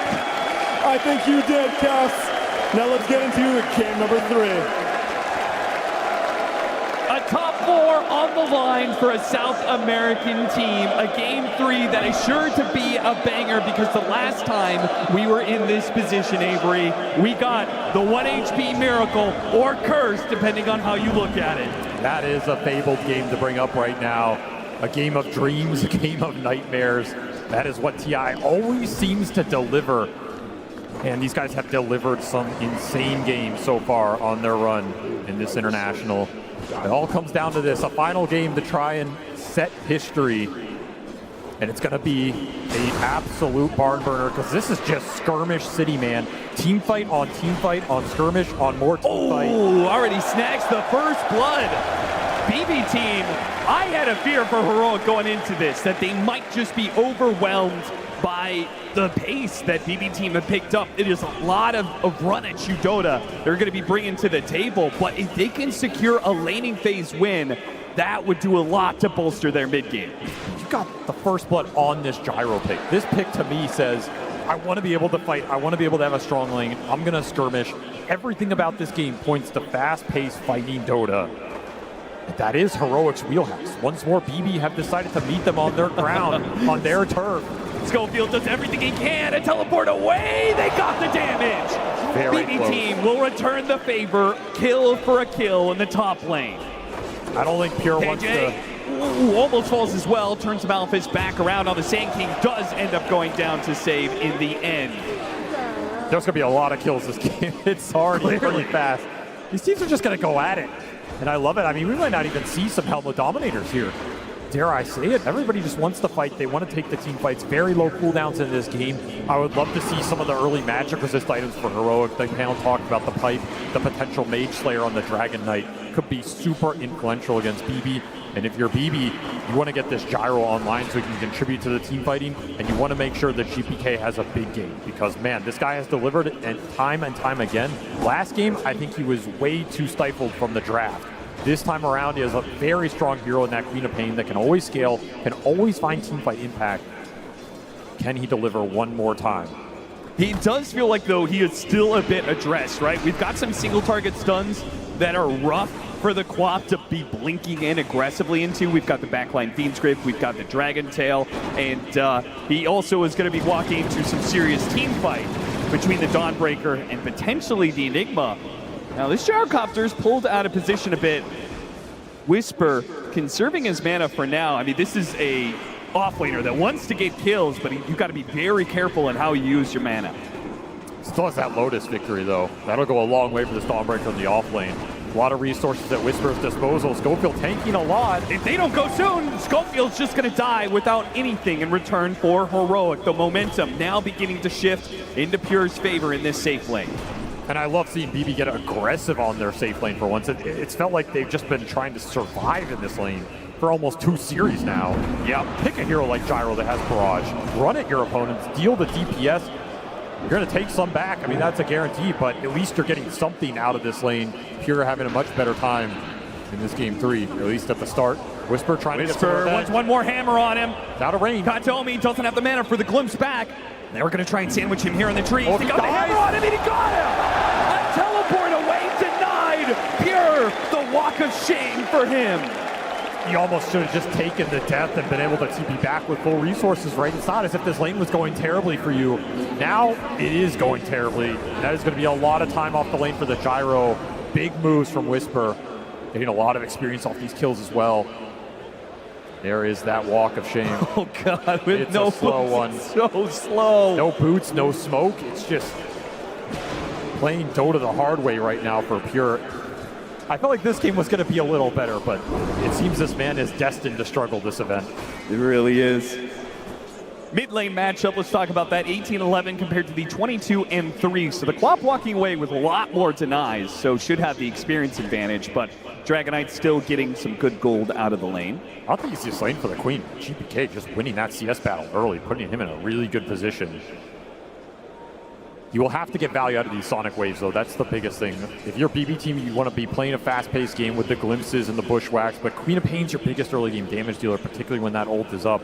Got to get GPK involved. That means focusing on those power roots, making sure his lane is good, and making sure Analog can't just push into that tower and force the Queen to sit here on low resources. Some situation like that is not going to feel great. Save already marking his territory here. He's just going to camp out for 30 seconds if need be. There's a triple stack potential for these Eidolons right now. KJ eyeing it up. Can he get them all? Oh, yeah. A little tricky. As Cav said, they've been practicing this, and maybe this is exactly how a triple stack for Beautiful. KJ. Absolutely beautiful. This is the stuff you have to practice in lobby. Nail that timing exactly, especially with all these camp timings changing every patch. Still, at the same time, GPK did pick up the shield rune, and he has the level 6 advantage. So let's talk about, you said you have to get value out of this Sonic Wave, particularly if he's going to rotate out of lane, because that means the Dragon Knight will hit this mid tower. What's the plan for GPK? Where is he looking to make this use of this ultimate? I mean, you're either just trying to kill the Dragon Knight with rotations into you if you think you have the damage. Might be a little iffy with the lack of really strong newts from the supports. Otherwise, you wait out this Dragon form, and then you can maybe TP turn around one of these aggressive plays from the Dawnbreaker. That's kind of what I'm looking at. Like, punish Whisper if he tries to go on Pure again. AJ, what are you up to? Sneaking his way in. Is he going to go for the Wisdom? No, he's not. He's already got the scan on them, so he knows not to contest that. Instead, just plays to make sure that they can invade the triangle when the time comes to contest this Gyrocopter. Blocks the camp, gets vision up, trade out the shrines. This will pay off later, especially if these get stacked up for that Sand King. You can go in there and contest it with full vision. Could be really influential down the stretch here. Still, Yuma coming out on top of this laning phase. Top net worth hero, getting solo XP now. Potentially can also have some ancient stacks built up for him and waiting, and there are. I mean, there's all those stacks in the jungle as well. KJ just playing an economy game. He's not really playing the lane. He hasn't been pressured to sit on there too much. He's not using the Eidolons into the Sand King. He's just using them to stack. Could potentially get another triple stack up in this Radiant jungle. They're sitting there, they're waiting. This would be a huge boon for that TA when he moves in there early. And not something I think BB expect. This is not something you're looking for right now. No, certainly not. And this is, I love that you're doing this in a game 3-2 because BB team, again? all right, he missed one of them. But a double stack this time around. Nightmare pushing him up the cliff. Katomi in a bad spot now with Whisper cutting across too. They ensure they get that kill, but now with Miro with the epicenter, the Dawnbreaker ultimate, the Sonic Wave has to be used to finish off that tanky Dragon Knight, and now Whisper, victim of both the ultimates, will fall as well. Miro cutting across the map to make this happen. A big win for BBT. That's a beautiful move from him. Not something Heroic expected at all, but BB are bringing the heat in this game 3. They are not going to get outnumbered. They are not going to get out-fought. And you have to respect the Dawnbreaker's capability to join these fights. There he's just in the river, but that can easily be a Solar Guardian to protect that DK on mid. So you need the numbers. You need the ults to go in, and a beautiful Sonic Wave connection. You caught Whisper going into it after the ult. That's just pure juice. And then Pure being able to go into their triangle takes the hard cam stacks. We'll see if they're prepared to deal with the other stacks that Heroic have managed to build up themselves, but that combination of plays was huge. This will still be a really nice accelerant for Yuma. Because he doesn't want to go to that other ancient camp this early, but now this jungle is just pre-stacked, super efficient for him. You can give the bottom lane to the Enigma if KJ can stand down here without dying. Yeah. If he can just leech some XP, use Eidolons for some CS, he'll be happy. PB do not want to let that happen. Yeah, they will punish KJ. He steps a bit too far forward, caught by the bushwhack, and gives Miro another kill. Yeah, he had to be very disciplined down there, just hide in the trees type scenario. There's no way Save is going to let you leech experience on this dead lane. They're going to give the Ancients to Whisper, so they're not just going to funnel it all to the Templar Assassin, which I do kind of like. Yeah, he's already doing stacks himself. Like, it's just an insane amount of stacks coming out. Downside of all this stacking, though, is that Enigma didn't get to play the lane as much, which gave a very good game to the Sand King. That Miro has already put that to use, and his game is going to be a little slower. So there is a trade-off to this economy right now for Heroic. No! Whisper, not now! Not on the main stage of TI! Not his finest moment. I'm sure we've all been there, but not on this stage. Meanwhile, on the other side, the opposing offlaner, he's clearing out stacks and has his Blink Dagger. So BB team are about to pick up the tempo more than they already have.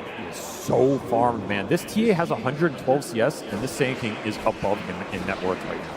It's crazy. That is a ridiculous start for the playmaker here on the side of BB.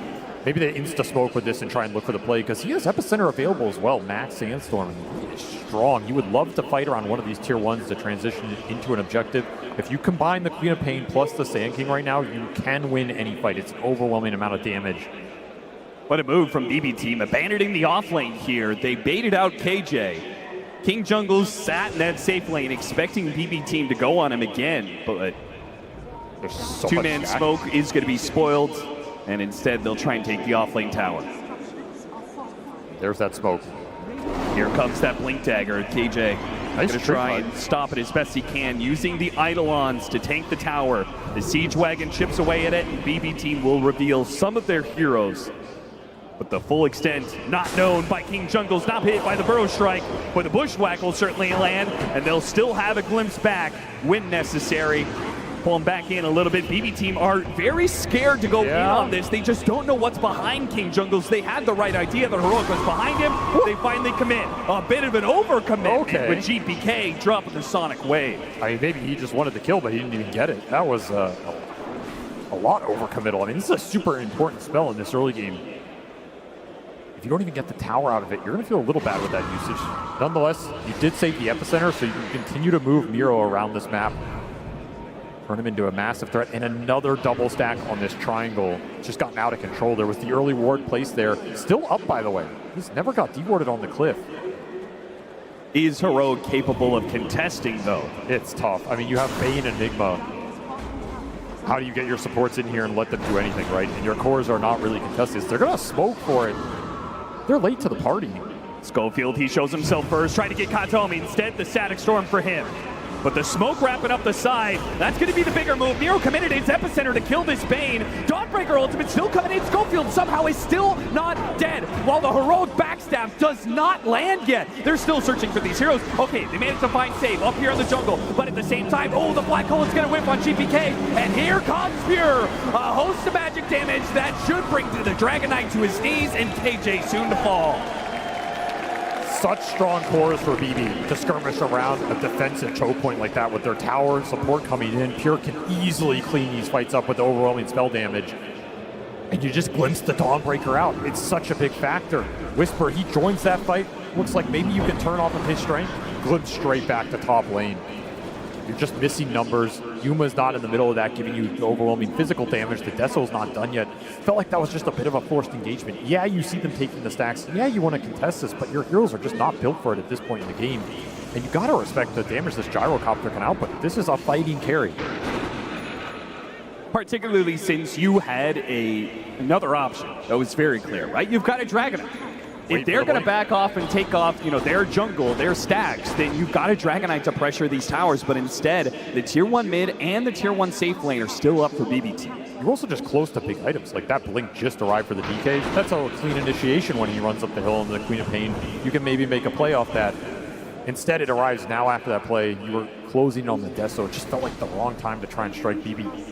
Gain a little momentum off that team fight and save, looking for more. Yeah, Katomi, he tried to go for the Wisdom Shrine, see if he could sneak a Nightmare play. But he will be caught and killed on that. Ooh, amp damage rune top as well, GBK. Pick it up for free right here, closing in on that level 12. Such a powerful rune at this point in the game for this hero. Not only is BB Team getting the kills, obviously, with a score of 11-4 to their favor, but it feels like they're actually catching up in stacks. They definitely recovered the stack team. Early it went Heroic's way, now mid game it went their way, and they're just continuing to play off of Miro's strengths. Absolute beast in these smoke ganks. A lot of early smokes committed. That might be something that comes back to haunt you when the Roche is a contestable objective later. But for now, they are working, and it's giving you a lot of map control, especially if you get this tier 1 off this play. And Pierre's going to make sure they do get it. With Miro behind them, ready to go with the epicenter, it's not possible for Heroic to stop this. Taking advantage of the fact that the Enigma is just not that strong on the map compared to the outrange of the Disruptor. Hoodwink Pierre. Listen, man, your games have been a struggle a little bit. Not make it any more difficult than we need to. Yeah, there's no need to draw even more enemies on the field than you already have. Here's the Blink Dragonite move.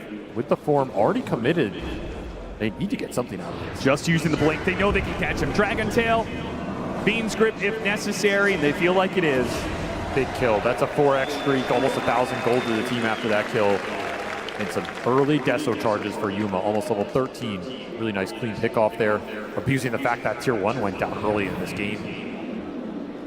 Speeding these cores along to BKB seems a necessity for Heroic, though Analog's not going to go for that. Mage Slayer. Mage Slayer instead for him. You actually think that's the better choice? It's just so good against BB's lineup. Like, I don't know how you can turn it down. Maybe it's a little slow, but I mean, by that same argument, is it BKB really good against BB's team? Yeah, it is. It is for sure. This item's a little cheaper, a little better of a farming item. You can kind of build some momentum with it. That's he was just about to get his Aghanim Scepter. He buys it out, but in trouble. Tries to pull himself away from the epicenter. Turns back in with the Starbreaker and the ultimate. He's going to drop it on Miro, and Miro might be the one to be bursting here. Instead, though, the glimpse on the Templar Assassin stops the damage. Miro survives because of that. They claim Whisper's life. Take the tower once again. BB Team, every single time it feels like there's a full plan out here where they are giving a kill into an important objective. And everything is going through the Sand King right now. Like, all these fights in place start with him going in. It's just not a hero that Heroic want to commit into, especially when you're getting heroes glimpsed out of the fight. If you bring the whole team together, you take that fight head on, you can take him down. You can win that 5-on-5, but not when you're trickling in one by one and Katayomi just gets the punish. You have to be a bit more disciplined around this glimpse in these team fights. The smoke is going to bypass the ward, but Yuma, he drew on the map. He knew that this play was coming, and despite the ward offering some false security, he will not be caught in this trap, and instead, they'll place their own little play here, a high ground ward, and wait to see if BB Team walk into them. His map reads have been immaculate this event. Absolutely one of the hardest carries to kill this international, and BB trying to accomplish the near impossible. Will not find him. Have to just gate top, but who are you going to find up here? Just Eidolon's pushing the wave. It does at least ensure that the tier 1 goes down, but they've left Pure alone here. Heroic they catch him on this Ancient stack. It's hard to do, though. There's a defensive ward around that Ancient stack. The Watcher is up. Instead, they're going to spot save. A much easier kill. Dragon Tail stays pretty tanky, but they get the Nightmare to pull him back in. Whoa, got canceled there. Fiend's Grip. He'll finally go down. Nice little pick off this ward in their own jungle. It's designed to do. And slowing down the Vessel is going to be huge for Analog's game. Definitely helps. I mean, they have a lot of defensive vision right now. Heroic just trying to play on their side of the map, play around these wards that are giving him a little extra info, let BB run into them. It's kind of been the MO of this game so far. They have one ward across the river, and it's that Radiant ward bottom, which sees literally nothing, by the way, because it got replanted on by trees. So not the most useful in terms of information. And there's the Ags for the Sand King. Incredible timing here. 5-1 and 4 start. He is going to do some serious damage in the team fights if he goes unchecked. And I don't really know how you stop him unless you get the initiation, which Heroic hasn't really managed to do in this game. Yeah, it's really dangerous to try and counterplay this team against the Glimpse, against the AoE damage. There's just so much waiting for you when you drop in. Maybe the one upside for Heroic here is if the game slows down, like their team is the one that can kill Roshan very quickly off the TA, whereas it's a lot slower for BB. Yeah. They're a lot more magic damage AoE oriented. That Rosh is not so easy to bring down, so it's a little difficult to force objectives right now, even though they feel like they have the team fight advantage. They will likely take Tormentor here. That's the one they can do. There's BKB for the Templar Assassin. This is contestable. I really thought they were just going to accept that they would give up Tormentor in exchange for, I mean, look at playing for farm, but the item timing, right? You got BKB on the TA, you got the Mage Slayer on the Dragon Knight, and you have Blink Dagger on King Jungles. This could be a super pivotal item. The first fight where that Enigma has Blink, sometimes you clump a little too much, he gets that big black hole. BB team are not doing the Tormentor. They're waiting and waiting. Patience may just pay off here. Schofield, he's going to be the one to break. They got the vision on him, trying to get a ward up there. Does manage to spot out at least the Sand King. Analog blinks over the initiation. He got the Dragon Tail stun into a little bit more of the Stormbreaker than JPK, but it goes away. And JPK, not dead yet, gets off the Sonic Wave and stays standing. These glimpses have destroyed them in the fight. How do you stop them if you don't have BKBs on all your cores? Still a black hole here. He still has here. Black hole goes out, immediate glimpse. Still the Whisper. He's the Starbreaker. Oh, this is pure. One more melt hit and they've got him. Whisper, he runs headlong into BB team, accepting that this life is forfeit. He'll help get Yuma out of here. Will Yuma complete the escape? KJ, he'll make sure that Yuma backs away. Yuma, you gotta get out of here. Oh, he's turning and fighting. This is insane. He's got Schofield trying to help out. Tries to blow up the save. Meanwhile, the Fiend's grip on JPK. JPK does end up going down. Yuma fighting for his life underneath the sandstorm and winning with the buyback coming out from the heroic support. They'll find another. Two down, making a third. What the hell was that? Yuma and Schofield make the call. A 2 versus 4 to turn the whole damn game. You have to play with confidence at TI. You have to go for the big plays. Yuma says, I don't care if we lost the fight. I'm going to make my own. I'm going to win my own. What a turn and what a call from the heroic carry. They're going to get this Tormentor. That could have been the game just being over for Heroic. Instead, they've given themselves the lead in a game 3. Such a difficult call to make, and they played it perfectly. And this black hole, that's as much as you can get there, right? It goes off just long enough that you're able to secure that gyrocopter kill. That's what you want. You're going to have to pay some price to bring him down. But man, I was like, why is Yuma lingering here?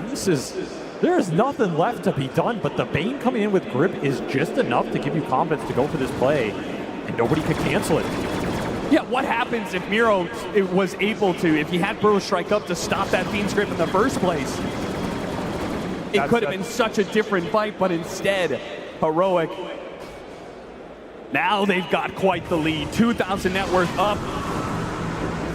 Schofield, he'll be picked off by BB team, who were threatening the Roshan. Schofield got some information on that. Get it. Looking for the glimpse. Not quite. I mean, they were threatening Roche, but this is a very slow Roche. Yeah. Again, they can't force the issue when they feel strong. That is the good news for Heroic. And man, Yuma is massive now. Level 18 on this Templar Assassin, 12 Deso charges. he gets this Daedalus, he is going to cook them in the fight. This lineup has a big weakness in it, which is the man fight potential. The ability to stand there and fight a BKB carry. The Gyro cannot deliver in that department for some time, which is why he desperately wants this Aegis right now. It's slow, but BB team confident that they could still win the fight. Oh no! What a fast reaction from King Jungles! Pulled back in, but he's completely went down on that Static Storm. Still though, wait, GPK's in trouble once again. Do we see this one before? But the Bushwhack saves him this time, and an epicenter demolishing Heroic right in the middle. Still though, Yuma had a chance, couldn't kill Miro. BKB TP out, Whisper dies as he gets run down. Same as Schofield. BB team, they hit right back. Saves Hoodwink is so goddamn good. It is ridiculous. He has delivered time and time again on this hero. He always finds the Bushwhack at the exact moment BBT needed in the fight. They get a swift Roshan into a team fight victory. The momentum swings back their way up 2K, and now this Gyro can take the fight to the Templar Assassin because he has 2 lives to do it. Ags online, Manta online, and then Ags delivered for the Queen of Pain. That will be GPK's item of choice to try and scale into this one. Could be pretty nasty against this lineup that's already a little clunky and doesn't have that much mobility along all 3 other cores. You get hit by these daggers, it's just going to kite you out. It's going to make your life miserable. You're going to be stuck in the sandstorm. This team fight is not getting easier for you right now. You have a black hole available. Go for a quick solo pickoff. I mean, the Sand King is everything to BB team. So when he's dead for this 45 seconds, it does give Heroic free reign. Nice find. Absolutely drop this Enigma ultimate to take a core off the map. That's a lot of time to recover, get the farm back up. But I will say Analog's road ahead of him looks difficult. I mean, this Dragon Knight 1-4 start. He went the Mage Slayer, didn't get the team fight victories out of it. Yeah. Now this item feels like he should have gone for something that's going to scale a bit harder.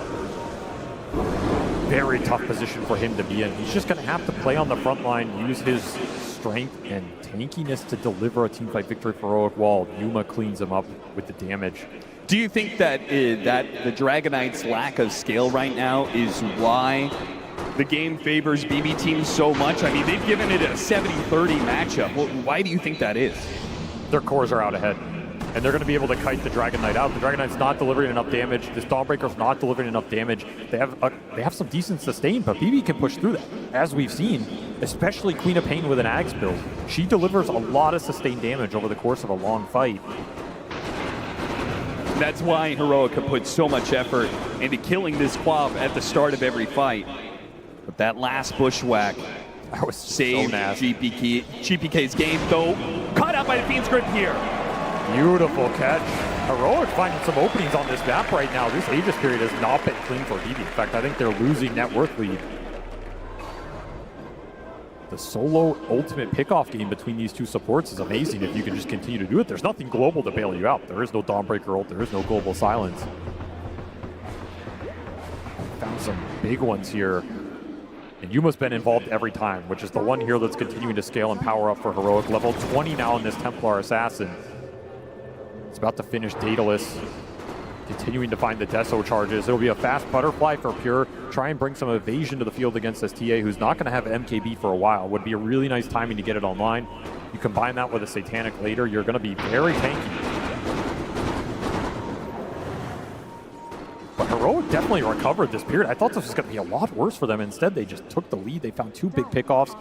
You're almost doing Enigma BKB here. That's crazy. They have nothing to stop that. Nope, it is a free Enigma BKB black hole game, and that is the terrifying part of this pick. I think KJ has itemized absolutely correctly. You could have gone for some auras. You could have, tried to build a pipe or something. No, just go BKB Blake, get in there and deal the damage. If you're in a situation where you can black hole the Queen of Pain or the Gyrocopter, that can just be the team fight over. Yeah. You're taking so much damage out of BB's lineup, which is another reason why they have to continue to scale 3 cores here.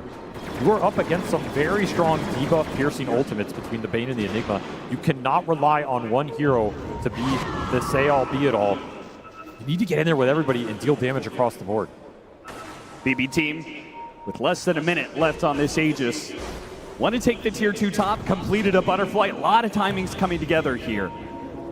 And Pure likely to just brute force it, level 20 as well. You have to get something out of this Aegis.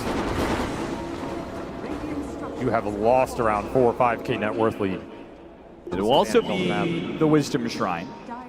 Another big win. See, Whisper, he's going to try and stop Miro on the other side, but Miro gets there other first. one. And that means they're going to chase after the gyrocopter.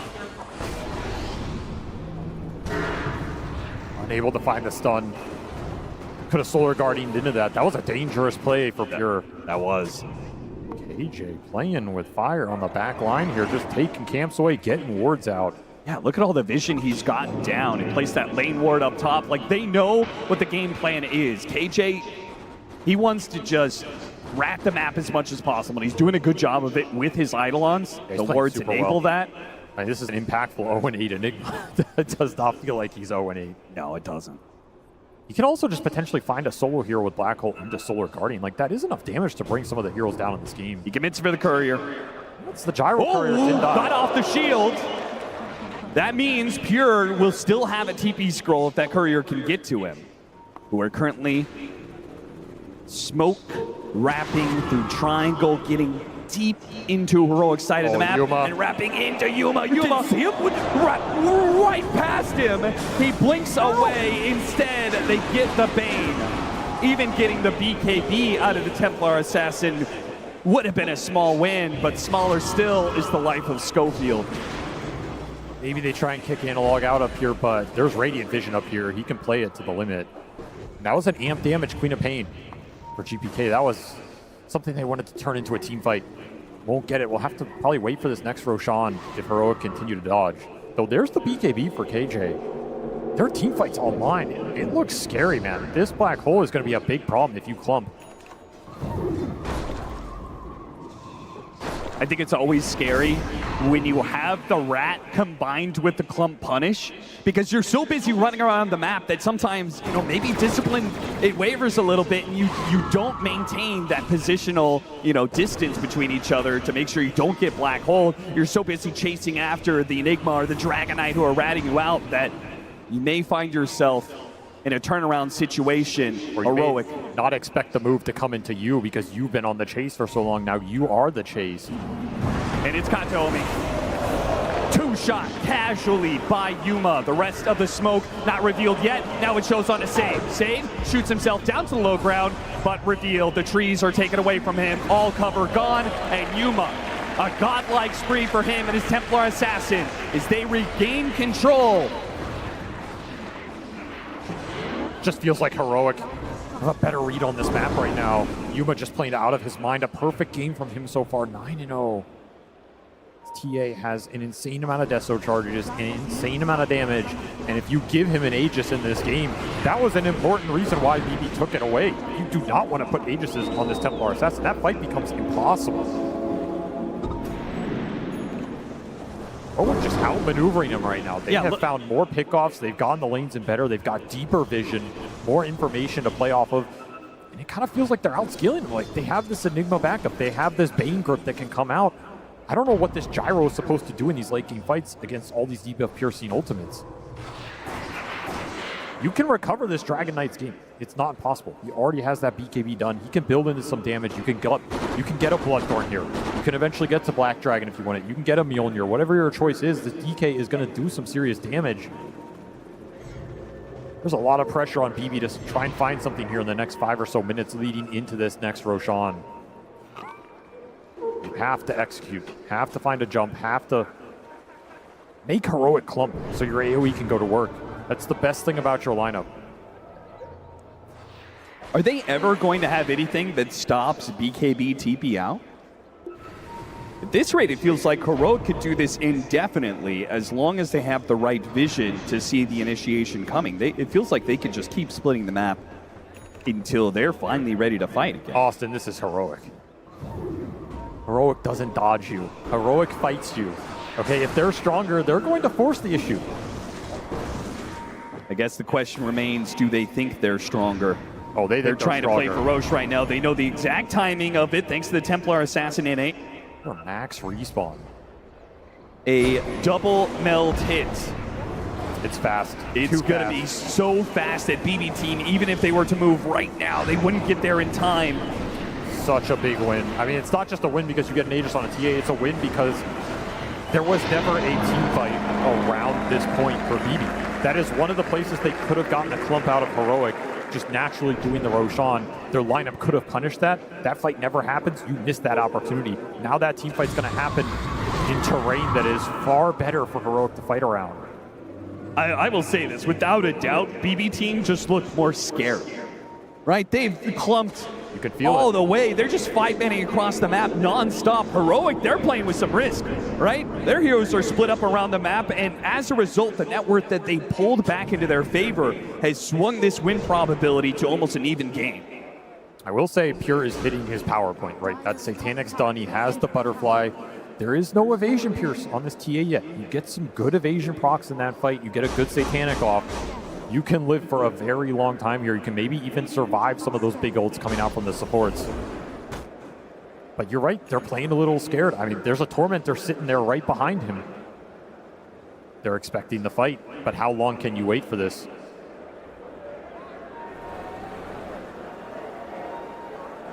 Everybody waiting for the fight to come to them right now. This is what happens in a TI elimination game. You do not want to be the first to pull the trigger.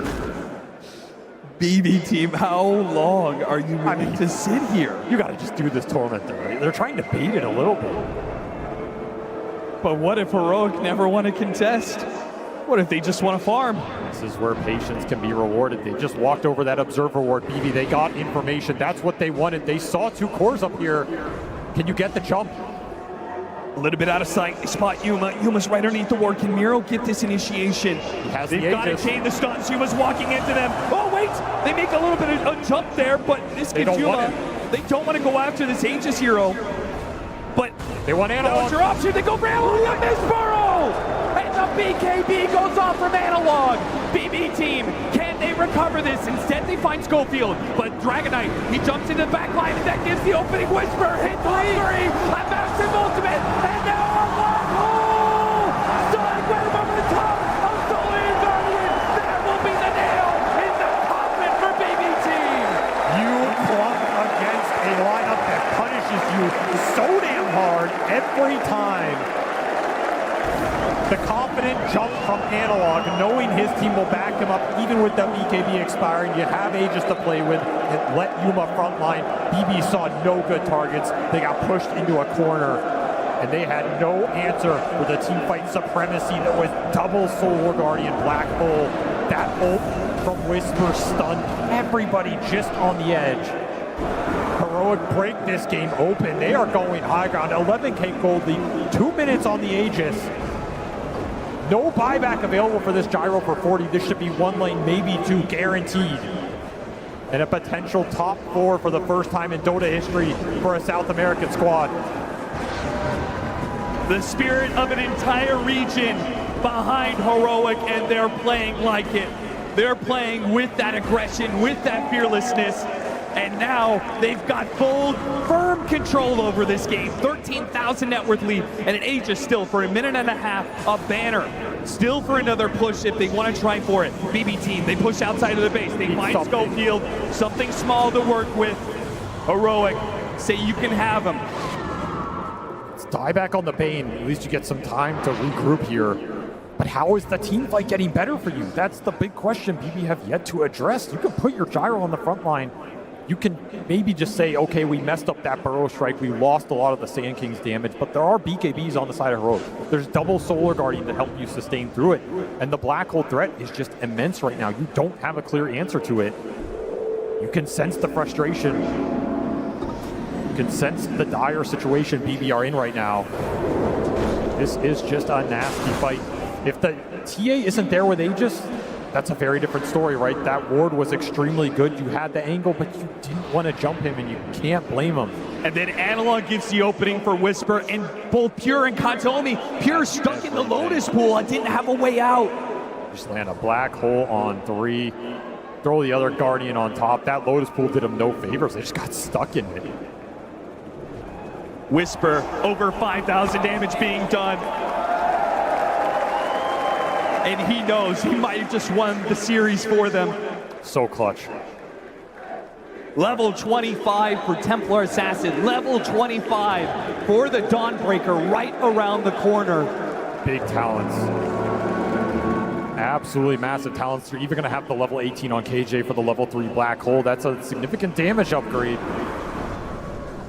And you have the Bloodthorn on the Dragon Knight. All the late game scaling coming in for Heroic ahead of BB. You still need BKB on the Queen of Pain here. You need Refresher on the Sand King. These are the biggest items that BB need right now.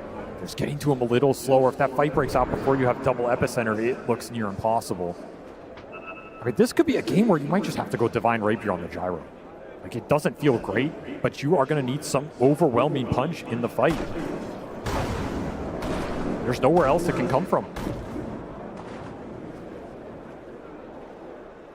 BB team, they've had some crazy comebacks before in this international. Their backs are against the wall on this one, and it's beginning to show. Miro's failed jump on that Burrow Strike. The nerves are clearly playing a hand here in this game for BB team. The pressure cooker that is TI. You will not experience more intense situation as a Dota player than this. You can't practice for it. You just have to hope that decades of experience go the distance when it matters most. It's what it means to be clutch. You either got it or you don't. There's another tormentor for Heroic. They're just getting so much right now. Analog's game completely recovered. Level 25 available for the Dawnbreaker and the TA. Yuma runs right into Pure. Hello. Not afraid at all. Some damage off that sharpshooter. Yeah, he did get pretty low.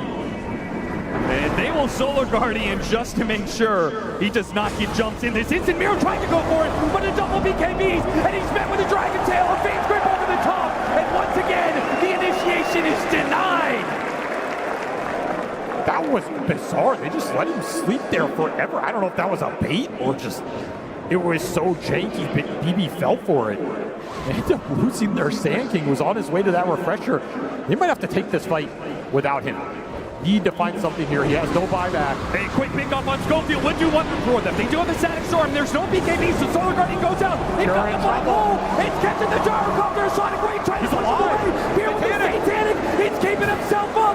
1 versus 4 for them all. Trying to take down one of these cores. He's fighting up against Analog, and he's getting the lifesteal to keep himself up. BB team on the edge, but they will hold off that fall just a little longer. Dude, what a fight from Pure. He just gets in the middle of everybody with this Satanic Butterfly, gets a couple evasion procs. The Dragon Knight got isolated, couldn't put the damage into him. He survives, gets a massive Satanic off, and finally able to deliver a killing blow to Heroic in this team fight. That was a very bold fight to take, 4 on 5, without your biggest team fighter. Beautiful execution here. Sonic Wave lands exactly when you needed it on all 3 cores. Look at Yuma up. Oh man, pushed up to that high ground. What can you do? And the daggers are just flying from GPK the entire time. They took such good advantage of that Dragon Knight being isolated in the kinetic field Static Storm, pulling a team fight win out of nowhere. BB do it again, and they're going to get Roshan off this. This is going to be another Aegis for Pure to play with. Refresher Shard in the pit, Banner in the pit, to take all of that away from Heroic. That would have been a game ender. The game has slipped through Heroic's grasp. They were in control. They were marching their way to victory. And now this is absolutely anybody's game. They've got to claw it back. I mean, but BB team, they've got the momentum now. Is this divine territory for Pure? I ask it again. You have Aegis. You're getting close to that gold. You're running out of slots. This man has done it before at TI. It's not uncomfortable for him, and it might be what you need to win this game. Let's think it's Swift Blink. A refresher for Miro. So if they can find that initiation, Pure will be able to jump right into it, as will the Disruptor potentially. Now that Burrow Strike, it's a lot more deadly if it's an Ag Static Storm over the top of it. These are the opportunities BB need to win these fights. Didn't exist 4 or 5 minutes ago. They exist now. You have an opening. You can go in with this Burrow Strike and threaten any of these cores because that Ag Static Storm will be dropped on top. And there is no way to bail that hero out other than committing more with the Solar Guardians on top with a black hole in the middle of everybody. It could work out for you. It could be an absolute disaster. Yeah, the more you throw it at, the higher the risk is, right? Maybe You're that clumping. Solar Guardian doesn't save you. Maybe you're just running into that Static Storm, and BB team on the hunt. 3.5 minutes left on this Aegis. they're feeling Sweeping it. across the map, keeping that same 5-man formation. They say, if we're going to go down, we're going to go down together. And Pure, he disassembled that butterfly for Swiftblink. Felt like the MKB was incoming for Yuma, which would have been his next item, but he doesn't have it yet. Kind of interesting to give up that evasion. You do have 2 lives off the Aegis and that Satanic. Especially since that evasion was entirely what saved him It did in work that last fight. engagement. Absolutely did work. Look at this base ward right here. This is incredibly nasty if you get caught on it. Something interesting to work with. You get a little information on the Dawnbreaker. And keep in mind, 25 hit for GPK. That's a Sonic Wave damage upgrade. This thing's hitting for 900, and he's the one who got the Refresher Shard off the Roche. So it's going to be double 900 damage, pure damage Sonic Waves going into the fight, amped up even more. This is over 2,000 damage of pure going into somebody. Somebody just has to take it. Heroic have to get the jump. It's the only option. And Pure is going to put them in a very uncomfortable position. With the banner drop and a swift linking into the base. You do not want to dive too deep, though. This is still a lineup that can Look at the punish cut. This is big. If they can manage to take away the mid creep wave as well, though that should be protected by BB team. Kills that banner, though. That hurts a little bit if you're going to commit to the high ground push here. It's such a terrifying push. You don't know who has buyback available. And guess what? It's all 5 for Heroic. They all saved it up. This push is almost doomed to fail unless you execute out of your minds right now. Fortune favors the bold. Will it favor him here? A bold move to go into the base, but they found the bushwhack into the epicenter initiation. A Sonic Wave 1, and that's one down. Now they still have the Solar Guardian though, so it does trade off core for core with the buyback being used on the Dragonite. Heroic, they want to make the most of this situation. They got the control on the GPK, another Solar Guardian to finish him off. The bushwhack from the Templar assassin FA, and GPK, he's away. Another Sonic Wave, and back in. A killer instinct for GPK, but it might just go awry here as a black hole.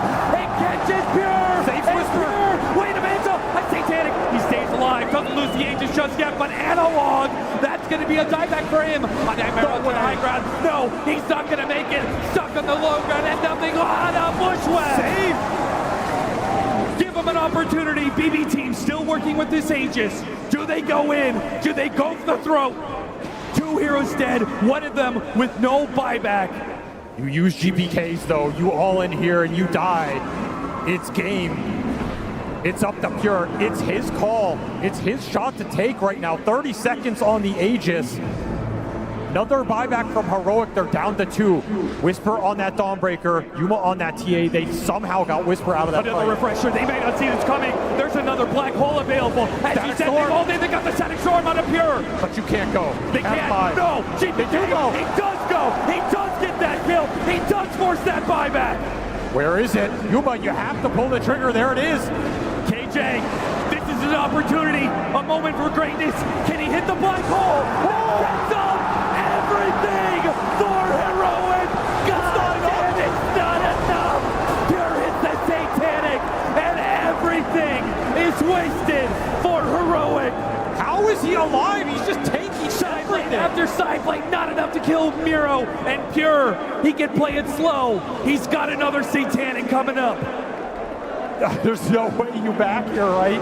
I mean, you have pushed this to the limit so far. You have another Satanic.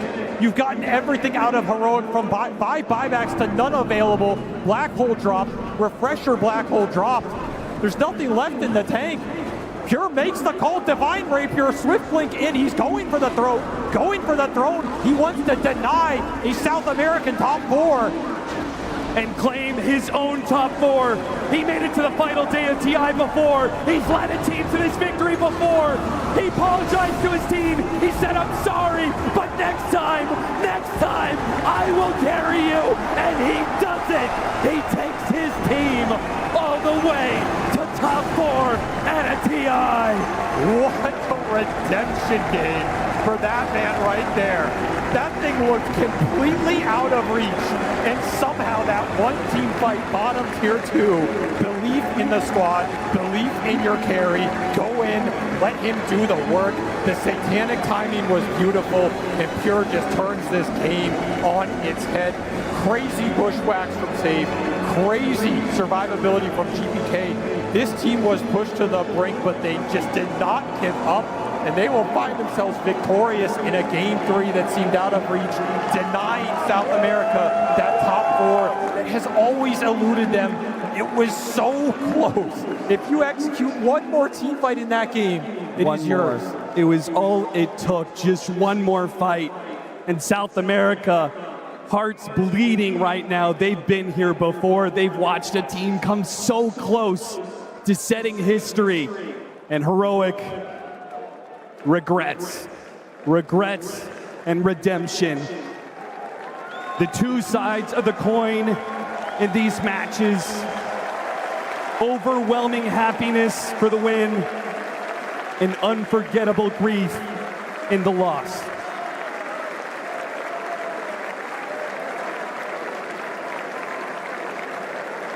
Man, what a series for these two teams. It's one of the most memorable BO3s I think we have seen at TI in a long time. So much on the line, so many clutch plays, so many insane teamfight victories off the spellcasting alone. In that last fight, that base defense, you land the black hole of your dreams. You cannot ask for more, and it is not enough. Let's talk to the man of the hour. He did it. He did it for BB Team. Let's talk to Pure. Pure, I mean, what on earth was going through your head at the end of that game? You were locked in, making no mistakes. How do you stay focused in a moment like that?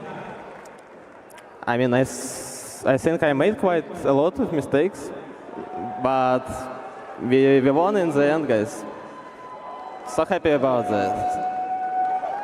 You mentioned before in an interview for a different language yesterday that you feel like you haven't been playing your best this TI, but I think that game earned you a lot of redemption. That was some incredible moments. Do you feel like you've redeemed yourself?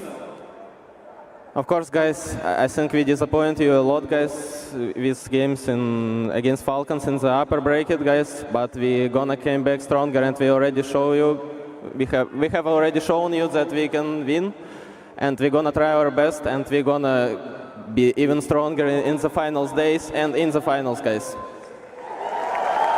All the way to the finals, that is a promise right there. I also want to ask you about your teammates as well, of course, because GPK, he has been pulling in some incredible moments. What's it been like playing with him as a teammate throughout this tournament? I mean, he's crazy good. He's always been like that, like this last year, and I think he's performing as his best as always. So just pleased to play with him. You know, like it's good to have him in my team. He has been fantastic. Last question from me then. Of course, we do say goodbye to the South Americans here, but as an incredible carry player yourself, how do you feel about how Yuma and the rest of Heroic played in that series? He played good. I think he made a lot of progress like since last year, and he's playing really nice. I think he's a proper carry. He can win some tournaments maybe someday. Maybe, but not today. Today is your day as you go through two top 4. Guys, give it up for Pure and BB Team! What a series that we have been treated to here. It was elimination for BB Team or Heroic, and the way that this Game 3 played out, there was desperation from both sides, everyone trying to do what they possibly can, and whilst Heroic might not go down in the history books for the highest placement of a South American team, they will definitely go down in histories with the play that they made, the series they gave for us, and of course that black hole towards the end there. Oh my God. Arena was on their feet for it. That was genius, and the fact that it didn't work out.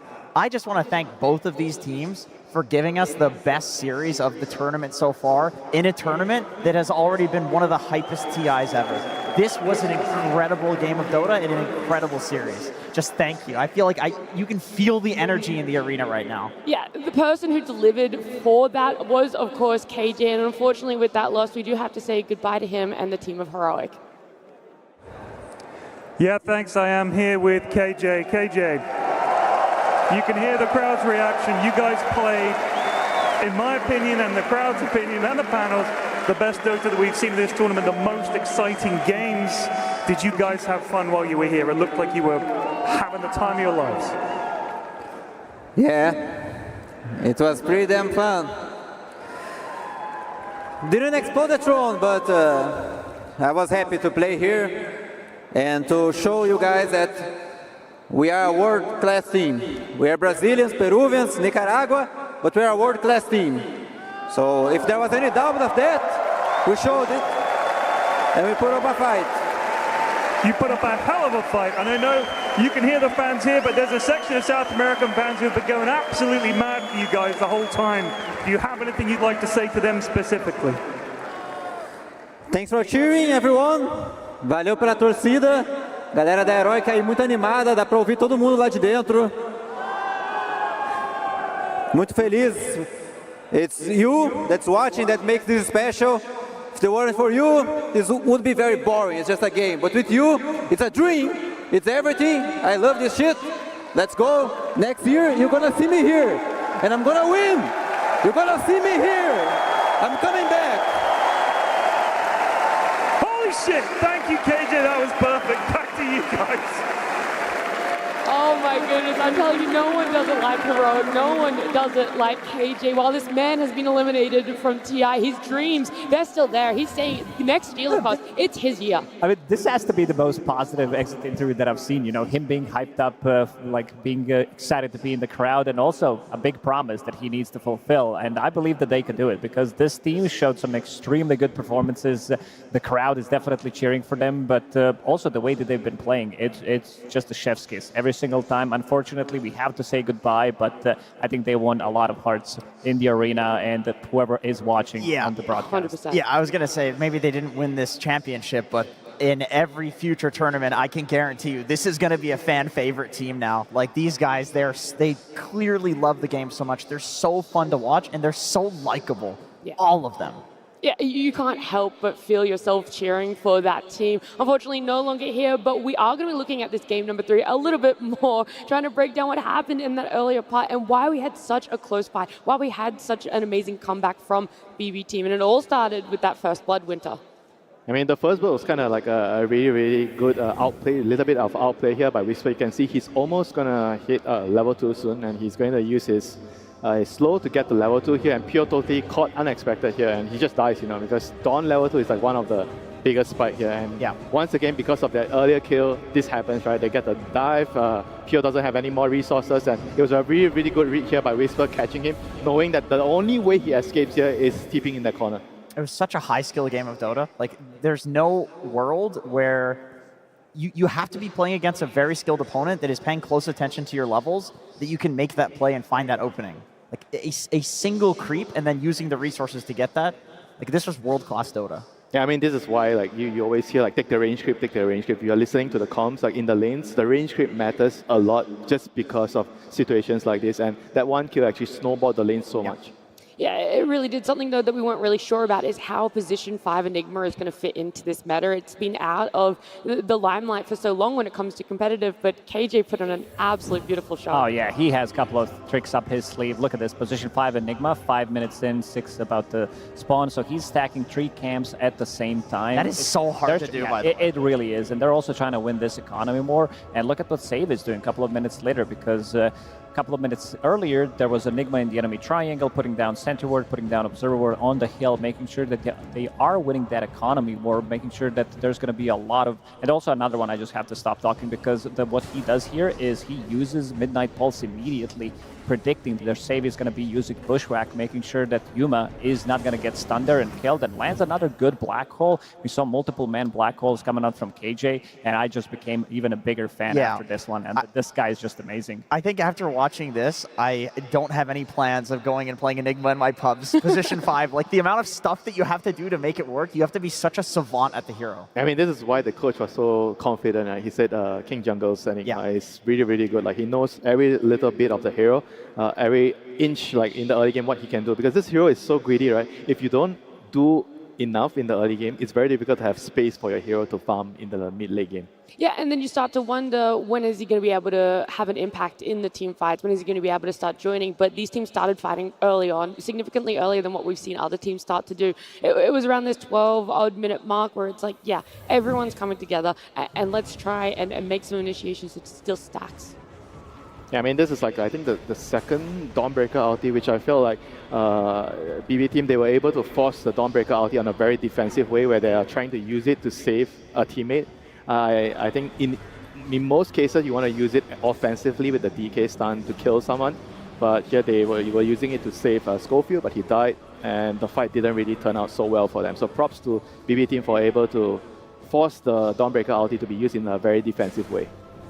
I think this is part of why we've seen Dawnbreaker falling off a little bit, is that the higher skilled teams are good at like baiting out the ulti and essentially playing around the hero. Whisper still made it extremely hard to deal with, especially when he got the Zune Blood right, as well as the talent that increases the AoE of it. It was very hard to not be like counter-initiated on, but there were a few times that BB team did a really good job. Yeah, I mean, I think this game definitely showcased why the hero, I think, is still a very, very strong pick at the right time, especially when Silencer is banned, right? I think you mentioned that a couple of times. When there's no Silencer in the game, the other counters doesn't really seem like it will bother the Dawn too much. Yeah, there were still moments where we're like, okay, this Dawn, why isn't she getting picked more? And then you see some of the solutions there. We were also seeing a lot of fighting around this Tormentor. 20 minutes, that's when we see teams clash a lot. This is not the goofy one. The goofy one where they stood around for like 5 minutes happened a lot later. It was such a tense game. And I think this was a really high skill play by BB, like knowing that with the TA, of course you want to go to that Tormentor. This hero can like legitimately solo the Tormentor, so you do not want to give this objective up. So they bank on the fact that Heroic is like, okay, well, BB's going to try to take it from us then. So there's just multiple levels to the gameplay here. And the team fight, the Black Hole, it was very nice on Pure. Unfortunately gets interrupted. You saw the Hoodwink could not connect the stun earlier, like Lacoste mentioned. In this fight, it dragged on and dragged on and dragged on. And eventually, BB being patient on that Tormentor high ground did pay off. Yeah, we're going to see the rest of what happens here, though, because whilst they're patient on that high ground, they overextend, and you're able to get better positioning on the side of Heroic, and it actually leads to them getting the this is something that only happens at TI, to be honest. Like the pressure is there. You feel the nerves. You feel like we can do this. We can end. Like we can get a bunch of kills here. Eventually end the game. Get a big lead. I also think we can overchase. Yeah, we've seen a lot of these top-tier teams that are still left in the tournament utilizing these buybacks, making sure that they're going to be winning the fights. We saw earlier in Nigma series as well, 20-minute buyback coming out from Underor just to kill Sniper on XM, buying back one more time. So understanding that certain heroes are much stronger, especially those that have global presence, potentially like a Dawnbreaker in this series as well. Whisper, he had a great game. The Refresher, the Aghanim Scepter build, he also did build into a bit of a later pipe combined with the Mage Slayer. We did reduce tons of damage, but most of the damage in the late game was physical, and the way they did it on Pure with this Blink, Divine Rapier, Butterfly, disassembling with the Chop Shop. Yeah. I think Pure is the one who's like ready to go in multiple times, risking everything. We saw it in game number 1 with the buybacks as well on their side. I think buybacks is a very crucial thing that we also need to mention a lot. Whisper even ended the game with the Blade Mail. When they were in the 2 or 3v5 situation, he not only goes for this late game pipe, which I think is really interesting, you kind of have to do against all of this magic damage, but he goes for the Blade Mail to try to... This was the game-defining fight here, where the Gyro kind of solo carried. I don't want to say solo, but he kind of didn't die and carried the game. It looked like it was going to be really bad because it was a 4v5 fight. I don't think Kyori expected BB team to actually take the fight, but somehow Pure doesn't die, and he survives and he kills everyone and totally turns the game around.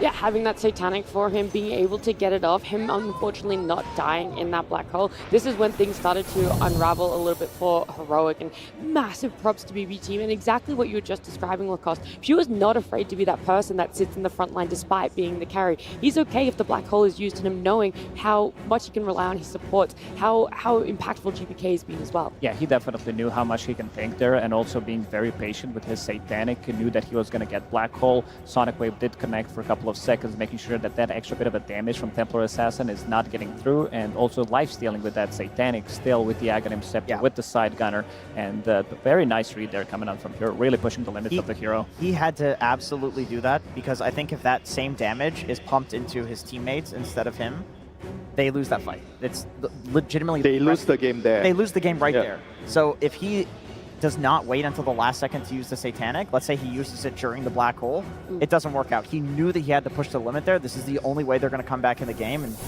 good lord, what a comeback it was. Yeah, what a game, yeah. That has to be by far one of the best games I've seen this week. It wasn't just that game, it was this whole series, right? From our game 1 where we had an Aegis snatched from GPK. It feels like it was so long ago, but that was literally the same elimination series. These teams pushed each other as far as you possibly could with all of it. And so, yeah, Pure going to be our standout player for that game number 3. But BB team are going to have to play later today. You got to find some more energy in the back pocket here. I don't know.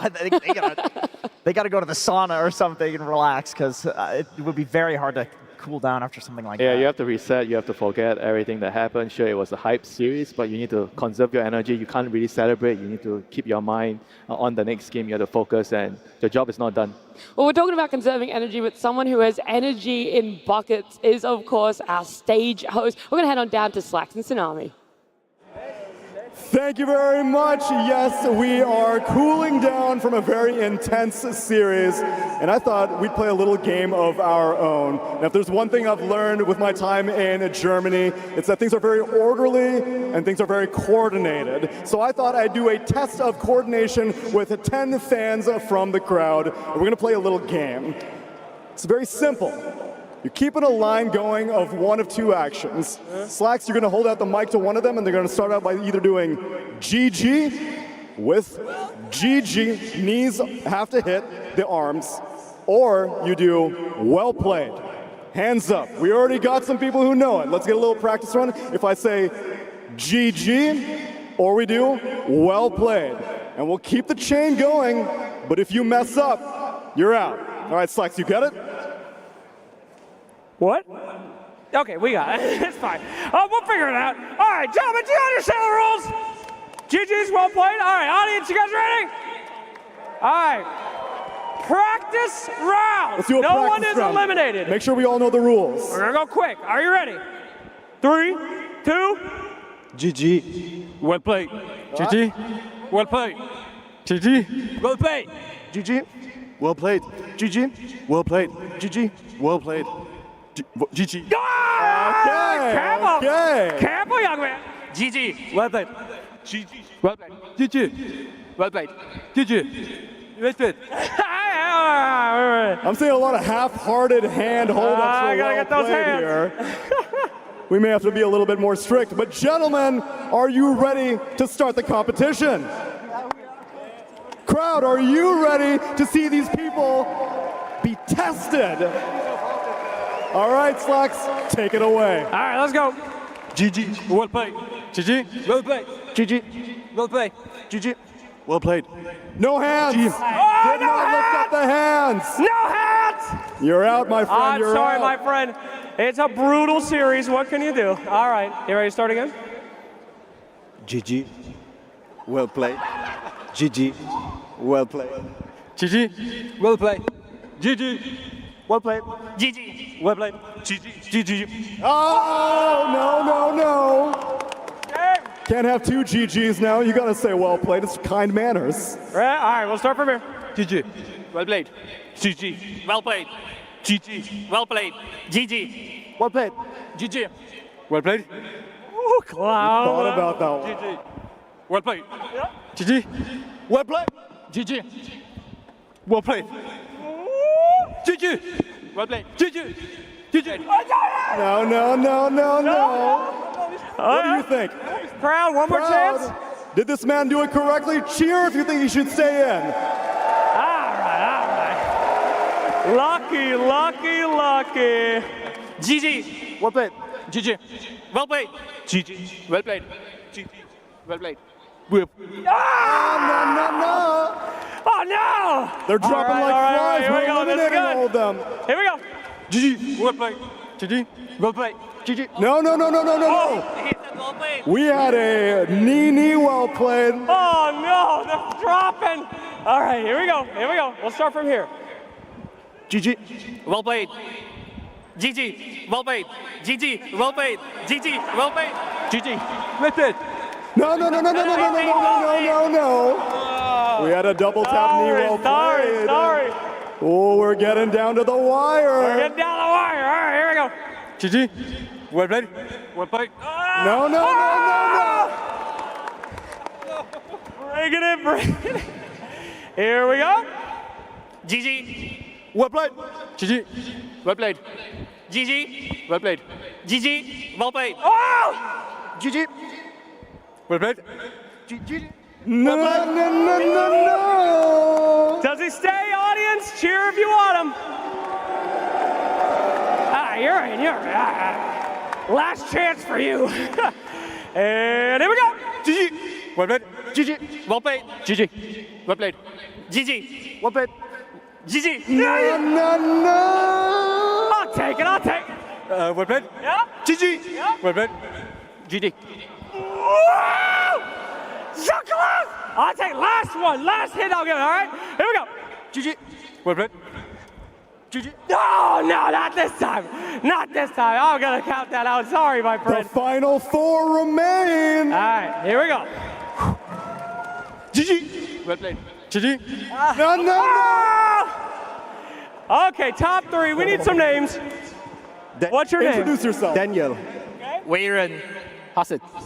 Okay, here we go. Our top Let's take a calm moment and go. GG. Well played. GG. Well played. GG. Well played. GG. Well played. GG. Well played. GG. Well played. GG. Well played. GG. Well played. GG. Well played. GG. Well played. GG. Well played. GG. GG. Well played. What? GG. I didn't say. All right. Are we keeping them? GG. All right. The crowd saved you. That's the last save, guys. All right, here we go. All right. Zero tolerance from here on Zero out. tolerance. All right. GG. Well played. GG. Well played. GG. Well played. GG. Well played. GG. Well played. GG. Well played. GG. Well played. GG. Well played. GG. Well played. GG. Well played. GG. Well played. I saw the crouch. I'm sorry, my friend. It's zero tolerance, but you are still a bronze medalist. Congratulations. The final 2 remain. Final 2. Any words out there to the crowd, my friends? Let's go wild. All right. Any words out to the crowd? Apex, represent. Okay, here we go. Ready? 3, 2, 1. GG. Well played. GG. Well played. GG. Well played. GG. Well played. GG. Well played. GG. Well played. GG. Well played. GG. Well played. GG. Well played. GG. Well played. GG. Well played. GG. What do we do? I think we've Well reached a played. deadlock here. I think we have 2 winners. You both win. Congratulations. We'll get you guys some prizes. Thank you to all of our players. And thank you guys for watching. Thank you all very much. And now let's get on with the show. Thank you very much, gentlemen. That seems like quite the workout on the stage as we're getting ready to start our second half of the day. We have got 4 teams remaining.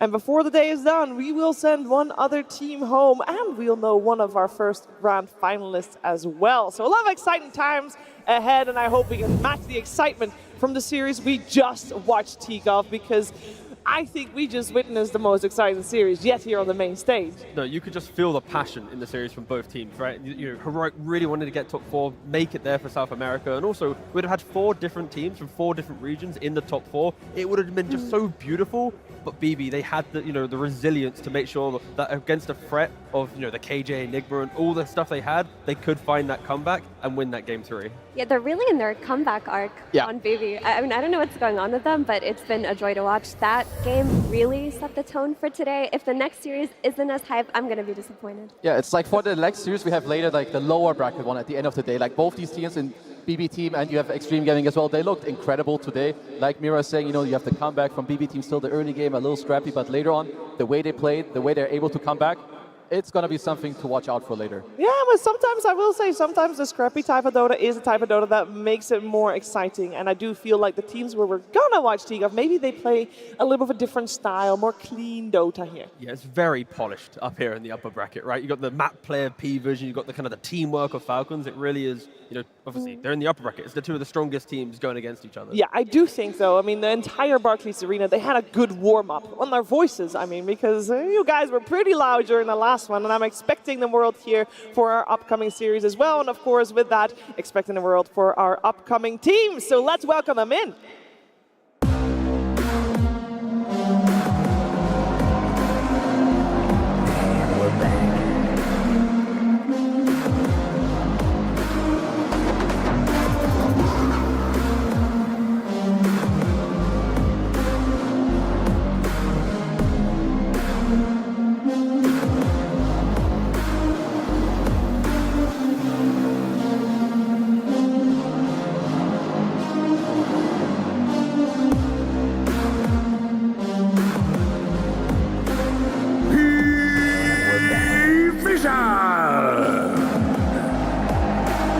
This team has 3 first-time TI players on their roster, but you would not know it. This team levels up in front of a crowd. That goes for every single one of their players. It's a joy to watch, and I'm sure we're gonna see a hell of a show be put up by this squad of P-Vision. And I'm also sure that their opponents will do everything they can to stop their advantage. Let's take a look at Falcons.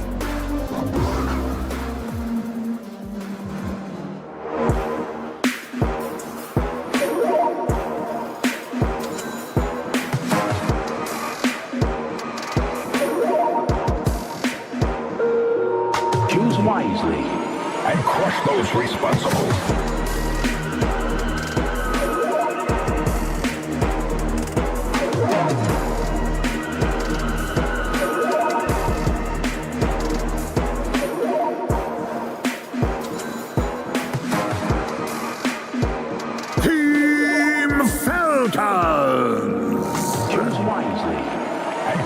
Ever since Falcons' inception, it has been top finishes for this squad. Yes, 2025 was not as clean as the year prior, but they end strong. They always do within a tournament, and perhaps this year is their year. Ending strong is what they do, and we'll see how far they can take it at this international in 2025. They are on the right track to go all the way. I would say for a lot of people, it was Falcons that was one of the favorites coming in, but I don't know if that's still the case. When we see these two teams, Effie, do we have a favorite?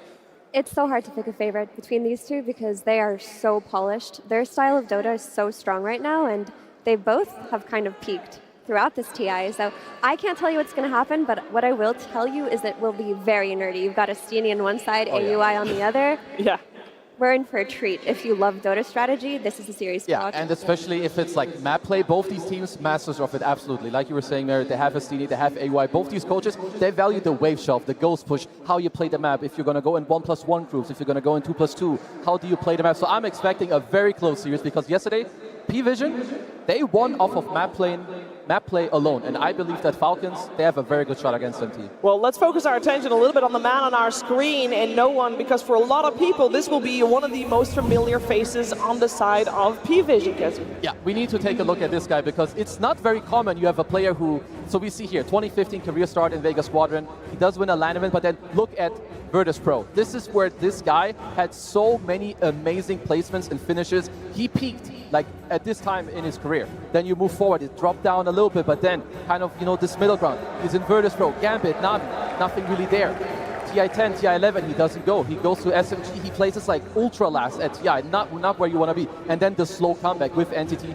Cloud9 and this season in P-Vision. He's really found his spot and he's back. Like this guy, he deserves these type of placements because doing this to come back in Dota, this is one of the hardest things you can do. Especially doing it on the mid lane, because normally you start out on the mid lane and then maybe when you're older you get relegated to one of the side lanes. That is the normal trajectory. And speaking of being young and being on the mid lane, I feel like we got a good dynamic going on in this mid lane with no one on one side and Melreen at the start of his career on the other. Yeah, Melreen filled with youth. You know, he's starting his career with Creepwave. He actually was a stand-in, kind of like on and off the roster for 3 tournaments, and that's where he was playing with ATF, right? And then when you moved to 2022, 2023, he was playing with Amiga. In both the Pinnacle Cups, they actually beat BB roster. That was when GPK Toronto Tokyo, they formed that new roster. So on a random kind of tier 2, tier 3 Eastern European team, he was able to dominate and break the likes of, you know, big household names of the region. He stood in for Tundra and Entity. It didn't go so well, but then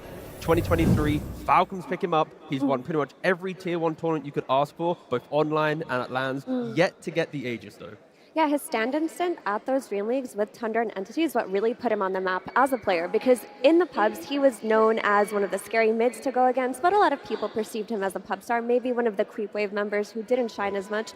After his stand-in stint, Falcons, when they're forming their roster, they took a look at him and they said, this guy is good. We need this guy on our team. He's way better than a lot of the potential mids. And they took a shot on the best possible choice. He has fit their team so perfectly. Oh yeah, and they have like this really nice mixture too, right? We talk about it a lot, the veterans with the young guys, you have the experienced coaches. Because to me, I didn't really have Marino on my map maybe like 2-3 years ago. Yeah, you see him in pubs. To me, he was like one of the annoying guys. You know, the all chat, the tipping guy. He still is. Yeah, exactly. Like he hasn't changed. He's like Amar 2.0, but he didn't have like, you know, I would say the experience and like the placements to back it up. But now, like we're saying, he fits in so well. He plays amazingly. Yeah, just tip top. But what is any core without their support, Effie?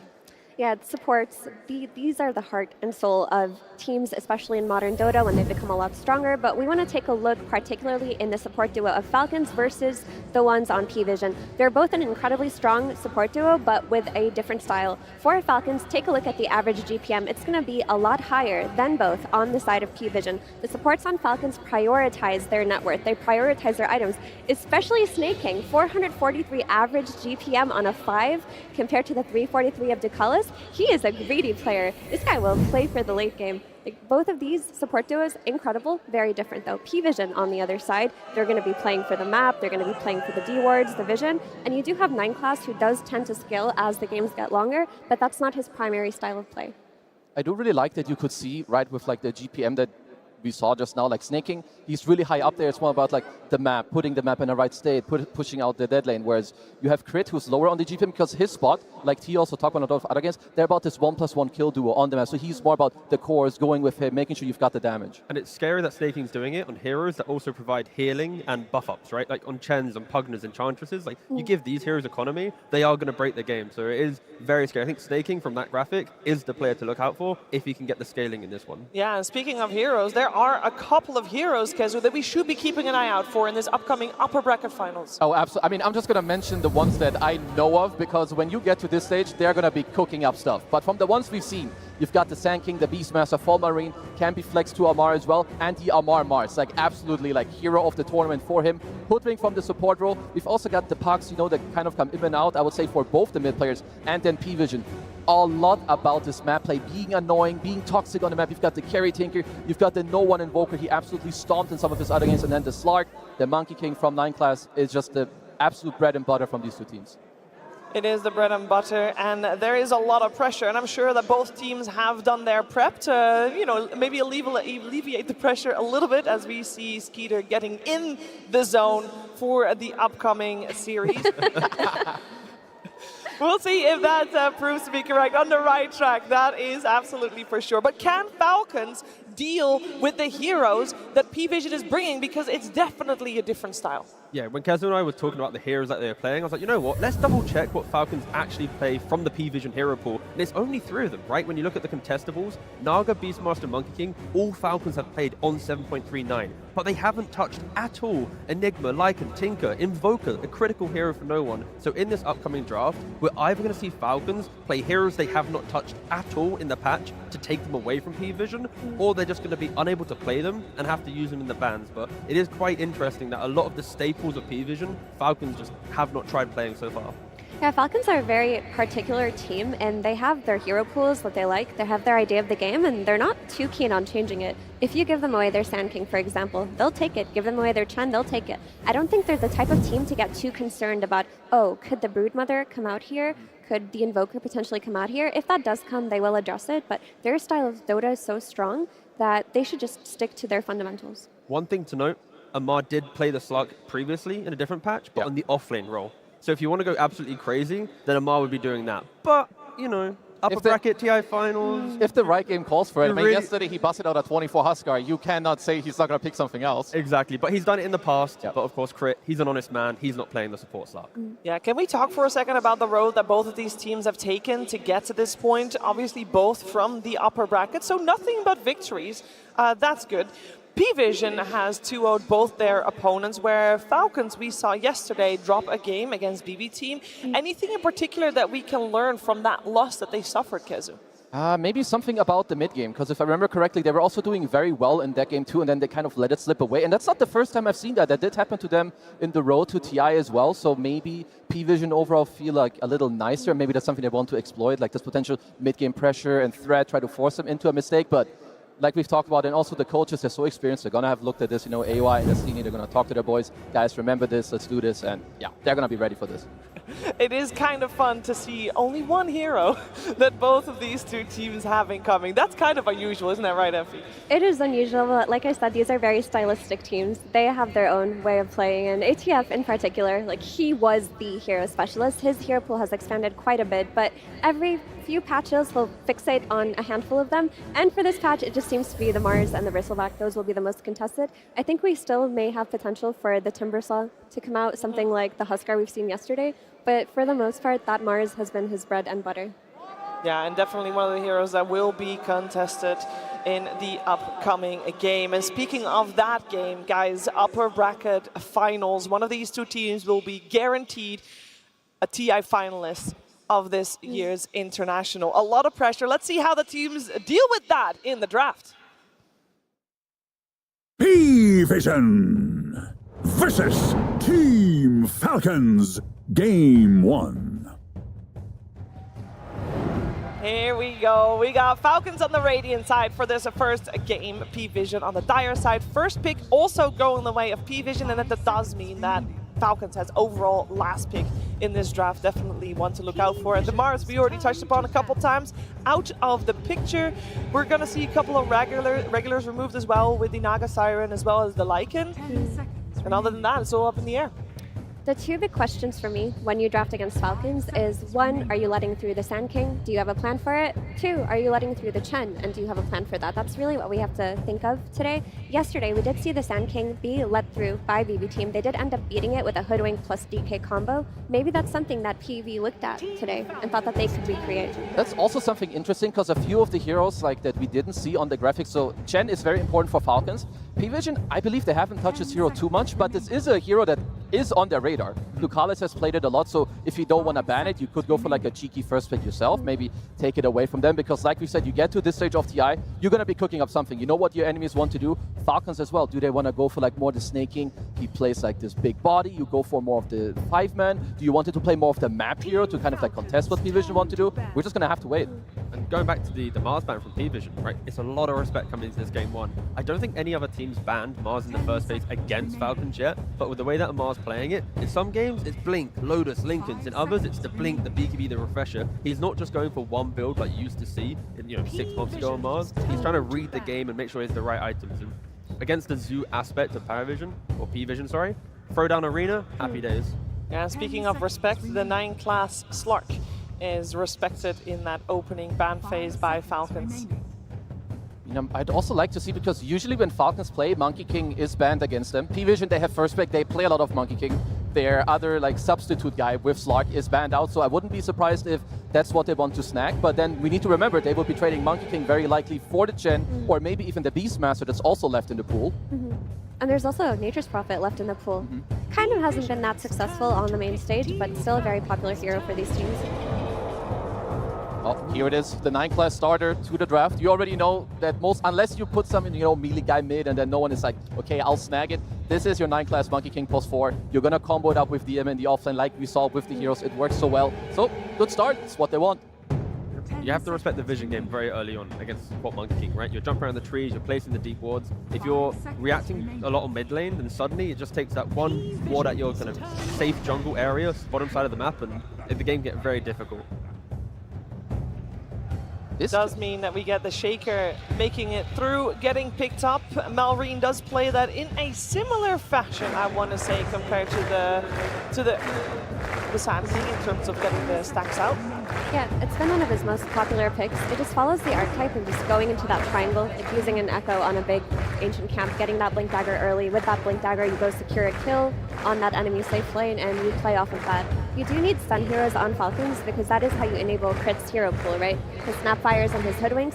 You need a mid hero that can start the fight and get the follow-up damage from his corpse. And if you know Helmet Dominators are coming out from P-Vision, then Shaker's already a correct step in fixing that. With the Kaya, with the Shard, you push wave so quickly, it doesn't matter if there's a Dominator creep standing next to it, there's no wave to utilize to push down. And I think Shaker, you now have one of the 3 lanes is already fixed against P-Vision, a team that has bought Helmet Dominator, I believe, still in pretty much every game they've played so far at the International. The only thing I'm wondering, like, a little bit, and most likely this 9-class should be on Monkey King, but I will say, at least when it comes to the laning stage, Monkey is one of the strongest heroes against Shaker to, like, shut him down, but maybe they're going to be like, okay, even if that does happen, we have the Shaker with the Hoodwink, with the Snap. Sure, you only like the first 5, 6, 7 minutes, then what? I have a triple quad stack Ancients you're going to walk over, I'm going to AQ you, see you later, and then later the game is hard for you, so maybe they just don't care. And you have to respect the flex, for sure, but if there is a player in this tournament that does not mind getting into bad matchups, it's Malrine. He's perfected the art of not laning. Yeah, he's like the king of whatever. He reminds me of like the offlane Zai of like years ago. It doesn't matter when you pick his hero, what you put him up against. Bro is somehow gonna find whatever he wants and just has a S-tier performance. At this rate, though, I feel like P-Vision is taking a very different route from what we have seen teams do against Team Falcons. Mainly that every single support that Falcons might have wanted is still in, so they get the freedom to ban out the Pugna themselves, pick up the Snapfire. I think P-Vision is respecting the fact that you can ban supports, but it's the front line that Falcons need to utilize to get themselves into a game, right? And I think a lot of the bans are the building blocks to the aggression of Falcons. I respect it, especially for a game 1. You go with this style, if it doesn't work, going into the next game, then you start respecting the supports maybe. But go for this idea, try and implement it in the first game. And Falcons continue down the very kind of textbook approach of their draft. They enter the second phase, they pick Snapfire, the Hoodwink, the Snaps. You just pick one of them, nothing too crazy. And something to note is that P-Vision, DM has still been playing his sacrificial style of offlane. He'll play his buff or utility offlaner, so if they need a pipe now that they've seen the Snapfire, you could just roll it back, have DM play a hero that builds the auras, buffs his team, let 9-class roam, and play off of a mid-game timing with that aura. I mean, that will definitely already be quite good, right? You see the Shaker, you see the Snap, you know it's overwhelming magic damage that's coming out later. I will say I love this pick from P-Vision. First, not only does Monkey play well with Bob, it's a lane that's playing aggressive, you can actually gank it early, you abuse like the map, you both push, you can kill with each other, but also it's one of the better heroes alongside Monkey King to pressure an Earthshaker in the lane. They're trying to make sure this Earthshaker does not have a good time, right? During the combo, you've got Oracle, any of his defensive spells, you throw them out, that's going to combo break the Shaker. Like Kezu just mentioned, the laning aspect of the Queen of Pain, the rotation of the Monkey King, they really want to make sure Malrine cannot enter this game. Yeah, P-Vision have assembled a very strong middle lane here. They're going to get the rune prediction from the Oracle, the roaming Monkey King to play with this Queen of Pain. Like, they should have these runes on lock. If you're taking away the power runes from this Earthshaker, you're kind of relegating him to just farm for a while. He's not going to be able to rotate. You're going to have to deal with the pressure that is coming out of this no-one Queen of Pain. And I like this a lot too. Like, you can't just blindly, like, at least most teams, you can't just put a Monkey King first pick and be like, okay, see you later, bro. You do your vision thing. Like, you have to still play and pick for it. So with this swap, with the Oracle, they're absolutely doing that. So I want to see for Falcons, do they want to get like a secondary stun, like maybe some Centaur? Because Swap Oracle is currently kind of scary for you. You have a lot of backline yourself. With the snap a new follower. Hell yeah. The sustain, right? Yeah. the sustainability of Queen of Pain, the elusiveness of the Monkey King, Oracle of course as well. And now Falcons go, you know what, you've got all of this, we now have our Chen. Whoever you go on, we can push forward. And I think Falcons, they need to pick up another initiator so it isn't the Shaker having to go in first. I think if someone can develop the fight, provide information, and allow Maureen to then layer on top, that's when their draft will come online, be it from Skidder or from ATF. It also gives them the ability, after they've hit a few of their key item timings, to just group up. If you look at Monkey King plus Queen of Pain, what they want to do is they want to have Monkey King scouting in the tree line, Queen of Pain instantly following up. They want to just look for pickoffs on these side lanes, take advantage of Falcons playing their tri-core and scaling. With the Chen, you just group up early. You're not even worried about this Monkey King and Queen of Pain picking you off. And with the Snapfire pick, it is protecting Doom from that flexibility of the Monkey King that you guys mentioned, because if the Monkey goes into carry, you've got Snapfire the cookie, ways to displace and kind of keep the Doom alive. Sure, it's not going to be a great lane, but I think they respect the Monkey Flex, but they don't really care. They just want to get their items, get online, and play for that mid game. Yeah, that wasn't a good Doom stat for Falcons, though, I will say, with the 0 and 2. How does it fit into this draft? Is it a good fit? Are we happy with this? They don't have perfect lockdown, right? If it's a Shaker combination or a cookie, you're not really relying on a Centaur stun from Snake. So find hero, Doom hero. Find hero, black hole hero. That's what I like. This is normally banned against people. Yeah, this is because the DM hero. is a monster. Like, they don't really get their hands on this hero, and it goes into like their script, right? You've got the Monkey King with the Enigma, the weaker guy with the stronger guy. I get you out of the lane. You do your thing. I will say Chen is considered one of the nicer heroes, at least in lane early on. You can like steal an Eidolon and like fight back. But yeah, both teams getting a lot of the things, honestly, that they were looking for before the game even started. I think for P-Vision, they're really leaning on the pacing of their lanes, right? If Corp, we know Corp's going to have a good time against Shaco. We know Monkey's going to open up the map. Enigma should be able to open up bottom, especially if he's not laning into a Gyrocopter or a Dawnbreaker carry. But Skidder, I believe he has been dabbling with Dawnbreaker carries, and that is a good counter to Enigma. I think if the Enigma lane can be shut down, there's life to Falcons. If you don't shut down the Enigma, I can see this map getting absolutely broken in the first 15 minutes.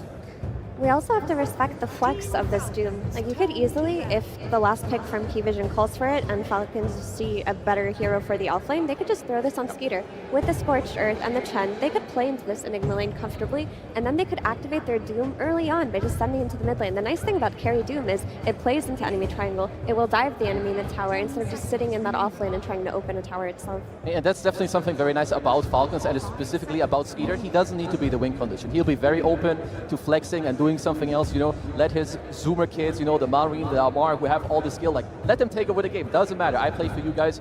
We're going to make it happen. The one thing I'm still looking for people, there's like two things rather. If they could get a hero that, one, benefits from Aegis, would be super good. It's one of the biggest counters to Doom. Sure, you have some like map play and tower push with the Enigma, but if you can get an Aegis, or secondary, even a hero that plays into the enemy triangle, that would be great, because you have a Quap who beats Shaker in the mid lane, but you know where he's going to go. He's going to go to the triangle with Sex. Can you contest it? Will you push his mid tower? What's your answer?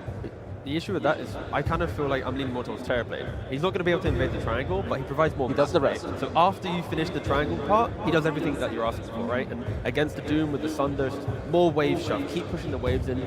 Find that opportunity to get that correct black hole. It's definitely one of the heroes I was looking at too. Let's see, they're going to go for the Svendan. And I had something else in mind, but I am blanking. I mean, it is a... You have to consider that you're in the lane with Oracle. You would like to free up the hero, and it's also not the strongest in the lane itself. How much pressure is on DM in this game, right? You've got a Boundless Strike and a Black Hole. Okay, so they had to do this because Medusa looked like such a good pick for Falcons, especially that they covered it with the Doom. They have to pre-pick the Anti-Mage in case the Medusa comes out. That was one of the perfect ranged carries to play into the Enigma lane. But why not pick the Huskar again like they did yesterday? If they want to, they definitely could. They could do it. I will say the other heroes around P-Vision are a little bit better than whatever the surrounding of BB team was yesterday. You could do it. It will mean that your Doom has to play into the safe lane. I still feel this is kind of annoying because there aren't that many heroes that counter. I mean, sure, Enigma and AM both have counters, but they also protect each other kind of nicely. It feels a bit annoying to go for this pick here because Enigma already corners you a bit. There's like Alchemist if you want to play fast. I mean, the thing with Falcons, their cores are static. Doom and Shaker kind of play in their lane. They might poke their head towards the jungle for the Shaker, but they're not really breaking open to the game. That's why I think P-Vision are kind of running the gambit, like can we get the anti-mage through to the draft? Because once they all have items, sure, they're going to look great. A troll. Yep, Falcon's going for the troll. It's a nice carry matchup for the anti-mage between the two. You ever lock onto the anti-mage, you can snare him up with your ultimate, get some procs, happy days. Good versus Enigma on lane as well with the whirling axes. You have like Chen to dominate one of them. You can just kill the rest of the idlers. This is way more important than the draft. Oh, we've got Gamma. Live unboxing. Hold. Come on, man. Come on, brother. Come on, brother. You got this. Stop teasing me. Come on, open the packet. Come on. You got the where did it go? Wait. Patience is critical. Oh, well. It's lost. Yeah, he messed up. Oh, no, you got it. But on the topic of the troll, it's a very reliable hero in the hands of Skeeter. It's going to give them the scaling matchup that they need. It's only going to make the draft a little bit greedier, right? You're going to have your Doom farming, your troll farming for a while, and then you're just going to run into this mid-game stalemate of both Satanic's anti-mage and Skeeter's troll farming. It's just going to be about who executes the team fights better later on. Yeah, I think P-Vision, they still have the tempo early on. When you put Quap, Monkey King, and Enigma in the early game, the pressure they apply is insane. If Falcons can just stabilize that, then we have a game on our hands. But there is a chance that P-Vision just accelerate this game through these heroes, but I really hope to see this game go the full distance. Like, there's so many beautiful back and forths that these two teams can provide. Do we feel that Falcons has what it takes to draw out this game then? Because they are kind of known for these very long games. Shaker is a very skilled hero, and you simply press Fissure and Totem on the wave, and it gets deleted. You can buy as much time as you want. Yep, so does Snap, Chen also. I think both teams have incredible things. And when you get to the stage, sure, the draft matters, but to me, the gameplay is what truly is going to decide this game. We'll see if we'll get to that late stage. I do know we're going to go on the stage right now because it is Astini that we're going to listen to with slides. Absolutely, everybody. I am here with the last hope of South America, Astini! All right. Astini, you ran out of that booth. I mean, you finished drafted and you were here. You beat me here by like a minute. What was going on? Well, what was the communication like? You just busted ass. I want to see Duka smoke and see if I get greens on first blood. So I run like I know they know what items they need to do, what they need to do. Draft is done, so job is done. Okay, all right. The boys know, and the man wanted to see if he got a crimson. Good luck to you, my friend. All right, let's talk a little bit about this Monkey King. They let you have it. Unbreakable win rate here. Do you feel insulted when teams let you have this Monkey King? Maybe they just don't understand how good you guys are with it? Are you surprised you keep getting it? What I say to my team is we're going to have 5 heroes. They're going to have 5 heroes. Don't matter. Like, they're going to have comfort heroes. We're going to have comfort heroes. You need to play the game. Okay, interesting stuff. Anti-Mage's last pick, was that an answer for a potential Medusa pick, or did you have something else in mind? I wanted to see they play that Clown Huskar, but they didn't, so it's kind of unlucky. Okay, no clown indeed. Do you think Anti-Mage versus the Troll is going to be an okay matchup? I mean, he's got, some nets. He's got some stuff going on for that. Yeah, we want a lower Troll win rate in the tournament. I believe we can do. All right. And a lot of people want to know here today, my friend. Thank you very much. Will you be going to the grand finals? I hope yes. The work is done. The work is done. Come on, I hope yes. Give it to me. Are you going to the grand finals, baby? Buena caralho, vamos! That's what I'm talking about! Let's get into game 1. Welcome to the upper bracket finals here at TI Stuntsman here with Center. We got P-Vision versus Team Falcons. Quite the matchup. We've cast them feels like 100 times this year, and it feels like they're always very hype matchups overall. Yeah, and this tournament has been generating a lot of long games. The main stage, maybe not so many, but perhaps this could be that series where everybody has so much tape on each other now that we have that potential to really get some of the longer games. And if it's going to be tough to top that previous series that we just witnessed, because that was crazy hype, but these two teams, they're here for a reason, and a top 3 finish is never the target for either of these. These are championship-winning teams through and through. They've had a lot of finals appearances, both of them within the last year, of course clinching some of them for themselves. They want to get the upper bracket route and have more time to study the ultimate opponent. Yeah, despite the predictions for everybody this tournament being completely wrong, I think seeing these two teams as top 3 is not surprising, though, which is funny. It's just the road to this point has been very unexpected. Absolutely. As we have the bounty rune Sneaky spawn. here. Yep, Satanic, he will grab the bounty and has to take the blink to get away. A rare sight. 4 bounties for the same team. P-Vision off to a great start here. This is effectively more or less a 1,000 gold lead. It's very close to. Means you're going to arrive with that lane with a little bit more attributes. You're going to get the earlier tangos potentially, and of course for the mid lane, a faster bottle will be very welcome for no one who's already playing a favorable matchup. But here's your best friend. The Satyr Mind Stealer is going to make things a little bit more fair. Well, you say that. It's a 2 versus 1 then. How could he possibly match up against this? But yeah, this will be an interesting one nonetheless. We have seen the Earthshakers, I mean, literally yesterday we were talking about this. Earthshakers have gotten off to some rough starts, and it just feels like they never get back into the game, but still a very highly touted hero that we're continuing to see in basically every game. Yeah, we've seen it moved around a little bit. We saw XXS play an offlane Shaker. I personally would love to see some position 4 Shaker. I think it is playable this patch, and a lot of the offlaners actually work quite well. You see a team like P-Vision are able to run Monkey King, who is not a strong laner as a 4. So you would think it's also possible for Shaker to perhaps pull a wave or 2, fissure block, and get your offlaner what you need, but it's almost exclusively been in that core position now. A really nice head start mid from Malrine, 5 and 4 against the 1 and 2 and Queen. For no one, this is a lane that you can't ignore the mental aspect of playing a favored matchup and just losing to a Chen creep. It's really frustrating, but there's not really anything you can do about it. Yeah, no doubt about it. Has the level in Shadow Strike right now. We'll see how many points he wants to put in this matchup.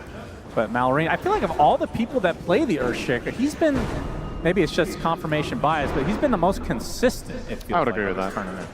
And it's not only this, I would also say his Sand King. We've seen some, to put it bluntly, some pretty underwhelming Sand King games on the main stage, like a lot of missed spells, perhaps some positioning errors, but Malrine to me has been the gold standard of this tournament on those 2 specific heroes. Therefore, I think it's really valuable for them to give this Chen creep to mid. If they didn't do it and he would be losing this lane, you're losing a lot of the momentum that this guy brings to the team.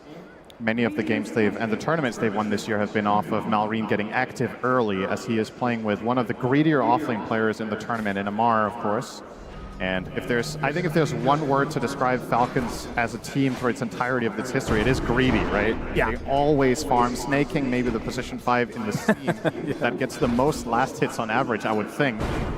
Just has some ridiculous farming performance. And I feel like a person that gets lost in the shuffle is actually Skeeter. He maybe doesn't take the most farm, even though he is position 1. He feels like he is the most consistent because Malrine and Amar, they take up a lot of space. They're very flashy, but the steadiest one on the team, I feel like, is actually Skeeter, which is not very common for like a position 1. I think Falcons deserve credit for finding a way to somehow run out of farm on the map so that Skeeter can't get a position 1 farm every game, but that's just how efficient they are. Balance strike, Malrine. 9 class. Yeah, not much he can do here. Shadow Strike applied. First blood to no one and P-Vision. So at first, getting some help with the creep was Malrine, but now the Monkey King on the other side will even things out.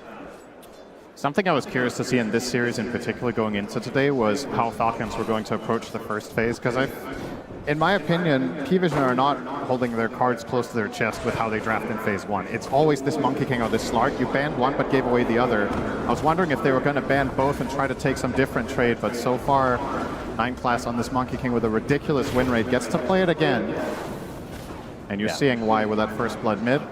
Well, depending on how this game goes, maybe you'll get your wish in game 2. Obviously very early on, but when you think of 9 class, you think of easily the most annoying position 4 in Dota today. He just plays weird. I mean, not that Monkey King 4 is that weird, but the Slark he's brought into the fray as a support, much to everybody's chagrin in terms of pubs. That's always terrible, it feels like. In a way, he actually reminds me, this is a pretty long throwback, but he reminds me of a developed Maybe Next Time. If you remember how he was playing like Ricky and Bounty Hunter and just roaming around the map, killing couriers just like this, ganking mid, you know, just all over the place.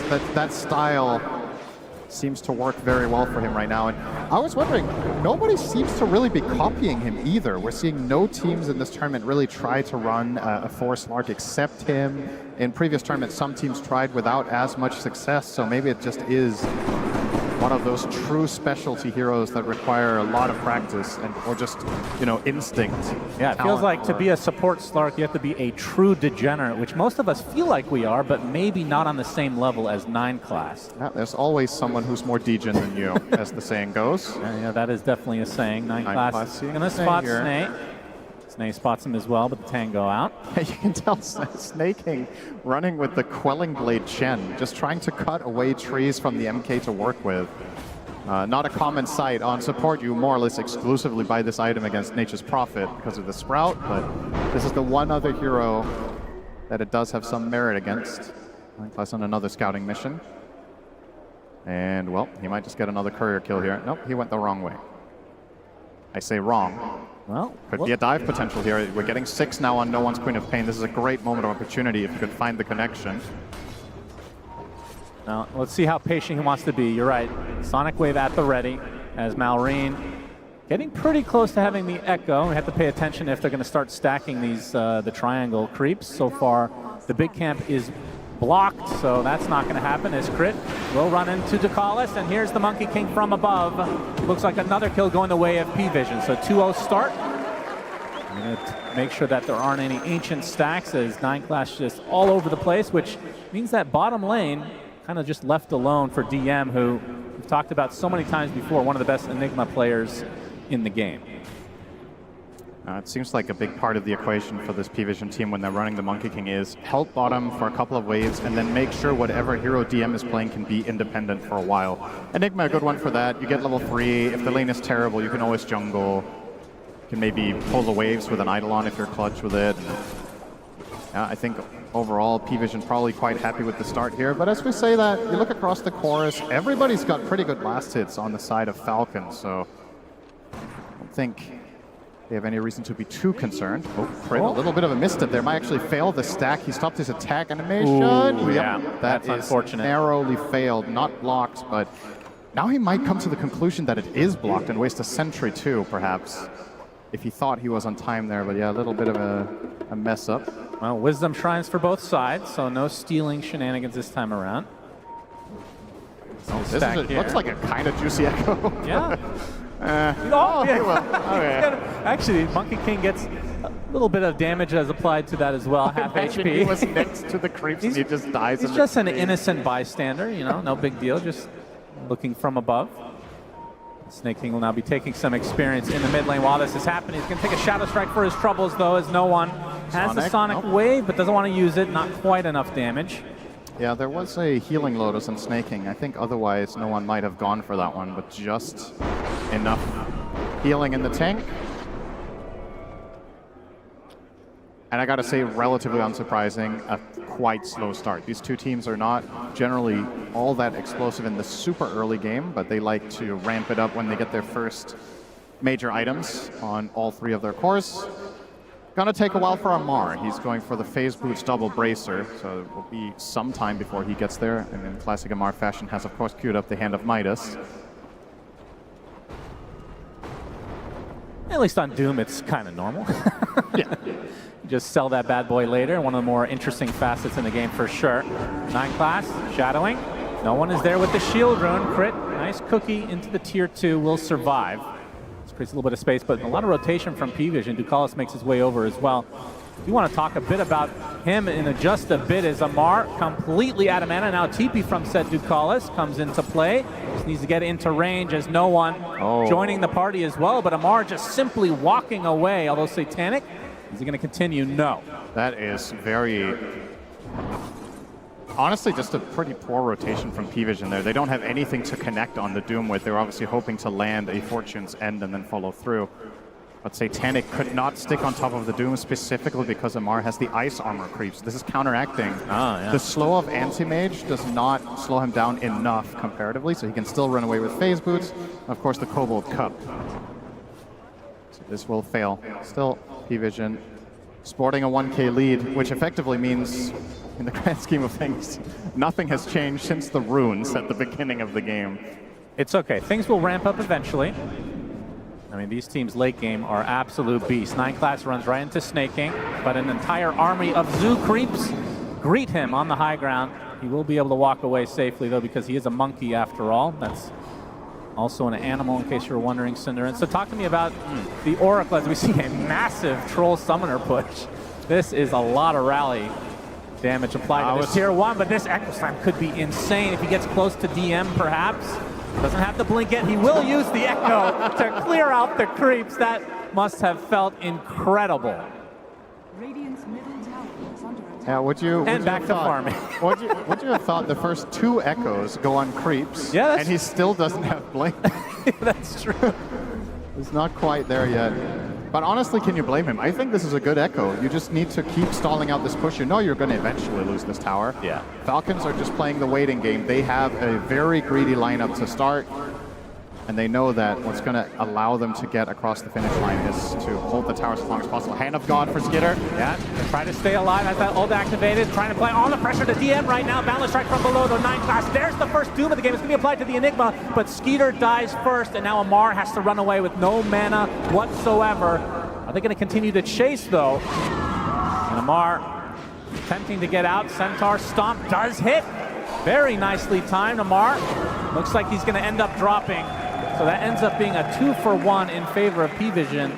Looks like DM did get picked off there. Yeah, this is a lot of pressure now to the tier 1, though. A lot of First space. black hole of the game goes on Troll. In the meantime, you're also split pushing top, and you're forcing that response from Falcons. Just immense pressure from these helms right now. Enigma helm, the anti-mage helm, and now Monkey King soon will also have a helm.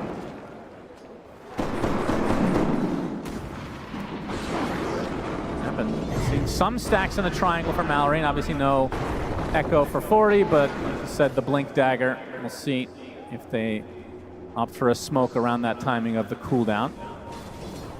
While we have some time with more Zoo Creeps in the mid lane, you want to talk about Ducalis and the Oracle pick, because not the most common save type hero we've been seeing in this tournament. They picked it as a response to, what did they see? They saw Snap Shaker, I think, at the time. So maybe just that overwhelming magic damage, just wanted the the Fate's Edict against it to cover. And of course, in response, Falcons did grab the Doom, which will counteract the healing. But yeah, you're right. It's cool to see. I've always liked this hero. I think it's very high skill and has a lot of cool skill expression. Maybe a little bit less so than the old version where 2 of the spells were more polarizing, like Fate's Edict was disarming your teammate while giving them immunity, etc. But still a lot of play, and one of the heroes at a pro level that requires the most precise formation. If you're caught out even slightly, your hero can go from a lot of high save impact to having absolutely none. Yeah. Very important that he does not get caught by, say, a Shaker this game, or get doomed. I think dooming Oracle can absolutely be worth it. Oh, some cases. Malrain finds one. He has the Echo if they need it, but there's so many stuns to work with. 9class will be picked off without it. So that is second kill now for Falcons. That is the Blink reveal. Still Echo Slam, though, at the ready, of course. Yeah. And while all of this is happening, Satanic just having a completely free game on that anti-mage. Picked it as a response to the Doom, one of the harder heroes to Doom, of course, with the Reflect, and you're going to naturally buy Manta. You could even buy additional protection later in the game if you need to. And with this early start for Satanic with the early Dom, he's now going for that Battle Fury. Imagine he will have in about 3 minutes. That'll be a very respectable timing. Usually a 16-minute Battle Fury for AM is very slow, but you add a Helm in there and it's very good. Well, Skeeter has a respectable time of 14 minutes. It's more respectable because he did not go Helm, because as AUI said yesterday, his team is very low skill and cannot control creeps. Yeah. You too can make top 3 at TI if you feel low skill. Clearly Falcons are proof of that according to their coach. Yeah, the only one to be able to micro is Snake King, but I think Helm of Dom generally won't make sense on his heroes. Maybe one day we can aspire to that. Just more creeps for Chen, why not? Yeah, true. Might is pretty close for Amar, as the Battle Fury, like we talked about, onto Skeeter is online, so we'll be looking for that second item to be able to start fighting in all likelihood. I mean, do you want to go BKB super fast this game, or does it feel a little bit underwhelming? You do have the black hole, Sonic Wave, a lot of ways to get through it. He is queuing it up. I kind of like Sanjanyasha here. As you said, what are you really countering? Oh, Satanic, he actually blinks right into this. Malrine has everything at the ready. Amar as well. Mortimer sketches, there's the Echo Slam. Down goes Satanic. Wrong place, wrong time. They continue to have Doom Ultimate at the ready as well. The biggest kill of the game, and like you said, they don't have to expend Doom, so he can't even feel safe when he comes back that he can just free farm for a while. With Echo on cooldown, you're still not out of the woods if Amar finds you at an opportune moment from the high ground. They're going to try to turn this into some tower pressure up top, but P-Vision are in pretty good position with some of their heroes. And now Amar on the receiving end, perhaps. Yep, DM shows up to the party. They're going to get rooted now. Nice fissure. Going to block off DM, but they have so many stuns, so many slows to work with. Amar does die. 30 seconds in the base now. Looks like that's going to break things up overall. Who do you think has more Doms, between 3 heroes with Dom or Chen? I think this is a philosophical question. Yeah, that's a great question overall. Chen has 4 creeps, but they're not as strong, but he has 1 more. And he is in control of all of them himself. That's true. And he can get Shard to get Ancient, so they become even more powerful. Midas. A rare sight these days, because everybody who usually buys Midas buys Helm. It's true. 9 class, pounding crit. Wukong's command is there. No one with the blink. This will be an easy pickoff for P-Vision. Trying to get control of this area for the eventual Tormentor, but that's in 4 minutes. Through the gate they go to maybe try to bait Satanic, although he goes into the triangle, so looking for a lowly Skeeter. Yeah, he's going to be a tricky kill, though. They don't have much to kill him with except the Black Hole, which is part of the reason Troll is such a good pick this game. They're going to try to rotate on him. You may need to probably bring 3 or 4 heroes to make it happen, unless Black Hole is one of the abilities. And even then, they're still Hand of God. Gonna see the tree. At half HP is the Monkey King. Ducalis in the area, though. That's going to force Malrine back. That's still a lot of information, though. And there's the Battlefield that you talked about with the Helm for Satanic. 17 minutes. And that was after his death, so he would have maybe got it at like 15 and a half. Still looking very healthy. He's going to get stuck with the Echo Slam and the Mortimer's Kisses. This isn't enough damage, though. Satanic getting stunned, but it's going to be close. Blinks out to safety, just barely survives. Zeus ult! Well, probably wouldn't have been enough either. Close call, but the 4 points in counterspell necessary there. If he had gone for a 4-4-2 build, he dies in that situation. That's probably what most players in his shoes would have done. But just recognizing how much of a magic damage threat there is on him. Wow, this is quite the Roche attempt. Yeah, they lose Echo Slam. They're like, hey, let's Roche. No big deal. Amar, no one in the area. DM as well. They're going to try to hound him. Prevent that Black Hole coming, but Amar with the Doom upon the Quap. He's in a lot of trouble now, trying to walk it up. They're going to try to get the Roach first, as Skeeter continuing to pound into him. There's the first Black Hole of the game onto the Earthshaker, but they do get the Aegis onto Skeeter. Malrine falls for this. Sonic Wave and P-Vision trying to take advantage of this timing. Boundless Strike on the Snake and gets slowed as well. Looks like this is going to be the second kill for P-Vision. Does cost him the Aegis, although Snaking is super tanky. Finally, the Seder Hadouken takes him out. So in the end, 2 loss for Falcons, but a very surprised Roche. Yeah, considering they had spent those abilities on AM without killing him, the confidence to go there, I kind of like it still, and it did somewhat work out. I don't really know who you want to say came out on top there, because the Shaker kill is big, and most of the time I would favor the team getting the Aegis for that 2-hero trade. It's just a matter of, can Falcons actually even use it this game? I think it's going to be difficult. You're playing against a lineup that is a really big part of why P-Vision has done so well in this tournament. They're extremely good at constantly pushing out these waves, and it's not a surprise that they've run these triple Helms this game. They're just going to keep the pressure up, making it that much harder to get that 5-man group up for that Aegis push with Chen. Probably going to just expire. Yeah, we'll see. 3.5 minutes to make it worth their effort. I mean, at the same time, they are taking away from P-Vision. Not that they really have the greatest Roche taking capabilities anyway. Yeah, P-Vision were not going there. That's for sure. They're not ready to take Roche at all. Now DM rocking a pipe, so even more magic protection, of course, for the AM, but this time for the entire team as well. Falcons lineup right now. It is heavily magic dependent until the troll really gets there. Oh, that's some nice cleanup from Crit. The shard plus... There's only 2-point scatter blast. When that gets to 4, he's going to clean up these waves no problem. Yeah, Tier 1 being pressured now by Falcons. Will P-Vision try to defend? It looks like they're going to back away and concede it with this Aegis advantage on the Falcons side. Of course, this will create more opportunity for Satanic to just continue to farm that close with that next item. This is the bigger value of the Roche, is that you are in prime position to take this Tormentor. There's nothing P-Vision can do about this. And that was the bigger reward, because I think looking to push more than this would have been tough. You can see on the map, right? You get the Tormentor, but look at mid and bottom. Like, you have to start putting out fires now. 9class spending this opportunity to get some good vision out. Mid is pushing in all the way to the tier 2, and now bot is well underway. Ducalis even getting to work with pushing as Oracle. Yeah, classic push hero. Yep. But they have their sights set on another tier 1 perhaps here. This could work. And maybe grab themselves an additional Wisdom Shrine. No skitter for this play, though. Yep, no one's going to be spotted. Centaur does not stomp in time. Malorine, though, still in the cover of the smoke. Looks like P-Vision have already backed away.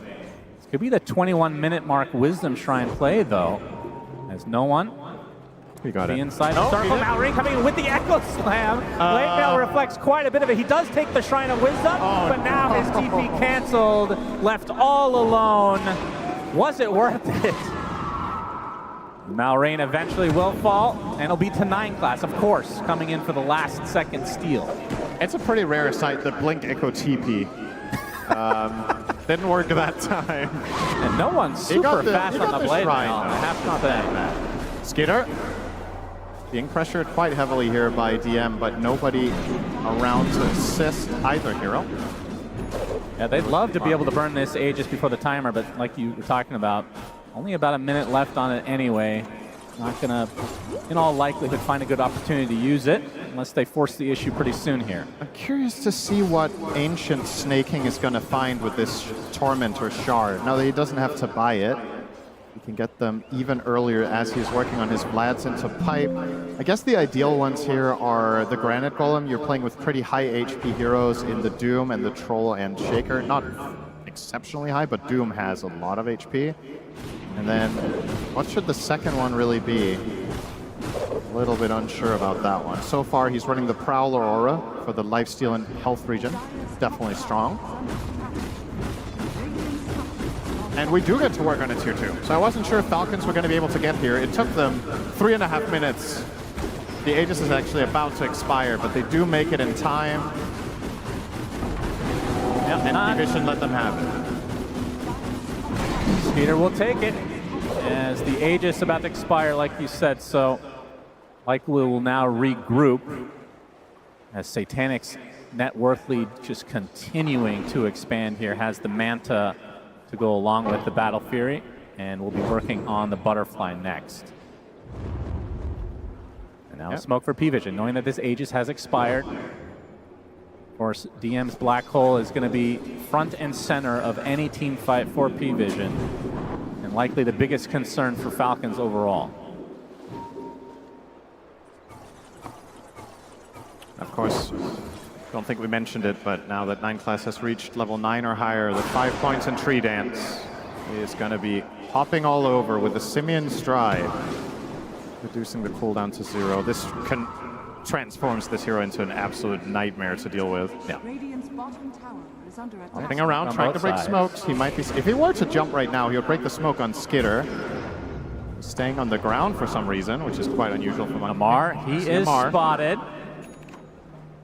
The Vlad's now online for Snake King, as this battle is likely to start soon if they can run into each other. So far, like ships in the night.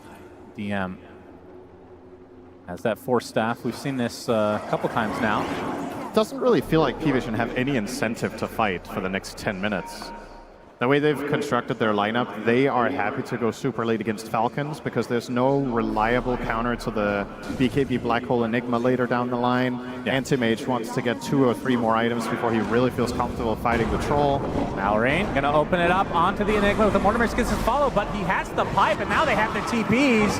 Falcons now on the run. Malrain looking for a good echo, but they're not giving him one. He's just getting stun locked on the sideline. Oh, they but get there's the Doom under Satanic, blinking it all by himself. The echo goes off as Satanic attempting to run away, but Amar's going to continue to hand him down the right clicks from Skeeter are enough to take out DM in turn. The Doom, there's a false promise to save the anti-mage for now. And it looks like he will survive. In fact, close to full HP, so could rejoin the fight if they want. Amar forced to BKB, and now in full retreat mode as Satanic is leading the way. Over the high ground, Satanic still has that mana void at the ready.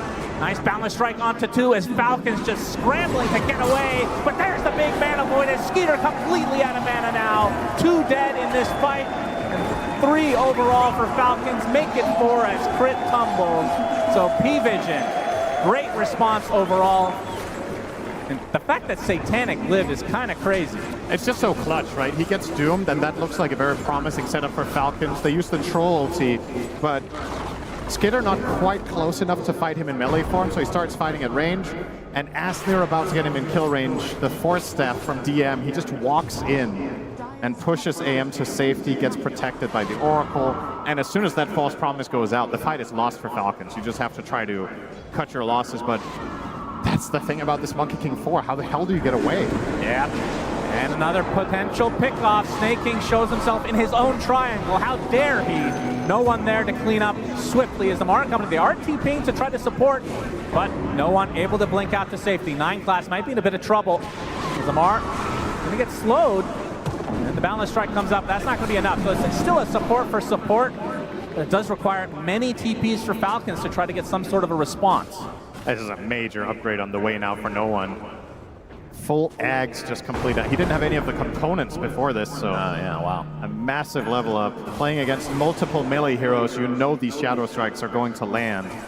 And on the side of Falcons, you don't really have any dispels. Troll doesn't go Ags this game, so he can't really get rid of it. That's going to be a problem. P-Vision looking very comfortable, and you can start seeing the makings of Falcons getting a little bit cornered. The waves, once again, are going to be pushed more and more. And with this Battlefield, or excuse me, Butterfly and AM, yeah, they have to bring 3 or 4 heroes to kill him. Even then, if Ducalis is in range behind him with the Blink Dagger, how do you kill AM this game?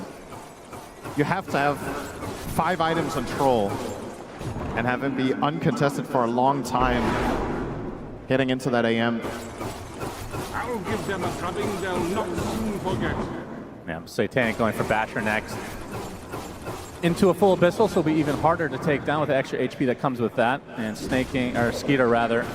Looks like it will be the SNY, so the extra status resist, but does feel like he needs a +1 item on top of that to really pose a threat against Satanic. It really does feel like it's kind of up to the stun locks that the rest of the lineup have to offer, in addition to Amar's ult. Yeah, I was going to say, do you have any choice but MKB? And the answer is probably no. He is queuing it up for now. They need his damage to kill AM. It's just such a good pick this game. And when you looked at the options available to Falcons, this might have been the best last pick they had available in the Troll. Even then, still looking tough. They're going to stun no one. Absolutely no damage taken by no one. He's going to be able to get away. Fate's Edict on him. Indeed. Oracle. Again, a hero we haven't been seeing too much of, but so far has worked out quite well for P-Vision. And it begs the question, do you buy Nullifier on someone on Falcons to get rid of Fate's Edict? It's like, maybe Doom could. Yeah, definitely not the ideal heroes for it. None of the heroes feel good about purchasing that. It's an abomination. As there's now a pipe on the other side, so Snake King finally finds his. And as we already saw, Roche number 2 is up. Falcons were thinking about it, but after the last time, did cost them quite a bit, but they're going to try for it again. Will P-Vision have an idea that this is occurring? Satanic on the other side of the map. Now they will. Yep, they will. This is a pivotal moment for Falcons. There's no way they don't get contested here, and they have to play a they scan out, they know. Spectacular fight if they want to try to do this. And yeah, well, their Roshing isn't even that fast to begin with. And look at the wards on the map. Courtesy of 9 Class and Ducalis, they've got really good coverage all around. Look, they're basically cornering Falcons to like 25% of the map unwarded. No one spots Malrine. Shadow Strike applied right now. There's a BKB for DM, by the way, and I mean, to stop it, you have Doom, and that's it. Yep. Unless you get a Basher onto Troll, which even with that is going to be kind of hard to cancel a black hole. Doesn't sound very reliable. This feels like such a good game for DM going forward now. Even without this lead, it's going to be hard to contest. Back into the pit, Falcons. They're going to continue to get spotted, though. They have so many Helm of the Dom crews they can always just send in here for vision. This will never be a freebie, as Roche will now start his way to the other side of the pit. Summer vacation time for him as DM comes in with the black hole only on the one. The big Echo Slam on the 3 heroes from Malrine. Everybody's still super healthy, though. Finally, the Troll gets on the old Satanic, gets doomed to the other side. He's been able to walk his way past the fissure, though. And now there's the big throw from Roche. The Nigma in a lot of trouble. Got to get away from that big bad boy as Malrine onto the high ground. He's going to be saved. The Satanic now no longer doomed, wants to fight. Skeeter no longer with the ult, and we've seen this story before. They're going to have to try to run away. They get the stun lock onto no one, though, stuck inside this area. He's in a lot of trouble, but there's the big mana fight from Satanic, taking out Malrine in turn, and now Falcon's likely trying to run away. Snaking gets bashed up, gets destroyed, and now next on the list is Skeeter. 3 dead for Falcons as P-Vision honestly relatively easily take this fight, just long and drawn out. They don't have the damage. They're getting on top of this AM with Doom, but the follow-through is not relevant enough. You find a good Echo, it immediately gets piped off. Ducalis didn't even have to ult. They were never in enough danger that they had to cast the False Promise on the Answer Mage or the Queen of Pain. They're just leveraging their tankiness in these fights and exploiting the fact that Falcon's lineup is so heavily reliant on Troll attacking stuff for it to die, but he's just getting kited. This is already going to be a lane. This is a crazy timing for P-Vision. This will be completely free. They get the full lane, everybody remaining with their lives. 20 seconds left on the death timer for Skeeter. And P-Vision can just chill because, I mean, it's not like anybody killed Roche. Yep. They can just go for that now.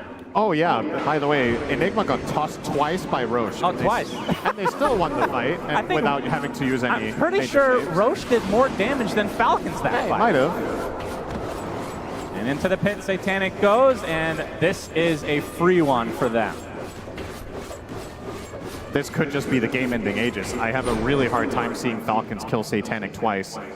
Considering the fight that we just saw, I don't think P-Vision are going to hesitate to try to end this one out. Enigma now with a Blink Dagger on the way as well for DM, so he's going to have a guaranteed Blink Black Hole. He could probably just BKB Blink Black Hole the Doom, and they just kill him. It's a little bit of a consolation prize here for the side of Falcons. They're getting the Tormentor, which will be a shard for a Mar. A little bit of healing for him to stay tankier in the fight, but not a game changer. Doesn't really seem to be the problem. If you could kill that shard and get permanent amplified damage on Troll, perhaps that would be a good shard this game. Yeah, make sure that's in the next patch for sure. Sacrifice your own items so your position 1 can get stronger. Just like the good old Dota 1 days.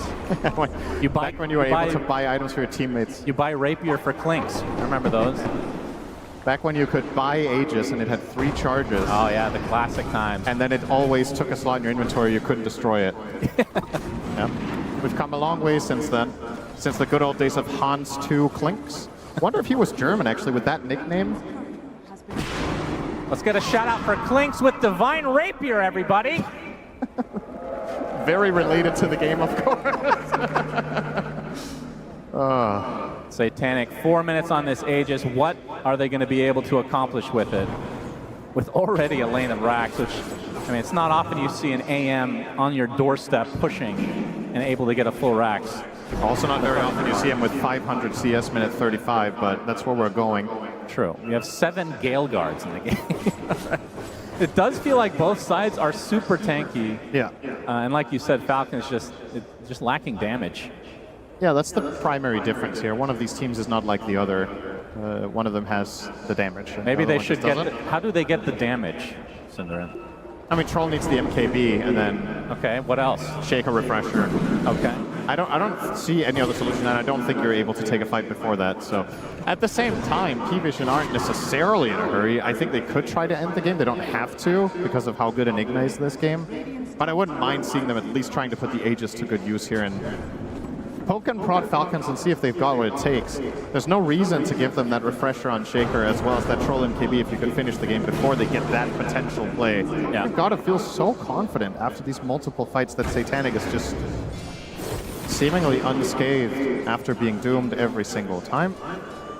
Now he's going to find himself a little bit of an illusion rune, so it's 5 a.m. now in Germany. When he uses his Manta, of course. Sure you didn't understand that. It's fine. It's for the more sophisticated It was a people. combination of me not understanding and not listening to you, which is a common trait between the both of us. That's why we're so good together. That's every sentence, basically. Thank you for paying attention. Here comes AM. Panic. Falcons have to pay attention immediately. This is a fast push with the banner. Yep. 2 minutes left on Aegis. The creeps are coming, looking like a juicy Echo Slam potentially, but Satanic has so much resist that he's going to be tough to take down not only once, but twice. DM, Malefice, there's the Abyssal Blade from Satanic, but the cookie on the Skeeter, going to be okay for now, but the tier 3 is not going to be okay. It's already dead. No one, creating some space for Satanic, who now gets healed up by Ducalis ever so slowly. And this will be round number 2 onto this mid-barracks. Minute and a half on this Aegis.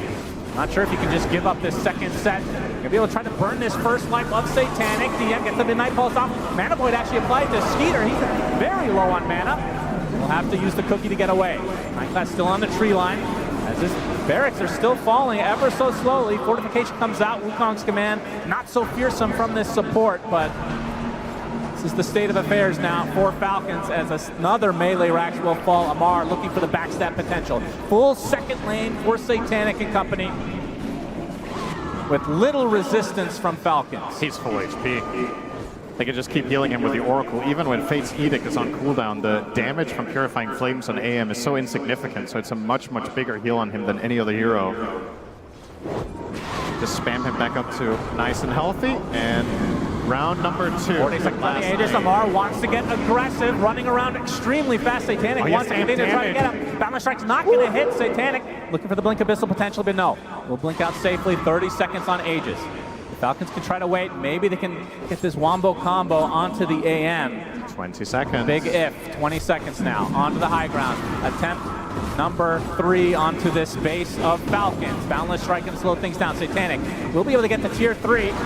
10 seconds on Aegis. Will blink out. And they will likely soft reset, if not full. And it feels like Falcons almost have to try to smoke and go for something, but it would be kind of an obvious play as these creeps continue to just enter their base. You've been struggling against P-Vision pushing with 3 Doms all game and having heroes off the map nonstop with the AM split push, the Monkey King cutting waves, the Queen of Pain. Well, try with 2 lanes as well. To make matters all that much worse. There's nothing really to write home about in this game for Falcons. It feels a little bit like, unless they pull off a miraculous comeback, this is one of those games that can be a little bit demoralizing. Like, you just never strung together anything. Yeah. Every time you tried to make a move, the enemy team was too tanky and outplayed you and outnavigated you. They had your number all game with vision. Yeah, this game has not been close. They got the early kill on Satanic, and you thought there'd be something there for the future, but his farm has just been out of control as Amar. He's going to be able to get the Doom off onto 9-class again. Support Monkey King and attempting to run away. And Satanic is going to force the entirety of Falcons back just on his lonesome. See the Monkey King getting very low, and the False Promise will help him survive. Gonna heal him to full nice and easy, but that is of course now False Promise down. However, have they needed it? However, you don't have Doom, so that's a good trade for the side of P-Vision. That's the only way you kill AM, it seems like. Now a Lincoln's on DM, so even less chance to stop this eventual black hole. But we do have a refresher. Amar fights to Malrine. Could be a start. Absolutely, get the stun lock. DM is the bigger prize, but Mallory comes through the echo side, but the black hole comes to fruition. Boundless Strike from above from 9-class, and a huge sonic wave onto 2. They take out Skeeter. Amar attempting to nightfall away. Will do so successfully, but still 2 dead for Falcons.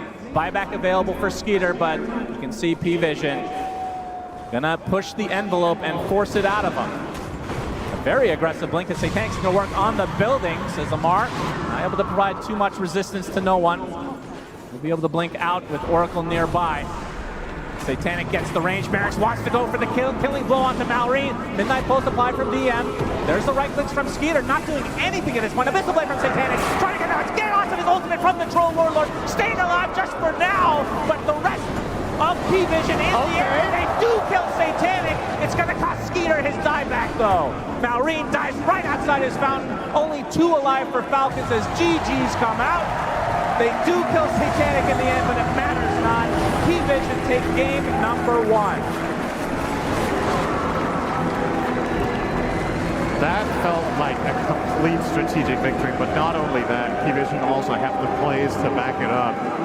Kezu was talking about this on the panel. He said, more so than the strategy, this is going to be about how the teams play today and who has what it takes when it goes down the stretch. Well, what if it doesn't? What if you just win? I mean, effectively, this game almost felt over minute 15.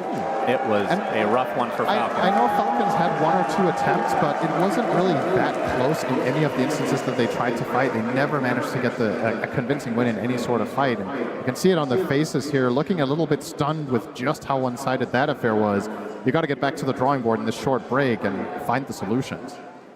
Yeah, no one ends the game 12-0 and 10 on the Queen of Pain. Absolutely going ballistic in this game number 1. I mean, Falcons, they've been here before. They've been down 1 game, as has P-Vision. These teams have played a lot against each other. What do you think they need to do in game number 2 to try to change how this went? I think the main thing you have to solve is the problem with these waves just being non-stop pushed. So find a solution.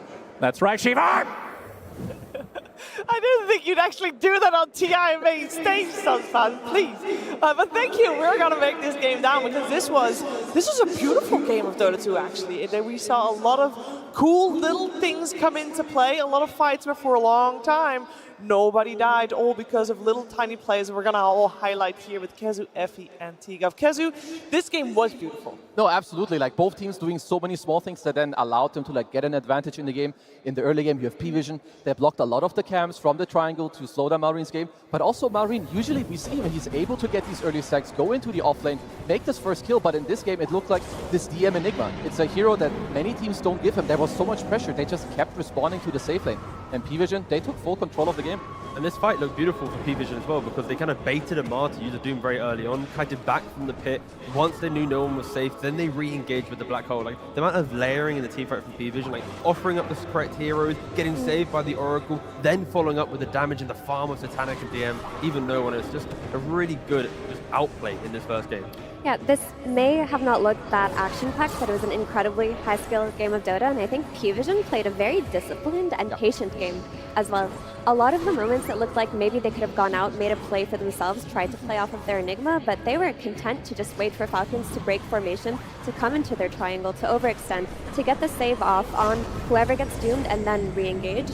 And that requires a lot of patience because I think a lot of teams may have fallen into the Falcons' trap during that mid-game, and we could have seen a different game had they just given up their position one time. Yeah, P-Vision just did a very good job at exploiting Falcons not being able to overlap their cores in the early game, right? Like we mentioned it during the draft, Troll is quite static in his lane, Shaker static from the mid lane, Doom static from the off lane, but they're all very static farm-heavy heroes, and P-Vision, when you got a Monkey running around, an Oracle buffing you up, Enigma pressuring your towers, it's not natural for Falcons to want to react to that, unlike other drafts that we've seen so far. Yeah, I'm just really impressed with P-Vision, like being able to keep your cool. This is main stage TI, this is semifinals, sure. Like you have no one on the screen, DM, like these guys, they pop up, and I'm sure too, if we could like listen to them, what they're saying, I feel like they played very cool and calm in this game. Like the pressure, it didn't get to them because like we're talking about, Falcons in the mid game, they get to you. In the early game, they get to you, they get their stacks, they go to your safe lane, they kill you, they take your towers, they got the Aegis, but they got nothing from it.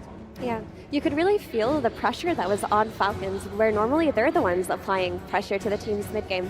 They felt that they had to use their cooldowns, that they weren't using their Aegis. They ran into P-Vision's triangle. Malrine missed his initiation on the side. He got killed, but Falcons took the fight anyway. They said, okay guys, we've doomed the anti-mage, maybe we can still win this fight, but in comes the Oracle. And on the topic of Oracle, that hero made this game way too difficult to play for Falcons. They could not find a specific fight to take because of the presence of Ducalis. Yeah, you could definitely make the standout player be no one when we see a 12-0-10. But why was he 12-0-10 if not for the Oracle?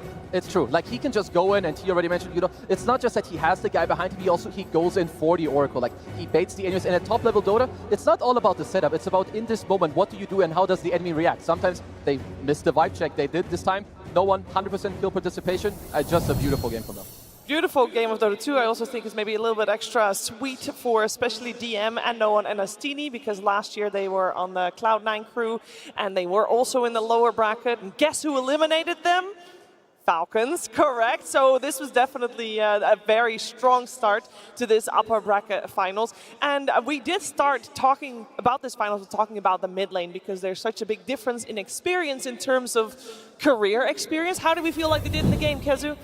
I would say that no one did really, really well. I mean, I'm not too surprised with like type of the hero matchup because you see it here already. He's like 1100 gold ahead at minute 12. And Malrine, his first moves, they always hit. In every game we've seen so far, it has hit. But no one in the mid lane, he gets the counter pick. They understand how to shut down Falcons. Like, they strategize, of course, they have coaches. He's going to tell them, this is the plan. We're going to pick the Oracle against this. We're going to back up and have Monkey King come over, because Nightclass early in the game, he came to this lane. He was a difference maker. And this is a big reason why Falcons kind of struggled in this game. Yeah, and then, yeah, sorry, if you go. I was just going to say that typically when Falcons win, it's off of Malrine's first 2 rotations. Like, he'll farm an item timing with the Blink Dagger Ghost on a key hero, and they'll get a kill off of that. This time around, it just didn't happen. Like, the first Echo was to defend that bottom tower from Enigma's push.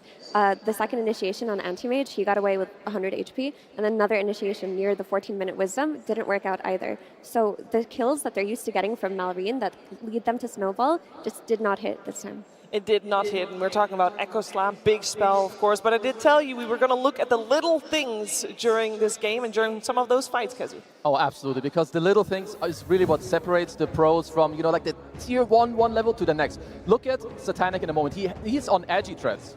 Okay, before he gets jumped here, he will make sure, we don't even see it, but he goes into strength threats here. He has the correct skill build with 2-4-4, okay? Max spell shield because he understands this. Not only these two things, with the threat swap, the magic wand, and the correct skill build, he also has the Brawny enchantment on his neutral item. If any of these 3 things don't happen, he dies there and this entire game could change. But the small things, you do it properly, you don't slip up, you make it clean. Yeah, I don't know if this is a small thing, T-Gov, but I think Oracle getting a blink, probably pretty big. Yeah, I mean, Ducalis had a stellar game, right? And against a Troll Warlord, any type of disarm is incredible. So positioning is key. Getting off the Fate's Edict, getting off the Force Promises. You want to be able to enable your team both kind of aggressively through disarms and defensively. And yeah, I think getting that Blink Dagger Rush, other support players might be, you know, talking about additional healing or Solar Crest or maybe even like drums and stuff. But for Oracle players, the good ones, they know when to buy Blink Dagger. And Ducalis already was popping off in the first 22 minutes without the Blink Dagger. Once he got it, it felt like he was on another level in this game. Yeah, he only died the one time, which was already after he used his ulti to save MK, who got doomed. And his death made it so that they saw Falcons, they revealed who their heroes were, he tanked a few spells, instantly buyback, and P-Vision won the fight. He did so many things well, and he played with that Troll. Like T mentioned, there was no Manta on Troll versus Oracle, which is quite unusual as well. I mean, he did so much in this game, like even in the early game, like he's de-warding the enemy triangle, blocking the side. He's laning with an anti-mage. This is not a notoriously like very strong lane, but they make it happen. They know what they're playing for. They do it in the game, and overall, just yeah, it's beautiful. Yeah, it was a beautiful game. Both teams really danced around each other, and you really saw that they really only wanted to get the fights that they exactly wanted. And if it wasn't right, they would just back off and go again another time, prodding and poking here and there. And until at least a big fight happened. Yeah, I wanted to show you the sadness of this fight here. Malrine gets a beautiful echo in this backline, but unfortunately, all of Falcons were zoned by DM's black hole there. They couldn't move past it. There was no follow-up damage. And the theme of this game was every time Malrine missed the initiation or they couldn't get anything off of the instant initiation into kills, they would just lose the fight. Anti-Mage, who got doomed here, didn't even need to be false promised. He was just force-stopped out. They kited it a little bit, and then on the side, you have Satanic cleaning up. You have no one playing on the limits, and Ducalis in the back getting disarms off on the Troll Warlord. Everyone played that fight so beautifully on P-Vision. Including Roshan. Yeah, he was a real big boy. He slammed DM like twice to the side. Being like 6th player. It doesn't happen very much. I mean, that was a very cool fight for a multitude of reasons. There was one other fight that happened a little bit before that, but we got our expert on the case to tell you exactly what happened at that time. It's Purge. Thanks, Cheever. There's a lot that led to that moment, and most of it had to do with creeps pushing towers. So we saw this throughout this entire game, just a super abundance of creeps. The Dark Troll Warlord push on the tier 1 was very scary looking because you're pairing it with Eidolons. Every single one of these guys is getting like 27 bonus damage due to all the skeletons that they have. So this Echo Slam, the first of the game, ended up looking really beautiful. It got him a huge amount of net worth, but it does stop the push, which is ultimately a good thing. But this kind of kept happening the entire game. DM's pressuring the mid lane with his Eidolons, with his Helm of the Dominator. Snake King's trying to offset that as much as he can, but the Eidolons do have a lot of single target damage, so they can actually really go toe-to-toe with these opposing creeps, which ends up just being both teams trying to delay their tier 1 towers dying, because if the towers die, it makes it much easier for their teams to go get ganks. And P-Vision really has to worry about the Doom ganks and the Earthshaker ganks getting some crucial kills. So they tried to slow this down as well with the tower getting backdoored here. No one tries to deny it. He's not successful.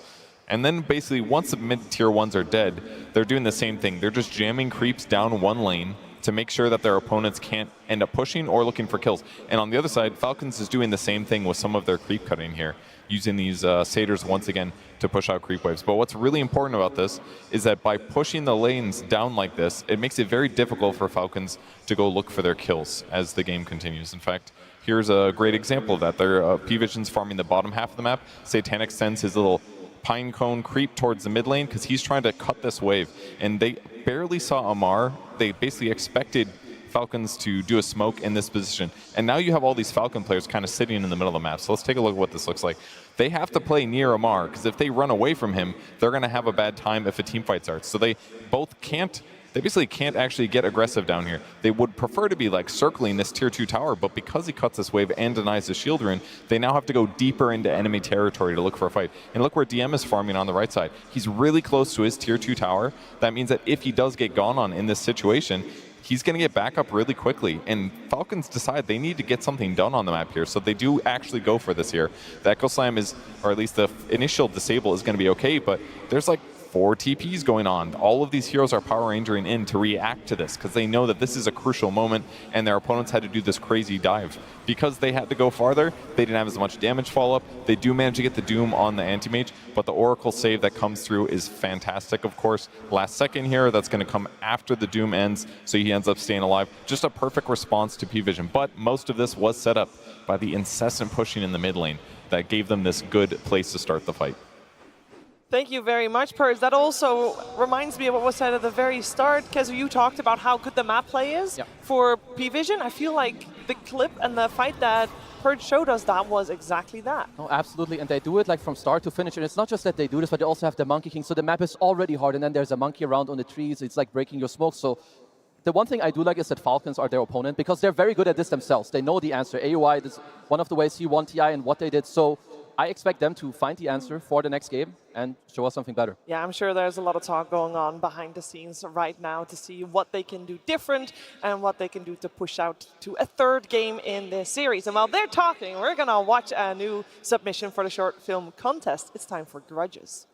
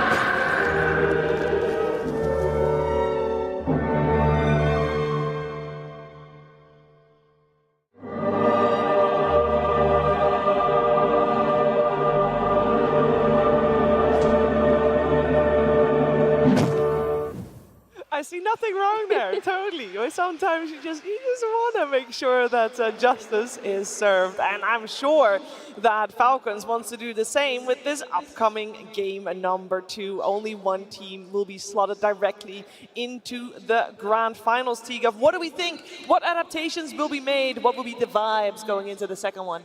I want Falcons to have a bit more pacing, a bit more ability to fight together, and also just don't sack Malrine, right? When you have this first pick Shaker, you see the net worth in those clips where he's like, what, 6th, 7th net worth? Like, that's not going to be good for him. So protect Malrine from the mid lane and have at least 2 cores in the Falcons lineup that won't feel bad running around the map together, finding the kills. The one thing I see is I think they did have pacing, but they had like a hard time executing. Like at least you have the Chen troll, but then like you say, you have Malrine in mid, he does get shut down. Your Doom in the offlane, not the fastest hero. To me, maybe it's a bit more about setting up the map first, or is it like only about having more pace? I'm honestly not sure, but I hope that they can find the answer. I think Falcons as a team don't struggle with pacing. I think they got cooked by the Oracle pick. The Oracle pick threw them off entirely. It made it so that the Falcons that we're used to seeing taking these team fights mid-game, pushing their advantage, taking over the enemy side of the map, they couldn't do the same thing with the knowledge that their jumps will most likely fail. They did not have enough backline jump. We saw Malrine go in time and time again in that mid-game, not get any follow-up damage because he's the only hero who goes in. You're not getting enough out of the Mortimer's Kisses because of the pipe coming out of Enigma. Like, where is that mid-game damage? Who's killing this Oracle? Just ban the hero next game. Think about it.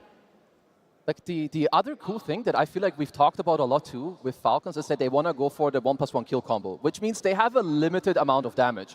So when you have heroes that rush a pipe and a 4-step on the side and you have an anti-mage, like all these heroes, you already need like 2, maybe sometimes 3. Now you don't know where the Oracle is. There's some guy there with a Lotus, and they keep very nice distance, like on the range where they play with the map. So yeah, like in my opinion, DM2, like he played an incredible game, and it's also a statement. They gave away the Enigma, they gave away the Monkey King, you lost to it. You gave away the Chen to Falcons and you beat it. So going into the next game, there absolutely is some pressure on Falcons here. Yeah, luckily, they've been in this position before, right? Like when they were against the BB in the other round, they lost the first game. They had a lead, they lost it. They bounced back, they understood what they had to do, and then they were able to close it out. So I am expecting Falcons, unlike some other teams that we've seen so far in the playoffs, to be able to actually show that adaptation and have a more competitive game too.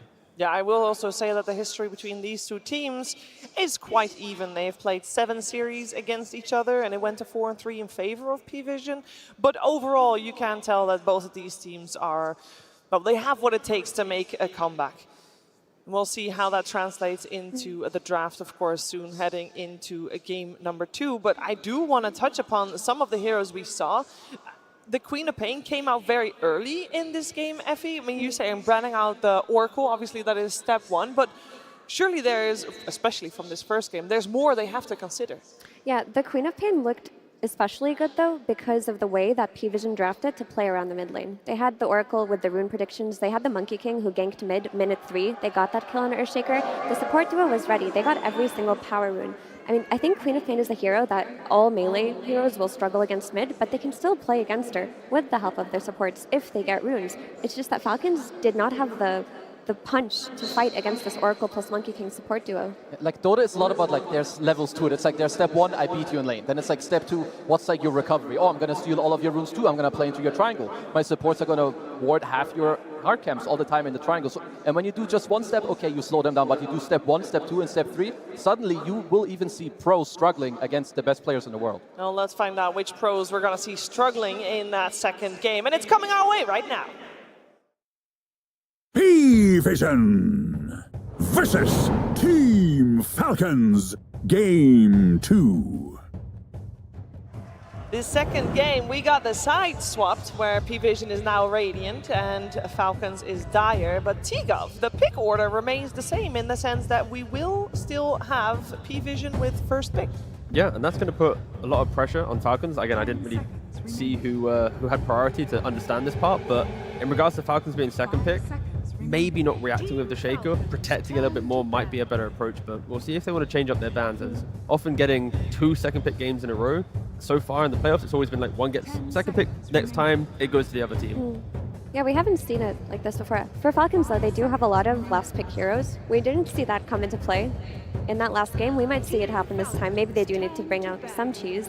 But a lot of the cheese that comes from Falcons does come from Ahmad on that offlane, and they target banned all of his heroes. There was barely anything left for him. He ended up just playing a Doom at the end. No, that was definitely like a very nice setup strategically going into the game. You have the setup with the bans against Omar. You have the counterplay against Team Falcon's highest tempo in the mid lane, and I like these bans. You try to take out 9 class. Finally, these are bans that I was expecting to see against P-Vision, right? When you have 4 bans available, just put the monkey and the slug in the ban pool. They are the best 4 positions for 9 class to play that break open the map, that enable the vision game, right? So get rid of both of them, and then it just slows down the game just by a bit. And also some respect still for Malrine Sand King. The Beastmaster that was banned out in the previous game gets picked up in that first phase. And a lot of love here, of course. Shout out to Heroic, eliminated now, watching from the sidelines to see which one of these 2 teams move forward. Another hero left in the pool, by the way, is the Invoker. It was first phase banned last time. I don't know if we were expecting to see it come out in the early stages of the draft. It's most likely a second phase hero, I would say, for P-Vision. Very likely something they can consider. So let's see, Falcons, they did step away from Chen. I believe this is the first game in this entire tournament where they have the chance to pick this hero and they don't go for it. So they did just lose with it. I like that P-Vision. They had a lot of pressure in this offense, and it's what we talk about a lot. Not just the map, but also early on. Marine's first moves usually go into the enemy safe lane, not into their own safe lane on Falcons. So when you have these Lycans, these Beastmasters, they just kind of drag you through these lanes where you don't really want to go to. It just gives me more pacing, right? I've been calling for overlapping cores, the ability to fight, no matter what, Pangolier to mid to offlane, it doesn't matter at all. It is going to have the same type of game. You want to play for any timing, any Wisdom Shrine, any Active Rune, any Twin Gate move, you're going to be doing it from either of the core roles. It's a more dynamic hero as well, not as slow to move around the map as some of the heroes that Falcons had last game. There is always the issue, though, of Pango versus Beastmaster, where later on in the game, he just gets roared during his Rolling Thunder and just gets beat up by the enemy carry. But before that, he does a lot by way of wave clear, lane push, and fighting into a zoo meta. It's also something that Falcons use quite well because we did already mention that they do flex it, and the hero, he also gives minus armor. They play it quite nicely. Very often they have like some Pango DK, Pango Weaver. It's very fast. It can do stuff on the map. But like Effie was saying, when you play against the Beast, you need to be aware of the roar into like range carry with high DPS. Your TAs that can close out the phase later. You get this roar Desolator hits and see you later, Pango. Yeah, I am reminded by what Astini said during the coach interview after the draft was done in the previous game. He said, you know, everybody is going to get their comfort heroes. Obviously, there's a large chunk removed. But I think especially that is true for, in this series so far in particular, for the support heroes, you are going to have to deal with everybody's comfort. The fact that P-Vision already beat the comfort of Falcons, I don't know, T, do we feel like that will make Falcons doubt that a little bit, or what will they do? Nah, doubt doesn't really exist, I think, in either of these teams. They will always be analytical to move to the next point to understand why they won or lost the game. And I think just hearing that from Astini just shows that it doesn't matter what you draft at the end of the day, you can make anything possible in Dota through better map play, better itemization, and it shows that P-Vision's approach to it isn't a matter of a draft has to be everything for us to win. They don't mind playing at a slight disadvantage. Less stuns. Look at the stun averages on their team. They often don't have as many as the likes of, let's say, like an Extreme Gaming.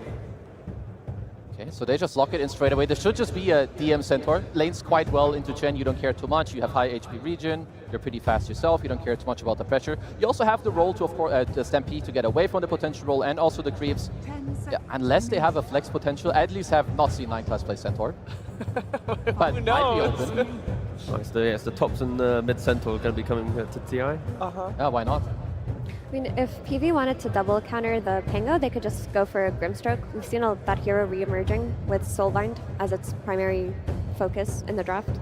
I'd like to see 9 class play a real position 4. He does not do that. I mean, look at his heroes, like he's got Rubik, everything else I'm like, And his fake ones are out, his Slark and Monkey King, they're still Alchemist. And the next fake one is Alchemist, because it's really hard, generally speaking, to play a ranged position 4 against Chen. The hero bullies you. Sure, last game he put his creep into the mid lane to try and slow down no one, so I wouldn't be surprised if we see like another melee 4 later on, because so far, from what I understand, they've mainly been playing Snapfire on Ducalis, and I like this, to me, is also a lot when it comes to stealing. You're not giving it into Crit's hands. And there's so much kiting potential, and those stats are incredible for Ducalis, right? 8-0, but yeah, like you've already mentioned in regards to the Beast with the Roar against the Pangolier, and then the Stampede, you also have Cookie, and then the utility from a Snapfire, be it from a 4-star or like a Shard with the Heal. There's so many ways for P-Vision to offer up a fight to Falcons and then move away. Falcons have to make sure that their spell usage is so on point. Yeah. Falcons have the issue of damage to address too. Last game there was just no follow-up, there was not enough coming through. This time around, Pango does do damage, but it falls off. Chen, he's just a sustain hero. We need more burst, and Snapfire is typically the go-to for Falcons. Having it taken away, it kind of leaves Hoodwink, which is not as much damage as a Mortimer's Kisses. Crit also has been playing the Grimstreak that we mentioned, and I wouldn't mind if they took it for themselves. Having a little bit more control, soul binding up the Stampede, you kind of got a Stampede in the same direction, and then we'll potentially able 2 picks down the line to offer up bonus damage through the soul bind. You get the 15 talent, that's another 25%. And there's so many layers to it, but that all aside, they just go for the Hoodwink, keep it classic. And of course, DK Hoodwink, you saw BB utilize it against Falcons yesterday in that first game. I mean, they got their kill combo that we always talk about, a way to make a play on the game. You get that easy blink timing, and then you just look for opportunities. You look to invade the enemy triangle, because you see this Beastmaster who's been relegated to the mid lane because Chen would have countered him in the safe lane. You can go in there early, set up your invasions. That is an old one. TI1 right there. Hey. Well, yeah, it is the Falcons classic, right? You get the Skeeter DK, and with the double minus armor as well from Pango DK, not to be underestimated. A lot of these heroes on P-Vision so far, not the highest armor heroes, but they're going for a very similar strat. You have a lot of annoyance on the map. You've got the Beast Summons, you've got the Enigma, so Centaur is a support? I mean, we have to have that discussion now, right? It's DM playing the Enigma every single game. There's now a Centaur available, right? Yep. 9 class plays Enigma, maybe? Yeah, that's going to be the big question of the draft, right? And that's exactly what Falcons have to ask themselves. You've got both Centaur and Enigma, and we saw Enigma go to the support role in the Heroic series. DM probably wants to play it. Is it a new 9-class support that's going to be showing us at... I think, if anything, it'll be Centaur support, or it could even be Beastmaster carry, and then you just have your 3 cores anyway. Yeah, I would kind of like the Centaur 4. Why not? You use your body in lane against the Chen. And it kind of, I would say it baited Team Falcons a little bit to like, okay, we see the offlane Centaur. We're going to lock in the DK. We're going to lock in the Chen. This is not the best lane when it comes to playing against an Enigma. So for P-Vision, they need as always, a hyper carry for Satanic. He will take over the game, but you need the damage to come out into this abundance of lockdown that you do have with your other 4 heroes. Don't you run back the likes of like the Brood or something? You have good damage, more map play. Sure, there's a Pangolier, but it's only the Pangolier. And when you're already having to deal with the pressure of a Beast and then the Enigma, one of these type of heroes can... If they want to value more map play, that is the hero you would look for. To me, I see that a range carry would feel kind of nice. I mean, it's also, roar, it's also nice to play like a melee here with the snap, you get the cookie. But for now, I see like you want a guy that has very easy access into the roar to also like threaten this Pango who's running it, because also there's a Chen heal to back him up. Like, it's not just one roll. There's also a lot of stuff from Falcons that will come to back him up. Terrorblade still exists. Yeah, let's see, what else is there from Satanic's pool? This guy is incredibly versatile. It's very hard to ban him out. I mean, he played some Meepo and some techies. Not techies. That would be he might play techies. I mean, Tinker carry. There we go. That would be cool on the main stage. I never thought I'd say that, but here we are. The thing with P-Vision, how they draft is, even if they look like they need a bit of time to get online, the way that they buy Helmet Dominators and push waves, like from the Purge segment in the previous panel, it is so hard to deal with, and they always seem to come online. What are you doing there, Nat? Having a good time with the girls. All right, let's see what's coming. We got our final ban coming out for P-Vision. Looks like on the side of Falcons, there is also flex potential, and they will get that overall last pick. I mean, for P-Vision, it's something you have to do semi-blind. I mean, you need to respect that Falcons can put the Pango mid, and you get offlane counterpick by Amar on the 24 pick. Yeah, I'm not really sure where to put my stuff on. I would have said maybe they're looking towards more of a... Yeah, it's going to be the Terrorblade. And this here makes sense, right? He's going to be that ranged carry chunking away at this Pango when he gets stored. He's going to provide an overwhelming amount of damage to go through DK's armor. You need an incredibly high damage carry to be able to do that. And now it creates the issue. Falcons have to address the Terrorblade in this last pick, making their flex a bit more uncomfortable. Falcons have to be ruthless. When they leave their lanes and they feel like they have their first core item timings, every move needs to be very, very clear. Because if it gets any point difficult, as we keep harping on about the map play from P-Vision, every hero available for P-Vision can skip a wave really quickly, really nicely. I mean, when Falcons group up as 4 or 5 heroes, they're going to be XP starved, farm starved. They cannot let the first game, affect them in this one for sure. I'm not sure where to go with this. I don't know who they're gonna give more priority. There's like, I'm not able to find like this Exodia pick that they had yesterday with the 24 Huskar. Like, do you want to like run most likely just another guy that goes in? Like, do you want to do some Primo and you flex? Is there Magnus? Like, neither of these heroes, they don't really do it for me. They're good, but it's not like what I'm looking for to really take over the game. Yeah, it's the layers of saves that P-Vision already have that prevents me from being excited about a Primal Beast, right? I think I'd agree that hero would be really nice, but instead they're just going to go for an Underlord. Question, is it an Underlord carry or is it for the offlane here? Yeah, offlane. Offlane. I mean, it is one of their staples also. It does give you like more mobility around the map, right? You can deal with the waves because you can be somewhere, you gate somewhere else. You have the lane against the TV, you're generally going to do very well. And you do build auras, which P-Vision, they don't pose too much damage. Like in this early mid-game, it's all magic until Satanic has like 3-4 slots. So an early pipe with the Hand of God could be quite strong. I think if Skater can itemize, as a semi-carry, and then you have the Crimson on Underlord, the auras of a Chen, you run up together, Terrorblade might not even have the items to do the damage at that stage. So they could be, really, really formidable, but it's around 15 to 20 minutes, the correct auras, the correct positioning, and objectives should be Falcons. And as we theory crafted, we are going to have the 9-class Centaur coming out from support. What can we expect from something like that? Just wave shenanigans, an early blink set up for your team, a body for this Enigma. Like, it's an easy stun to have too, and the Stampede is a very cheap and easy disengage tool against what Falcons have going for them. I think the damage issues we talked about as well can be applied to Falcons draft. If they get their blink initiation with the DK, they don't have enough follow-up damage because of the auras that are going to be coming out of P-Vision. They're going to reset and take that fight so easily with Metamorphosis, just like last game. I'm going to be maybe slightly leaning towards Falcons. And again, I think it's the gameplay that will truly decide who's going to win this game. I love P-Vision's draft too. I think if they get to delay, the game is probably theirs. But I like Falcons' answers a lot more in this game than I did in the previous. Marine shouldn't get dual lane this time around. That's it. He should have a game. You should have a game. And you mentioned earlier, T, that you want Falcons to play very crisp and clean, basically, in the early stages. Like, how important is that? And if they don't, do they have the chance to delay this game? If they delay the game, then P-Vision will exploit the map, and they will control every move and have every bit of information. So for Falcons, they need to break from lanes, control the first Roshan, play with purpose. If they stall out the game, then they're going to get picked apart.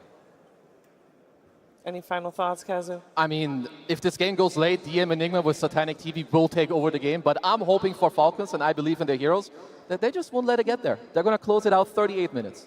38? That's very specific. Call. Well, let's see what's going to happen. I know there's a lot of people hoping for a third game coming out here, and one of those people is on stage is, of course, Coach AUI 2000, who's with Slacks. Absolutely, we are here with AUI 2000 from Team Falcons. Absolute pleasure to see you here on the stage yet again, sir. Now, your team is very used to being extremely difficult to draft against. A lot of heroes to ban, a lot of great players. But in this case, Paravision also pretty difficult to draft against. I mean, how do you draft against 9 class? As a team that's extremely used to people having issues drafting bans, do you feel like you have an advantage here? Like in this game's draft? Yeah, probably, yeah. No, I think we're pretty happy with our draft. Honestly, game 1, I think the game didn't look that good, but I think a lot of it was we just gave them 4 bounce runes, so it's hard to draw conclusions after games like that. So hopefully this one's better. Absolutely. You heard it here from TI winner. Once you lose 4 bounty runes, it's cooked. There's nothing you can do. Absolutely over. Okay, we got some iconic heroes, though. The crit, Hoodwink, can't get better. But then you also have some other iconic heroes, DMs and Nigma, pretty scary stuff. Why'd you guys decide to let that one through? I mean, as you said, they have a lot of heroes. You have DM who has some Phoenix Enigma. No one has some Puck, Invoker, Queen. There's just a lot of heroes who ban versus this team and versus us, I guess. So you got to pick what you should play against, and we want to play versus Enigma. Absolutely. All right. Well, we're getting into that second game, here today. I have to ask this question to you, sir. Will you be going to the grand finals? Will we see a game 3? I hope so. You hope so? Tell me you fucking know so. Look at that camera and tell me you know so! I know so. I know so! Let's get into it. First blood already! No one takes out crit. AUI seem to be horribly wrong. He's very not confident in that answer as well. My goodness. So yeah, we have quite the draft here from both sides as Game 2 is now upon us. P-Vision 1 game away from making the grand finals. Will the nerves kick in? Well, if AUI thought a big part of the last game's problem was that they lost 4 bounty runes, well, let's switch it up for First Blood and 3 bounty runes. I don't know if that's really an improvement over the previous experience. Yeah. Well, the ultimate result of this should once again be that no one will be pretty happy in the mid lane. This time, no Satyr to bother him, at least for now. And he will be playing the Beastmaster against Pangolier. A pretty easy matchup for Beastmaster in the first few levels. Then when Pango starts being able to kill boars, this could get a little more interesting. But I think this early start should be good for him. This is the real story of the game, of course. They banned his Monkey King, they banned his Slark. What will he pick? It's a half horse, half man, amazing Centaur is picked for 9 class. And of course, now that we're 1 minute 27 seconds into the game, it's time to start thinking about the cart and what that's going to do for this game. I've never seen him play Centaur, so I don't know if he's a cart enjoyer, you know? What can you do? He's gonna. And also, how is he going to climb trees as Centaur? That is another question that remains to be. We need to find an answer for. The old Stampede, you could traverse through terrain, but no more. Now you're just a slow horse. Of course, he has that facet, so he doesn't really need boots. We're not seeing the Counter-Strike facet ever taken. No. Which is really sad. There's no one in that mid lane. 8-4 right now versus the 8-1 on Malrine, so relatively even to start things out. Yeah, both players will be farming here. I think perhaps no one has a slight advantage in terms of the potential for a gank from Snapfire or Centaur when he hits level 6. But conversely, I suppose Hoodwink could make a similar move, but maybe a little bit more dangerous to leave the Underlord alone against Snap Terribly. It's quite a strong lane, a lot of damage, and a lot of it from far away.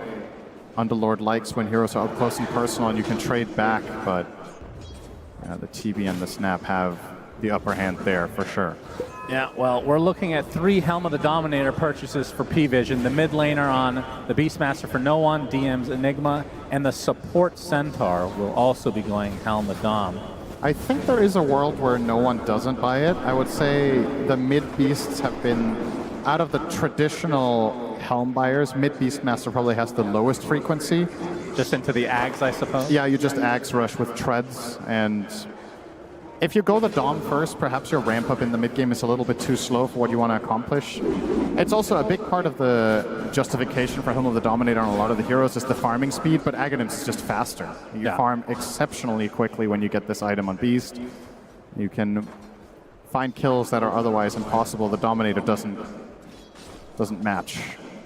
Satanic playing the Terrorblade this game. This was a very common carry from 6 months ago. It's kind of dropped off for whatever reason, but he is one of the best in the world at this, of course, going against Amar's Underlord. I mean, does Falcons have enough to contest against the likes of TB?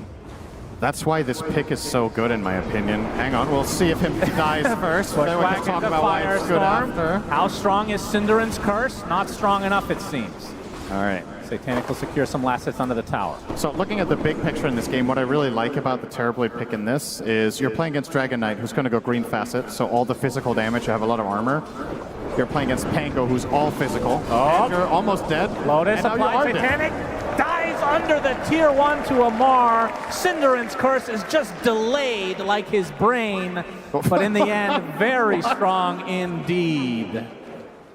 It's 9 class securing a bounty rune for himself. I mean, like, theoretically, they have the percentage-based damage against them. Breathe Fire reduces base damage, which is really good against Terrorblade, but like in terms of damage itself, it's mostly physical, like you said, which the armor is really going to help with. It is somewhat double-edged, but it's a matchup that Terrorblade has always enjoyed, the one against Dragon Knight. You outrange him in Metamorphosis form, you're going to buy the right items, you have inherently exceptionally high armor, and Dragon Knight will struggle to deal with that with the green facet. Pango's all physical. Underlord, yes, it's nice to have the auras against TB, but at the same time, the value of Firestorm against that hero also isn't the absolute best. He doesn't have as much HP as certain other carriers. But it was crucial for Falcons to at least get on the board in this lane. Not something I would have expected, to be honest. Underlord Hoodwink, not necessarily a killer lane against these two, but they made it work. Mid lane still pretty close. As we're getting close to that 6-minute power rune, we'll see if the supports end up coming about. As you can see 9 class on that Centaur. Close by, snaking. Getting some vision ahead of time. 9 class still level 2, has the hoof stomp double edge. It's Mallory already using the swashbuckle. We'll see if they force the issue. No one with the primal roar available. Shield crash used as well. As bottom, looks like Amar's the one in trouble. Satanic has the metamorphosis activated, and this is 3 members of P-Vision gonna bring Amar down. No one gets off the roar just in time, but there's not gonna be any backup to try to go on top of Malrine. Instead, the Rolling Thunder will be completely free to rain right on top of No One's corpse. You'll also get the rune as an added benefit. This was a really nice timed rotation from the side of Falcons. Nothing comes for free though with Amar dying, but probably happy to get the rune and get their Pango on the board first here.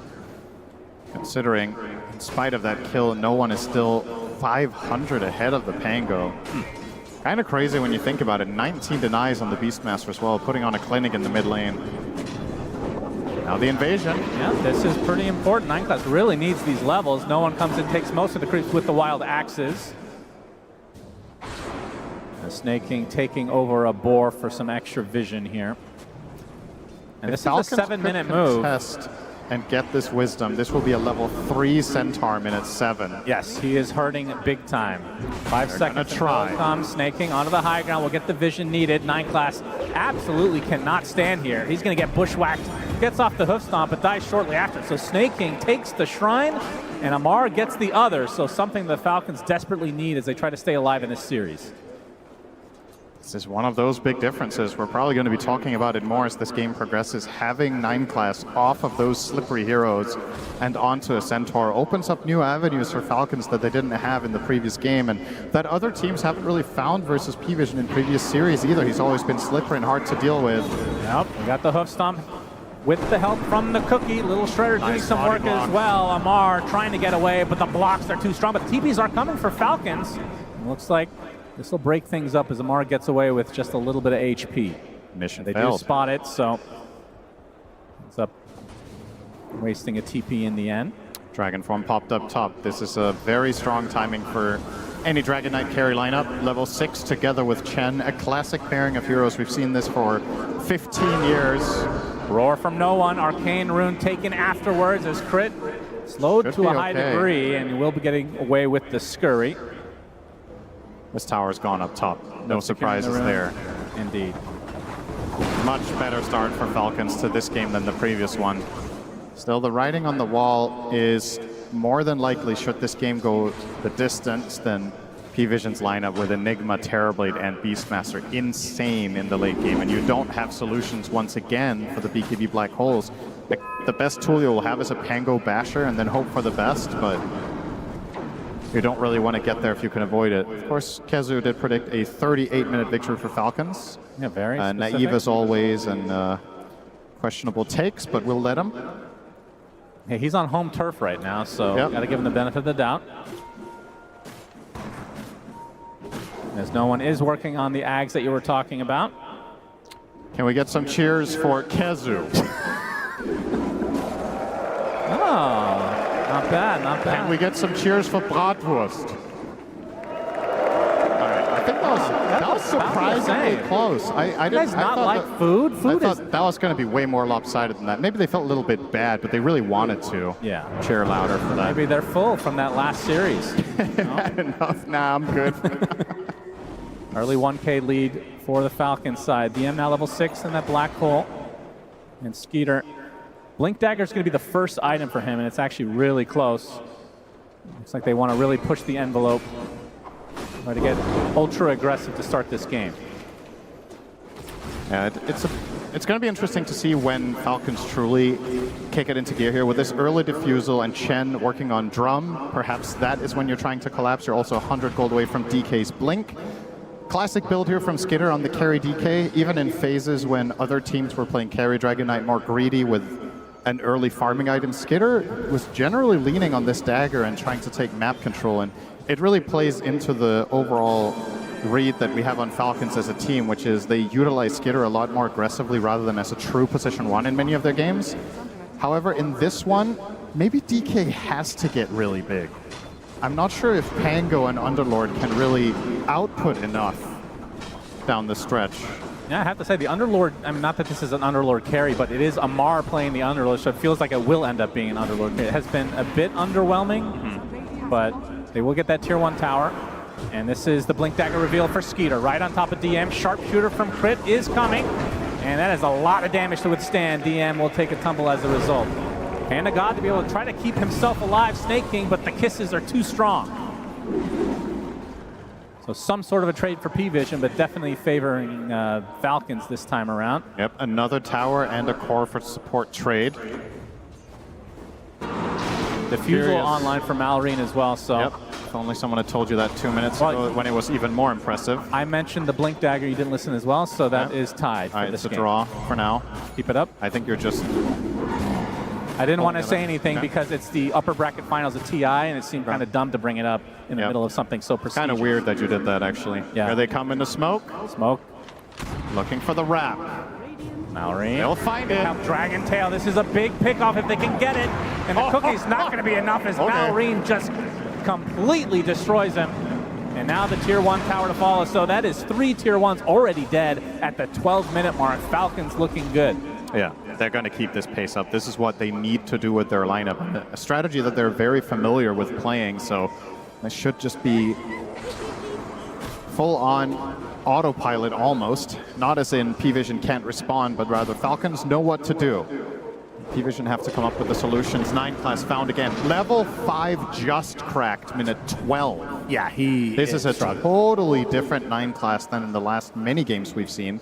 For comparison, both supports on Falcon's side sitting on level 7. So he is not offering much. Far away from that helm, far away from Stampede. A little bit of a dead hero in the game right now, if I'm honest. Yeah, P-Vision are almost playing 4v5. But once he gets that cart. Yeah, let's look ahead at that. I'll tell you this. If 9 class gets cart, they're going to win. Because that means the game went long enough that they didn't need it anyway. Very true. 13 minutes, 3K lead. I mean, even if Falcons end up losing this game, this is something that other teams will be looking at. Be able to ban both the Slark and the Monkey King as Satanic. Bushwhacked in, but you can see the TP's coming for P-Vision. Sharpshooter does a lot of damage, but it's not quite enough. Sunder onto his own illusion to stay alive. Trouble. But the Rolling Thunder, Malrine is there with the rest of Falcons nearby to finish the job. They get Ducalis as well as Satanic. Big kills as 9 class is basically a creep at this stage. 4K lead for Falcons. Uh-oh. Well, Kezu with the 38-minute prediction, maybe very conservative. I feel like this could just be a 25-minute. Let's hold our horses. This is definitely looking great for Falcons, though. I found that in this tournament, a lot of the time it's very difficult to predict game length. Even based on, let's say you take a snapshot now and you're like, okay, you would probably have an idea about 6 months ago with where this game is oftentimes headed, and then you get surprised time and time again. But without question, this is about as good of a start as Falcons could have hoped for. They're also going to get both Wisdoms perhaps here. If they get both, this is so bad for Centaur. He's going to stay level 5. Oh my god. He's about to get 6 from 1 creep, but we're talking minute 14. Yeah, this is bad. This is bad. Do not pick Centaur support in your pubs. Holy jeez. There it is. Stampede finally available for the horse. As the cheer, the crowd goes wild for that. Yeah, 2 people happy about that. Good for you guys. Let's see him put it to good use. I mean, is this the latest level 6 in the tournament, potentially? I don't think so, but it might be the latest on a position 4. I think it's the latest we've cast. Yeah. But yeah, sometimes 5s just have a terrible game where they get run over in lane and they don't really recover. I mean, he's position 7 in this game, it feels like, so far. We'll see if he can catch up, though. Wow, not even 6. No, we skipped a level there. Okay. He's still going for the Helm of the Dominator. I mean, that certainly is a way what to are you going to do when you have Crown and Helm of Iron Will? You're going to change your build? Yeah, true. He's already committed quite a while committed ago. At this point. Although it would be cool to see him say screw it and go armlet. That would be, honestly, that would be one of the least surprising players to do it with a 9 class. Yeah, if only he was playing the Terrorblade in this case. Yeah, 9 Op's class. going to get jumped by Skeeter. Yes, he will. Waiting for the Stampede, but the Dragon Tail comes first. 9 class. He will be using the Stampede. They're going to try to turn this right around with the Black Hole available, but the Fiend's Gate comes out. Mortimer's Kisses with the Black Hole right on top. They get the DK. Looks like they will find 9 class in the end, but at what cost exactly? DM's going to get the cookie to stay away. You'll be perfectly safe, so the position 7 Centaur taken out in replacement for the position 1 Dragon Knight. That did force both Black Hole and Stampede and Roar, though. Yeah, so that a means lot of Falcons. opportunity. Nice Midnight Pulse instantly there from DM to stop the Bushwhack. Nice little detail. Enigma obviously having that reliable counterplay to Hoodwink. And if nothing else for the side of P-Vision, aside from the trade itself, Satanic gets a little bit of breathing room. But this is going to cost them. Here comes the Zoo. Yeah, no Black Hole, no Mortimers. That means Roche for free for Falcons. I mean, how do they scale into the late game if P-Vision is able to somehow defend, like from the Falcons' perspective? Because this is obviously a very good early game lineup. I mean, Pango can be deceptive and can be a true late game powerhouse. The problem is just his matchups, right? It's not that their lineup in itself can't play late game well, but you're playing into Roar, you're playing into Black Hole, and you're playing into a hard-hitting ranged carry. So 3 things that are generally tough for Pango, and I mean, shouldn't come as a surprise. You first face this hero, of course it's going to get counterpicked at this level. But once again, Falcons' goal, if you ask them before the game when they want, how long they want this game to be, it's probably around the 40-minute mark that they're hoping to win. For P-Vision, they'll probably just tell you the longer the better. Dom now up for 9 class. Let's see him find a creep. Will it be a Centaur? Ooh. Oh. That's an Ogre. That is a Satyr. Okay.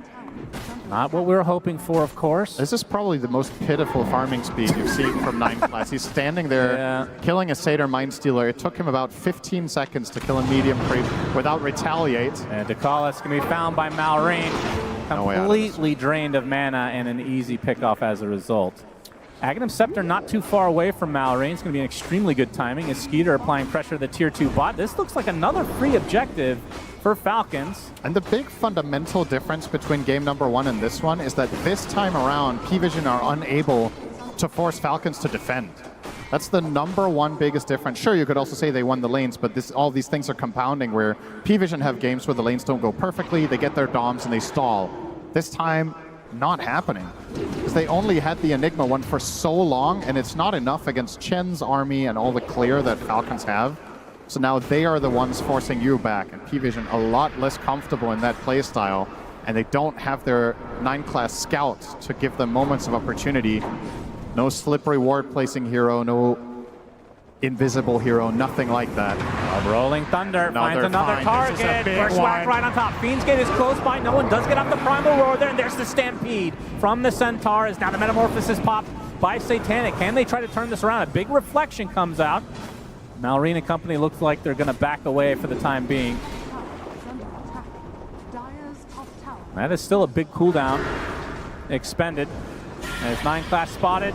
DM is nearby, and Skeeter won't pursue any further. Yeah, not quite enough for that Orchid, but an interesting pickup nonetheless. Probably the dream scenario for him is finding Enigma and getting the silence off, or of course the Terrorblade post Manta. Not going to be the easiest, but still. Another tempo item, if you will, right? Going Blink Orchid on DK, you can't really play much faster than that. It's telling a clear story about what Falcons are trying to do, whereas P-Vision just, once again, buying that time. Yeah, Enigma that was itemization also playing into that with the early Crimson. Was quite a good delay from P-Vision, cutting out some of the time of this Aegis as now they scan out, but the TP looks to be successful. Malrine, no Basher. Only 200 away from that Ags. And only 2 minutes left on the Aegis. I mean, when they picked up this Aegis, how many buildings do you think that they were expecting to take? I think they were hoping to take at least 2 tier 2s. But still in the realm of possibility. The 20-minute mark is close as well, so they'll likely use this advantage to be able to take the Tormentor. And they would love to get the Chen one in this game. You just want stronger and bigger creeps. The Hoodwink already bought her own, so it's between the Chen. I guess Pango is also okay, but once again, not the most obvious value game, given that there's 2 BKB piercing abilities. Yeah. Nightclass has to use the Stampede, but he gets Dragon-tailed. Cookie to follow. And the Orchid used from Skeeter, attempting the TP. Bushwhack will connect. This will be the death of the Centaur.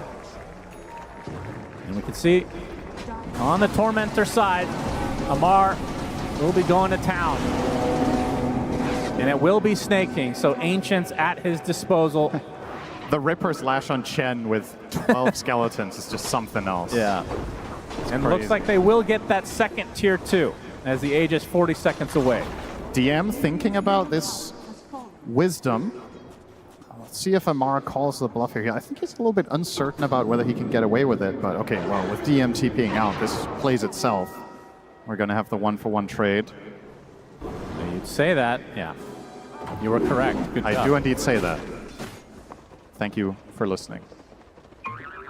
Well, 9-class going for a Blink Dagger next, so actually not anything too crazy. I was expecting some big switch-ups here from the position 4 Centaur.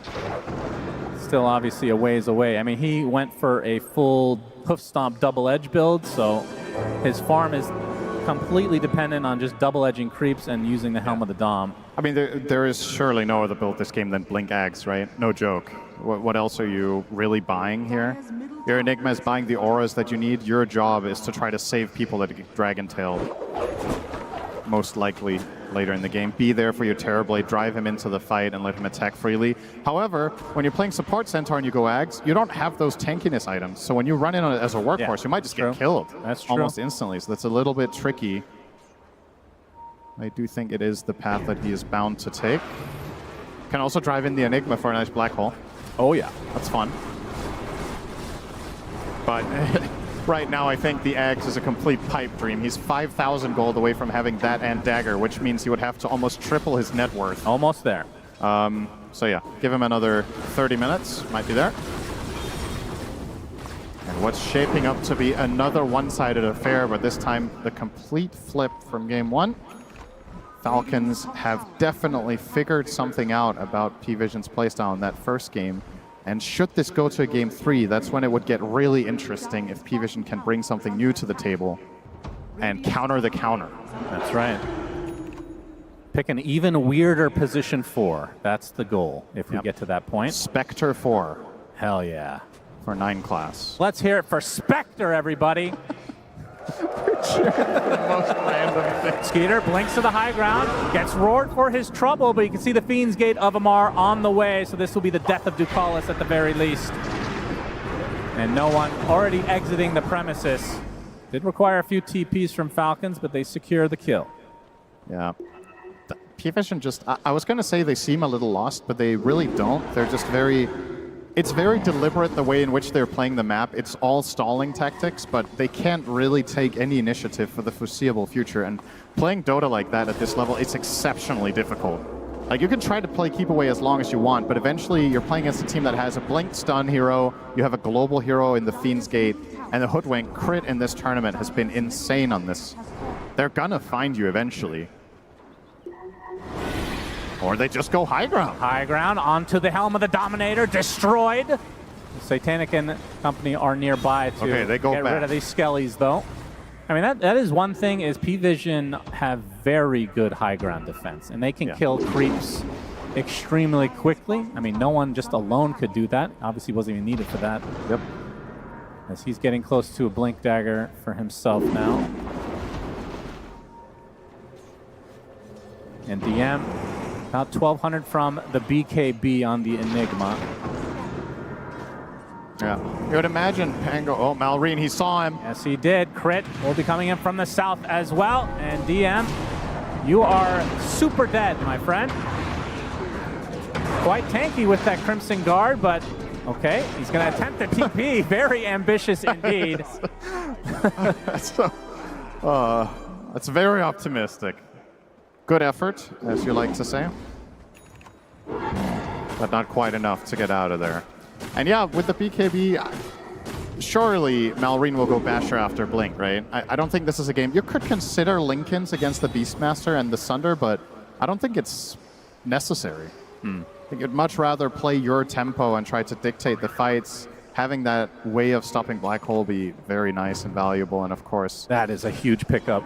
Oh, yeah. Global Root. God, what a cool axe. This thing is so sick on the Underlord. Just needs a Gleipnir, of course. That's the pub mentality. Will not be going for that, of course. There's Amar with just a ridiculous amount of Zoo Creeps nearby. Smoke from P-Vision. Roche is now up.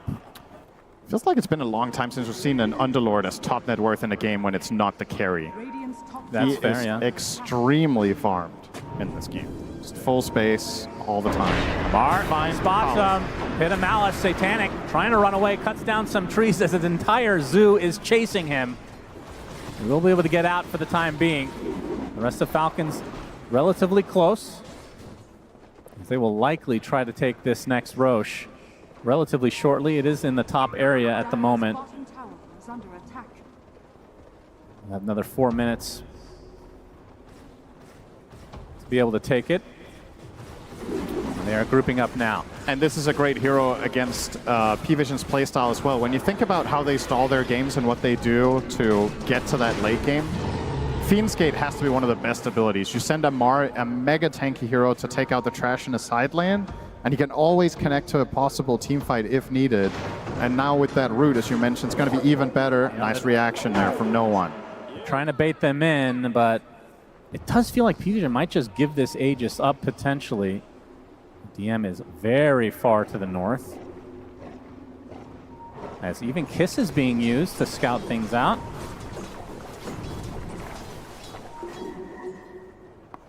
As Falcons still not feeling confident to be able to take Roche.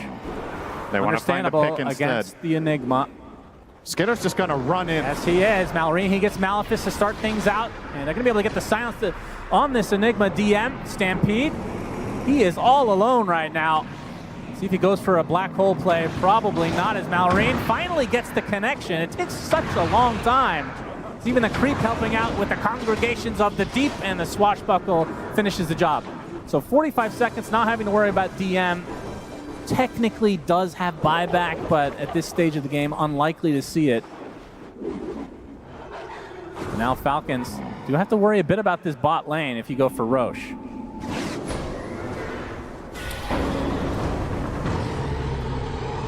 As he is still angry, it seems. Snaking halfway to an Aghanim Scepter, by the way. This is such a cool Ags. Oh, yeah, that's interesting. We've seen it once before in this tournament. Yep. Be able to channel it, be able to give it magic resist. As the Aegis will go to Skeeter. For any Warcraft 3 fans, this Ags reminds me a lot of Shadowhunter's ultimate in that game, where you yourself make all units around yourself invulnerable. It's obviously not to that level, but the concept is the same. You have this relatively fragile hero that just becomes the center of the fight. And yeah, curious to see if Snaking gets there, if that will be a very noticeable difference. But yeah, making all allied units debuff immune with 60% magic resist. Kinda crazy for 6 seconds. Trying to cut the wave was DM, not successful. Skeeter leading the way, has the Bloodthorn now and the Aegis. Roche banner placed, and this is where P-Vision have to make some serious decisions on their defense. Nice Manta Nice Manta dodge. for Satanic. Dragontail completely dodged. As the Rolling Thunder comes in right on top of Satanic with a roar used on Malrine. The Force Touch going to keep it safe. It's a double black hole with the Mortimers from above. Do they have the damage? The BKBs mitigate most of it though. And now P-Vision on the retreat. Big swashbuckler coming in from Malrine with the shield crash to follow. No one is dead just outside his base. Satanic drops as well along with DM. That is 4 dead for P-Vision. Only 2 buybacks available. A full team wipe. Falcons lose nothing. They still have Aegis for 3.5, and these buildings will absolutely melt. It's a completely similar fashion to game 1, just for the other team. P-Vision, they don't have the damage. They're getting a 2-hero black hole, they're getting the roar off, they're using Snap Ult, Terrorblade meta, and Falcons just shrug it off. And they're going to go straight for the Megas. And they just don't care. Likely the final fortification of the game. These creeps do not give a shit about that though. As the buyback comes out from no one. Of course, there's no black hole once DM is back up and running. Another 100 seconds away. This is surely going to be mega creeps. And indeed, 30 minutes in the game, Falcons with megas. And there it is, the Chen Ags ready to make a big difference after the game is basically won for the side of Falcons. Can do a little bit of a celebratory dance in the end if he wants to, as now the items just come raining in. Full Shiva's guard for Amar. DK almost has Lincolns. Can P-Vision hold on for 8 more minutes so Kezu can be correct? Will it happen? Big smoke though. 20 seconds. This would be a dive back for no one. He pops the BKB, trying to retreat, gets off the Primal Roar. Looks like he's fine, although Malrine has something to say about that. There's the cart from Nightclass. Huge plays from him using nothing. Nobody's in the cart. No one. He dies right outside of the cart. Truly unfortunate for the position 7 Centaur. 2 dead for P-Vision, and now Falcons looking to end the game. Satanic calls GG, and that's going to mean Game 3 on the way. And Nightclass is going to be upset with that last fight. He followed the team's instructions and said, put no one in the cart. And that's exactly what he did. Wasn't able to reach anybody. And they're laughing. That was good, actually. Not quite sure why they're having such a good time after. But I mean, if nothing else, you can have a little bit of a laugh at it. Nightclass looking at his monitor, dreaming of playing Dota. But in this game, he got... played a little bit of, I don't know what to call that. That was Farmhand Simulator. He was running around all game, finally got his Ags and lost immediately. Yes, that was... I am a huge Centaur fan. That was hard to watch, I'm not going to lie. But at the very least, we get to see a game number 3. I think everybody's happy with that, including some P-Vision fans, because why wouldn't you want to see your team play more games on the main stage? But this game, maybe you want to put it out of your mind a little bit sooner rather than later. But we're still going to break it down because a lot of things happen in this game. Effie, how did you experience this unusual game of Dota 2? Unusual game of Dota 2. I want to say that I was expecting a little bit more out of that support Centaur because it looked cool in the draft, right? You think it's an offlaner, all of a sudden, here comes Enigma. Oh no, what did they do about it? Turns out they didn't have to do anything. Centaur handled himself. Yeah, there was just so many problems that started happening, right? Like Falcons between the series, probably talk about what do they want to do, like have the DK, play fast for your safe lane, like try to abuse what's happening. Because this early Centaur, like Nightclass, he didn't find that much success. Yeah, he's pulling some waves. He did go into the safe and like catch 1 kill, but from start to finish, this was Falcons like setting up everything, taking the Wisdom Shrines, going mid, getting the first kill, going for the runes. Even here, this is 13-minute mark. They're at like a tier 2 already this early on in the game. I mean, Falcons identified that you do not want P-Vision to set themselves up on the map, right? And of course, when you shut down the Enigma, right, you take his tier 1 tower. You put, of course, the Centaur, we could talk about it a lot, but moving to the support role, he had what, Windlace, also trying to buy a Dominator. Like when they don't have the Dominators, when they don't have this way to skip waves, prolong the game, find that smoke, dodge the smoke, get the team fight, then P-Vision, they look human. And I think Falcons in the second game, they identified how to break them. Play quick, break the map, force the objectives before P-Vision does anything on the map themselves. For me too, it's also a lot about Amar. Like Amar is impressing me not only with his gameplay, but we need to remember, he's the one pressing the buttons, right? He's coming into TI, captaining, drafting, he's giving himself these 24 last picks. He is destroying these games. Yesterday on the Huskar, just here on the Underlord, perfect lane, perfect itemization, and it works really well against this map play. You can go somewhere and don't worry, brothers, I've got the gate, I can come to you. Immediately they turn the fights around. Yeah, those KDAs on Falcons, they're looking damn smooth. Yeah. Also, crit on his Hoodwink was everywhere. But who I really want to shout out is Malrine because he came back swinging in this game too. In that game 1, we didn't see much out of him. He was shut down on lane. They really heavily focused on that mid. He didn't get much out of his initiations. This time around, it feels like they thought, okay, they want to shut down Malrine. They want to take away his Blink Dagger heroes. Let's just play Tango. That hero can be active from the very start of the game, and that's what happened. They brought the supports mid. They were able to kill no one on that Beastmaster with the first Rolling Thunder. He then goes to the Wisdom Shrine and crit on his Hoodwink, of course, everywhere. He's wherever you need him to be. There's a reason why this is his most played hero. Yeah, he's absolutely just destroying any game that you give him this hero. You've got to be careful. Sure, maybe it's not good enough to ban, but then you play against it, it's good enough to beat you, so you've got to make the choice. Yeah, we saw the combo in the series yesterday with DB Team having the Hoodwink and the DK, and I think Tigov, I think we're going to see this combo a lot more because the kill potential was so strong. Yeah, it works so nicely on the map, and the way that Skidder played it as well, like, he wants to be more aggressive to play with the Hoodwink. Other DKs, be it from the carry roll, they'll still play for scaling, and later they connect. But Skidder's like, no, I want to be with you. I want to play that aggressive game. Yeah, and they got the chance to play the aggressive game after having a good early game, Kazu. No, absolutely, because from the lanes, you know, they always do this. Like Falcons, when good stuff happens for them, they're always able to take it into one. I want to show the levels of how this happens. So they go mid, first rotation, minute 6. We talk about Malvin's Pango, boom, the crit Hoodwink, he's here, snaking on the Chen, you lose game 1, doesn't matter. What's most important here, no one dies, which means when he respawns naturally, he's going to want to TP mid tier 1. So what's going to happen minute 7? You're losing your off lane, your mid cannot rotate over, snaking stole a boar from no one, and they're now contesting this Wisdom Shrine. So this pathetic +4 center who's already struggling doesn't get his first Wisdom Shrine. And the thing also, I didn't really want to include it, but at minute 14, the same thing happened. They're too far behind. They lose their secondary Wisdom Shrine, so Falcons, textbook gameplay.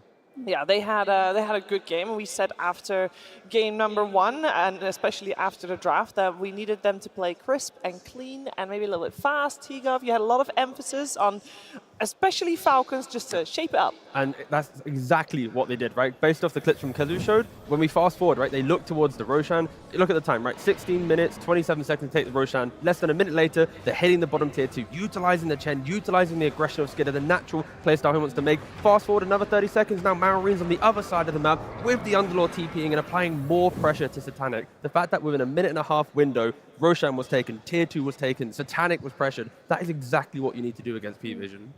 And I wonder, when you look at what P-Vision did within this draft, they kind of baited the Centaur pick, made them think it was offlane so they could get an Enigma and catch them off guard. What did the Enigma do for them in that game? He got his tower taken very early on. He was behind on farm, and he ended up buying auras, right? He bought a Crimson Guard, but his team ended up just playing whack-a-mole, hiding around the map, trying to get farm where they could. They couldn't fight off of that aura, and they got nothing out of that Enigma pick. It just overcomplicated their draft. Yeah. It very much overcomplicated the draft. And in an episode of Please Don't Try This at Home, we're going to look at Purge explaining that Centaur a little bit more. Thanks, Cheever. #1 Centaur support hater is right here, and I'm going to tell you guys exactly why. 9 class overcooked big time. He kind of thought that if I get Helm of the Dominator, I can make any support work, which is true, but you got to get the Helm of the Dominator first, and that is basically what we're going to watch not happen. He did a great job pulling creeps.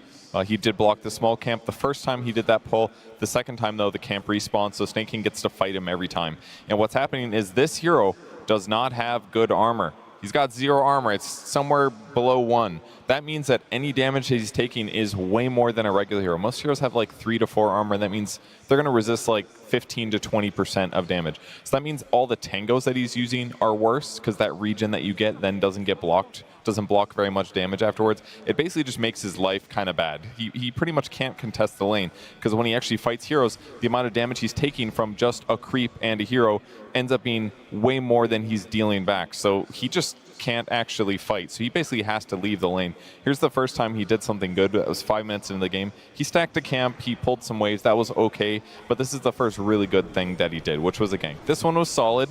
This nice gap close. He's a fast hero. He went the horsepower facet so he can stay ahead of his opponents. But that was pretty much the only bright spot. We saw a little bit of this earlier, but look what's actually attacking him here. It's just 2 creeps. There's like 1 right click from Hoodwink and 1 spell and he dies. It's so simple to kill his hero. 7 minutes in, he's level 3. He's again like, well, there was one thing that worked. It was this bot gank. So he tries to get a kill on Amar. He's blocking him. But Amar's now more leveled, and he has more items. So Amar actually kind of just survives this one. Satanic didn't have Metamorphosis either, so one downside. And now he's thinking, okay, I need to get this Helm of the Dominator, so he's going to start farming creeps. And he does finally have an armor item, which is great. But unfortunately, he didn't get the Chipped Vest. Chipped Vest would have given him some ability to farm, and he wasn't going to put points into return because he kind of needs spells that deal damage. Otherwise, he isn't a good hero. He doesn't actually like get kills, which is a downside. So he got a little unlucky on the neutral, but this build is still ass, so don't think that that was really going to change anything. And then while he's pushing on the top lane, Skidder, who's 75% through his Dragon form, is like, oh, I can kill this guy that's in front of my tower. So he actually just hurt himself even more, giving Skidder this free kill. So this build was bad. We will not see this again. I do realize he said this build was bad. That means Centaur as a support with a different build, T. Don't try this at home. Let's keep it at that. Don't try this at home. You can make a case for 5 Centaur. But I think for a team like P-Vision that are very dependent on 9 class and his early game rotations, his map play, the way that he wards, de-wards, makes the enemy team chase him around, you put him on a hero like Centaur, it does not recreate what Monkey King does. Last game, he's Monkey King, he goes mid, minute 3, kills enemy mid laner. This time around, do you think he's going to do that on a Centaur? No, you're right. Unfortunately. I do like a little bit of experimentation, and why not in the main stage? It's upper bracket after all. We're going to see, of course, what happens in game number 3. Before we get there, though, we're going to see another submission for the short film contest. This one is Icy Silence. Fate gives no warning. It simply casts you into the abyss, where some echoes never stop reaching back.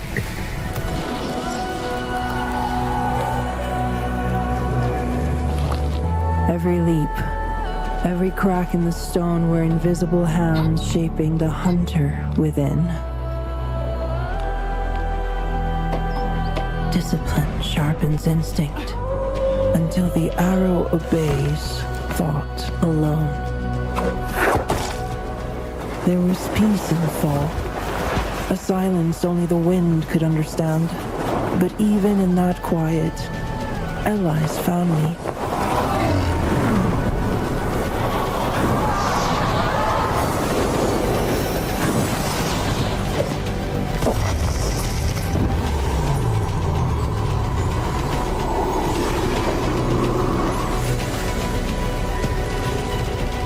I did not choose this path, but I walked it to the end.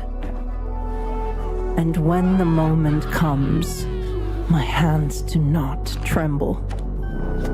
Now, I walk alone, so innocence never follows in my footsteps. I love the references in this one. It is fantastic, and I can't wait to see what's coming out on top. Who's coming out on top, of course, tomorrow. But let's focus our attention to see who's coming out on top in this series. Who's coming out on top to be there tomorrow in that grand finals. First team to be slotted in. It's either P-Vision, it's Falcons, and I will not lie, both teams were pretty one-sided. Either way, Effie, what's going to happen next? Because we've seen the strengths. What's it going to come down to? I think it'll come down to which team has that entry point after the laning stage into playing the map and taking over the map. In that game 1, it did end up being P-Vision, but only after a while, only after Falcons made the first error in a team fight. In this game 2, it didn't really exist in the same way, but it's going to be the same story. Wave shove, Helm of Dominators, getting creeps out, and looking for that first strong team fight. To me, it's also a lot about like the emotional side. Like in between this game, like both teams are 1-1. You're going into game 3, upper bracket finals. What are they talking about? Yesterday we heard that both of them like praised their coaches. AOI 2000 gave a speech mid-series. Whenever you hear P-Vision, they're talking about Ostini. What does he say in between the game? How do they go into the next game? With what emotions? What is your plan? How do you want to go against, are you going to try to have another Centaur 4, a different replacement? What is your replacement? So going into the next game, for me, it's a lot about the planning. I kind of want to simplify it to the point where, so far in the playoffs, 9 Class has played Monkey King and Slark. The first time he plays a different hero, they lose in like 20-odd minutes. So if I was Falcons... Has it only ever been those two? Against Heroic, it was Monkey King, Monkey King. Against XG, it was Slark, Monkey King. Game 1, Falcons, Monkey King. All of them dominant, map breaking, everything. Finally, when they're both banned out, again, like I said, so I feel like if you're Falcons, trade those bans. Even if you're on first pick and you only have 3 bans available, ban both of them. Just get rid of them. You can maybe first pick the Monkey King, then only ban Slark, ban 2 different heroes. But in my head, get rid of those 2 heroes, and then 9 Class is a very different player. Maybe that is exactly where the team's headset. When we saw the draft order, both games, it has been exactly the same. Potentially Falcons just really wants that second pick to make sure they have 4 bans to deal with the squad. And dealt with the squad they did, and that means we are at Nim Class. It's 1-1. P-Vision and Falcons, only one will emerge victorious and will secure top 2, which for both teams, Kezu, would be immensely big. It's absolutely crazy, especially when you remember there are some people here that have barely any experience at all. Already just getting top 3 in one of your first TIs, it's very rare. It's nearly unheard of. So first of all, this happening, you should already be very happy with what's happening. You want to be confident, going into the next game as well. But yeah, here we do see the previous drafts. But the thing is, sure, you can be Falcons and you're gonna ban the Monkey Sock, or you find a way that they don't get their hands on it. But you're against P-Vision, you are P-Vision users, they know that this is happening. So what are they talking about to correct for themselves in the next game? Honestly, Astini walked into that booth with a big smile on his face. He doesn't seem to be too discouraged, so they may have just acknowledged it as a draft blunder. I don't think that 9 class was calling for this 4 Centaur. I think they were probably cooked it, maybe tried it in a scrim, talked about it. But the point of the Centaur was to hide the Enigma. They wanted to give them a false sense of security on Falcons that they weren't going to be dealing with an Enigma, and they did the swapperoo at the very end. It didn't work out. Just go into game 3 with your previous strategies. Yeah, you can only get away with that once anyway, and when they did, it didn't work out. And I'm sure that Falcons is on a tier where, regardless, they will keep an open mind. They know who they're facing, they know what can come at them, and I feel like flexibility for both of these squads, because when last year, every time, we were talking about Falcons, it was always about the overlapping hero pools from the players. I feel like we're seeing that back in P-Vision now, maybe even stronger. Yeah, I mean, they're looking... Actually, I'll be honest. Don't worry. Back to you, Shiva. What? What happened? I have no answer for you. I'll be honest. You have no answer for You me. asked a question, I was nodding, and I was staring at Skinner doing some like prayer hands. And He was. but he's been doing that. Yeah, and he was like really focused, and I just Yes. was fixated on Skinner. And I'll be honest, I'm not even going to try and hide it. I have no idea what you asked me. Oh, that's fine. I wasn't necessarily asking a question. I was just posing a topic because the hero flexes have been very strong. I also do think that some heroes just have been flexed because a lot of, like the Beastmaster we just saw from No One, we see that being flexed so many more times now. Now I got it. Yeah, they overcooked. Let's be honest. I think Astini's the type of coach that gives the vibe of, in the moment he might have an idea, and his players trust him so much that no matter what, they're going to go with it. And it feels like that's the type of draft where he's smiling going into the booth, knowing, you know what, I suggested an idea, it didn't work, it's on me. Don't worry, players. Let me fix it for your game 3. That's probably why they are still in good spirits after that game 2. I mean, that was a good enough answer for you now, Shiva. I think that was good enough. And obviously, that is also good. Like going into the game, you want to take this pressure when you could also see, like on the camera, No One with his low bro satanic, like fist bumping each other, giving each other a handshake. Because you got to remember, he's very young, but in my opinion too, they're very confident players. No One himself, satanic too. You see it in the pubs, you see it in the games. Like, they know what's up. So this game 3, I'm honestly expecting just a close game because game 1 and 2, very one-sided affairs. What I did learn from that game 2, though, was that Malrine, he just picked that Pango and showed them his stuff. Like, typically the way we've seen Malrine play is 2 heroes, right? Urshiker or Sand King. He'll do a lot of farming, he'll do fine on the lane, go into the triangle, get his Blink Dagger off of stacks, and then make his key rotations. Without the need for Blink Dagger on a hero like Pangolier, he was able to do that a lot earlier, and it took away from all of the pressure that P-Vision were building on him in this series. It seems like they talked about the mid lane and how they want to address it. And I just want to talk about the interview we heard from Tidebound a few days ago, where NTS said that he thinks Falcons is the strongest team because their mid laner always hits such a good tempo. And maybe that's the read every other team has, that they need to shut down Malrine's heroes. But Pango is back on the menu now. Yeah, and I mean, in game 1, they succeeded, right? They had the co-op with the Monkey King, with the Oracle against the Shaker. They shut him down. Game 2, of course, not the same story. That didn't happen. So if you're going into this next game, P-Vision likely want to repeat what happened in game 1, try to shut down Malrine, and try to make it happen. Well, we're going to see exactly what they're going to make happen. It is the final game in this best-of-3 series, P-Vision versus Falcons. Let's see what they got. P-Vision versus Team Falcons, Game 3. Alrighty then, we got P-Vision on Radiant, we got Falcons on Dire, and they did switch up the draft order this time around, where we do have P-Vision having overall last pick, Falcons first pick, and therefore only 3 bans to their name, so we might see things changed up a little bit. The Mars still unfazed banned, just like the Chen here as well. Yeah, key thing as well, Falcons had the priority, and they actually chose Dire, which then gave P-Vision the ability to take second pick. So the way in which you want to utilize 4 bans, Falcons don't care, but as I said before, if they are to be first pick, ban Slark, entertain the idea of taking the Monkey King on first pick, and then you also solve that problem that I suggested.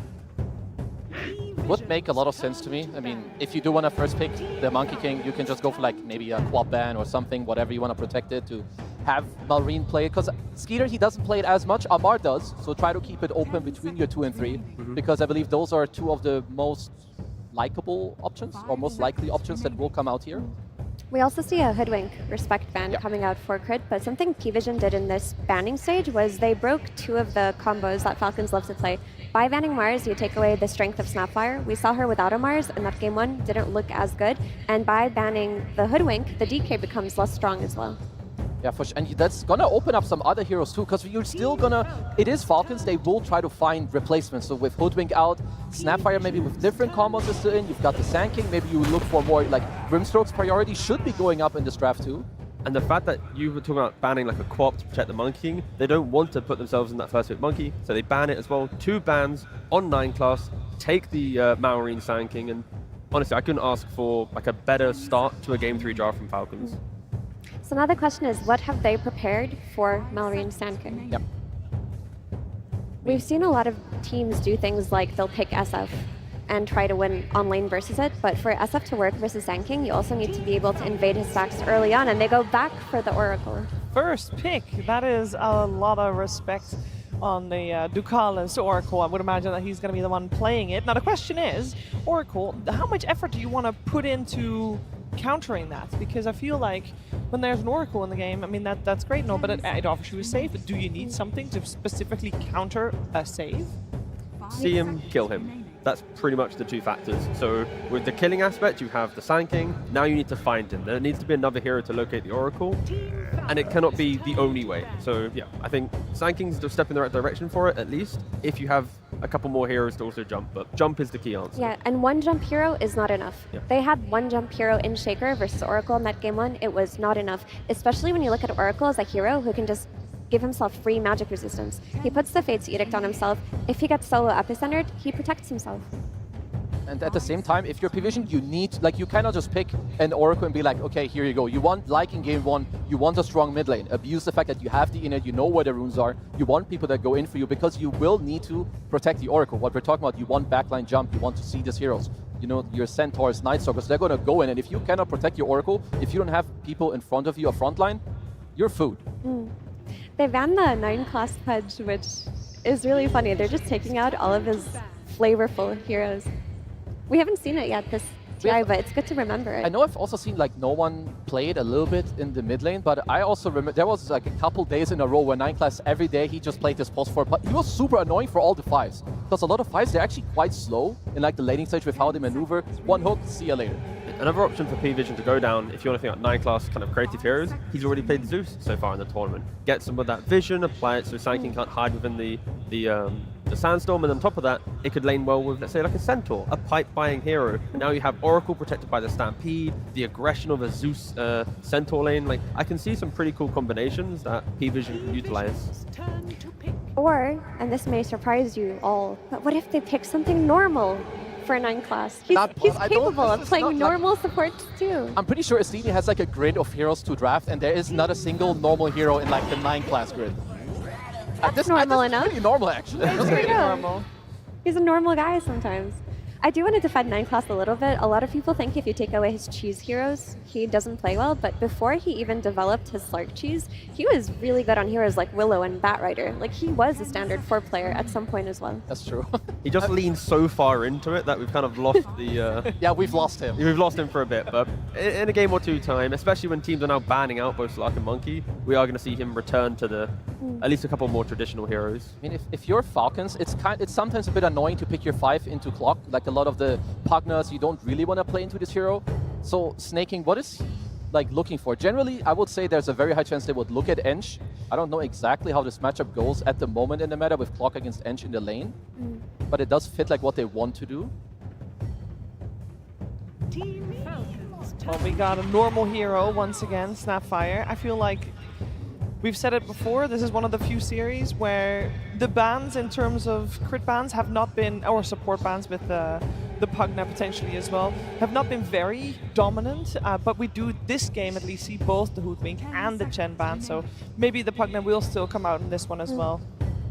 The only problem with it is it's not perfectly answering the Oracle as of yet. Whilst we stun him, yes, it's good damage, but outside of that, if Oracle's free casting his spells, then Snapfire, Mortimer Kisses, it's not really applying too much to the fight, as Oracle will mitigate a lot of it.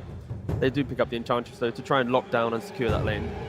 I mean, it is nice, at least Oracle early on, it's one of the biggest weaknesses of this hero. It's not a strong laner. If you get dove or if someone else gets dove, you're not destroying it like TPing around. And in Ench creep, you have nothing to deal with that too. So Falcons, they're playing more for, again, the stack. Help Malrine in the early game. Contest a tower. Collapse. The tempo that we see from Falcons, it's reminiscent of the previous game, right? Where the Enchantress will unlock the ability to play the map, and P-Vision, they want to try and mitigate that. They go for the Phoenix. Now you have a clock Phoenix in the off lane. They're going to try and win that lane. You win a lane, you buy yourself another 5-10 minutes to enter that mid game. Yeah, we've seen Phoenix be very successful. But as a blind pick Phoenix, normally you see like the carry or some type of core that you know you can't punish. And I mean, it's even worse. It's a Phoenix into a Snapfire. That's a very confident pick. No, Little Shredder is one of the most annoying tools versus Supernova, but if you're an offlane Phoenix, you're not that concerned about it. When you're an offlane Phoenix, you're just getting so much value out of an early Vessel and an early Shiva's Guard where you're doing so much damage based on your spells alone that sometimes Supernova is just an afterthought. And in that regard, it's good versus both Snap and Enchantress. These heroes suffer very heavily versus Sunray and early Vessels. And people might be calling for an anti-mage right now, but you can't really pick anti-mage to counter a storm because Phoenix in the offlane will absolutely dumpster the anti-mage. It's also not really like the Skeeter type hero that you want, to put him on. He's generally not the one that's going to call for this. Yeah. I think for them, they're more looking at maybe some type of Weaver. I had a different hero in mind also, because I think here you can look for P-Vision. Right now they have very magical base. So if you can look for an offlaner that you like, that builds an early pipe, would also be super cool. And at the same time, Falcons, otherwise, the other pick that they could go for is the Skeeter carry, which I can't really place it yet. Well, there it is again, the Pango. Now there is flex for both sides. We can see the Sand King in the hands of Amar. We can see the Pango in the hands of Amar. They can just pick and choose whichever one they want. We're asking for ways to provide vision for the Sand King, for the jump, to get to the Oracle. Again, lacking in game one, Pangolier is one of the best heroes at providing vision. You just roll throughout the fight. There's no Beastmaster Roar. Sure, there's like a hook shot and cogs that might be able to, punish the Roar a bit, but yeah, Oracle, if his positioning isn't perfect, there will be plenty of heroes finding him in these fights. Okay, because P-Vision, I mentioned it before, they are fully magical based. You should be looking for a hero that gives you like this static damage into the fight, like protect the egg. You have like this Oracle too that's going to buff you up, allow you to stay alive. So Satanic has ultimate last pick of the game, so he will be able to decide then. So before it's on Falcons to decide what they're looking for. Surviving the lane could just be enough, right? Going for like an Abaddon carry for Falcons, you can dispel the Fire Spirits, you chill, eventually you can go Orchid down the line to punish a Storm Spirit. As long as you don't feed to the Phoenix and provide tempo through the Clock and Phoenix, the game will be very playable for Falcons. I think it's important that P-Vision's carry pick is also fine left alone on the lane. The Kunkka style of hero, where if your supports leave you, you'll be okay, because the way that they beat Falcons' strategy of farm triangle and get that Blink Dagger mid laner was running around that mid lane. With the Oracle, you're going to have vision of these power runes. You're going to know where they spawn. You're going to be sending Oracle and Clockwork to the mid lane very early on. So Satanic's hero cannot be dependent on his support existing all of the time. They should be playing around the mid lane. It's also good if Falcons can look for something similar, because that's what you want to free up your Ench to leave you. Go through the gate, go to the mid lane, and do something similar that you did last game. I would say your support matchup of Snap Ench, if you run into Oracle Clock, you should be honestly pretty good to go. Like Ench kind of overtakes those two heroes. P-Vision have last pick in the draft, and as I say, they can go for Anti-Mage, they go for Medusa. There's a lot of carries that can kind of just get themselves into the mid game by themselves, based on Falcons having to bring multiple heroes to truly punish. Let's see, what else do we have here? I feel like Skeeter is like not your Ursa type player, and maybe even the lane also isn't amazing, but generally speaking, he does play the type of hero that goes in. Like nearly always, he helps them play the map. He helps them to make space for Amar and for Malrine. We'll just go for a Gyrocopter. We talked earlier about comfort. This is one of his most comfortable heroes coming out. Yeah, keep it simple. Shove the wave. You're against aggression. That you can still die. In the Clock Phoenix lane, if you step up a little bit too far, there is a chance you go down, and they go for the Juggernaut. It's a very good hero versus Phoenix as well, because once you get that BKB, you pop Flat Cannon, you can kill the egg, you're also hurting the rest of the team. P-Vision respond with Juggernaut, who honestly, I think, is kind of an underrated hero if picked in correct drafts. The biggest strength of this hero, in my opinion, is his healing ward and what it does for you in teamfights as the game goes on. Like, 3 hits to kill a healing ward is really hard. Pangolier is going to have to buy Ghost Scepter this game. I think he's going to be a big target, trying to Omni Slash him during the roll. And then Satanic's also going to have to think about Nullifier to try and kind of compensate that and play around. But Yeah, last bit Juggernaut. In regards to stuns from P-Vision, what you've got, hook shot for the Vortex. Stuns aren't their friends, really. There's a root here and there. I really like it. It's still strong. Like, this Jug pick, in my opinion, is really cool. There's very few players who would have called for this pick. It's quite good against the enemy team. The healing ward also that we talked about, very strong. You've got the Oracle. I feel like we're in for the most even game that we've seen in this series. I just hope the game goes late, because I really want to see like epic moments, like Omni slashing a gyrocopter, then Crit coming in, like gobbling up the gyrocopter, then save him. Like, this game needs to go a long way. And I believe in the Juggernaut. I think it's a very cool pick, but it's also dependent on the offlane going very well. Like, this Phoenix needs to hit its timings early on, and they play around it, and they make it so that people are looking away from the Juggernaut while he's hitting those timings. I also think Pipe goes a long way here for P-Vision as well, but Phoenix isn't much of a Pipe buyer, so maybe DM does like a hybrid item build here with like a Pipe into a Shiva's Guard. We'll see. And if it is going to go late, if this scenario that T is describing is happening, how's it going to happen? Both teams are going to farm, or is it going to be just skirmishes and nobody really finding an in? Realistically, it's P-Vision winning lanes to stall out the early game aggression, because Falcons have the identical recipe to overwhelming the map they did in the previous game. They can do it again. So P-Vision have to go better in the lanes. Yeah, these guys, they have to fight each other. Like, if you're just going to run around and farm and dodge, the enemy team will take over your map, no matter who wins the lanes or not. So you have to fight back. You have to turn it into a longer game, and, well, you have to defend your ground. It sounds like we got one good one coming for the viewers here at home, and of course in the Barclays Arena as well. And speaking of in the Barclays Arena, in the middle of it right now, Sir Action Slacks with the Steenie. Oh, I got more than a Steenie, my friend. We are here with two of the greatest minds in Dota 2, and one of them will be going to the grand finals after this game. Now, before we began, we talked together, and both of you agreed, 0 Helm of the Dominators this game. Now, you said you'd do it. Shake hands and promise. The first team to buy a helm, everyone will boo them. Shake hands and make do on the promise. No helms. I promise for me. No helms. Yes! All right, fantastic. Let's get into it, my friend. Now, you guys, by the way, favorite team at the International, you guys absolutely dumpster Team Falcons in the first game. Made them look like foul clowns. And you're coming out again in a very aggressive Phoenix pick into that team. How confident are you? Every team's banning the hero for one reason, and they're going to find their reason. Okay, there we go. Owie 2000. My favorite team in the world at this International, Team Falcons. You made them look like absolute clowns in game 2. But in this game, will we be seeing the same result? I hope so. Okay, gentlemen, thank you so much. Let's get that handshake. Somebody's got to go to the finals, gentlemen. Put it in.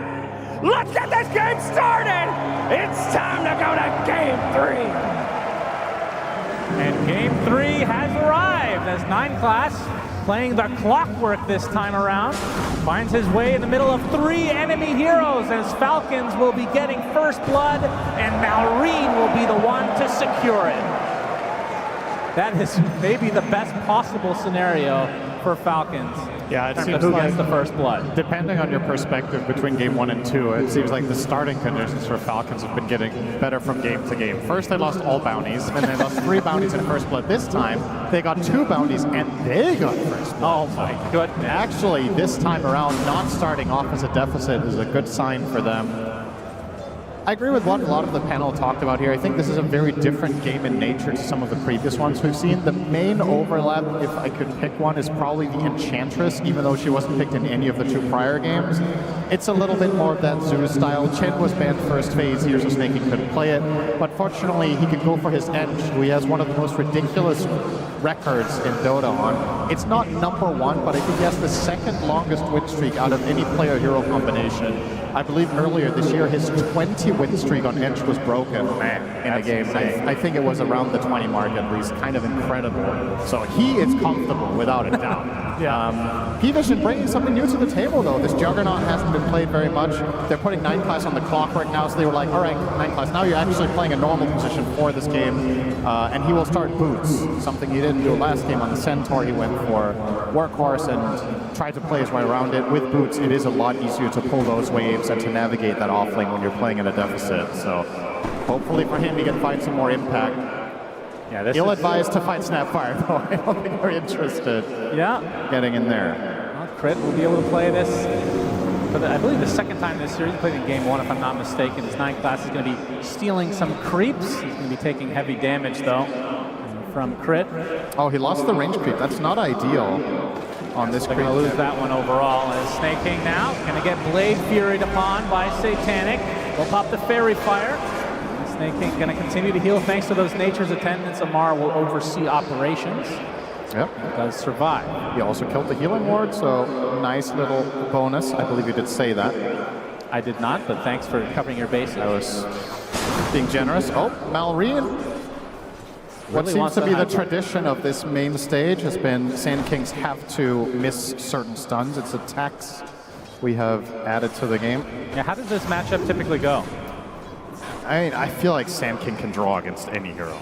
If you play it like Malrine does, you're just cutting waves. If necessary, in the good matchups, you're standing in your Sandstorm, you attack the enemy hero once they're blinded, they can't really trade with you very well, and this is no different. Of course, he has a little bit of an unfair advantage from the first blood, which you know, if this is played in a vacuum, maybe Storm can pull out a slight advantage, but I don't think it should ever be more than like 60-40 on the farm. So, no one doing what he can to put that pressure. Yep, 15-4 versus the 15-0, so no denies from Malrine, but still very, very, very close in this mid lane. Ducalis again playing the Oracle with, it looks like Satanic actually went for the Blade Storm facet. I'm not sure what I've seen the other one more often in the very few games that we have seen as 9 class gets gone on by crit and killed off in his own cogs. That is a bit unexpected, but I guess it was just a matter of time as he was continuing to steal those creeps. Level 2 Snapfire is really hard to pull waves against. When you go this skill, but when you go to 0-1-1, you have so much damage. The cookie is always going to connect, because in order to pull the wave, you have to make them trail behind you, so you're never going to miss. It's just very easy for crit here. Some nice bowling from 9 class there, a little bit of mana burn coming out. Yep. But overall... Enjoys his bowling. We'll see if he's as effective as he was game 1. Of course, playing a different hero in all 3 games now. And we'll see how far Snake King can get this game. Like you talked about, not only just that winning streak, but this is a position, well, typically it's a position 4 that will just get right-click items, like a Dragon Lance, Hurricane Pike, and then that's when they certainly start to hurt. There's a world here where you go a lot of auras. You can go Solar Crest Pipe. Crit, a bit of trouble, but the Rocket Barrage doing massive damage from Skeeter onto both DM and 9 class. He has to dive away. It's something you do have to worry about if you're the P-Vision side. So DM, we have not seen him on the Phoenix so far this series. We have seen a decent amount of this hero, though, as an offlaner. Has felt pretty strong. Now, you are going against the little shredder of crit, but it does feel like as the cookie is going to hit with the Rocket Barrage to follow, DM has no dive. This is a kill going the way of Skeeter. Nothing 9 class can do here. But it does feel like these Phoenixes get enough levels as a core that the little shredder only has slight impact in the game. It's very much contextual. I think in this game, between Little Shredder and Gyro with BKB, you definitely have tools of taking down the egg. I was wondering what DM was going to do with that helm, because he was waiting on his quick buy, but he does commit to the helm of the Dominator instead of potentially going Veil. Yeah, not too surprising. Promise broken, it seems, yeah. Well, Astini, in his defense, he was already out on the stage, and when you've left the player booth, you can no longer talk to the players. That's true. So they might not know that there was this... Yeah, maybe if they check their voicemail, they'll see a message. Very important, but... Check him PC. No one now level 6, along with Malrine. Are you expecting a slower start to this game, or like how does the Juggernaut play? Like you go for a farming item, and at what point do you join the fights? It varies a lot from game to game. I think there's it's a hard question to answer. Whoa, hang on. Oh, surprise! Storm got away. I don't know why I got excited. Yep. I think it's a hard question to answer about Jug, because a lot of how this hero plays very much comes down to how other lanes go. I think it's one of the less obvious carries. Because in my experience, it's small margins that you're making your moves on. some other carries are just way more overwhelming level 6, and it's just obvious you want to go through the gate and put pressure, or others are way more passive where you're clearly staying in your lane and going jungle. Jug is a little bit of both, where if there's a good opportunity, you can play around it, but I think a lot of that comes down to how good DM's game is going to be. You want to rotate to a Phoenix that's ready to fight. Some trouble. There we go. No one shows up. The cookie. The Cog's actually on the outside. He gets hit by another one. A big dive coming in from DM, and they will clean up Skeeter. As 9 class, one more right click, so there is a trade of sorts, but Malrine actually TP'd, or actually walked up here, I believe. Late to the party. Yeah, a little bit too late to find a connection. No one is relatively low on mana, though. Oh, can Crit get this? He's going to try to go for the 7-minute There's no way he just walks past and gets this, right? 9 class makes his way close by. As he's not going to get it. Yeah, will have to back away now. In fact, might die for his troubles. Well, He's this is a level 4 versus a level 2. No one does have mana to zip up if needed, and he'll do just that. So Crit will be brought down. A good attempt from him. Tries to deny himself onto the creeps. Not going to happen. That would actually have worked if he wasn't slowed by the fire spirits on his attack speed. Yeah, that's true. Couldn't get the swing in. Kind of looked like a replay of the last game where 9 class had to give up the Wisdom Shrine, and he was like level 2 at that point, I believe. Yeah. This is a better start for him. Yeah, for sure. He's going for the Tranquil Boots here on the Clockwork, so he will have plenty of resources to trade with. Has the Infused Raindrops as well to have a little bit more staying power. No one. Yeah, getting the brunt of damage here. Nice Cogs, forcing Crit back, so the cookie does nothing. Fate's Edict applied to no one. No, Reed did get the rune, though. I mean, that is one benefit, is the Juggernaut. I mean, he has Blade Fury for the BKB, essentially. Fate's Edict maybe for the Storm Spirit this game, but might have to buy it anyway at some point. Oh, Malrine is bullying down here. Really trying to put on that pressure. I say Malrine, of course it is Amar. Yep, same thing. Easy to get them confused as they play all the same heroes. This is true, and that is the true power of Falcons. They've taken advantage of this time and time again. TP mid lane, though. Good pressure applied to the tier 1 from Falcons. They'll have to back away now. Say that. Of course, Malrine has that facet. It allows him to blind towers by hitting them. Very powerful for pushing. I do wonder if that is going to be changed in the future. We'll see. Yeah. I don't see why this needs to blind towers. Wow, that was a shriek. Yep. Okay. Gets his level 6 now on DM. Maybe that's why he's happy. It's like, I am online. Nice stack here for no one to build upon. But similar to the previous game, you mentioned it, 9 class had a tough game on that Centaur and was low level. This isn't much better. He just cracked level 4 minute 9. It's going to take a while before he really gets there. This, I don't know, it does feel a lot different than he's Clockwork. This time he has a hero that's more traditionally good at playing from a slight disadvantage than Centaur is. And he also did get some experience there from the stack and the D ward, so it all adds up and helps getting there. Oh, DM. Shredder doing work against him. He has to egg here if he wants to live, probably. Most likely will have to. TP's coming, though. He'll withstand the damage and be just fine. Crit will force the reaction. He keeps trailing him with the threat of the cookie. They bring in Ducalis for protection. But once again, it is Falcons picking up the pace here. Haste, the Cogs! Gets the haste, beautifully done. No one applying so much pressure to Malrine right now, but it looks like 9 class is more worse for wear as the creeps show up along with Snake King and even Skeeter making his way. Sandstorm's too strong. They can't do anything. I thought maybe they would have more damage in the tank, but of course, level 4 Clockwork, I don't know why I got my hopes up. He's got 2 in Cogs, so his damage is negligible. You're running in the Enchantress next to him with the heal, no problem. His mid tower will be gone in a moment. That blind lasting for so long. It's pretty crazy. How long is that? 5 seconds. Huh. Tier 1 tower secured for Falcons. 3K lead as they are continuing the pressure overall. Carrying over from this game too. Exactly. It's the same recipe. They forced 9 class off of his most obnoxious heroes onto something, a melee 4 without the same playmaking as Monkey King and the Slark, arguably. And they just run them over in the early laning stage. They've taken 2 towers already. All 3 of their cores are happy and farming. And this time around, my biggest concern for P-Vision in this game is how long do you have to wait? In the previous game, they kind of felt like they couldn't fight for 20 minutes and then they lost. in this game, when do you come online? Are you strong enough now that Phoenix is level 7 and you have Storm ulti? Can you bring Jug to fights? Because when it comes to just raw team fights, Falcon's lineup is really tough. Pango roll, FP Sandstorm, everything about Gyro, Snapfire's massive AoE damage. And one of the most obnoxious things about snaking on the Ench that we have seen for so many games, not as many this tournament, he's a really good scout on this hero. Just runs out in front, tanks up, becomes the primary target, the enemy team commits so much stuff on him, and then his team just cleans up. So how do you enter a fight correctly will be the big challenge here for P-Vision. Oh, this will help. Damage rune for no one. That's a big opening potentially. You can see the lead continuing to expand for Falcon's side. Of course, Satanic doesn't have his Battle Fury yet, and that is when he'll feel a little bit more comfortable in, I mean, I don't know if he even wants to join a fight, but if he has to, he technically could. Snaking. Gonna put it to the test here. How tanky is he? 9class will get the slow with the rocket. Won't be able to get him inside the cog. Snaking in a 1 versus 4. He's surviving for now, but not for long.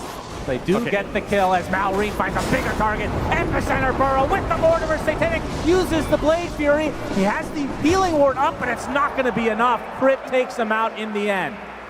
That is a huge kill for Falcons, and like you said, it required 4 members of P-Vision to take out the Enchantress in the top, and that's your trade. And I wonder if Snaking could have maybe played that a little bit better with taking out a cog. Probably not because of Fire Spirits, but they got 2 cog knockbacks, and in spite of that, the kill took like 15 seconds with the 4 of them. That is worrisome. Yeah, it feels like they don't have a ton of damage yet. Of course, the Storm Spirit is going to be the most of it without Juggernaut showing up. I mean, it does feel like this is maybe a game as Ducalis has a false promise himself. Amar, nice disruptor from no one. Gets off the electric vortex just in time, but Amar able to get off his ult in the end as he attempts to get out of dodge. TP, looks like he'll be fine. No hook shot yet. 9class, actually pretty close. That would have been a huge pickup. I think that would have been a kill a year ago when I believe cogs placed on top of that roll would interrupt it. Do you remember? You played a lot of Pango. You could interrupt it with like Fissure and cogs. Was that only a year ago though? Maybe it was more, but I feel like that's been maybe 9class was hoping it got bugged again in the most recent patch. Yeah, you never know. Maybe you know, wishful thinking. Not the case though. This game has no bugs anymore. That's right. We're out of beta finally. They fixed them all. No one has gotten, I think, every single rune. Am I wrong? Like, this is crazy. And they haven't converted them. Yeah, exactly. They haven't been able to do much at all with it. 5K lead for Falcon. Skeeter on the outskirts of the map with his Crystallis in tow. Aghanim Scepter's going to be next. Already about 1,000 into that, so he is having himself a good old time. In fact, all 3 cores for Falcons. Top net worth in the game. But this is where things potentially can change. Satanic finally gets his farming item in the battlefield. Yeah. I think the way it's going to change is that he will farm faster and everything else will be the same. That counts as a change, then I'll agree. For him it is. Sure. He is like, guys, I got my item. I'm going to continue farming. Good luck. Would you agree with me in the fact that Satanic is one of those carries as Ducalis getting pursued? Nothing connecting. Amar, the Fate's Edict applied, but no doesn't have false promise, so he is down and out. But Satanic does feel like one of those carries that could get, I mean, dependent on the hero, of course, but feels like he has put his team on his shoulders quite a few times in the past. He's one of those like, old school type carries, it feels like. He's been one of the most stable players of the tournament. I can't really recall any game where I was like, man, Satanic really dropped the ball in this game. Like, he's had games that are tougher than others. This could be shaping up to be one of them, but it begs the question, how much could you really have done with the hero you were playing? If he was convincing them to pick Jugger and it turns out there was a bad pick, then maybe you could talk about that, but his overall play in the game so far has been quite solid, given the circumstances. As we are looking at that about 5,000 lead for Falcons, worth noting, almost all of it is in supports. There's a very big lead. Ench is 1,200 ahead of the clock, and Snapfire about 2K ahead of the Oracle. So the brunt of the lead is in those supports, which is worth keeping an eye on, because there's going to be some extra utility items. Satanic has to use the Blade Fury. Amar continuing to roll. We'll focus on the support first, it seems, as the epicenter reserved for Ducalis as well. Oh, he's not done yet now, he actually maybe. does get clipped by Amar. Uses his short as well. Satanic, he's going to get some help in the form of no one, though. Amar maybe overstepping his bounds a little bit too much. Call down, though. Skeeter makes his way over. Amar blocked off now. Gets the hook shot from 9class as well. Amar looks to be dead. No, he gets the barrier! He's so much damage applied to him. Now no one will drop as well. The kisses raining from above. Crit, double kill, 3-0. Falcons somehow lose no one. And so do P-Vision. I knew you were going to do that. That is... Oh, that's the dream fight. This is the dream fight for any hero that can generate barrier, is that you tank all of the damage and then you get a very last second barrier off there. Not only do you survive, but the enemy team used all of their resources trying to kill you. No one depleted his entire mana pool, used hookshot, used egg, and you didn't kill a singular hero. The map is falling apart fast. No one, unfortunately, jumps in and blocks his own camp to add insult to injury here. A little unfortunate there on the timing. Uh-oh. This is feeling a lot like game 2. Now the question is, do you force the issue with Satanic joining a fight before he gets a second item? Like, can you even afford to do that? Because he has not been in anything. We haven't seen a single Omni Slash. Well, he was in that fight, and he didn't have enough mana to use both of his spells because he got swashbuckled once. Well, that's part of the fact that they're the ones getting gone on, right? They're not doing the initiating. They have 9 class with a hookshot. They have Storm Spirit. They have Dive from DM. They have a lot of ways to get on top of Falcons, but they're just not providing the opportunities. I think you have to play keep away for the foreseeable future. I just don't see it. I don't think... I mean, it's kind of strange to see these 3 games in this series play out, and it feels like the losing team has the same problem every game. Like damage issues, the inability to pierce through and win the team fights, and then you're playing this keep away that really difficult. Yeah, crit. Okay. Crit is going to be fine. It Good seems bowling. like some good bowling going on here. Amar, though, not too happy with this exchange as 9 class.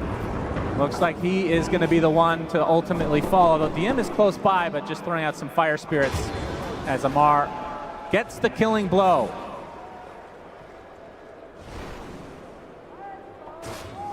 This is going to be Ducalis TV for the next 10 minutes. If you want to look at some riveting support gameplay as an observer right now, you follow the Oracle and you notice how close he stays to Jugger. He is going to literally just stand behind him everywhere he goes, because there's no better play.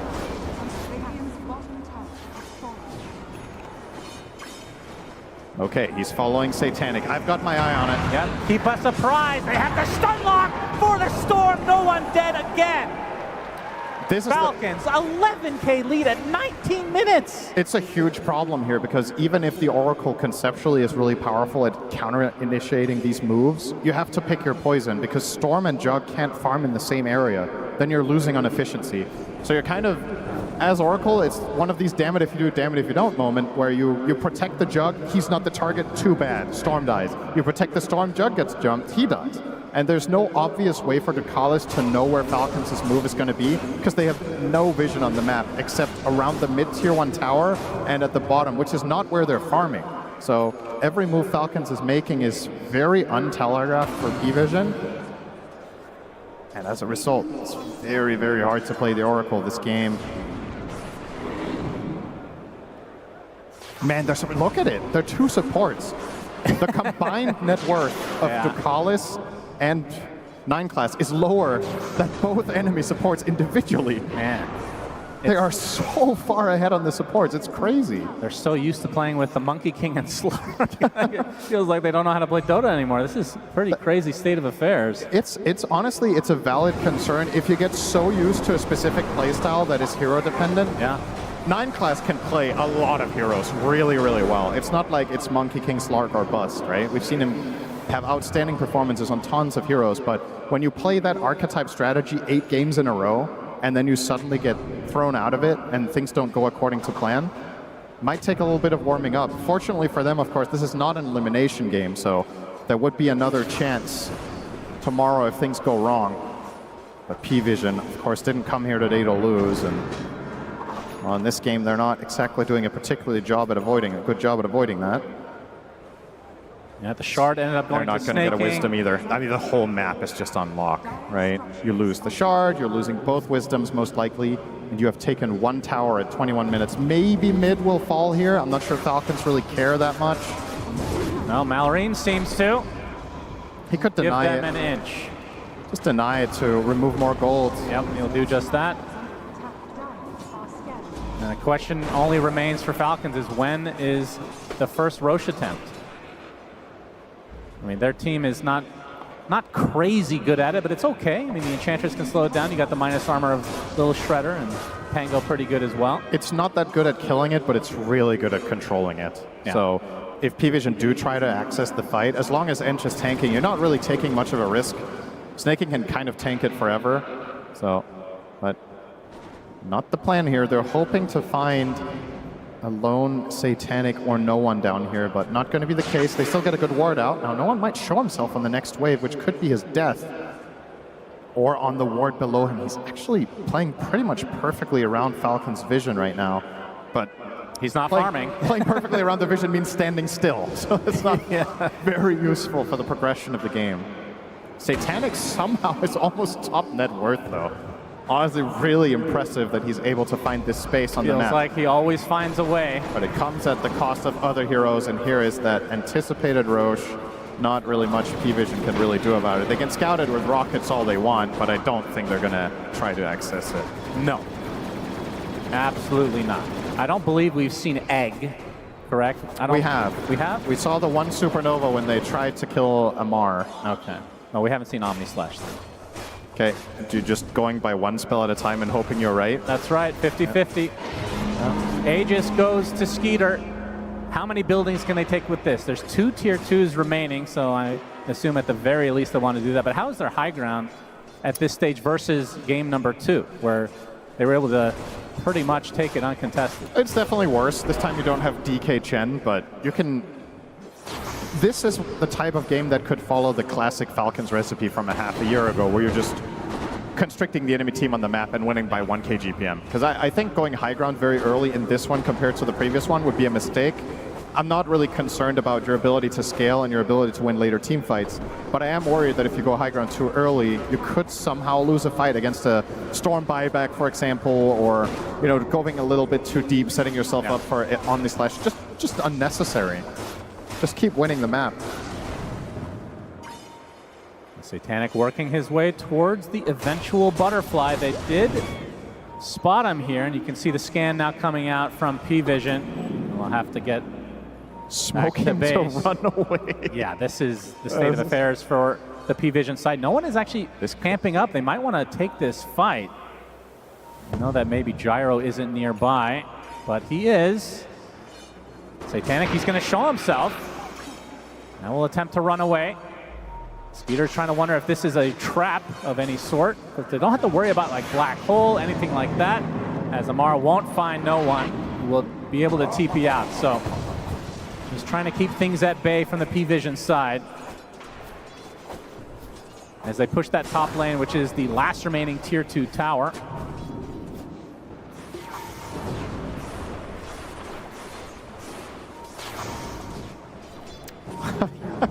I'm just looking at Skitter's inventory.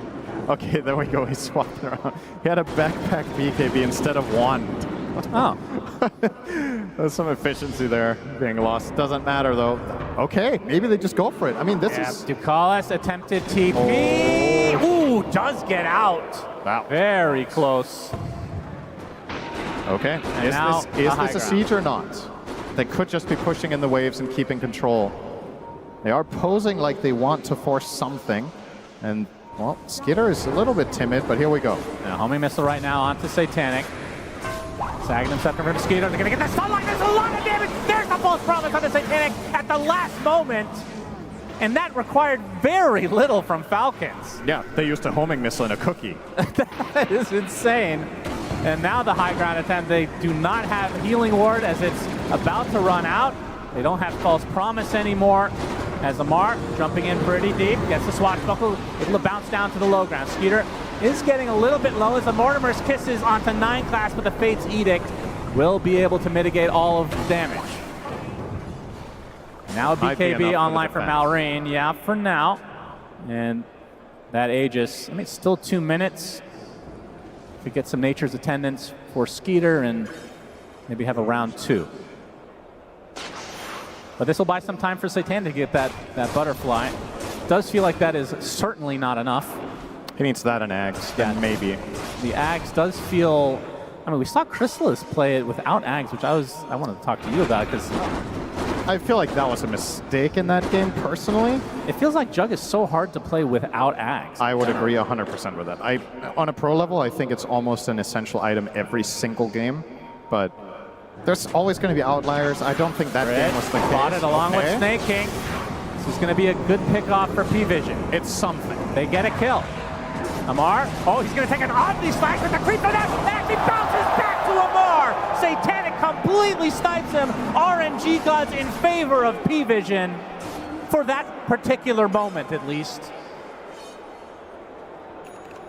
They did a good. Let's see how much time this buys. I mean, that's basically the Aegis, 45 seconds. Yep. So P-Vision showing some life in this game 3. Falcons are in a position where this is not that big of a deal, but... Malrain at B, on to Ducalis. Satanic Blade fearing away. Has the butterfly at base. The thing is, even if that's not that big of a deal in terms of the overall progression of the game, just a little bit of a morale boost doesn't hurt. Like, feeling like you can do something in the game successfully has to be nice. You've genuinely made 0 successful moves for like 15 minutes, and you finally find 2 pickoffs and get your Jug to that butterfly. The thing about this game for Jug that's a little bit tricky, though, is if Oracle is not in a good position at all times, and especially if he dies, I think Jug can just get bursted by spells. Even through spin, he can die. There's so much magic damage from the Sand King, there's so much physical damage from the Pango. Kisses are also going to matter, all of it. It adds up. Even though you have 80% magic resist increase, it's still... Like, a lot of the times when you see Jug survive in spin, they get away on like a beat stick of health, right? It's not enough here. There is just so damn much output. Now almost a Satanic for Skeeter. Looking to go to the grand finals by killing P-Vision with their carry. And your puns are on point today. That's right. I talked to Lacoste earlier. It's that aura. Had a good conversation with him in the green room for about 10 seconds. Then we nodded at each other, and there was that transfer of power that I needed for the day. Keep it up. And then he left and never talked to me again. Yep, that's the Lacoste style. Love the guy. Shout out to Pyrian Flax. 500 gold away for the Aghanim Scepter on Amar, and then he's going to go for the Ghost Scepter so he doesn't have to deal with the Omni Slash anymore, which would mean a nullifier at some point will be needed for Satanic, but of course he has bigger fish to fry. He needs this Aghanim Scepter first. I mean, for what it's worth, P-Vision aren't losing anymore for a bit. They lost by, I want to say, 500 GPM for a 10-minute stretch. It's kind of flatlined now. Storm is going to get his BKB, Jug is going on his way to that Axe, he's already halfway. You're keeping this afloat, and I think if Falcons could look back on the last 5 minutes of this game, they would feel like they slipped up a little bit because they could have maybe kept this lead growing. Right. So, in relative terms, this is actually a pretty good 5 minutes for P-Vision that I would consider a clear win. Yes, you are behind, but hope dies last in this game. Oh, Satanic is spotted. Nice Blade Fury. They're going to continue to pursue, though, as Amar with the Rolling Thunder will eventually catch up. Ducalis is there. Healing Ward placed. They're going to get some more TPs potentially. There's the Omni Slash, so on top of Amar. There's a lot of them applied to Amar himself, but the cookie's going to help him survive. Satanic does get the call from the blind, as no one will try to zip to kill off Amar, but this is not going to be enough mana. Amar, so much shield, so much lotus, he's going to be able to heal through it. No, does end up going down to be the cost of the Oracle, though, is Malrain. Big hook shot from 9Clash, gets 2 stuck in the cogs, 0 follow-up, though. Truly unfortunate for P-Vision, but ends up being a 1-for-1. There's no one running out of mana, has to get back to base. It's another good exchange for P-Vision. Sure, it's not an overwhelming win, but it's, again, something. You just keep it alive. You don't have to win a big fight to come back in this game. If you can get even trades or slight victories here and there, we're approaching the point where Juggernaut can start actually becoming scary. The problem for this hero in a lot of the games that we've seen in the last half a year to a year is you kind of, sometimes your power curve is a little weird. Like, you can be good in some lanes, then you enter this stage in the mid game where you're like kind of meh. But when you get to 4, 5, 6 items, this hero can be a complete beast. one of the few carries that can also kill a hero like Ench in a matter of seconds, which could matter here. We've seen so many games where Snaking ends up winning the game for his team by just soaking up abilities and not dying. Juggernaut, not a problem. He's going to cut through Ench in a few swings with the Axe, which is now complete. Yeah, Swift Scotty Slash next. ready. So Malrine has the Ghost Scepter against the Jug. Amar, like we talked about, that's the next item for him. Does Juggernaut have to get, does Satanic have to get the Nullifier, or can the Phoenix actually get it? That could be a potential pickup. I think the Phoenix one is just too difficult to pull off. Like, you have to be able to be in range for the target that Jug is on. So realistically, he probably needs to get it himself if he sees enough of a problem. Malrine gonna be able to get the Burrow Strike onto no one, but there's the false promise to keep him alive. And the egg from the low ground, no one will be able to zip away safely. It's a big flash. Snaking is destroyed, but now Satanic completely isolated from his team. Burrow Strike now right on top of him with the call down to bow, but he still had the Blade Fury. That's doing a lot of damage thanks to the fact that his Skeeter getting gone up by no one. He's dead. And now the Sunray healing everybody up. The Mortimers though, double Burrow Strike, and now Falcons will be able to win the fight in the end. 4 for 2. It looked pretty good for P-Vision, but they just run out of steam at the end. Finally, an unpredictable fight. I think neither team really understood the state of the fight. They're just going in there, throwing in everything they had. The key difference maker in this fight is Snaking separating himself from the Gyro, eating the Omnislash alone and dying. If he does not create distance from Skitter there, he just dies with Satanic ready. He would have had no target to hit. Look at this replay. So first of all, that Rocket Flare going to cancel off some Blink Daggers and the nice save from Bukalis. But keep your eyes now on the Jug. Gets off the Swift Slash, and then this Omni. If Snay does not get over here and end that Omni, Skitter is dead on the spot as well, and the fight is just over. Now instead, Skitter gets to get all of his output through, and tanking no one for a good amount of time, giving his teammates additional space that was needed. And the kiss is just beautiful now. Good spacing from Crit, getting a lot of impact out there. And the grand prize will be an Aegis, but this one is not going to go to Skeeter unless they kill it slowly. He's not able to take it. Well, they are definitely killing it slowly. This is a Mar out of the pit, so I guess this is deliberately delaying it. Looks like it. They want that Aegis on the Gyro. And Skitter almost has the Daedalus as well, so a big level up for the upcoming fight. Skeeter will get the goodies.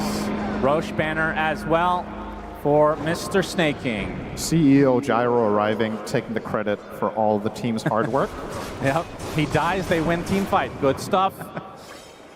Satanic looking for the Scotty next. Do you agree with that? Obviously, a very good item, but it feels like in these stages of the game, this item could make or break their potential for the comeback. So these ones are really important. I would kind of like a refresher, honestly. Okay. I think the problem here is that he's going to throw out his Swift Flash and his ult, and then he's going to struggle to stay in the fight after that. So I think Refresher would be one option. The other one, you talked about the Nullifier. I think that was an interesting idea as well. Scotty is a very nice all-round item, and perhaps the logic is with this, he gets way more value out of Healing Ward, he gets more value out of Sunray, he gets more value out of the Oracle save, because there's just so much more to get through. But being tankier on Jug doesn't necessarily convert to teamfight wins if you can't kill the heroes while you survive. Yeah. And I'm a little bit worried that Falcons are just going to kite him with multiple Ghost Scepters, with Cookie, Glimmer, Force Staff. He needs a way to connect on heroes, and I don't think you can rely on Storm to constantly zip in and find them for you. Yeah, I think it's not the fact that the Scotty is bad per se, but it's more about you might not be able to get another item this game. Like the game may end it's a with legit Falcons concern. lead right now in this Aegis advantage. Yeah, now a refresher for Malrine. He is so decked out. Very strong right now. I think this is part of the reason why the pros have largely strayed away from Juggernaut. It's just itemization is proving to be a challenge in a lot of games. You're looking at it now and you see Satanic is rich and can buy all the stuff in the world, and you still feel like you need your next 2 items, right? Yeah. It's kind of weird that you can sit on 23k net worth and still be unhappy, but holding the high ground, hoping that Falcons are going to overstep, but not the case. And even if Gyro were to do so, you have to get through the 2 lives with BKB and Satanic. Tall order. And now they're going to advance, but they're doing it together this time, so P-Vision have Giving up a bit of ground. Snaking gonna lead the charge. A tough kill. Pike, pipe, and drums. Now, one thing to consider is plenty of buybacks right now. For the side of P-Vision, a hook shot right now onto Snaking, but a cookie to keep him alive. Satanic's already used the Blade Furies. He is now retreating. 9 Class is the first to die. Does have the buyback. See if P-Vision want to continue. Likely not, as no one going to push the waves. And he is going for a big ticket item into the Aghanim Scepter, the blue hole, as we like to call it, DM. We'll take some damage, but we'll get back to base. That Enchantress situation is the perfect example of just standard snaking. Satanic. He spotted out the zip in. Gyro takes the brunt of the damage to start things out. Roche Banner applied. Only 2 hits away from dying, which would be pretty big. There's a fortification to start things out. No one zips in, gets it, and exits it very successfully. And now the creeps can die, but the tower will fall. Minute 40 on the Aegis. Falcons not having as easy a time going high ground as we saw in game number 2. Satanic extremely scary, has 4K in the bank as well, so very close to his next item. And no one could buy the full axe if he wants to take the risk and not have buyback, which... Buyback Storm is so good, though. It is. The axe could also lead to a big fight, though. You kind of feel like Falcons as heroes a lot of the time are kind of stacking on top of each other. 9 Class. Oh, that was a Swift Slash, actually. The Ghost Scepter comes out. Yeah. I've got my eyes on Satanic's itemization. He hasn't changed it yet. You saw the Ench attempt. He doesn't feel like he can Omnislash because the kill takes too long. Ench is going to pike away. Maybe you jump over to another hero with Ghost Scepter and then you're just dead. Yep, Skeeter going to Really secure hard. the range barracks. Can they get the melee? 45 seconds on the Aegis right now. Homing missile, it will hit. It's going to take considerable damage, but there's a Fate's Edict. Mitigate the rest of the magic damage. Swift Slash. Skeeter, there's the epicenter. Burrow Strike combination from Malrine. Ghost Scepter's not going to help 9 Class. First to fall. No one already popping the BKB. Might suppression out of the gyrocopter. 30 seconds on the Aegis. No creeps though, so backdoor protection is here. Do they have enough damage to actually get through this barracks? Finally, it comes to be. And Falcons gets their first barracks of the game. Outworld Staff is just something else against Jug. True. It's such a hard counter. He Swift Slashes Skitter. Skitter presses 1 button and then it ends the Swift Slash or the Omni Slash if there's no secondary target. So as long as Gyro is separated from his teammates, if he can't die in a stun lock, he can always just bait Jug. True. Just waste out one of the abilities. An item that we generally see a lot of pros pick up in a lot of games, and a lot of the time, honestly, it feels like a little bit underwhelming. But against Jug, it's so easy to use correctly. I think part of what makes Outworld Staff interesting is the skill cap of it is very, very high. It's kind of like old Monkey King Mischief, where you're trying to dodge, you know, one attack at the perfect timing or whatever. Well, similar to Mischief in general, I should say. But yeah, against Jug, it's just obvious. Yeah, having 3 is pretty nice for the Falcons side, have to say. Good RNG on the neutrals. Refresher Phoenix. Yes, that is a definite big ticket item. And no one actually opted to finish Parasma instead of going for the blue hole. Okay. I think the call they made was we don't have enough damage to kill a single hero. We need the damage from Storm. Yeah, Swift Slash actually baits out the Outworld Staff. Has no one, zips in, zips out. He can't go on anyone. They have 2 good formation and good spacing here. Epicenter, that's a lot of damage. Can they get the saves on the Satanic? Gets off the Omni Slash at the last moment. He's isolated for the rest of the team. No one pops BKB on top of Snake. He's going to be the first to fall. Satanic in a lot of trouble. He has a false promise supply. Will attempt to get out. Mortimer's not going to reach him. Malrine's super low on HP. For all that, it was a 1-for-1 with a buyback coming up from Ducalis.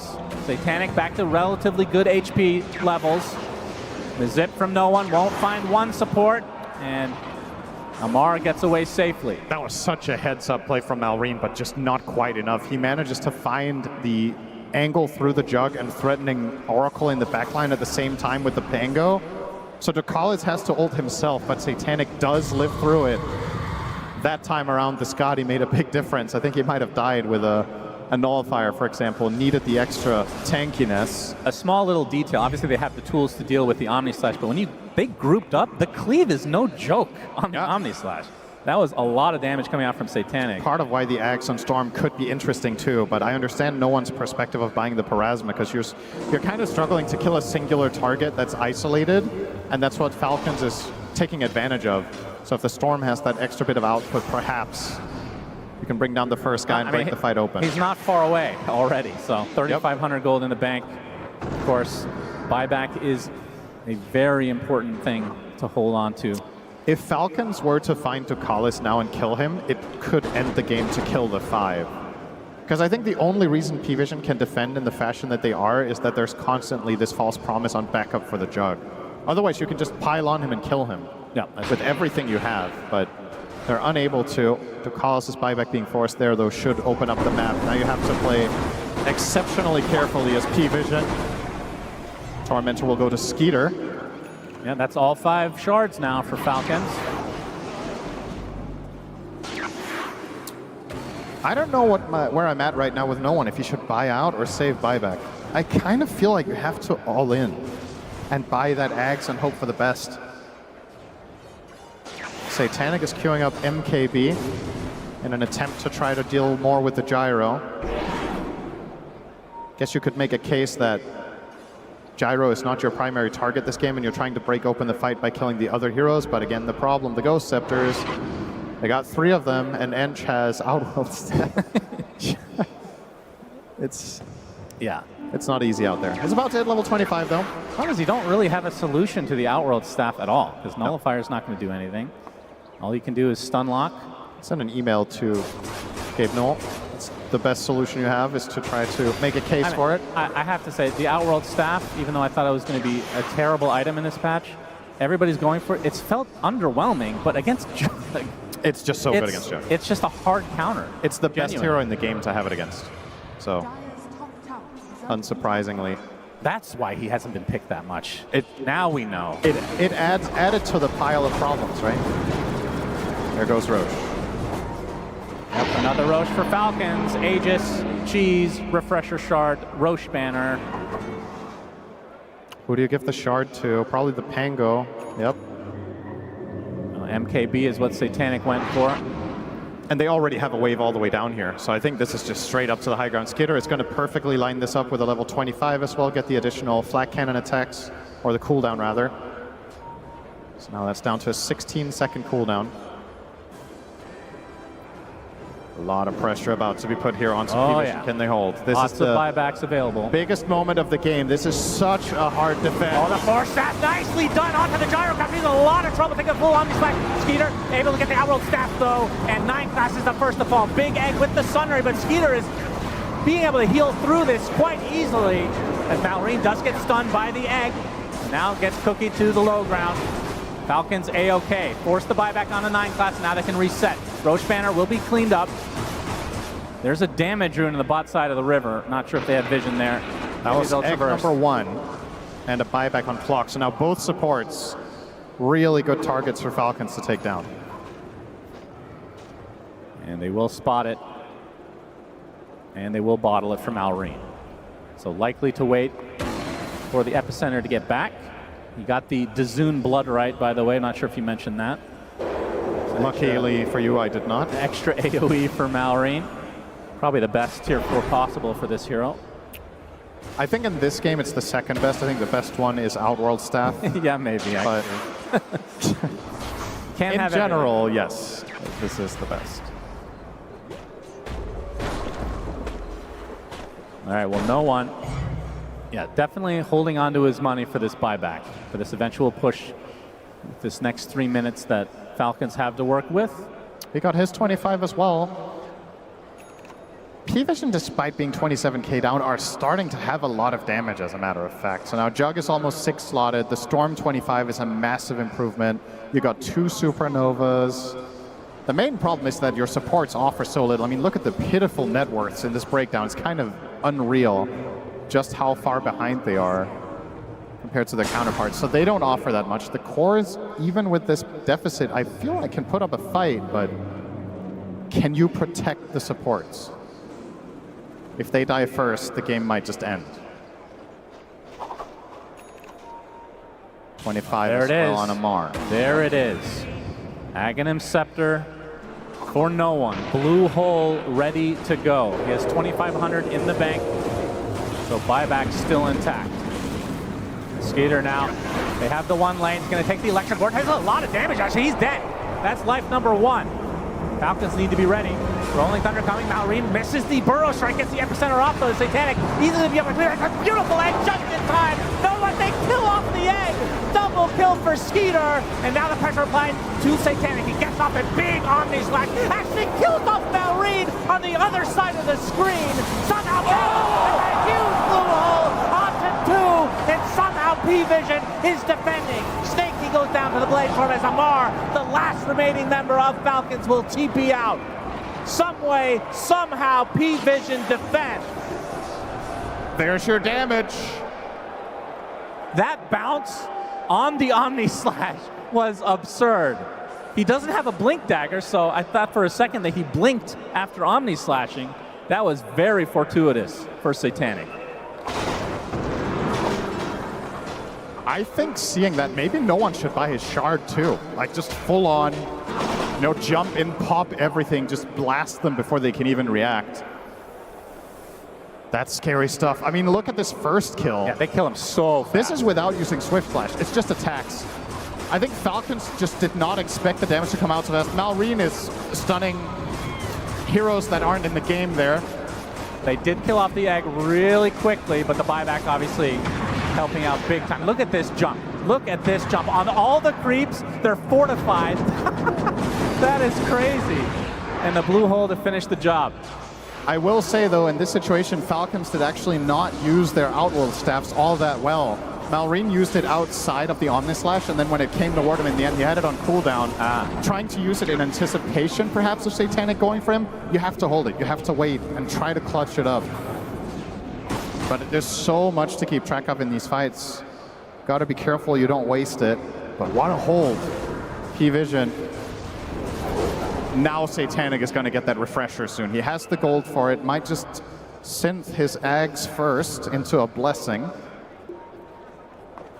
How much is he missing for that and buyback? It can't be more than like 2,000, which sounds like a lot, but really isn't at 48 minutes. It's quick to farm. This game is... Yeah, this is shaping up to be a good one now. This is pretty close, honestly. 16K lead, I think it's largely inconsequential because the 16K lead for the most part is sitting on the supports, and in spite of not having those big items on the supports, they're still getting their spells off every fight. Ducalis has good positioning, they get off every single hookshot cog combination. 9 class manages to find impact with very little. Dire's bottom tower is under attack. And now if you're Falcons, do you understand the game state is the other thing. You're playing a lot on feel in these late game scenarios. You probably felt like you had a big lead. Now you lost a fight. What's the read? Is it we need to farm more? We have to get to our next set. We have to get Roche.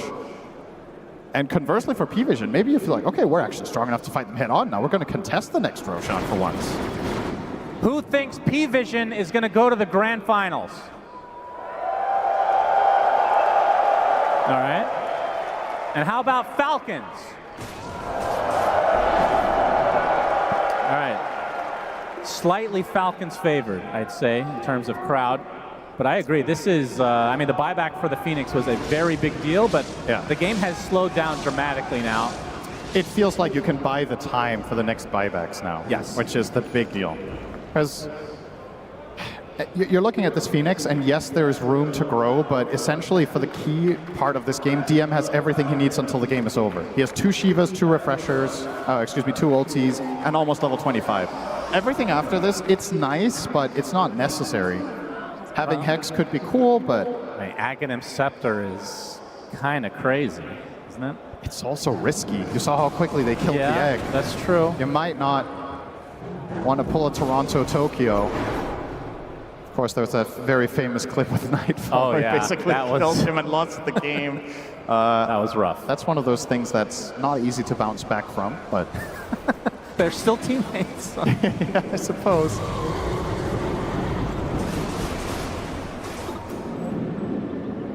All right, so looking at Skeeter, I mean, I don't even know what you can do here. You replace your boots, I suppose. He looks like he's going for Manta style. So to try to mitigate a little bit of the Omni Slash. Generate more targets for Jug. All right, I know we're not there yet, but I have to ask a question. Tier 5 items, do you keep the Outworld staff?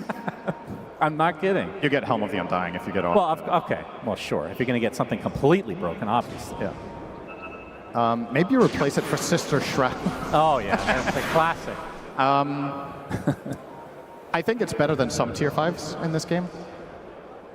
But I would say, let's see.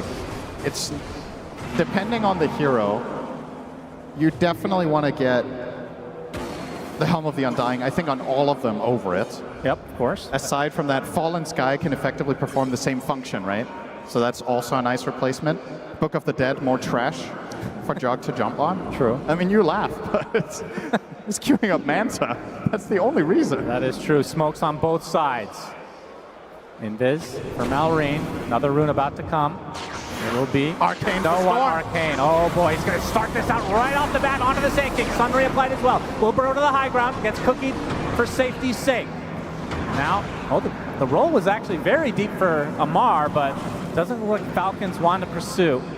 So they have that mid lane. As no he's one. onto him. He is. He's getting low on mana right now. There's the epicenter burst by combination. Malrine coming in to get the bash as well. This is enough. There is no one. He zips away, but out of mana. On the line. The Mortimer's kisses, but the Fate's Edict will heal him. And now he is going to be A-OK. Can P-Vision now turn the tide onto Falcons instead? 9 class.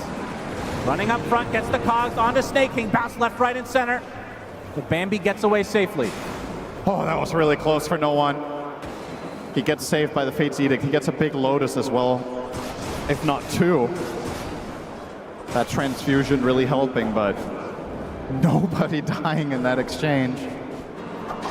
Amar with the bash into the Abyssal. The Fate's Edict supply though. Now there's 3 members of P-Vision nearby. He uses the Swift Slash. Satanic still with his ult available. Has the refresher as well. They're going to back away. This is super tense. And now an Abyssal Blade finish from Malrine. They just want to bash Satanic. It is so hard for Satanic to use his spells correctly. He's playing into, let's see how it's that, 3 Ghost Scepters, 2 Lotuses, and 3 Outworld Staffs. Like, how do you use your spells reliably unless they're used on a stunned target? The risk-reward. Yeah, those Lotus reflects can be crazy. brutal. Now with the refresh and the blink, perhaps he can just brute force his way into it. Roshan, a huge belch that everybody can hear as P-Vision attracted to the sound. Yeah, Battle Fury has been backpacked finally. As the Blink Dagger will eventually be a Swift Blink, but obviously wants to keep... Well, trying for the rune here, Satanic. It is a haste top, so nothing super consequential at this stage of the game. 3 gems in the game right now as well. So it's 2 Abyssals as well on the Dire side, so 2 times the lockdown in attempts to kill Jug. Effectively, their entire itemization is against 1 hero.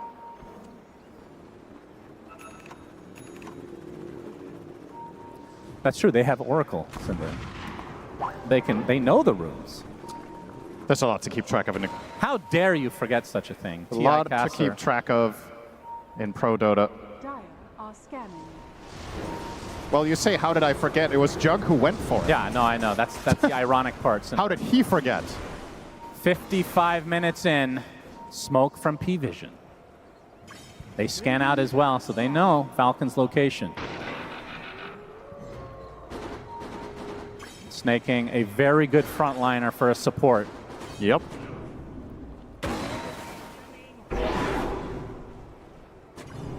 Feels like an item that we could have seen in this game was Wind Waker.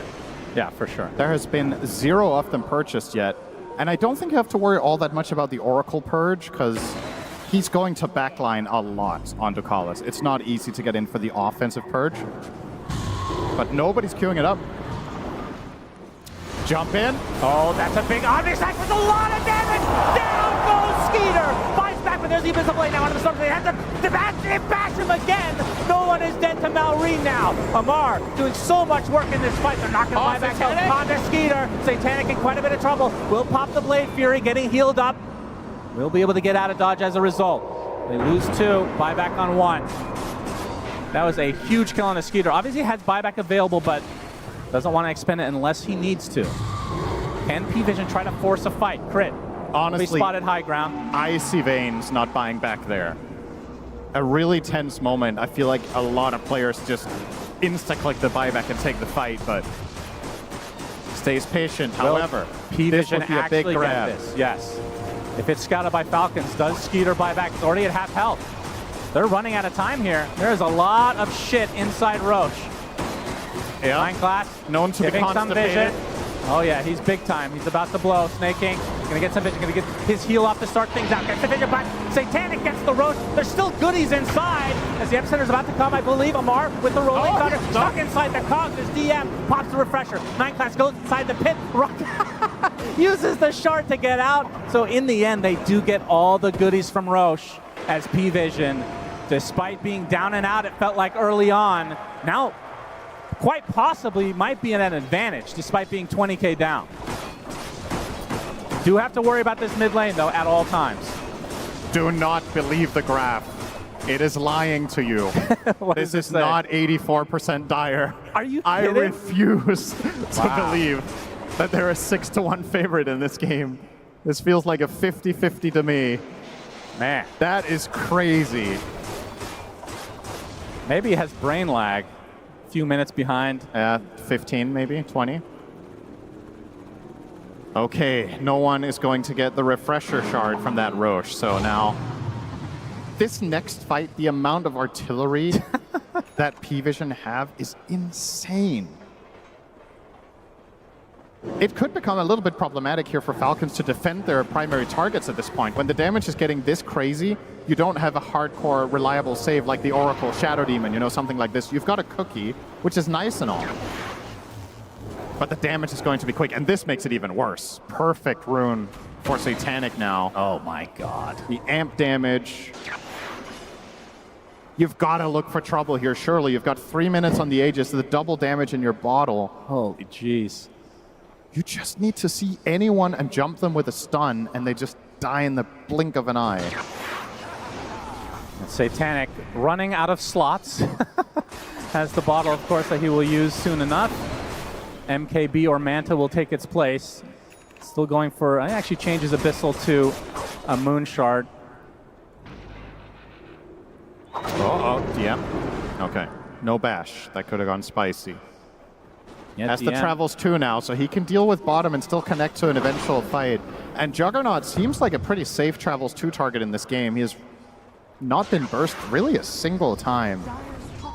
With the protection that they have from the Oracle, it's difficult for Falcons to pierce. Final tier 2 of the, well actually no, there's a tier 2 top still, despite Falcons having the lane advantage right now. They're spilling out bottom. And then TPing back. A strategic move like we've never seen before. Unbelievable. We are 30 seconds away. I've been waiting the entire main event for this, Cinderin. The tier 5s are coming. Can we get some tier 5 cheers in the crowd?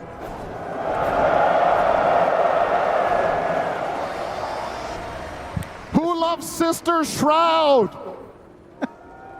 Okay, good. All right, very, All right. very educated crowd That's here. all I wanted to hear. That's great.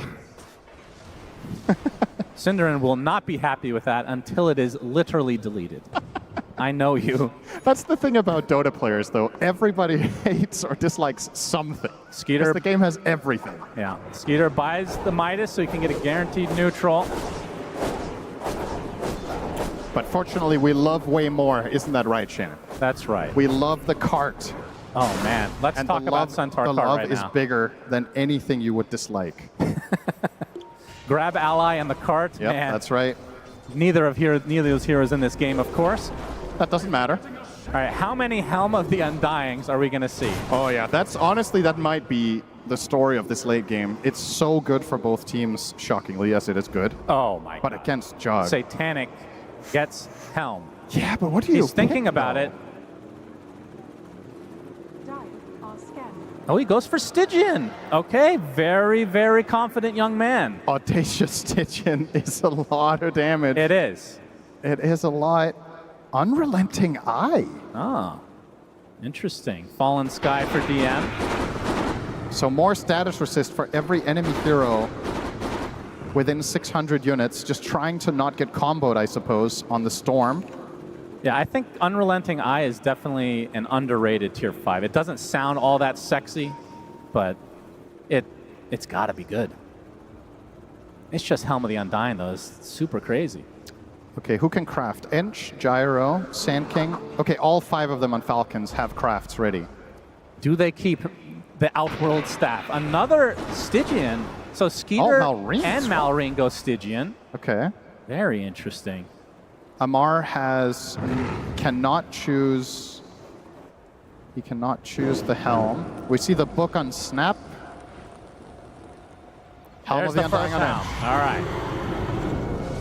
Arguably maybe the least impactful one they can get because the spells that Snaking offers after dying are another Helm of the Undying critical. For 9 class, so 2 supports have it.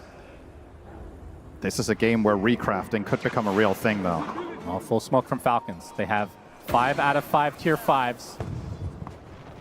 They're not going to find any opening, though, unless they want to go straight for the base, which is obviously quite the risk.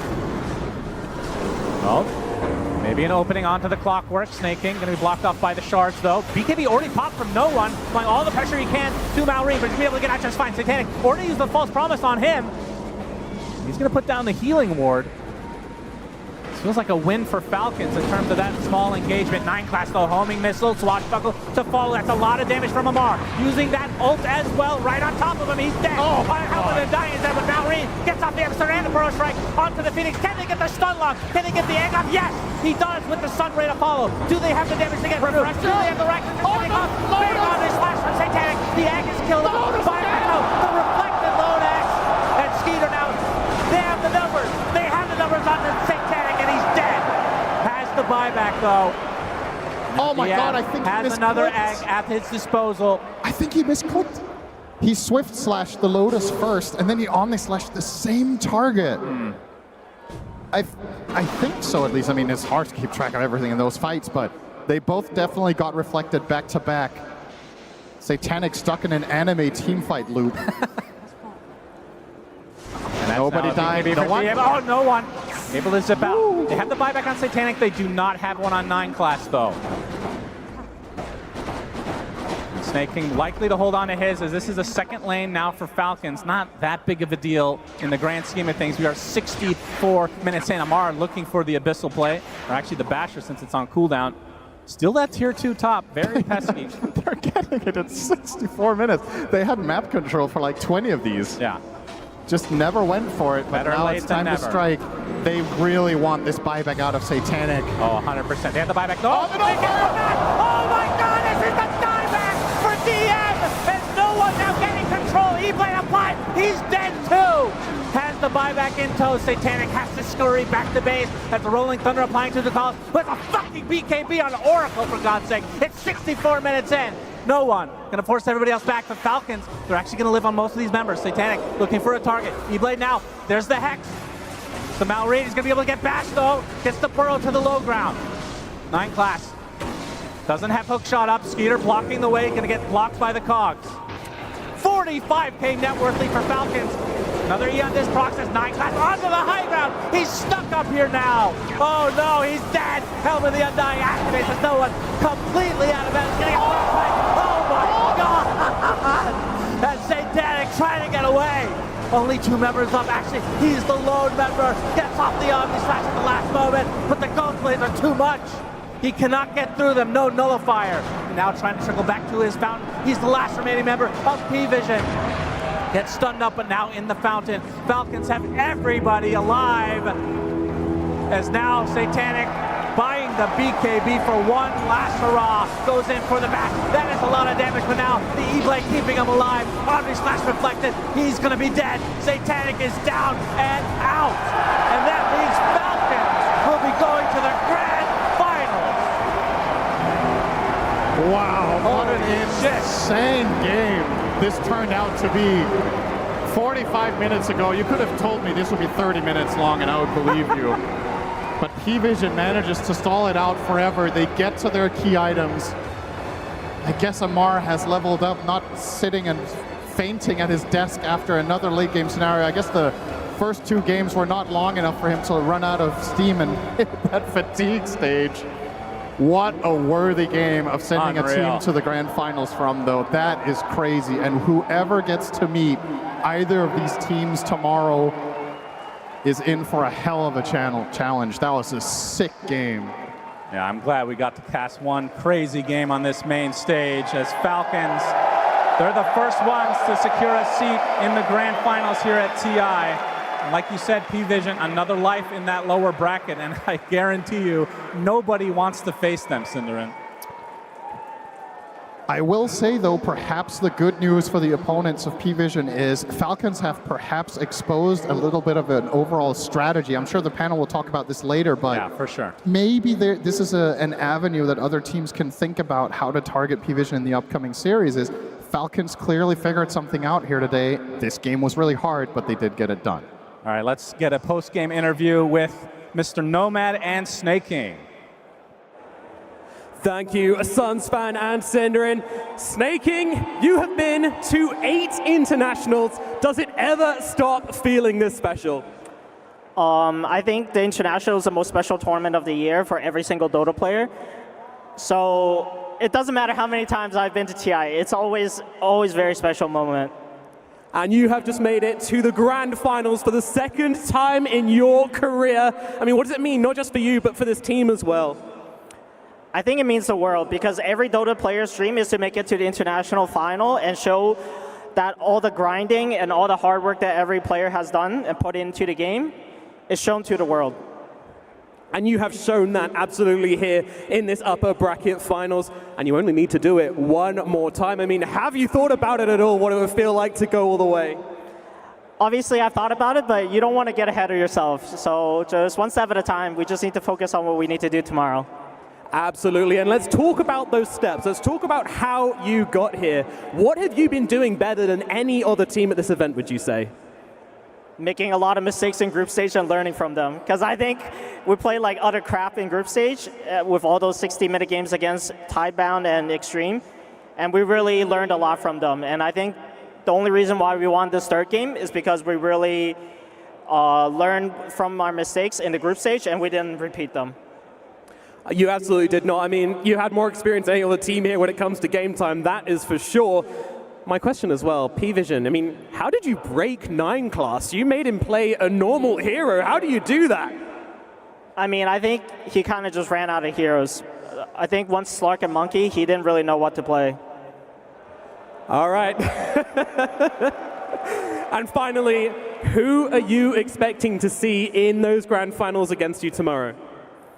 I think it'll be Pari again. I think they're the most strong team outside of us, obviously.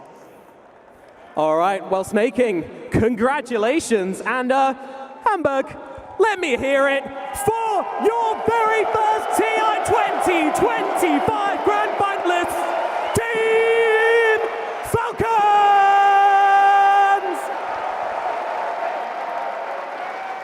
Congratulations are in order indeed. Falcons, your first team in that grand finals. And with that, of course, it also means that we still have 2 players in the running to be in that 2-time TI champion. And 3 times, if you count Coach AUY, who has already won as a player and a coach, and potentially twice as a coach. Depends on who they're facing, though. At first, let us break this game down, because this was a long one, and we thought it might be a long one, Tigov. It was maybe a little bit different than we were expecting, because it was not very back and forth. It was mostly forth. I mean, it was just a beautiful game, right? Because P-Vision, they had their backs against the wall, they were stuck in their base, and then you have this epic moment where Satanic's hitting like these epic swift slashes, omni slashes, and wrong person there. No one on the stones for hitting these hits. Like, it is the perfect recipe for a beautiful game 3. But Falcons, the itemization, the team fight, they're helping each other out. Like, we're looking at the end game. There's 3 E-Blades, 2 Ghost Scepters, 2 Lotus Orbs, not a single nullifier available for P-Vision. But just dragging out the game, kiting out the fights, you just couldn't ask for a better game 3. I'm still like very impressed with what P-Vision were able to do in this game, because they were down so much. At minute 20, I was like, all right, pack it up. In 8 minutes, we're gonna be on the panel talking about this game. But they were like, no, like they're so good at holding the map, playing these side lanes, trying to force Falcons back, and then making these clutch plays that we're talking about, where you're this far behind, but they know what they're playing for. But the problem is, it's Prime Falcons, their early game is good, they got the heroes they want, and all these games that Snaking talked about, it's so much experience on what you want to build in the late game, what's your itemization, what do you need to do. Like this team, so deserving of being in the Grand Finals. They really are. I mean, we heard it from Snaking. They leveled up from their group stage. They learned all these valuable lessons from their very long games. So they go into long games like this, and you see that discipline come out of them. Mostly towards the end of the game, it was just about kiting those Omni Slashes, waiting for those Lotuses. You know, those Outworld staffs really came in clutch at some point, but they didn't falter when it looked like P-Vision hit this really strong timing. They got that pick-off on Phoenix when he dove in with no buyback, instant Abyssal Blade, and they sealed the deal there. And when they took the Aegis, right, for Skidder to die, and when no one died, Skidder didn't like rush buyback, they didn't panic over this Roshan.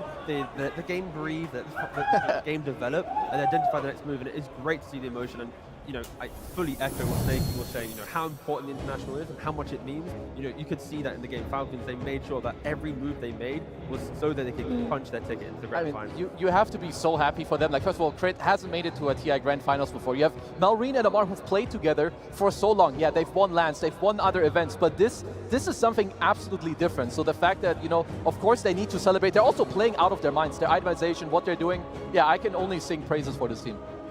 Yeah, Malrine in particular really stepped up these last two games. That game in his Pango was excellent. This one in his Sand King, he got his bread and butter. Their idea of camping mid with the Oracle and the Storm Spirit did not work out. He hit his timings and he was a menace on that map. You pair him up with Amar on his Pango, and they were like causing chaos in this mid game. It was so hard for P-Vision to take these fights. They were constantly on the hunt. Amar also playing on the edge so many times. He was just going in. It looked like he may die a couple of times in that mid game, but he got away, clutching the mid game again for them. Yeah, it helps that they also have this like double abyssal, so when you do enter this kind of like nail-biting part of the end game, between the two of them, top-level communication, they can just always lock down the Juggernaut or a Phoenix or any hero, delaying their entry to the fight. And again, I just wish I could just rewatch the end fight. It's like... They are always very special and very spectacular. I think the Lotus or Omni Slash with Gyro and the obviously Juggernaut Omni slashing each other, as in not, then it's just beautiful to watch. You want to have moments like these on the main stage. They don't always happen because I do think that there might be mistakes in mind because you don't want to Omni Slash a Lotus Orb target. Let that be a lesson. Now, you also don't want games to go that long. Why did it go this long? Because you said it might be over in 18 minutes, and it wasn't. Yeah, I think that P-Vision are just really good at like delaying the game, like in terms of they're like, okay, we're behind, and sure, like maybe this is happening, but we also need to like talk a little bit about like why did Falcons even have such a big lead in the start? And their lane swap is so genius. Putting Snap against Clock, first of all, Snap beats up the Clockwork, and you can free yourself out of cogs, but at the same time, Ench in the offlane, you're gonna help your Pango so much. This lane can't really kill you. You outrange an Oracle as well, so I just want to highlight here, like, such a big reason why they have this early game lead are these things. And not only that, if you want to pull waves, you would rather do it against an Ench with some random creep and, oh, cool, I'm slowing you, than this guy. Like, Crit goes for the cookie with the little shredder, and you just get this absolute free kill. And then later, it's not just those. Like, they just added up on what happened this game. They're up 3k gold. They've taken the enemy mid tower. They've taken the enemy safe lane tower. They've taken the enemy offlane tower. And now what? They park Snaking in the safe lane. Where do you go from here if you're P-Vision? That's why I feel it's even more impressive that they could hold on to this game as long as they did. Yeah, and to answer your question, Chiefs, about why it took so long for Falcons to close it out, it was satanic. I mean, that kid channeled so much resilience today. Him and Ducalis, they positioned themselves in the map such that he was always ready to tank smokes for him, ulti him if he ever got caught. They farmed the edges of the map for as long as they could, and Satanic really showed discipline with his Omni Slashes too. He didn't join any bad early game fights. He didn't Omni Slash when it looked potentially good. For example, near their triangle when Pango rolled in, he was like, nope, I'm out of here. And he waited for his opportunity until the very end where he got that really cool Omni Slash with the Vortex. Unfortunately, it just wasn't enough, but it was awesome to see. It was great to see. Obviously, on the other side, you got carried Gyrocopter by Skeeter, and I think T-Gov, he deserves some flowers too. Yeah, he does. He also has some good RNG on his tier 4 neutral item. We already mentioned it earlier because we're talking about itemization, but of course the outward stuff comes in clutch, and it's just the key thing. I think the way that Skeeter played this game was, exceptionally strong. He's kind of pushing his team forward, but without outward staff, all these Lotus Orbs and Ghost Scepters and E-Blades, we wouldn't have this game on our hands. What Effie's mentioning about Satanic, he was having one of the best games that you could ask for at a TI, top 3 position, looking for the grand finals. And of course, no nullifier and these little things, they hurt a lot. So unfortunately for P-Vision, not having their own items didn't really help their comeback potential. Yeah, the Outworld staff. I know you just glanced over it a little bit, and I know we talked about it a lot, or rather the commentary duo did. But why would you pick Juggernaut if that item is in the game? It's literally countering your ultimate. You're not playing for the tier 4 RNG of the... But there were 3. Statistically speaking, there will always be at least 1. Are you ready? They also killed the Gyrocopter 100-0 when he had it because they had the stuns, the teamfight, the execution. So they knew how to play into it. It was just... Makes it so difficult for yourself, though. It does, yeah. It's one of the downfalls of the hero. And it's also what Falcons abuse in the later stage of the game. They have the double Abyssal Blade that T-Gav mentioned. They have, a double Lotus Orb as well. You have multiple E-Blades to try and save the targets so they get Omni'd. And even then, Satanic did so much. I would say that to me, they still impressed me a lot because I could see that they're not crumbling under the pressure of a TI stage. Yeah, I don't want to criticize that pick at all because he did incredibly with it. It was his call, was what we heard from Asuni backstage. Satanic wanted to play the hero. He saw something in that, Gyro versus Juggernaut matchup.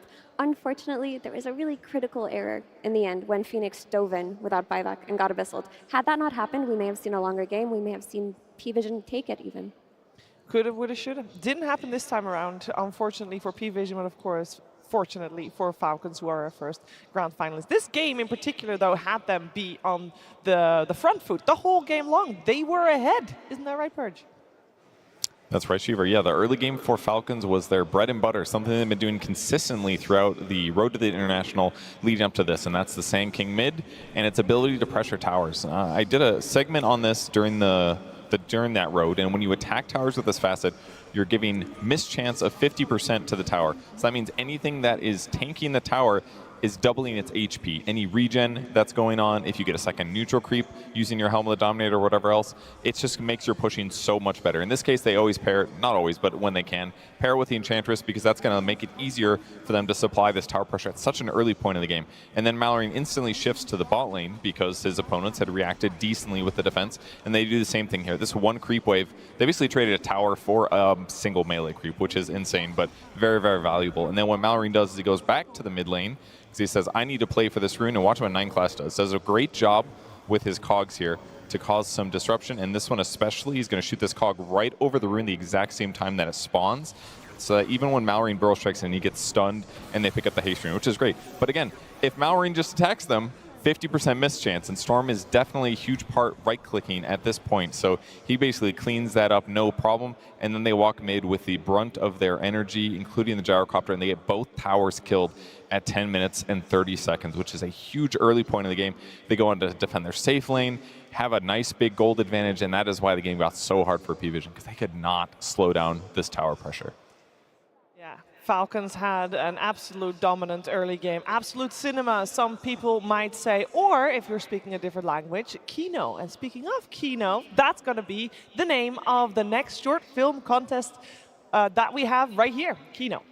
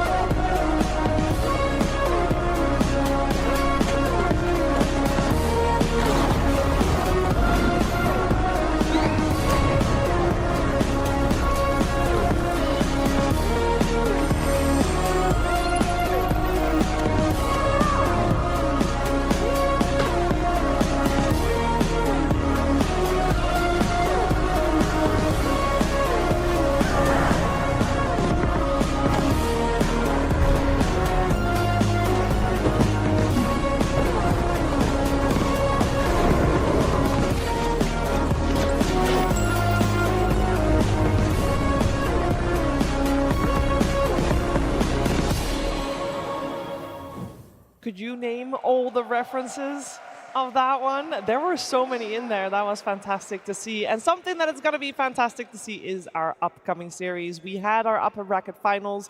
It was great. It's time to do the thing that's necessary. Eliminate one more team, because there's only space for 3 teams on the final day. We already got Falcons in those grand finals. We got P-Vision in the lower bracket finals. We can take a look at the bracket to see where we stand, because 2 more teams got to play today to see who has the honor on playing on Championship Sunday, Kezu.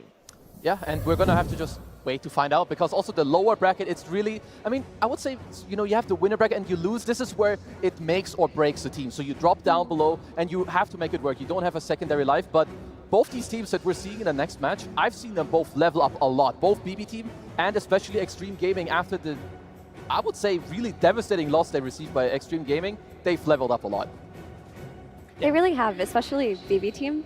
Like, they've just flipped the narrative on its head of how we perceive this team. Like, in the past, you look at this team as early game dominance, strong laners, aggressive hyper carry who's always owning. This entire game, this entire tournament, they've been like losing lanes, struggling, making big comebacks, and winning off of that. So they're on their TI anime journey right now. They really are. And with these top 4 teams that we have here in Germany, it does also mean we got a unique situation, T. Yeah, I did a little bit of a deep dive across the last 14 internationals that we had. You know, when you get to the top 4, you're like, we're at the international. What is the regional split, right? Looking at TI1, we had 4 different regions at the international. But then when you progress through the years, you know, TI2, TI3, TI4, TI5, China was so dominant. But look across the screen, you just don't see Eastern Europe anywhere dominating the top 4 until this TI. With both P-Vision and BB breaking into the top 4, it's the first time ever the region holds a majority at an international. Yeah, I feel like usually we have, like, you know, you have your team spirit at the top. Of course, they didn't make it this far. But BB team, they're always like in the contention. They kind of make it, but then it's like top 5, top 6, you know, they kind of fall short. But this time around, through the lower bracket, they're coming back, they're powering up, so could even see them go further. Yeah, we could definitely see them go further. Of course, Extreme Gaming is in the way of BB Team. But let's focus our attention on BB Team. And in particular, let's focus our attention on the mid laner, GPK, Kezu. Yeah, this guy has been, I don't know what he did or what happened to him, but this guy's performances are really incredible. Like the way and the things that he just does, he plays with such conviction, confidence, and with like the correct heroes too. So we should take a look at kind of his stats, his KDA, because this guy, I would say out of any other mid player that we have, I don't see this guy lose his lanes like ever. Like every time that we see him play, he just destroys. So these are the heroes that he plays, and we touched on it like the other days too, right? The spirits aren't as much in favor, but his Earthshaker and the all times where he does play the Void Spirit or the Puck or the DK, like this guy's stats and the heroes he can play, he can take over a game. He can play make, he can make it happen for his team. And I believe we also have a clip because I want to show that this guy just has the confidence. This is from today's game. You are down, like your aim is that the enemy team's Roshan. You just respawn, double step into the pit like a freak, and he steals the Aegis. This was just after Heroic bought back Yuma himself to kill them to now take the Aegis. The moment that GPK goes for this play and steals the Aegis, the game actually just ended. He's been playing out of his mind. Like, we talk about all of these comebacks that BB Team showed, but the core of these comebacks were GPK and Save. He has been so stable throughout this entire tournament, and without his top performances, BB Team would not have made it this far. Yeah, I mean, if at any point Pure fixes his laning phase, this team can level up even further. The fact that they're not all operating at 100% is scary. The fact they're top 4, based on Miro or Save or GPK, just dominating the, these mid portions of the game, it is just a scary prospect. At any minute, when they fully wake up, then they can make this, the true run to the finals. Yeah, and I will say, we heard earlier from Snaking on stage that they learned a lot by having a really long road in the group stage and playing all these long games. I feel like BB Team has kind of adopted their strategy because every single series they played right here on the main stage, it went to 3 games. Surely that would have helped them move further and adapt.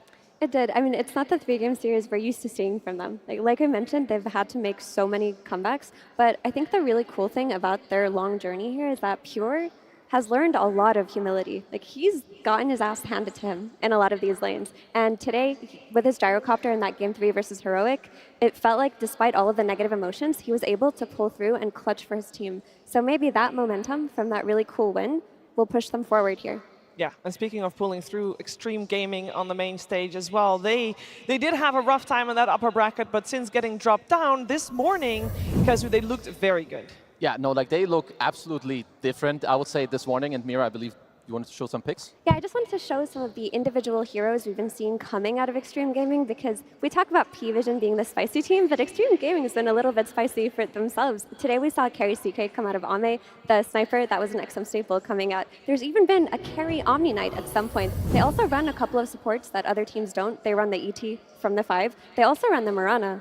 They ran it twice versus Beastmaster. So they do have a flavor that is unique to them that maybe BB team doesn't necessarily know how to play against. Yeah, I feel like the Omni Knight is kind of wild. I believe the Mirana was with like an SD, because their support duo, they play really well together, so I'm not too surprised that that's what we saw. But yeah, honestly, it's just really cool that every team, I believe T, you mentioned the other day, every team has their own style and their own heroes. Yeah, and that is definitely true for the two teams that will be taking the stage in just a second, because it is time to welcome in our first team. It's BB team.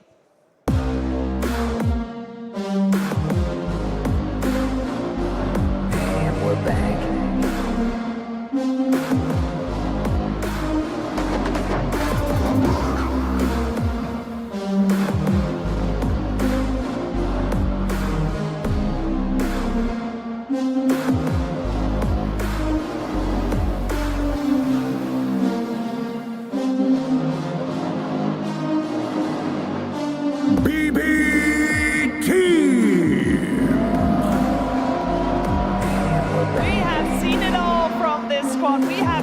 Struggle, we have seen them dominate and triumph. We have seen them go the distance on this very stage. Every single series here in Hamburg. Can they do it here again? Can they make it to a third game? Can they make it to we'll find out. Their opponents surely have something to say about that. It is none other than Extreme Gaming. And we're back.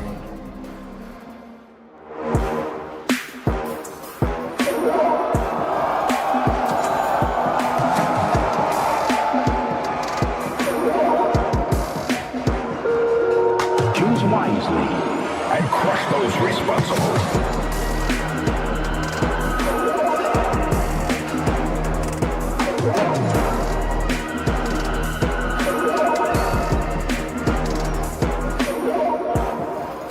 Extreme Gaming!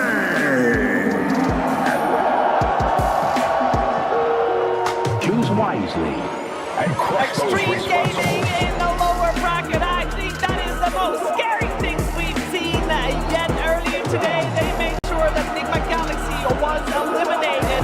Can they continue their lower bracket run to reach the grand finals? But so many people were expecting them to be in already. We are about to find out, because previous time, Extreme Gaming faced a team from Eastern Europe and P-Vision. They got O2'd, and it looked rough, Kezu. No, it looked real bad, I'm not going to lie. But since then, of course, some time has passed, and I heard that they thought, some of the item builds weren't as good. They got a little bit exploited when it comes to the map play. So this is absolutely a team that I can see, they take a beating, and they level it up. You have Zhao as your coach. You have very experienced players. If anyone can do it, it has got to be them as well. Yeah, even in that second game versus P-Vision, where they lost, they made really big adaptations in that game too from that game 1. So they were already halfway there on that path of dealing with this meta of map play, of split push, of these Helm of Dominator creeps. And I think Zhao cooked some stuff up from yesterday to today. I mean, we already saw the CK come out today. We already saw the mid sniper. It depends on how Zhao wants to approach this draft. Like, does he want to look at the tempo coming from GPK on the mid lane or Mira on the off lane? Depending on which one they navigate, like could try and deal with in the draft, maybe some bans. I think that's when they have a game on their hand, right? Like realistically, is BB as quick as a team as, let's say, P-Vision, right? I don't think they are. So I think the game should last a lot longer. We should see the real depths of both teams kind of shine. Now, looking forward to seeing that. And if we're talking about the depths of both teams, one thing that is not really deep for both teams is the Mars. It's quite on the surface, actually, Tigo. Yeah, of course. Coming into this TI, we do have some incredible specialists on the Mars. I did look at these stats this morning, so I don't actually know if it includes the XSS game he played, but that alone, we do have one of the best Mars players in the world, right, XSS. And I love the fact that throughout TI, both of Amar and XSS have played different styles of the hero as well. Like some are playing for more, BKB, refresher, utility, going to the front line. Some are playing for other types of utility with Lotus. Like it's really different types of Mars, but it is a privilege that we do have two of the best Mars players still in the tournament, and I honestly hope to see Mars here with XSS, because again, that game earlier, I don't think I got the clip for it, but it was just iconic. So good, some of these arenas. I mean, this guy's Mars has been like famous for years. Like ever since he started playing, his itemization, like you're talking about, he has like really clutch Lotus Orb, Lincoln Spheres, his spell usage. They're just very, very stable. Like this is an incredibly stable team. So I feel like they've got a pretty good shot in this series. And Extreme Gaming are very team fight heavy as well. Unlike other teams in this tournament, they haven't really been winning by, split pushing and Helm of the Dominator. They've been winning by making it to late game, winning off of Amezbach, getting these clutch team fights. But what you just described there with team fight teams need time to get online, right? It's why pace hurts them a lot. So I think if BB wants to be competitive, they need to identify the scaling required and find new ways to play out the early game. Of course, we can entertain Miru playing the likes of Lycan, but he's probably not going to get his hands on this hero. Yeah, I'm sure both teams have had a lot of fights. You can easily read that too in the KDA records, Kazu, that we have, I believe. Yeah, absolutely. We've talked about GPK before, and I mean, if you're a mid player, this is the guy you're looking at. Because this guy, he's on this, like, his KDA is kind of out of this world. Like, you look at the other guys, Yuba, Rip, not here anymore, but his KDA is out of this world too. But GPK, I feel like he's really the one that has held his team together in, like, the toughest games. Sometimes, and a lot of the times too, you have Save and Meru who, like, join in. But GPK, to me, he has been the standout player. So if BB team fans out there want to see them do well, they've got to put their eyes on GPK and hope that he can perform like he did in the other games. And the fact that we see, obviously GPK is there, but XXS as well, two different roles. Does that teach us anything about the playstyle both of these teams have and maybe which player they give a little bit more priority in terms of how they play and maybe which heroes they get in the draft?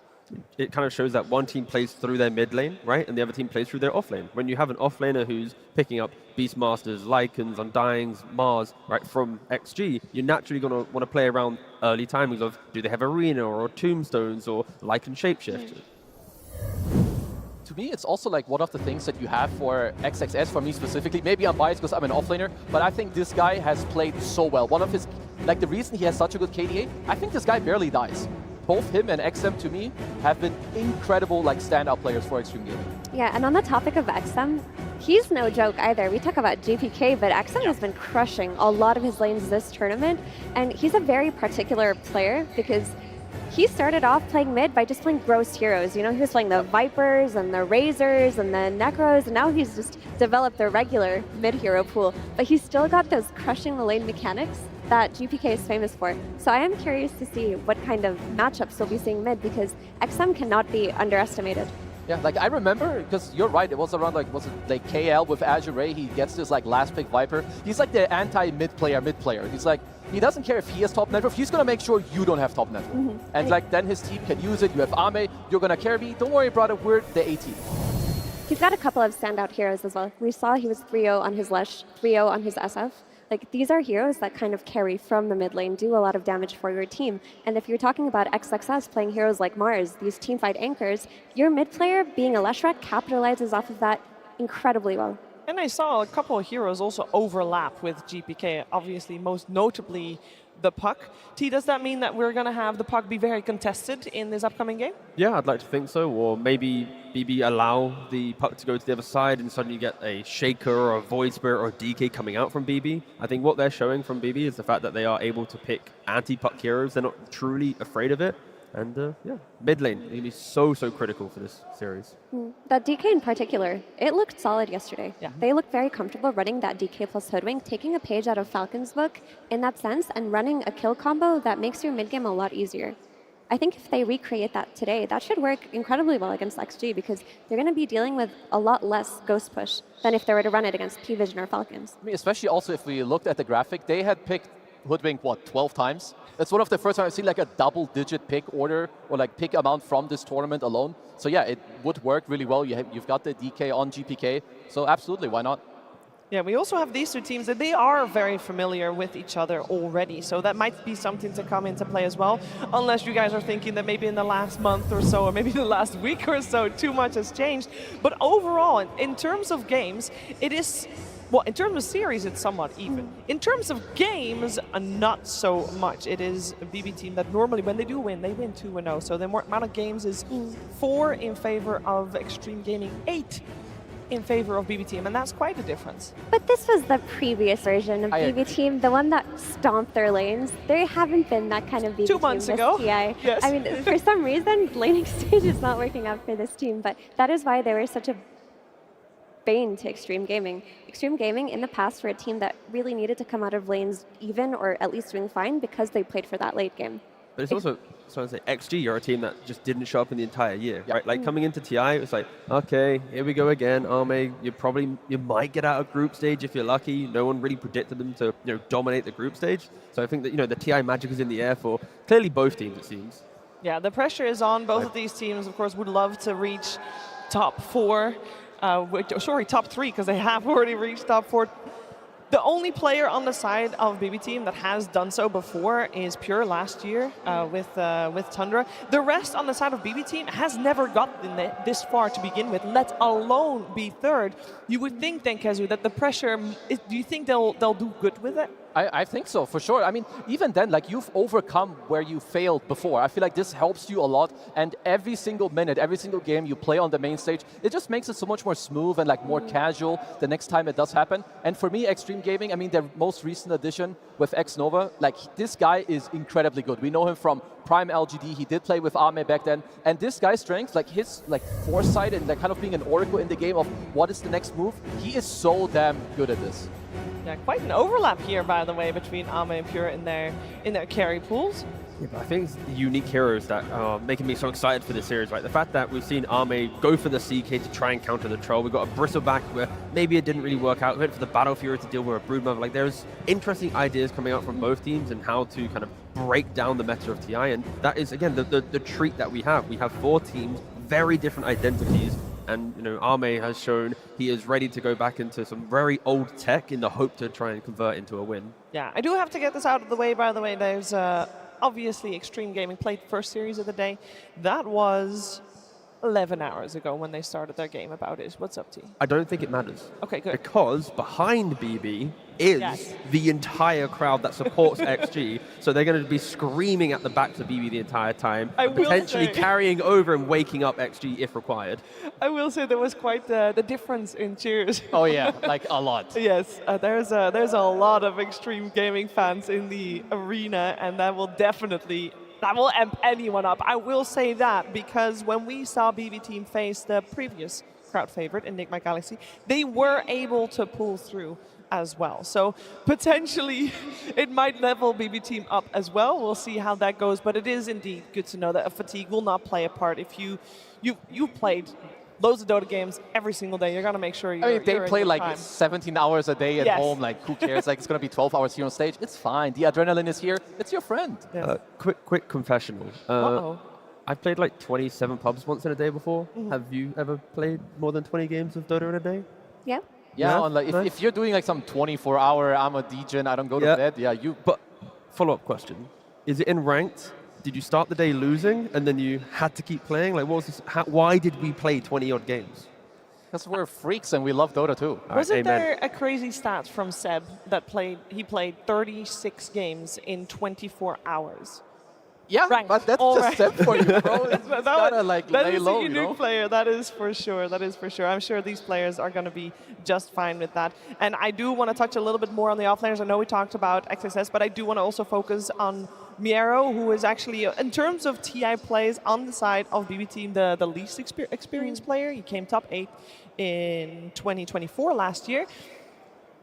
I feel like he has stepped it up, Kezu. No, absolutely. I think this guy is also like, maybe even like the best form that he's ever been in, because he had a phase where he tapered off a little bit, but now he's coming back. And I would say they're both in a similar boat where they don't get the most resources from their team, but they still make it happen in like nearly every single time they do play. And we see here too, they have a lot of unique heroes to their name, Mira. Yeah, and a lot of these unique heroes that they have carried their teams to victory, right? Like we've seen Miro, when he gets his hands on the Lycan, for example, or XXS, the game changes entirely. But Miro, he's gone 3-0. Is it 3-1 now?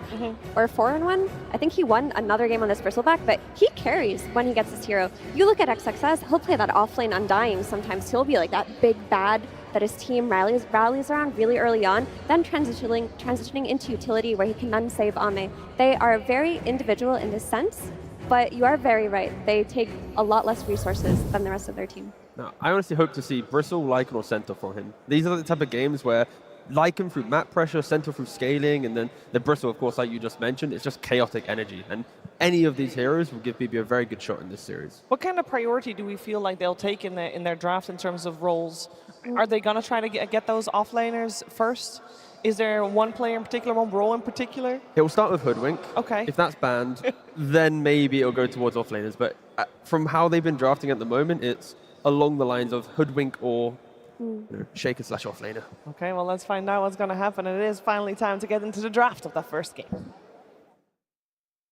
BB Team versus Extreme Gaming. Game 1. We've got Extreme Gaming on the Radiant side, BB Team on the Dire side. First pick to Extreme, and means overall last pick going the way of BB Team. We'll see how that will go. A couple of usual suspects already eliminated in the sense that the Lycan is there, the Naga's there. The Mars continues on from previous series as well. First phase ban, Beastmaster, Shadow Fiend. And I will say, I feel like, you know, we see that Marcy on the banning side of Extreme, and we basically have not seen Marcy over the last few series, I feel. It's been kind of ignored, but they're putting it back on the map. Yeah, we've not seen it too much. Same with the Shadow Fiend ban. I don't know if there's much more that I should be looking into, because sure, you only have one ban in the second phase. Generally speaking, SF is good against like offlaners that lack armor, you know, like your Bristlebacks, or if you really want to rely on Aegis. So I don't know if there's something that I missed the last couple of days in POBs, or if they're really just trying to protect something for later. Yeah, it feels like one of those type of bans where, like you mentioned, it's starting to set the foundation of if there's a Shadow Fiend and then they're flexing it, and maybe it's a carry and then they dominate the safe lane. They also want to secure the rest of their draft. Yeah, I think that what they wanted to do was make sure that XM doesn't get that mid hero that will counterpick those typical melee styles. You know, like the Earthshaker that just came out for Extreme Gaming. With XM, you can't take any risks. He's 3-0 on that hero right now. If you give him a lane for it, he will always pick it. Yeah, and we've got to see too, because we have seen the co-op response. So Extreme Gaming, of course, they do take that out because it is one of the better responses. So I also kind of want to see where BB Team do take it. They're not the most notorious Monkey King team, so maybe they'll just be like, sure, you farm, I'll pick something where I farm, so maybe they don't care as much about like the counter pick within the lane. Yeah, I just want to make sure for XG that they continue down this line of make sure Shaker isn't just fully rotated on, right? And I don't think BB will do it as well as other teams that we saw, at least in that previous series. But like you mentioned, seeing the quad ban, it's already, Shaker will be mid, you know what's going to be happening. It'll be Kaya, wave push, blink, rotations.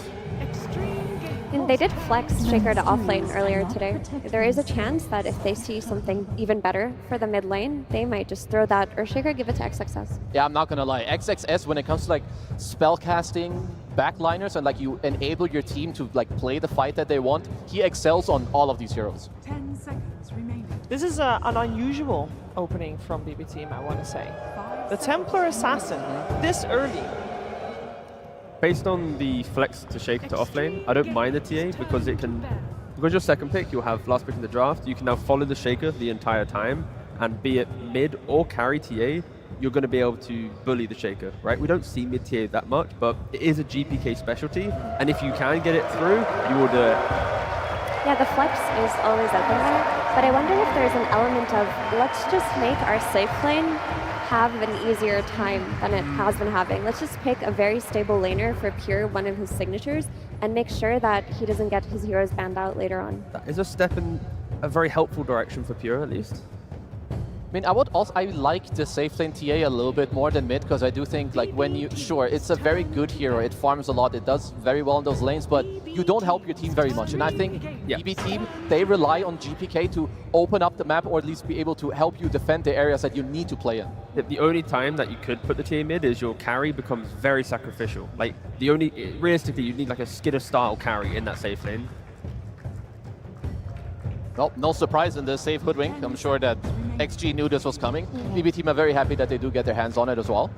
Now you just need your Hoodwink kill combos, right? You know, your Centaurs, your DKs from mid, anything that can set up to take advantage of this hero's early game impact. So for XG, we're most likely just looking at their double support, something that they've played a lot. So they'll go with the Bane. I wanted to mention that they play a lot of ET, which would have been available in this moment. But you get the Bane Snap, two heroes that honestly can do quite a lot on the map, whether it is set up to be your 1+1 or the follow-up damage into the Shaker, and two different saves.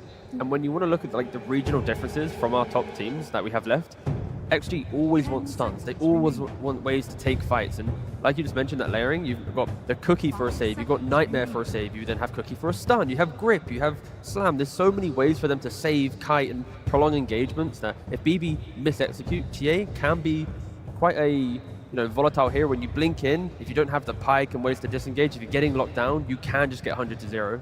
Yeah, BKB, of course. By including Vayne so early in your draft, you're making it an anti-carry draft as well. You're making sure that this TA that goes picked first does not go unpunished. I would say it's kind of a crazy silencer game, if that's something that BB team would want to look for. You're good against both the subs, you combo break Earthshaker. But then if you do want to put your TA safe lane, I would say it's fine, like it's pretty good. With the Storm too, I feel like the layering would go well, but otherwise if they want to go for comfort, I think the Katomi Disruptor and Naga, they both look so damn good, and there's nothing wrong with those on this stage either. I've loved watching Katomi play the Disruptor. Yeah. I feel like there's this kind of aura around him that if the game's difficult, he just tells his team, guys, no matter what, once I get to blink Acronyms, I will find that status stomp, I will find that time to have that turnaround potential. Are we surprised at all that they are no longer keeping the TA as a flex? No, not really. Like, it's two good lanes against Shaker no matter what. Storm mid v Shaker and TA safe lane like we already mentioned. I just want to say this is the first Storm Spirit game for GPK this tournament. It's one of his signature heroes. It's one of his most famous heroes over the years, but we haven't seen it yet this tournament. They took a page out of P-Vision's book a little bit from that first game that they had versus Falcons, where they put the Storm mid, they get the Oracle to secure the runes, and they just play around him. It's very clear here that BB team are wanting to play through GPK this game. Which is honestly very interesting. I do like the Oracle pick here. Uh-oh, we've got a, you've got AM against at least Oracle and Storm. Don't deal with this hero very well. I would say Hoodwink is like so-so. Yeah, TA can tempo, but, giving Ame your 18 pick in a game where you're setting him up pretty well, I'd be pretty happy if I'm XG. What are the big offlaners, though, to deal with the anti-mage, right? There's Night Stalker, there's Slardar, there's Axe, right? Blink Blade Mail, Happy Days. Night Stalker's already out. Yeah, yep. LC, Huskar if you're Falcons. That's true. We'll see. On the other side, we are, of course, looking for the bans that BB team will do, mostly also for XXS, assuming that the Shaker is going mid. Do you still want to place the Shaker mid with the Storm there? Or do you want to rotate him? You definitely can. I think there's not a real issue with doing it. I mean, the good thing is you have the choice. I'm trying to think. So you know that the TA is safe lane. I think a different hero would pressure the TA more. I think for XG, Shaker goes mid, find the offlaner, right? Create tempo, like you're saying, pressure that TA. Shaker will go 50-50 with Storm. It's whatever, right? Storm will hit some creep, you play for Rune, life goes on. But I think if you shut down the TA, if you bring life, and also it's an independent offlaner around minute 4-5, if things are to be tri-laning into Angemade, to take some fight there, you can free up your support. So I think a sturdy offlaner is critical for XG. I'm kind of trying to think of what that would be, because a lot of the heroes that I could think about that kind of like own TA quite hard in lane, or heroes I would like, they don't like Oracle too much. Like some, Darkseer would be kind of cool, you get a lot of auras, it's cool stuff for you, but Oracle makes that a lot harder. They do so long to ban out the Leshrac. I wonder if they could do something like take away one of the anti-mage counters by picking it themselves, because they get the pick out of the ban phase, right? Like a Slardar? Yeah, so instead of banning Slardar, you take Slardar. That could be something. If they feel like that there's 3 heroes in total that really ruin you, and if you take those out, you secure his game, that's an option. I'm going to go for a hero suggestion, but please tell me if you don't like it. Don't just hype me up. Will do. Brewmaster XG. Chill off lane, you can be relatively independent, you just send in the clones, you kind of delay the game, you're anti-early game skirmish, you buy time. We don't see it too much, but with the Shaker, the Brew, so much team fight control, Ame will be the shining star of the draft eventually. It is. It's like an OG counter into Oracle, because you find the backline, you can lift up the hero. You have like the overall rotation, and like you can collapse on the TA, which is kind of nice. I would not be opposed to that. Maybe it doesn't give you like a super cool lockdown into Storm, but maybe they don't really care, because you've got the AM to cover that anyway later on in the game. What if it's just an offlane Shaker, and they just want to pick some XM Sniper or something ridiculous? Sure, he's playing against Storm, but Sniper does beat up Storm in lane, even though he gets jumped later. Or Death Prophet. Oh, yeah, this guy is nasty. Yeah, that's a great pick. It gives so much forward-thinking attitude, right? Like, if it is DP to be versus Storm Spirit, Storm can never rotate. You hit Exorcism, you're going for that tower. Hoodwink and Oracle, when they rotate towards that mid lane as well, it's not going to feel that good into the Exorcism. The silence is going to be incredibly valued too. Yeah, Just being yeah. able to run into this Oracle, silence him, make it so that Storm is threatened early on, and just the ability to kick Templar Assassin out of that safe lane early on is going to do so much, because you take away this tower from the TA, suddenly Anti-Mage is there with his helm, taking all of the farm in that area. TA is not ready to rotate to the other side of the map yet. Yeah, I really, really love this pick. It just goes to show, like, there's a specific few players that will take completely different heroes. There's so few mid players that would even look or think about the Death Prophet here. Let's see BB team. Just a classic old chill Sand King. You know, you get your offlaner, you get your blink stun. I will say, after XG banned out those two heroes, they should be quite happy to see a Sand King. I don't mind the Sand King for the fact that Miro can go very quickly for Blink Dagger, and when XM's going towards Hands of Exorcism, if you do get that blow up, if you do get that 100 to 0, it kind of buys time for you to then smoke up, go find an Anti-Mage, get a kill. But it is, if you miss that spell, if you don't hit that 100 to 0, you're going to feel really bad into an Anti-Mage. It's like Anti-Mage for Sand King, also a pretty good lane for the Anti-Mage. Yeah, your lane is miserable Yeah. against Sand King here. Yeah. Like, you're putting him into a losing lane. You're basically saying that, okay, our supports are going to play with Storm Spirit. We know where the runes are spawning. Let's just throw a Sand King into the triangle and hope he catches up. That's kind of a tall ask to do this time around, because that triangle is going to be needed by the TA and not the Sand King if she gets her tower taken from her by the Death Prophet. You guys are kind of painting a pretty grim picture for BB team, not gonna lie. Zhao has drafted a beautiful draft. It looks great, it looks amazing, and I'm not going to try and hide the fact that I just love looking at their draft. But the thing with BB is, like, even if their drafts look weird or their laning looks weird, they always find these moments. So on paper, I don't see it happening. But fast forward 35 minutes, I'm like, of course, they do that, right? So yeah, I'm just going to wait and see. But draft-wise, I think, yeah, there's so many layers to XG's lineup. I mean, the advantage in my mind that BB team should have is potentially some of the lanes, like if GPK lanes goes well, first Aegis should be theirs with the TA, but I'm on board. I think that XG found a really good way to slow down what BB team want, so I feel like the director kind of cooked this game. I think GPK has a lot on his shoulders. He's got to really pop off with his signature Storm Spirit, because this draft was crafted around enabling the Storm Spirit. So if he can get off to a good start, crush these lanes, get these pickoffs, early timings before Anti-Mage is too strong, that would be their way in. But what's the solution if he can't leave his lane? Because the moment he does, the Death Prophet pushes his tower. Do you just give up the tower and hope you get a better trade? You can try to have someone else like pull the wave to delay it, or when XM makes this move into mid tower, just bring some heroes over. Like, be ready to make this move. T already mentioned Miro on the Sand King. Maybe he can be freed up. He can just TP mid if you overstep. You gotta do some things. Be creative. Yesterday against the Huskar, they didn't show me that. Just shut down the Death Prophet, and then maybe there's a game in play for BB. Okay. We're going to find out what's going to happen in the first game of this elimination best of 3. Before we see the game, though, we're going to head over to the stage where Tsunami is with Coach Bull. Thank you very much. Yes, I am joined by Bulk of the BB team. Again, good to see you, dude. What you been up to for the last 4.5 hours? Привет, Булк. Чем вы занимались последние, эдак 4 часа? Поели, отдохнули, посмотрели игры. So, we ate some, we chilled some, we watched some Dota. That's it. What a coincidence. That's the same thing I've been doing as well, except now you've got another stressful game ahead of you.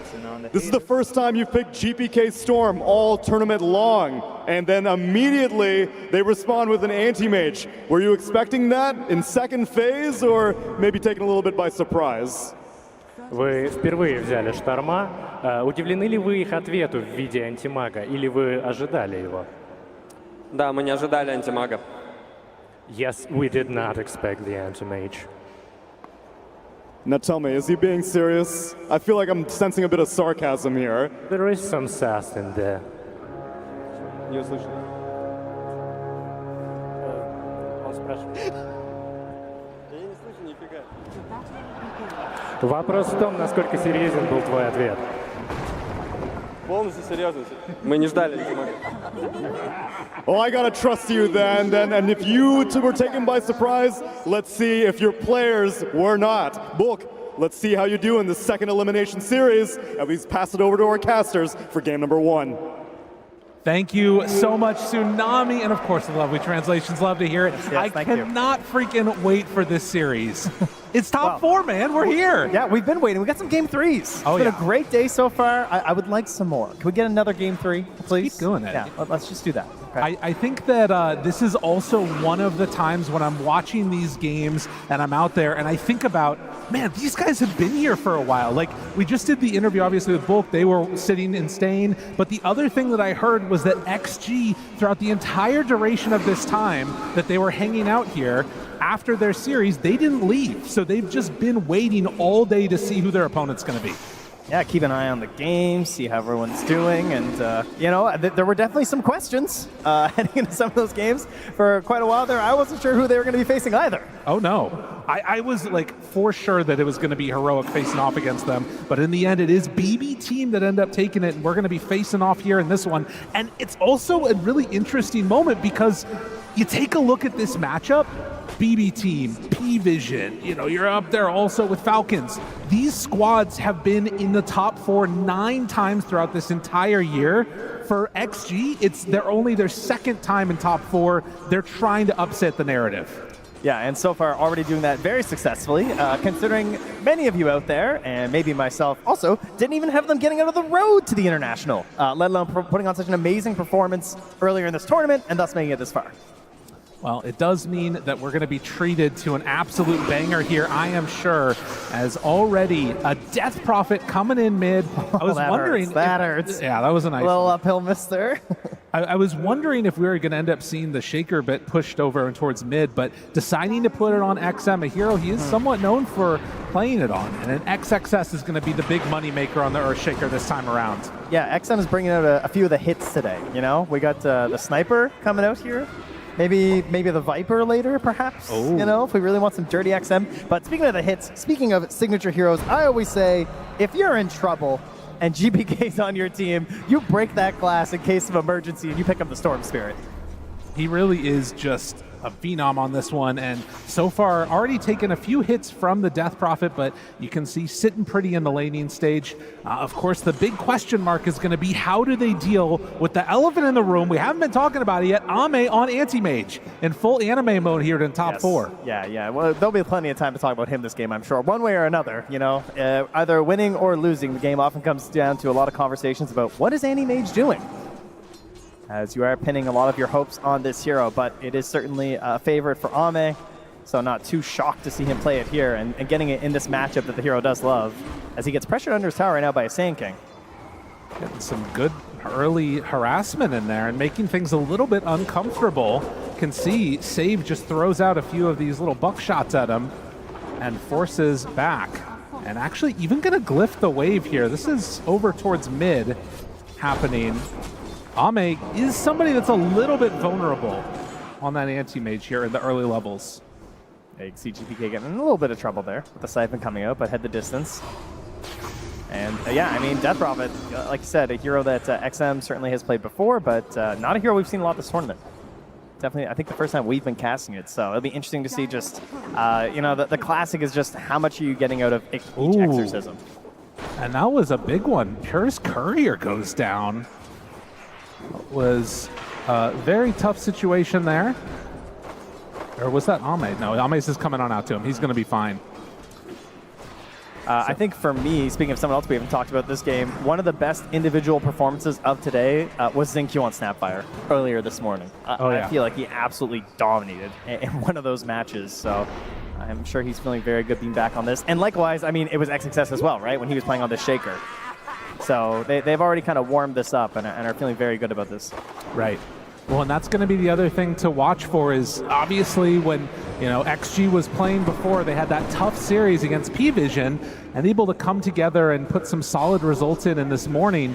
But BB Team, a very different type of opponent to be playing up against, and want to see if they can sort of push this to the more late game scenarios. Obviously going to have really strong team fight around this Sand King too if Miero can get off to a hot start. And already you can see across the lanes, they're eking out just a little bit of an advantage.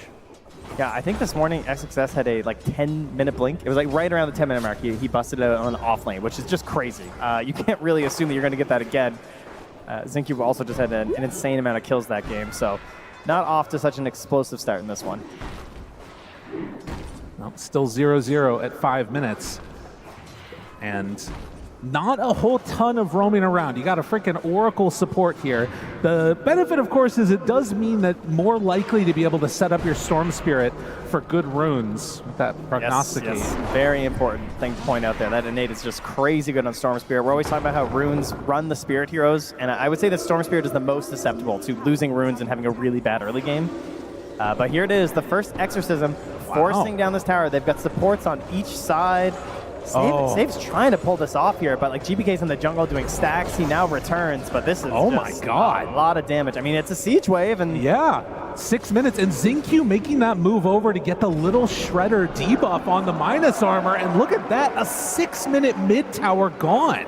Really, the only good news is that it was a shield room that they couldn't contest during the Exorcism, so GBK can take a slight Pyrrhic victory in that at the very least.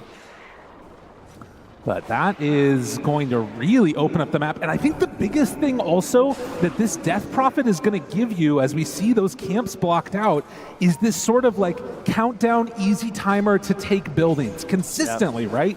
Every single time that ulti's up, going to be trying to make some moves with it. Yeah, and one of the more important things too, as you heard the panel mention, was this idea of the Sand King relying on stacks this game. Already you can see not having an incredible lane, obviously, versus the Anti-Mage. It's hard to really bully a whole lot. Like, you're doing okay, but you know, you're not this dominating Sand King. You're hoping to get these stacks there. You might contest with the Exorcisms. Does have boots on Xingqiu and making his way over. Is he going to be able to get there in time? Oh, just barely. And Katomi going to be shut down from that one as he will be eventually brought down. There it is. First blood drawn by XXS. Oh man, if that body block had have worked, that would have been awesome. Oh yeah. Not quite able to do it there. Dude, this crowd right now chomping at the bit to just get going. Honestly, I feel like they are prepared for this game to go wild in a few. They're very organized. They have tools over there already, as you were mentioning. I know, I saw that. Yeah. It's like a little brass plate they were hitting. Getting the chanting organized here. Well, there is no agreement this time for 0 helms or anything, obviously, as it is finished up here for Ame, our go-to build on this Anti-Mage this tournament. As has happened time and again, and XM does not get the benefit of knowing where the rune is, so Storm bottles up the haste in XM, realizing it's going to be gone, but does have ulti ready. I want to see what XM decides to do with this. Is he going to play for a more farming-oriented gameplay, or is he going to try and sort of bully down these lanes? I mean, it would be nice to just move towards your Shaker, I would think, you know? Try and take that top tower, make things a little bit more difficult up there for Pure. On the other hand, you could just say, hey, the lanes are going well. You're already just kind of chilling on the wave right now as XXS. Could wait to respond instead and just keep controlling mid. But the Ghost is starting to meander a little bit towards the north. GPK. X-Nova's coming through the Twin Gate. All right, we got a plan forming here, perhaps. But this is the other thing that you do have to be concerned about. A haste rune with the Storm Spirit could turn stuff south pretty quickly. And X-Nova... XM actually just goes straight back. He's like, there's waves coming in. That's not full commit, and X-Nova just goes right back through the gate. I mean, they have this trap on there, which is really nice, of course, to keep an eye on these support rotations. Burrow strike the helm, tries to do some damage. Nice. Was not able to get there in time to take over another one, so the gold is handed over. And while this is happening, while the Ancients were blocked, GPK was able to take out 2 triple stacks over in the jungle. So he is building up his own net worth to try and contend right now with that Death Prophet. Yeah, unfortunately, though, you know, trying to get your Galvanized going, those do come from kills alongside levels, and not able to get one with the haste rune is a little painful. Nero is calling for a defense here. And thinking about it, this is a dangerous move to make with level 6 there. The cookie they got Oracle gets the stun, but it is going to be Bane in trouble. Now the turn on to Nero, but the save is there. Oh, False Promise doing some work, but XM does have the ulti ready and just has to TP out with 1. Now Ame going to chase down Katomi, find that finish, and will move immediately into the tower. Yeah, not what they're really hoping for. You don't get a good initiation there. You get the save from the Oracle, very nicely done, at least to get Miro out, but there's no conversion there from GPK. They still get the tower knocked down, and now that's the mid-tier 1, the bottom tier 1 gone, and the classic Ame getting so much space. Yeah, and on a hero that will make good use of it as well. Only 1 point up right now in that counterspell and ready to start working his way through the bottom of the map farming. And this is what you want to see for XXS. Will manage to do a nice little chunk of damage there and does have his Blink Dagger now done. Man, this guy is crushing it on Shaker today. Actually ridiculous how fast he's getting these. All right, so at the very least, because he's farming up with the Echo Slam, of course, there's not going to be this like immediate movement. But when it's back up, I mean, you know, you got 4 points Aftershock. You're very happy to start making maneuvers across this map. And you've got to imagine Pure is the prime target. Or, I guess, ending GPK's life would also be great here to try and start working on these Galvanized charges, as he is going to get smoked up now by Save. Only has an Illusion Rune to work with this time. Scan does connect, though. Oh, but they know that Ame is here. You know? I guess if Miro's here, too. Okay. Gonna try and make something happen. Sees Miro. Now Ame realizes that the jig is up. Yeah, the spidey senses are tingling. Do you really get caught? No. Blinks away. Ame, never in doubt. Does he lose the other creep, though? He might just. XXS finishes off that camp and is going to head back home before getting ready for a smoke play, most likely. So, just about the 12-minute mark as we hear the crowd picking up again, trying to instill some hope. The team they're hoping is going to come away with the victory in this. Again, another rune secured thanks to Oracle's passive. Or innate, rather, I should say. And maybe looking for another go here onto Ame, but he is already backed away. Heading off to the other side, leaves his creep behind. I mean, they're just, this is what I love about Death Prophet. I always love this hero because it just gives you such clear direction for your team. Oh, yeah. Like, the enemy team knows what you're going to do, sure, but it's so powerful that they have to be ready at the exact moment. And they are not ready at all. Pure, in a world of hurt, will get saved for the moment with the false promise. And Katomi able to get there in time. Are they going to try and translate this into anything else, though? XM has Exorcism going, but having already used Kisses in the jump from XXS feels a little shaky. I mean, there is still Echo, you know? That's true. They have to really fully commit for this. And, okay, they are. Miro's coming through. He has his Blink Dagger. This could be a mistake from XG if they try and force this. Well, they saw for a second there, actually, onto Miro. And so the one left behind is going to be X-Nova. Save picking up that kill. But everybody forced to the side of the map. And look who's down bottom. Yet again, Ame farming away on the anti-mage. Happy as a clam. I think that was a good call from XG. Just cut your losses. Just get it there in that moment. You try and force that just because you popped Exorcism, and that's one of the easy mistakes you can make when you're running a Death Prophet lineup. Just accept that they were ready, right? They had the TP in there. They got the Oracle save. It was a nice play. Give them their opportunity there and just go back to farming elsewhere until the next Exorcism's up.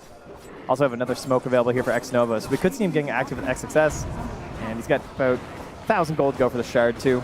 And the next big power spike there on that Shaker, and also a massive farming item as Pierre's just able to start whittling down this tower as Kataomi will stack some Ancients for him and just defend his presence here. I mean, this tells you everything. Ame right now is under a ward, just farming, and there is no interest from anybody, a BB team, to go on in and try and contest this. Yeah, they're going to try and play their own game, right? They're going to hit their own very specific timing with these TA items into the Roche Pit, into the Tormentor. Oh, Ame! All right. That was pretty sweet. That was good. I like that. Oh, and as well. So, you know, they are able to pick up a kill there. Save going to grab that one. So X-Nova brought down again, just like before, in the top side of the map. And XG not wanting to try and really put the pressure onto that top tier 1 tower. Content just continuing to farm. And you're working your way towards that Aghanim Scepter on the Death Prophet while still searching for a Battle Fury on AM. They're scanning. They know he's around here. Of course, it could also just be the creep hero. Blinks back. He's away. Oh, save not connecting there. And, of course, immediately unsummoning it by grabbing himself the Dark Troll Summoner for Ame. I mean, this is the other thing, is that, like, even any of these little plays that you make for BB, it's very possible that you just like use up your mana pool if you pressure too far on Storm and then just explode on a mana void. This ward here. Yeah, this From could make a big save. difference. That sentry is going to catch if they check that high ground there. They do see that one. Do they see the high ground, though? It doesn't look like they're going to drop down any vision. I imagine a courier is probably coming. Ame, do they want to try and go onto him? Boom, forward, burrow strike, bushwhack, is it enough? Yes!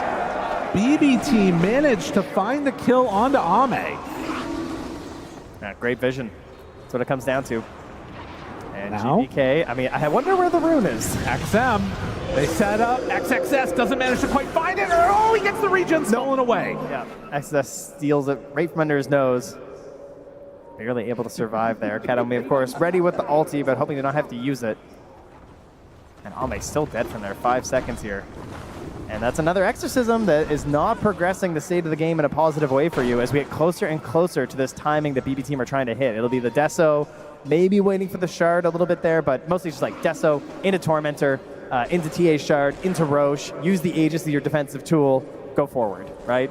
Yeah, talk about Death Prophet giving you direction in terms of being kind of a laid out plan for how the team's going to play. You can argue that a TA lineup is very similar in that regard. And they're just living down here. This BB team lineup have full vision in this area. X-Nova is going to throw his body at him, spot save, and they just back away. I mean, this is really, really good positioning and just being a bully on the map, making things uncomfortable. Yeah, this ward's been really bad for them. They're going to find it now, though. And yeah, X-Nova was like, dude, they got a ward here for sure. So he throws his courier up. Do not know if they'll find that other one that they placed down bottom, and I believe Save can go for the immediate D ward if they feel so inclined.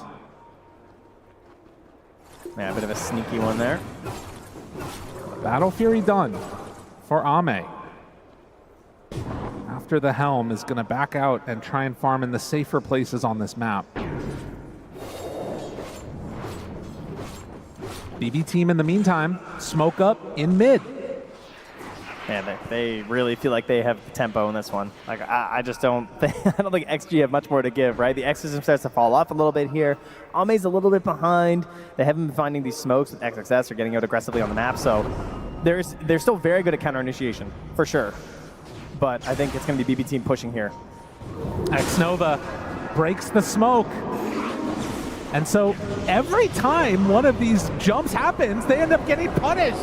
As they find Miero in trouble, just going to get gripped after the fact.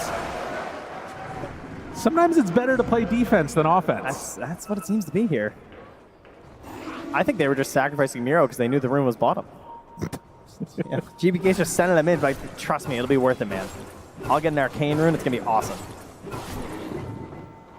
So how much is this like a scary AM game if he can hit his timings? Because obviously we know the TA timings of the Deso and everything else. What about Ame in this game? Oh yeah, he's going to show up eventually. If it happens, it's going to be great for XG. There's a reason they're going for the Anti-Mage, right?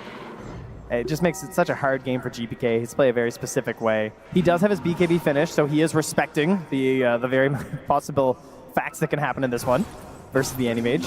He knows he kind of needs it. And he also knows his role, right? Sometimes a Storm, you got to carry a little bit. He's got a TA. Yeah. So she's got that mobility to jump in with you. You just need to make sure that you're getting the grabs and you're able to get multiple moves through the fight to give this good vision for the TA to perform the task that she's trying to do.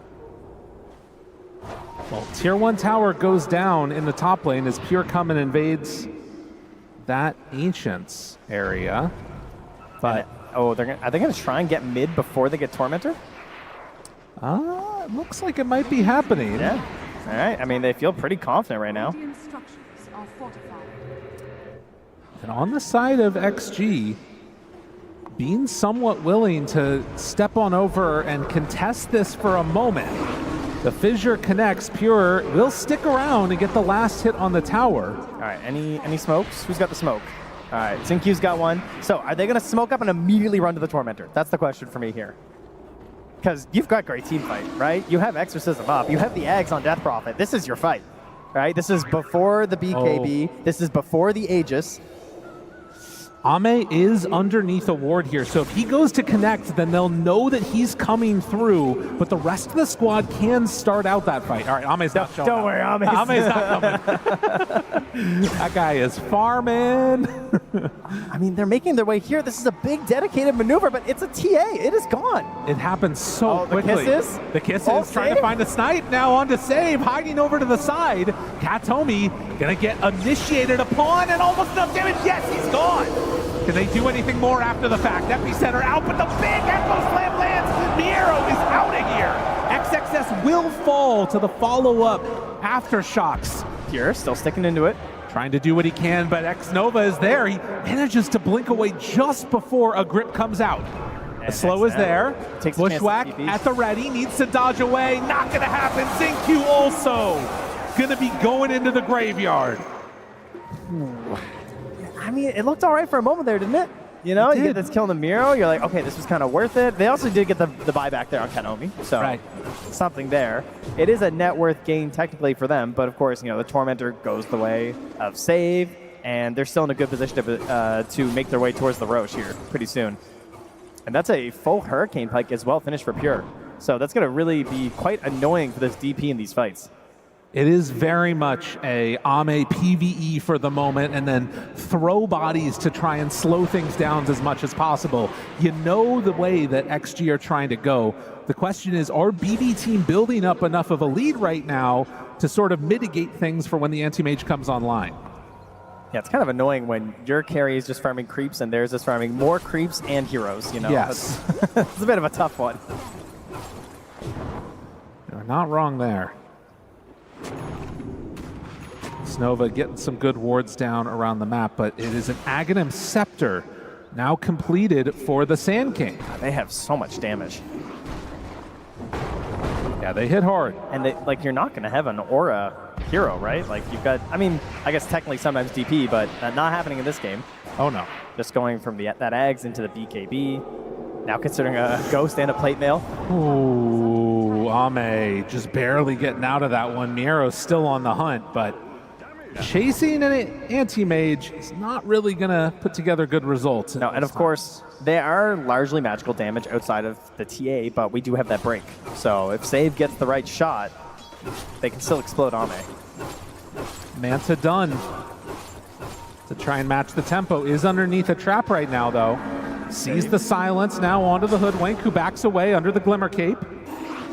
XXS scouting things out. Pure is there. Fissure not going to connect. BKB out from GPK. X-Nova trying to stay alive. XM low HP. Pure now getting hit by the kisses. And Ame right on top of him with the save at the last second. Will it be enough though with the Echo Slam to combo it out? They use so much damage and Pure is able to survive through it.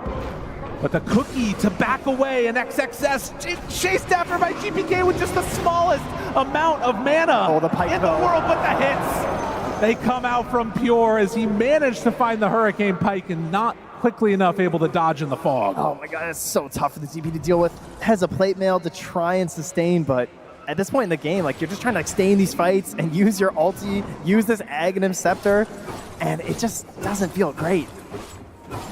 You saw right there at the end too, the Mana Void just not able to hit in time, as right on point was the Oracle there. Katomi, nicely played.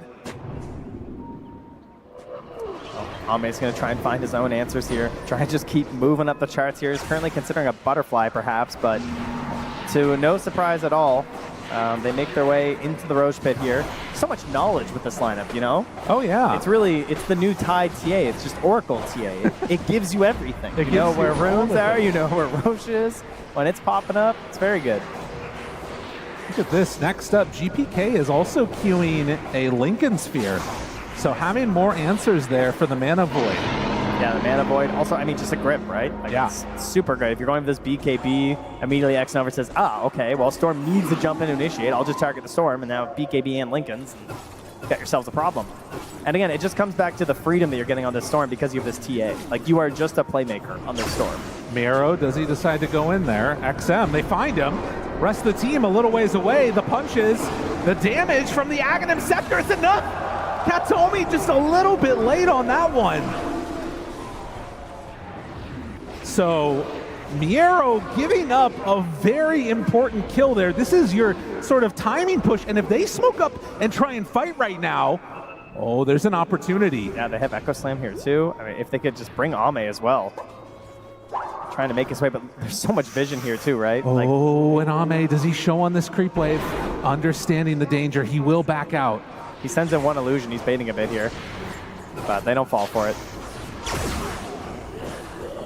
But that death on Miero, I mean, this could have very easily been tier 2 towers gone. It's tactical, you know, it's just him and Kataomi. They're the only ones dying. Right? Together, they are the 7 kills of XG. Everyone else is deathless. Bit of a tough one for the Sand King, who does still have that Blink Aghanim's done and is working towards that BKB. He's taunting. He's taking it in stride, you know? That's true. He's all right with it.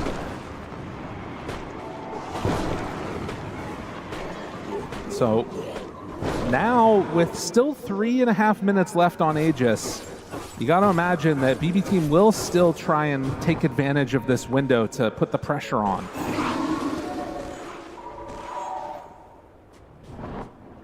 Success getting set up in the tier 2 tower on the top side. Just trying to delay things. I think this is their best chance at a fight because it's Ame right on top, Pure in trouble, but the save, the bushwhack is there, and he's in trouble. Ame with a nightmare save. Did they keep him alive? Almost. Yes, he's out of there. Unreal. It took every single thing to keep him alive, but they did it. Ame survives through that, and now an attempt at Pure. They're going to go in with Miero, but I don't know, this fight already feels a little bit lost unless they can salvage this burrow strike off the mark, and now Nightmare pulls him back in. The cookie is out. Oh no, Miero, not like this. The false promise is there, but he's already taking so much damage. They lose the Oracle. They're going to lose the Sand King, maybe? No, wait for now. Oh, he's trying to get out of there. Miero glimmer caped. Ame's still on the hunt. They hide off to the side and, well, see the Sandstorm fissure out. Miero in trouble and gone. An off sentry, the spot you try to flee to. He does notice it thanks to his own sentry that's down, but it's not going to help him now as he's certifiably dead. And what I was about to say, as they jumped in there, that was the best time to fight because he was just a couple hundred gold away from that Blink Dagger on Oracle. And if you have that Blink Dagger there, it breaks that whole initiation. Such a big moment in this game. You go from Aegis wanting to push tier 2 towers, Sand King dies mid, then you try and push top, they all die there too. Oh, and that's, I mean, it's such an important Aegis that it's supposed to be at least one tier 2, if not multiple, with that Aegis on this lineup. That is certainly the goal. But XG, they just spot a little weakness there, noticing that, you know, I don't think they're quite tight enough right now. I don't think they have the defense for this pure TA at the moment, and they just quickly jump on him. A great TP in from Ame to start that off. And working towards that butterfly. 28 minutes in, the Wisdoms are around. And for BB Team, I mean, you still have an incredibly farmed TA. She's top net worth by 3,000 over this anti-mage. You still have so much physical damage that, as we saw right before that, he can have trouble dealing with. But do you feel confident enough now to try and make some solid move? Look at this damage is nothing on the AM. That's probably going to change soon. Yeah, he's certainly hoping so. I mean, Ame is almost into the butterfly. It'll be a bit of a small window before the MKB appears, but if he's forced to go over this MKB first on Pure, that also means he's still not getting in towards a BKB. Right. Which, I mean, there is a lot of just random magic damage and control in these fights, so it's a pretty hazardous game to not have a BKB, but of course that's because he is an Oracle, so he's counting on Kataomi to make up for the fact that he does not want to buy this BKB. Kataomi going to be the one to watch for. And now with the Blink Dagger, like you mentioned, most fights, Pure is going to be able to be saved. Yeah, you got to turn into a bit of a tree and protector when you're an Oracle with the Blink, right? Just become one with the trees, okay? You got to know all your little nooks and crannies that hide the vision, where your opponents can't see you, and you're not going to get randomly fissured into Enchant Totem and Chain Stun into a kill or something. The one thing that is a little bit concerning, though, is that if you do manage to burn all of TA's mana, that's where you can run into some serious issues. That's true. She does rely on that for a lot of her shenanigans, doesn't she? So if Kataomi is a little bit late to get in there in time, could be an issue for Pure, but we will see. as XG still feeling comfortable, not really risking much in this game. They're farming out waves, shoving them out when they need to, and trying to take it to the late game. Yeah, I was concerned about the lack of auras that could be coming out here, but as we get later and later, you know, XM gets over that hill, can get into the Shiva's Guard. Great item on this hero, very helpful against everything that you've seen on the side of BB team. That'll be a very good helper, and then of course we start getting into this refresher shaker, which has just looked so nasty at the main event. It's been nuts. Well, and you can see now also XG at this 30-minute mark, they're going to head on up and try and find a Tormentor of their own. And at the moment, BB are not in the area to come and contest this. So this one should be a freebie. Although, I wonder if they feel a little bit scared of taking it, not seeing anybody. They're just going to go right at it. So Tormentor for X-Nova. Yeah, they scan around them just to see if they're safe and feeling all right.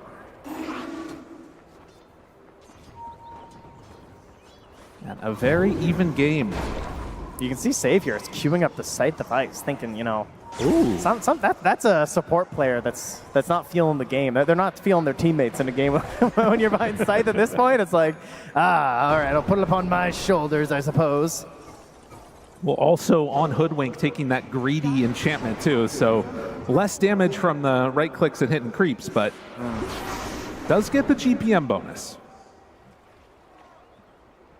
Gem done on Death Prophet. Trying to take away this vision from the traps and everything else, but XM still a little ways away from finishing that Ghost Scepter. They're pinging him out, looking to find XM. Drop the trap, back away, bushwhack there, hits but the dodge! And XM gets the BKB off. That was nice. X-Nova, well positioned. I mean, he saw it coming. Yeah. Unfortunate they had to use the BKB charge there for that. That's true. I mean, perhaps that could open something up for the Roche. I mean, I guess they know, right? So they're going to know if it opens up for the Roche. We don't. Again, that entire side of the map pretty well held by BB. Traps all over the place. They've got sentries down too. You can see invis heroes if they're passing by. Just a solid wall that's all over near that Roche pit. And it's actually only going to be a minute away, so they should get it on Radiant's side. Yeah, if they can just obviously take note of that, thanks to having TA. Again, the innate lets you know when Roche is going to spawn, so they want to just really control this bottom wave. Save's already on it. Keep the mid pushed out. They have Templar Assassin with the traps, which can be very helpful for this as well. Even if you don't have a Helm of the Dominator creep, there are other ways to push waves, it turns out. A few of them at the very least. Ame taking the more classic approach to the Helm of the Dominator, just as the wolf following him everywhere now. Is sort of near the Storm Spirit, while Katomi is going to back out after being spotted by the Bane. You know, 10 years ago, carry players just bought a Helm and all the creep did was stack Ancients. Remember that? Oh, yeah. That's all it did. It just sat in the Ancients stacked the whole time. They'd take the range creep. So now, as Roche is capable of respawning, XM was stepping over here and trying to make a little bit of a move, and they're going to smoke up as 4. Oh, clearly hacking here. They also know the Roche timer somehow. And the ping is for the TA. Do they want to jump? There are people right behind her.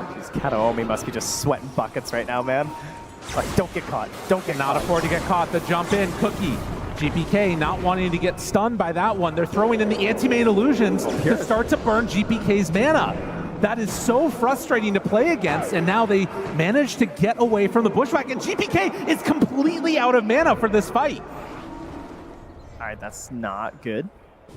Oh man, if they go in and try and do this right now, I mean, he does have bottle, so he can bottle back up for a little bit. It's not a lot, though. You know, it's not great. No. Roche is going to roar, let him know what's happening. It's an amplified damage rune. I mean, it's the rare time the GPK doesn't get the rune because it's Roche time, so they're trying to help Pure with this. Miro hunting, ready to jump. They see him there, but he doesn't decide to go. Could have made that move. They take out the ward, removing vision. Oh, this is so interesting because like, a split fight is quite bad for XG in some ways. Like when you have this enchant totem and the way the Death Rob wants to fight. Kisses going in. The Roche backs out, starts heading this direction. The Roche is low enough now, and it's going to start heading up to the north. BB team are in a weird spot for this. I wonder, could he have just exorcismed right now and stay mid? And just follow, follow walk Roche? the Roche?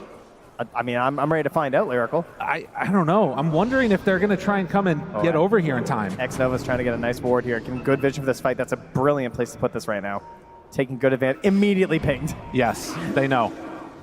Kataomi's on it. Kataomi knows exactly what's going on. Wait, no, he does find it? No, he sees it. Yeah, they get it. He does show for a moment, but there's nobody nearby. X-Nova caught. There it is. Fissure, the cookie to the far side. He's in trouble, dead. X-Nova does have buyback, uses it immediately. Success, thinking about jumping to the low ground. Miero, no more BKB, has to burrow strike to get away. Now, XM has used the exorcism. They're going to put pressure on BB team and say, come and fight us here. Roche starts to go down one way or another. This is going down. Our BB team going to be able to come and steal it away, though. The bushwhack out connects to the moment to jump in. It's there. It's on the ground. He gets it. Miero makes up for what happened earlier. Snatches that Aegis. XM stuck in the pit. They decide to jump on out. Does he have the save? Yes, he does. False promise. Ame caught. Pure trying to hit him. Jump in. GPK finds his man, but the cookie away again. And when all is said and done, all that happened was the buyback from X-Nova. The Aegis is gone. Okay, and we get ourselves a little bit of a Radiant bounty as they're the ones who get the kill, and we reset. All right, this is a sign. I feel like we're going late on this one. This is how it's happening. God, we have some massive items, though, for 37 minutes. Oh, yeah. Like, look at Pure. He's just a beast. The timing here. I mean, again, this vision plays down. Really good vision control this fight coming up from BB team. Oh, as back in the world of the living not so longer, Miero is gone. Kataomi able to make his escape. I mean, he's level 24 now on the anti-mage. Oh, he's dancing now. Watch out, everybody. Hamburg, it has been a long day, but I need to know, are y'all still up right now, ready for this game? Who here feels like XG is going to come away with the victory? Oh, it's getting louder. They're realizing you said XG. They're like, oh, those guys.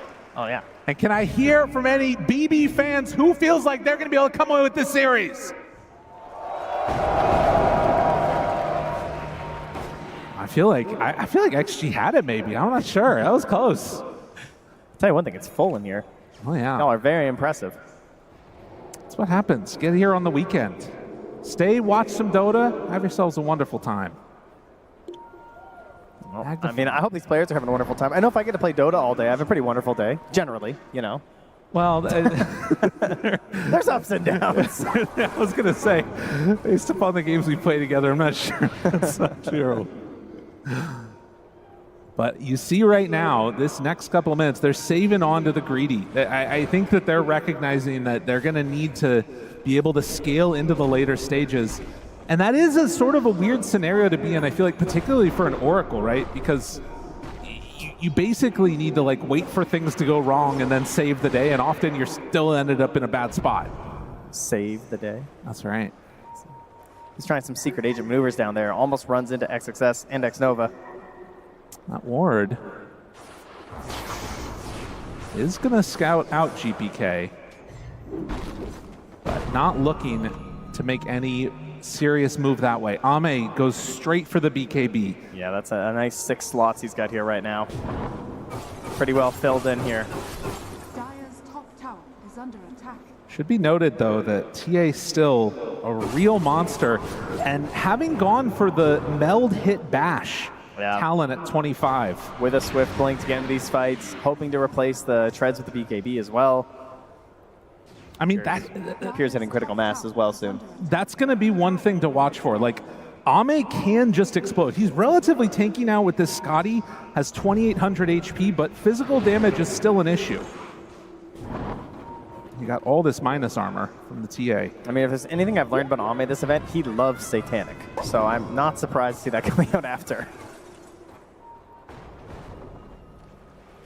So they're sending out wave after wave.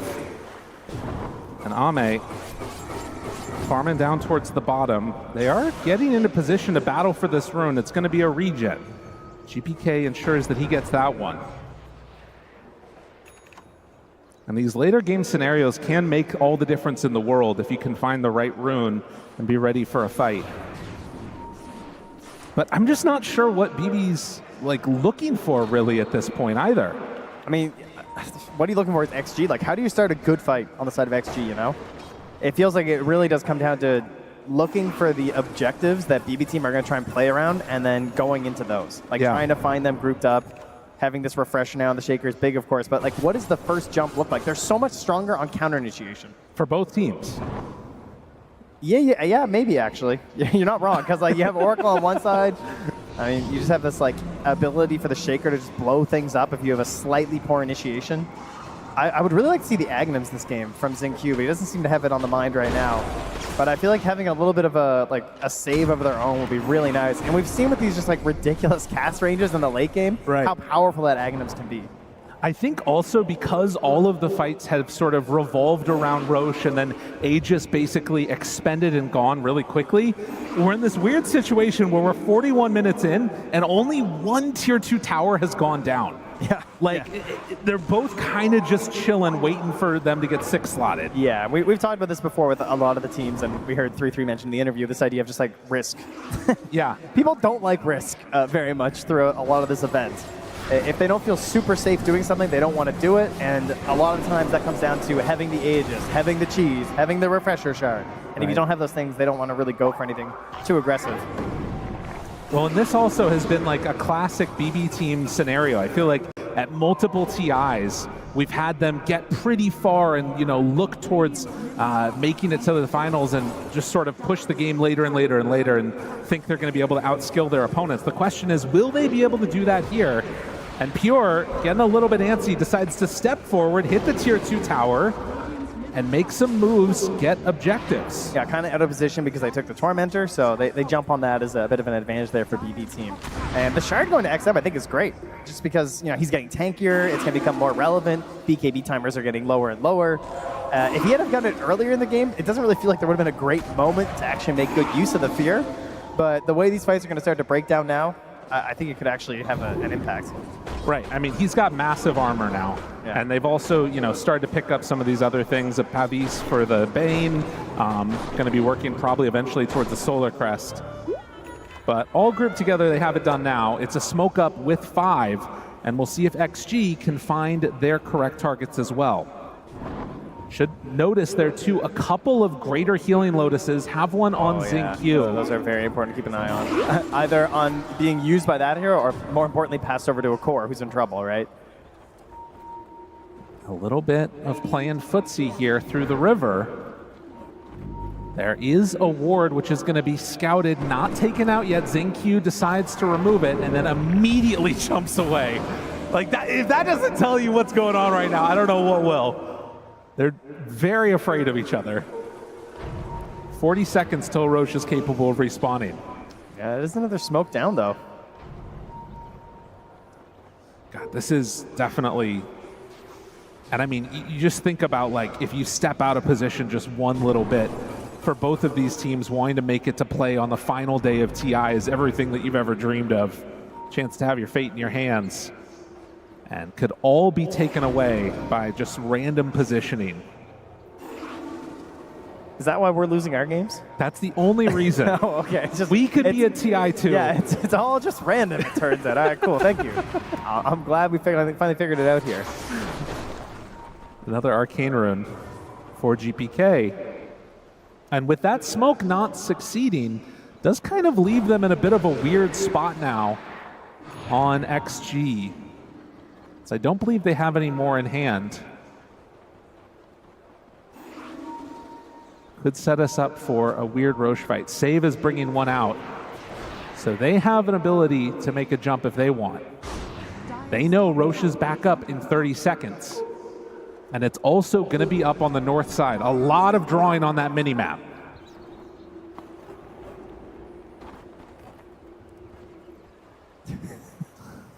They're waiting. Dota, baby. XM, he's on the low ground. Smoke breaks. They jump immediately onto XinQ. The other jump onto XM, but he's able to pop the BKB and immediately go in for the Spirit Siphon. Healing kisses out. It was double BKBs used. Oh, that was exciting. We all pressed a bunch of items. We better get out of here. And Roche appears in the top pit. GBK still nearby, still has half an arcane rune. There's no exorcism. There's no BKB on this Death Prophet. There's a refresher shirt sitting in the Roche pit. How brave do you feel on the side of BB team? How well can you defend Kataomi? How quick will he assemble the Aeon Disc if he's in trouble? These are the questions we must ask. And a Butterfly now done too for Pure means it's not even an easy jump and kill for Anti-Mage. Well, no MKB yet. He does have the Abyssal though. Oh yeah, good call. So that'll be interesting. And buyback status at this pivotal point in this game, you only have it on DP, Snapfire, and Hoodwink. Most of the rest of it is for gold. XM throwing out silences, not connecting onto anybody. Well, you know what? Save has got this Yules again. So he was lining up the Scythe for a long time, but he has the Yules on the Hoodwink. And this was something that was clutch in their earlier match versus Heroic. He saved the game. During that refresher black hole, he caught that Yules on the TA without the BKB and ensured that they were able to survive. 46 minutes. And I feel like that turning into a Wind Waker is a very likely thing that we might be seeing. You think? It's one of those games? Goes on. I mean, that's how it feels. I think you might be right, bud. No more smokes on either squad. And I think that, again, without a smoke, too, you're in a very strange position with this one. Snapfire also is going to be going for a full Holy Locket, which kind of has some cool synergies with the Healing Lotuses. Yeah. Oh, okay. Catch her up back. Save, just being a nuisance. Okay, not gonna... Yeah, he was completely alone right there. Yeah, he's fine. Abyssal Blade Anti-Mage, no fears. They see that the ward is up on the high ground. And while all this has been happening, Death Prophet's been managed to farm up a full AC. So it's going to be really hard to kill DP in these fights. I can't believe I'm saying this. I kind of wish there was a Helm, because there's so much space on the map for a Helm right now to be doing creep shenanigans. You know? Yeah. Yeah, Ame sold his. He's done. Yeah, he's got rid of his. Bottom lane is just at a stalemate down there. No one's able to make a push on it. We're all just playing top here. Is there no Helm in this game right now? No, he's not a single. Oh my goodness! Yeah. Can we get an applause, everybody? They're already going. No Helm in this game. 47 minutes.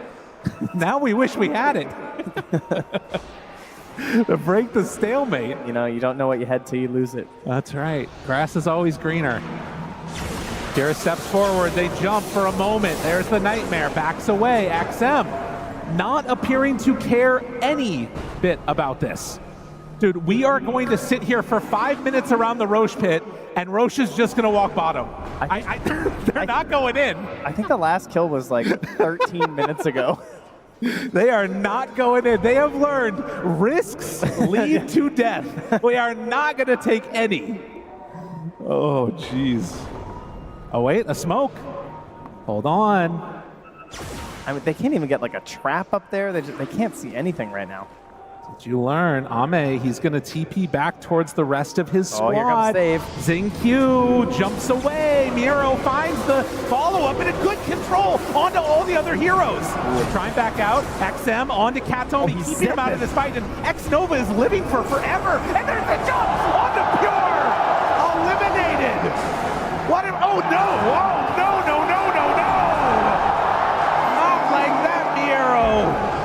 As the Sand King gets brought down, GPK low on mana, hoping to escape from here.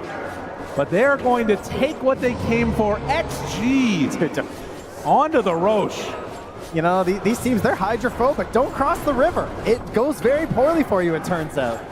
And the way that started, to right save, he gets aggressive there, he plants off sentry on the high ground. That's what gives him this kill right on the Xingqiu, and you're like, okay, looking good. Gets annihilated. Double grab in the back by GPK. But look, where is it? Where's my TA? Where's my Oracle? There's Kataomi. Just being walked down by XM. He can't get back in. He can't use false promise. TA needs you. She's counting on you.